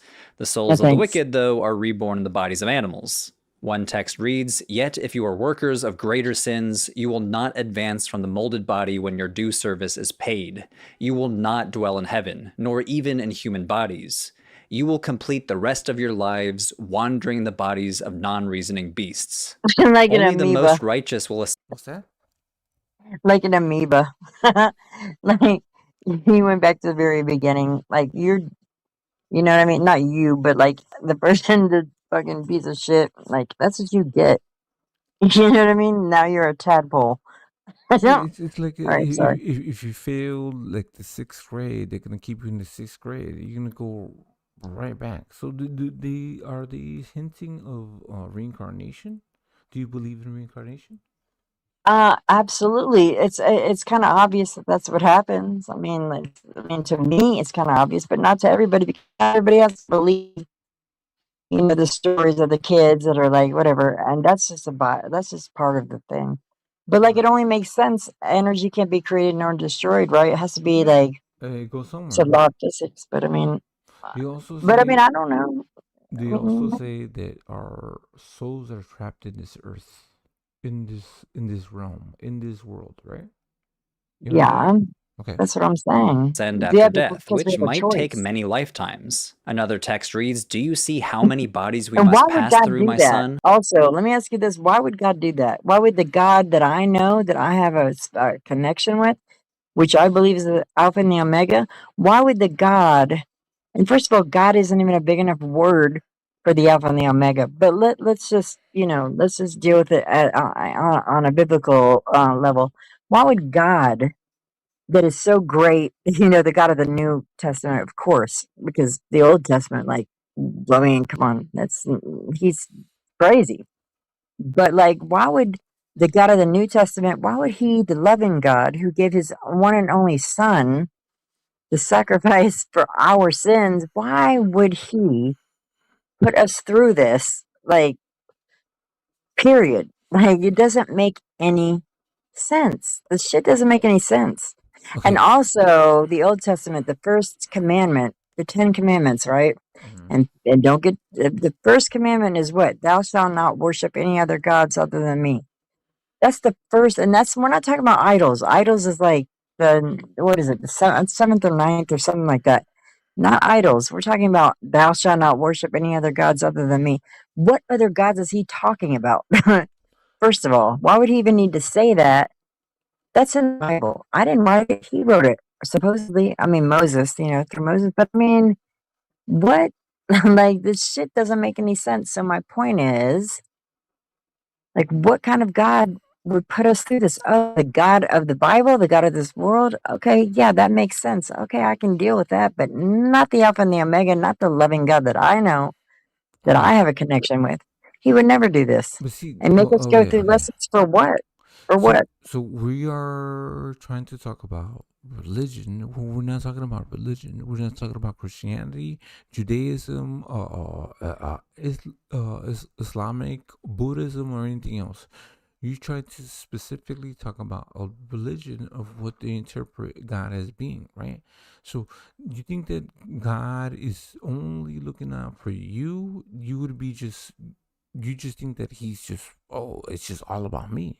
It's only centered about you. No. So it is a system of everyone. One guy just sitting in It's heaven, like not over, one and guy. I mean, come It's on, not one no, guy. It's not one that's guy. another absurdity. That's It's no absurd. such thing. But we're not here to talk about that. We're not here to dwell on that. We're here But to we learn are, about yes, this. we are. That's the whole point that gets us to the truth, is what I'm saying, is these questions, because that's what they have us believing, but it doesn't make any sense. We have to ask these questions because it's absurd to think otherwise. Like, and that's my whole point. Is like, why are we just believing these cockamamie ideas and not questioning them and just glossing over them?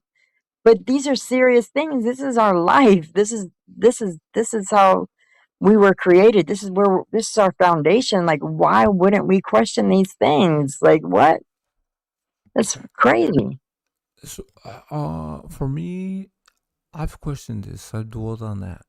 I think this, like, I don't see like, I'm here to punish you specifically as an individual.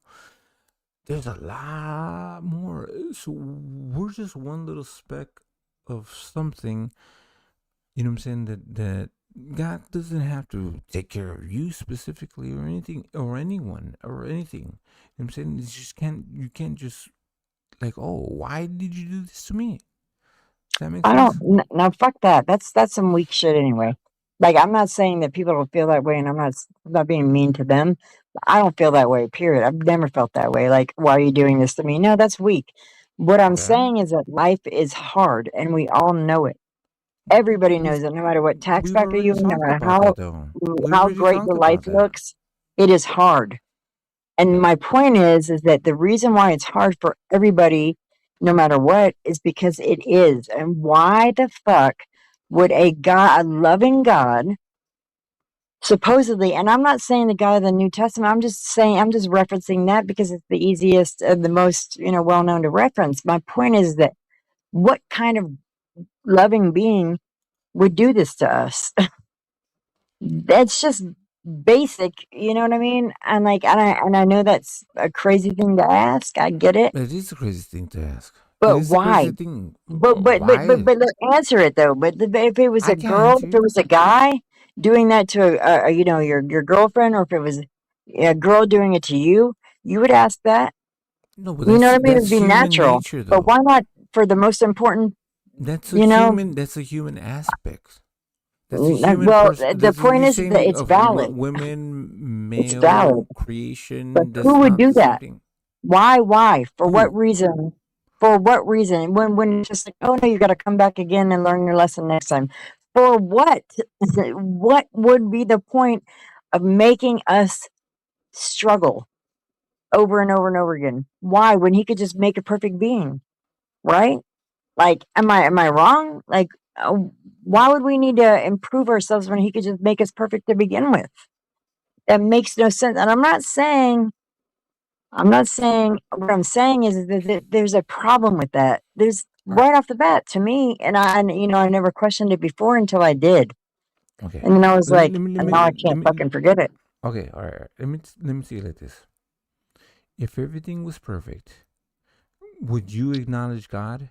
So if everything was perfect, hunky dory, everything you had everything in your life, everything was peaceful, nobody killed each other, would you know anything better? Everything's good. Why would you see anything better or greater than you? I'm saying What? That doesn't, okay, it but does make you're sense. saying, I don't understand. Yeah, but you're coming from a point of that we were already flawed. What I'm saying is that he didn't have to make us flawed to begin with. So what difference would that make if we were already perfect, because we are from perfection? So why even add that to the fucking and it was added. And where was it added? I don't know, but It was an it's update. obvious it was added. You know how Somewhere along the line there's a flaw. your Somewhere. phone gets an update? It was an update. It was like, all right, well, you guys had it easy. Now let me No, make it a little listen, difficult. I hear you, but it doesn't make any sense. Why make it faulty? That means it was made faulty. Why? For what? Why would it be made faulty? I don't have the answers, Melissa. Like I Right, because it said, doesn't make any sense. Because the okay. fact of the matter is I that, am not in the my okay. opinion, I do want to is get made some. faulty because we come from a faulty. We're halfway part of a faulty creation, but we're not ultimately Okay. faulty. We are from the Alpha and the Omega, which is obviously where Your this belief is your ignorant belief. demiurge is from also, but he's just flawed. So we're, made in his image meaning the world, the worldly shit. So we are obviously halfway faulty, but our spirits are not faulty. Our spirits are never faulty, in Okay. my opinion. Your opinion. That's it. That's You it. know what I mean? All right, But let's get like, through this of video, this please. world, it doesn't make any sense. Like, why would you create a faulty beings for us to struggle? Why would you do that if you love us and you're perfect? It makes no sense. Why? Why do some people abuse their children? Why is Yeah, there a because whole we're bunch of different faulty, things? Okay. right? We're created faulty. But the point is that why would you make your creation faulty to begin with? Why would you do that unless there was a faulty creator? Are you At asking some me? point, Because I don't have the answers. The only thing yeah. Well, is, I'm well, just like I saying said that we know that before. much. We can know that much. Okay. Like I said before, we're only here. Otherwise, there's the problem with our creator. My belief is that our creator in this world is faulty, but that's Okay. not the Alpha and the Omega, right? But if what you're saying is that you're at, and you're asking the questions I asked too, like, I'm not saying your questions are wrong, but if you're saying that our creator, the Alpha and the Omega, created us faulty, then that is a bigger problem than what I'm saying. And I don't think that's what you're saying. Well, But I mean, but let's think about it. No, like, there's a it's problem choice, here. though, Melissa. It's choice. If you, so do you think that, okay, it's like you have a manager that continues to tell you to be good, be good, be good, be good. No, shouldn't you be able to choose whether you want to be good or bad? What you choose is what you deal with. Sometimes some people, they're good people, and sometimes they have bad situations. I mean, Yeah, but it's my just manager didn't, or your manager didn't create us, though. Like, you didn't no. create. If they created us, they'd make us perfect little robots to do what the fuck we were supposed to do, right? Right, but that's why That's not what we're talking about. you have an independent choice to do what you do. You have free And we're will. talking about God. We're talking about God. We're talking about the creator. That's a little bit different than my manager. And my point is that why would you create faulty beings to learn? Learn what? Like, why didn't you just create perfect beings? It doesn't make any sense. Then Like, we wouldn't. it We doesn't make wouldn't. any sense. We wouldn't learn. We could. We don't have to learn. We Why would wouldn't he have to. even make it? Exactly. That's the Learn entire point. what? Learn what? He could have just made us. What are you Like, learning it doesn't now? make any sense. He could have made us perfect to begin with. It makes. My problem is it makes no logical sense. And I'm not questioning God. I'm not saying that I'm right. I'm saying there's a You are problem though. there. You There's are a though. breakdown You there. are though. So you believe No, that this. but tell me how I'm not. Tell me how it's not the case. Like, there's a breakdown. If I can There's speak, something not if I can speak, I connecting. would. If I could say some words, if I can speak and have a Yeah, go little ahead, second. please do. Yeah. No, I am. Prove me wrong. I need to be proven wrong.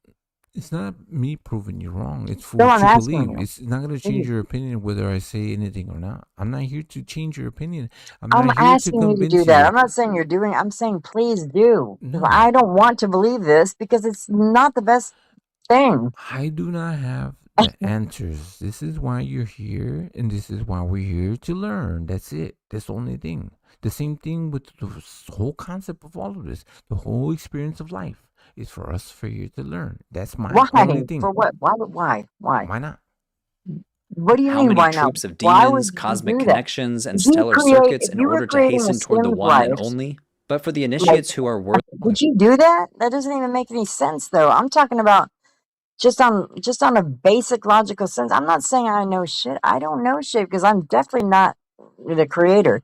But I'm saying what would be, and I'm literally asking that question. I'm not saying like I'm saying it like why would not condescending me. I'm Again, saying I don't what have the would be, answers, because there Melissa. is I not one do I not can have come the up with. answers. I There's don't I have the can't. I'm answers. and I all do not these have the years I answers. couldn't come up I with don't have the one, answers. I and nobody don't else have the can answers. either. I don't have the And I'm answers. asking. Can you hear me? I don't Right. So have the what I'm answers. saying, it has some Hello. weight to it. Hello. Is what I'm Hello. saying. Hello. Can you hear me? Clearly, Hello. Can you guys hear me? clearly. I don't have the answers. There's no answer. I'm saying give Okay. me a just a possibility. I'm not saying answers. I'm saying give me something to think about, and I haven't come up with one, and nobody else has either because they can't, because there is nothing substantial to even answer that possibility. Do you think that And any? that's my whole point. Is that's all I want is like something else to fucking That's what give me everybody another wants. option, but They there isn't want one. simplicity. People There want isn't one. simplicity. They want simplicity. Life is not simple. It happens. This is the thing. Yeah, It happens. but yeah, Just but as simple I'm as talking. We're talking answer. about the The creator, though. We're talking simplest. about the creator. We're not talking about like The anything else. simplest We're talking about the answer creator. is Why would the things creator do happen. this? The creator Why? doesn't create. Well, seems The odd. creator creates what inevitably will happen. It happens, right? No, cause. Be for real. What? Like, why would you do this? Why would you create strife and war and famine and children How would starving? I Like, oh, know? I mean, why? What would be the point of this? Like, it makes no sense. There's a problem, is what I'm saying. There's a problem. Right, but we don't have the answers. The only thing we're doing right now, listen, look. We can talk all the philosophical stuff. The only No, thing it's we're not here, philosophical. No, I'm talking about real bare bones shit. Like, what would be the point of this? right. We would never get to the answer, right? The only thing I want to get through the video or There's a whatever, problem. the Let him tell it. Let him tell it. Run it. no, but I'm all with I'm you. saying, No, let him tell it. All right. anything that For we real. read, No, for real. Listen, I mean, this is now you dope. want to This listen guy's to. dope. The whole thing Okay, is dope. okay. The only thing is for me just to learn a little bit more. That's all. I don't question anything. The path is the path. Whatever happens, happens, right? It's gonna happen regardless. Regardless. Okay, so let's say if we get the answer, if we understand why the logic of what God does, is it gonna change anything in our life? It doesn't. It won't change our future or our present or past. It is what it is. worthy and righteous enough to attain it, this means breaking free from fate, learning the secrets needed to pass beyond the planetary spheres. The starting point appears to be gnosis, or knowledge, particularly knowledge of the self. People need to obtain true, intimate knowledge of their true divine nature. There you go.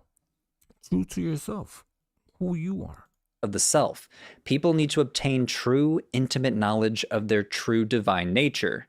We saw this in that quote from Poimandres, which describes merging with the Supreme God after death, the final good for those who have received knowledge. The initiate must be taught that they are an immortal being, with the potential to ascend through the heavenly spheres and reunite with their true source. In Book 4 of the Corpus Hermeticum, Hermes tells his son, "Knowledge is not a beginning of the good, but it furnishes us with the beginning of the good that will be known. So let us seize this beginning and travel with all speed, for the path is very crooked that leaves familiar things of the present to return to primordial things of old."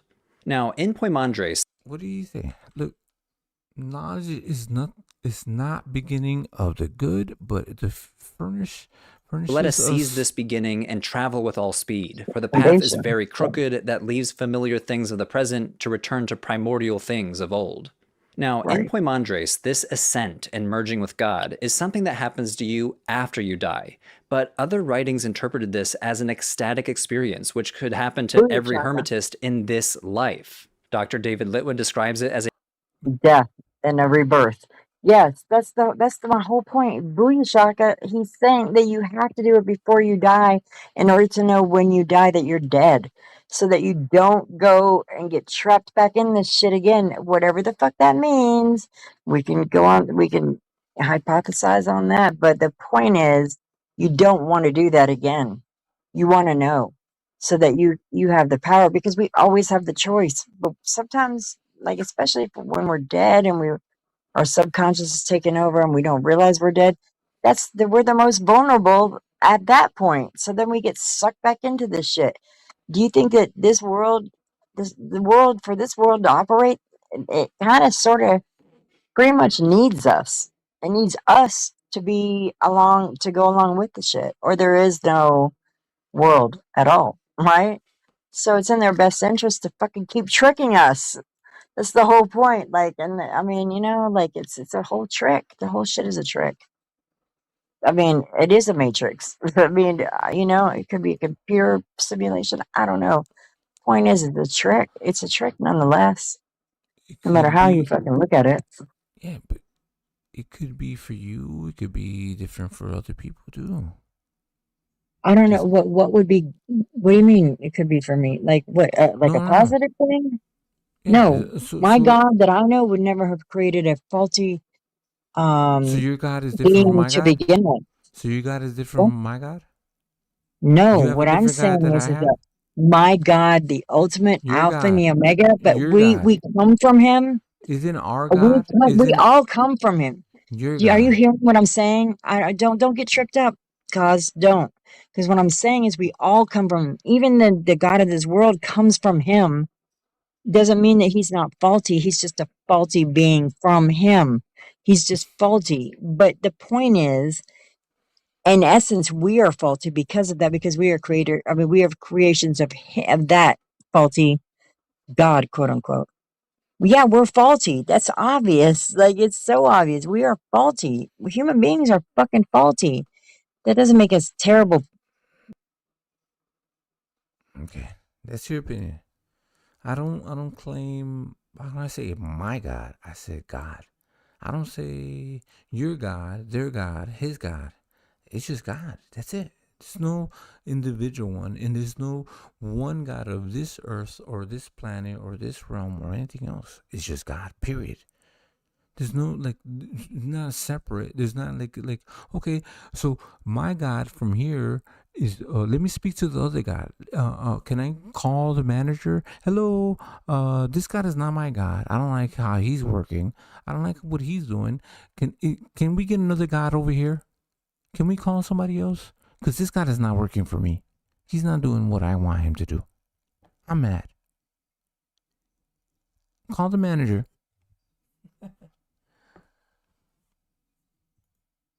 A rebirth into higher divine consciousness.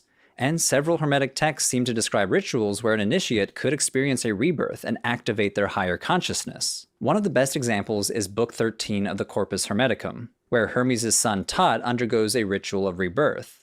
The text begins with Tot asking Hermes to teach him the way. "I am ready now, and my mind is set firmly away from the beguilement of the world. Fulfill your promise." I didn't kick you.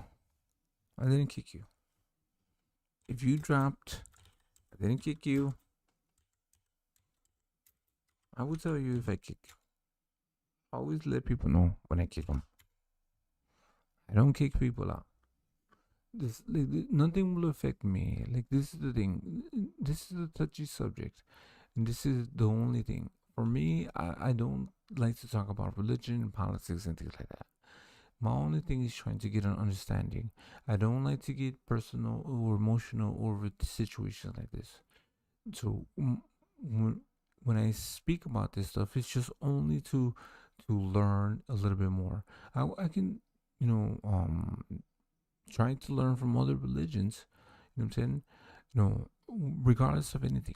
The only thing is to learn from everything. You know what I'm saying? I don't consider, I don't see. So you said, is there one or two gods? I don't think there is. I think just one. That's it. God's back.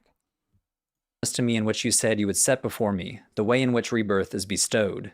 Hermes responds by explaining that rebirth requires that Tot cleanse himself of the irrational torments of matter. These torments of matter are a list of vices or sins, like injustice, lust, greed, and envy, but chief among them is ignorance. Next, Tot must observe a period of ritual silence, before Hermes announces that Tot is being purified by God and is being filled with divine power, most notably, knowledge. After all, you need knowledge to get rid of that ignorance. Henceforth, my child, rejoice. The powers of God purify you anew. To us has come knowledge of God, and when it comes, my child... See, that's the thing. Right? What did he said? Knowledge. That's it. We can't get a clear picture if we don't understand, or we try not to understand everything. I think every religion has some form of knowledge, wisdom, morals, and things like that can help us. You know what I'm saying? So if we can't understand that, if we just can't see that.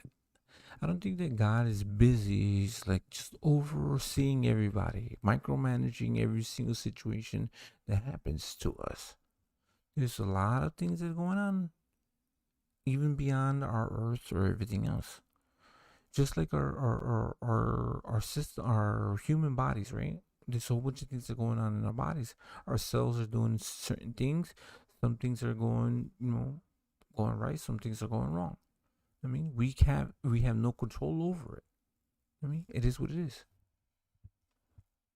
That's all. Yeah. If this is a touchy subject, I don't want to do this. I don't want to, go against people and have arguments with people over religion specifically, because this is the thing I don't like to do. I do like the information. I do like to learn. If you're telling me like, look into this, yeah, it's cool. I like it. I mean, the knowledge is amazing. Next, Tot must observe a period of ritual silence before Hermes announces that Tot is being purified by God and is being filled with divine power, most notably, knowledge. After all, you need knowledge to get rid of that ignorance. Henceforth, my child, rejoice. The powers of God purify you anew. To us has come knowledge of God, and when it comes, my child, ignorance has been expelled.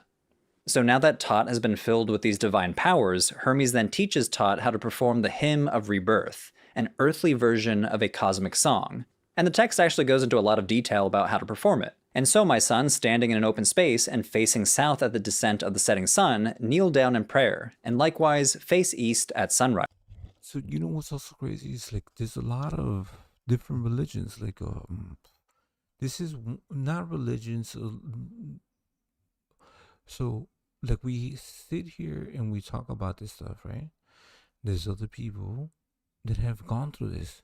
People they stab each other just because they have different opinions of religions and the interpretations of God, and how, oh, God said this, God means this, God means that. Oh, shit, let me kill you because you don't understand my logic of what I'm trying to tell you about God. That's crazy to me too, right? And here's why I said you can sometimes find ritual techniques in the philosophical books. The text has specific instructions on how to perform this hymn. The scholar Christian Bull thinks that the hymn that follows was actually performed by Hermetic groups and may have been drawn from a Hermetic hymnal. It's even titled Secret Hymn Book, Song Number 4. So maybe it was part of a collection. The hymn itself praises God as the source of all existence and order in the cosmos. Together let us praise him, raised high above the heavens, creator of all nature. Now, the hymn lyrics don't actually look like a typical ancient Greek religious hymn. In fact, a lot of the language looks more like what we see in Greek magical papyri from Egypt. So some scholars think it was translated from an Egyptian original. Overall, Corpus Hermeticum 13 describes a mystical experience that transforms the initiate. He no longer identifies with his material body, but has merged with the nous. It's called a rebirth because he essentially is a new human. Scholars describe it almost like an exorcism. You exorcise all of that ignorance, deceit, and envy, and replace it with knowledge, truth, and joy. And being filled with these divine powers, the person essentially is now composed of a new immaterial and immortal body, a body impervious to the vicissitudes of fate. It also means that when this initiate dies, their essential self will automatically be released and return to its place of origin. Another text describing an initiate glimpsing the 8th and 9th realms is called the Discourse on the 8th and 9th, which was discovered among the... Okay. I just wanted to finish this video. It's like 6 a.m. You know what I'm saying? So we can have discussions for the future. So this is just, what is this? Is what is Hermeticism, right? Right? Am I saying it right? I just want to look. I want to see it. I want to talk about it a little bit. You know what I'm saying, learn about it. I don't know. You know, if we can, you know what I'm saying, maybe later, you know, have some Christians and have their opinions and things like that. I don't have the answers of how God functions and things like that. I think throughout history, which we still don't have the answers. Nobody has the answers. That's why religion is still one of the biggest issues, not the biggest issues, but one of the things that people fight over to this day. The Middle East. Jews, Muslims, Christians, things like that. I mean, this is not going to be it. We won't get the answers here. If you think that the answers are going to be settled here, that we have all the answers, it's not going to happen. It will never happen. I would never be able to have the answers of what God does and doesn't do ever. And I don't think anybody can. Because everybody has a different opinion. The only thing is to learn, gain some knowledge, a little bit of information. I don't know. So if I do this again, I would like people just to, you know, absorb this information. If you like fucking crystal balls and mysticism, or, you know what I'm saying, whatever you like, I don't care. You know what I'm saying, astrology, astronomy, asparagus, and whatever. Cool. Let's have a conversation. Let's have a dialogue. But at the same time, just listen, and then let's have an opinion, but not have an argument. Because we won't ever, in my opinion, I will never try to convince anybody to be a Christian, Catholic, or Jew, or whatever. You know what I'm saying, Buddhist, and it's not going to happen. I mean, no faith will be promoted here. The only thing that will be talked about is information.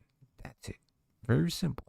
You know what I'm saying? You know, Hermeticism, you know what I'm saying? I've heard about it. Do I believe it? I don't know. Do I want to learn about it? I do. Do I want to talk about it? Yes. Do I want to gain information? Yes. Do I want to argue about it? No. So it's very simple. Next time I would like for other people to come in, just have an open mind and an open opinion, so that way we can just have a simple dialogue. Very simple. But with that said, I'm gonna end this one. It's 6:15. It's not that I want to end this. I'm just tired. But thank you very much. You guys have a good morning. Thank you. Appreciate y'all.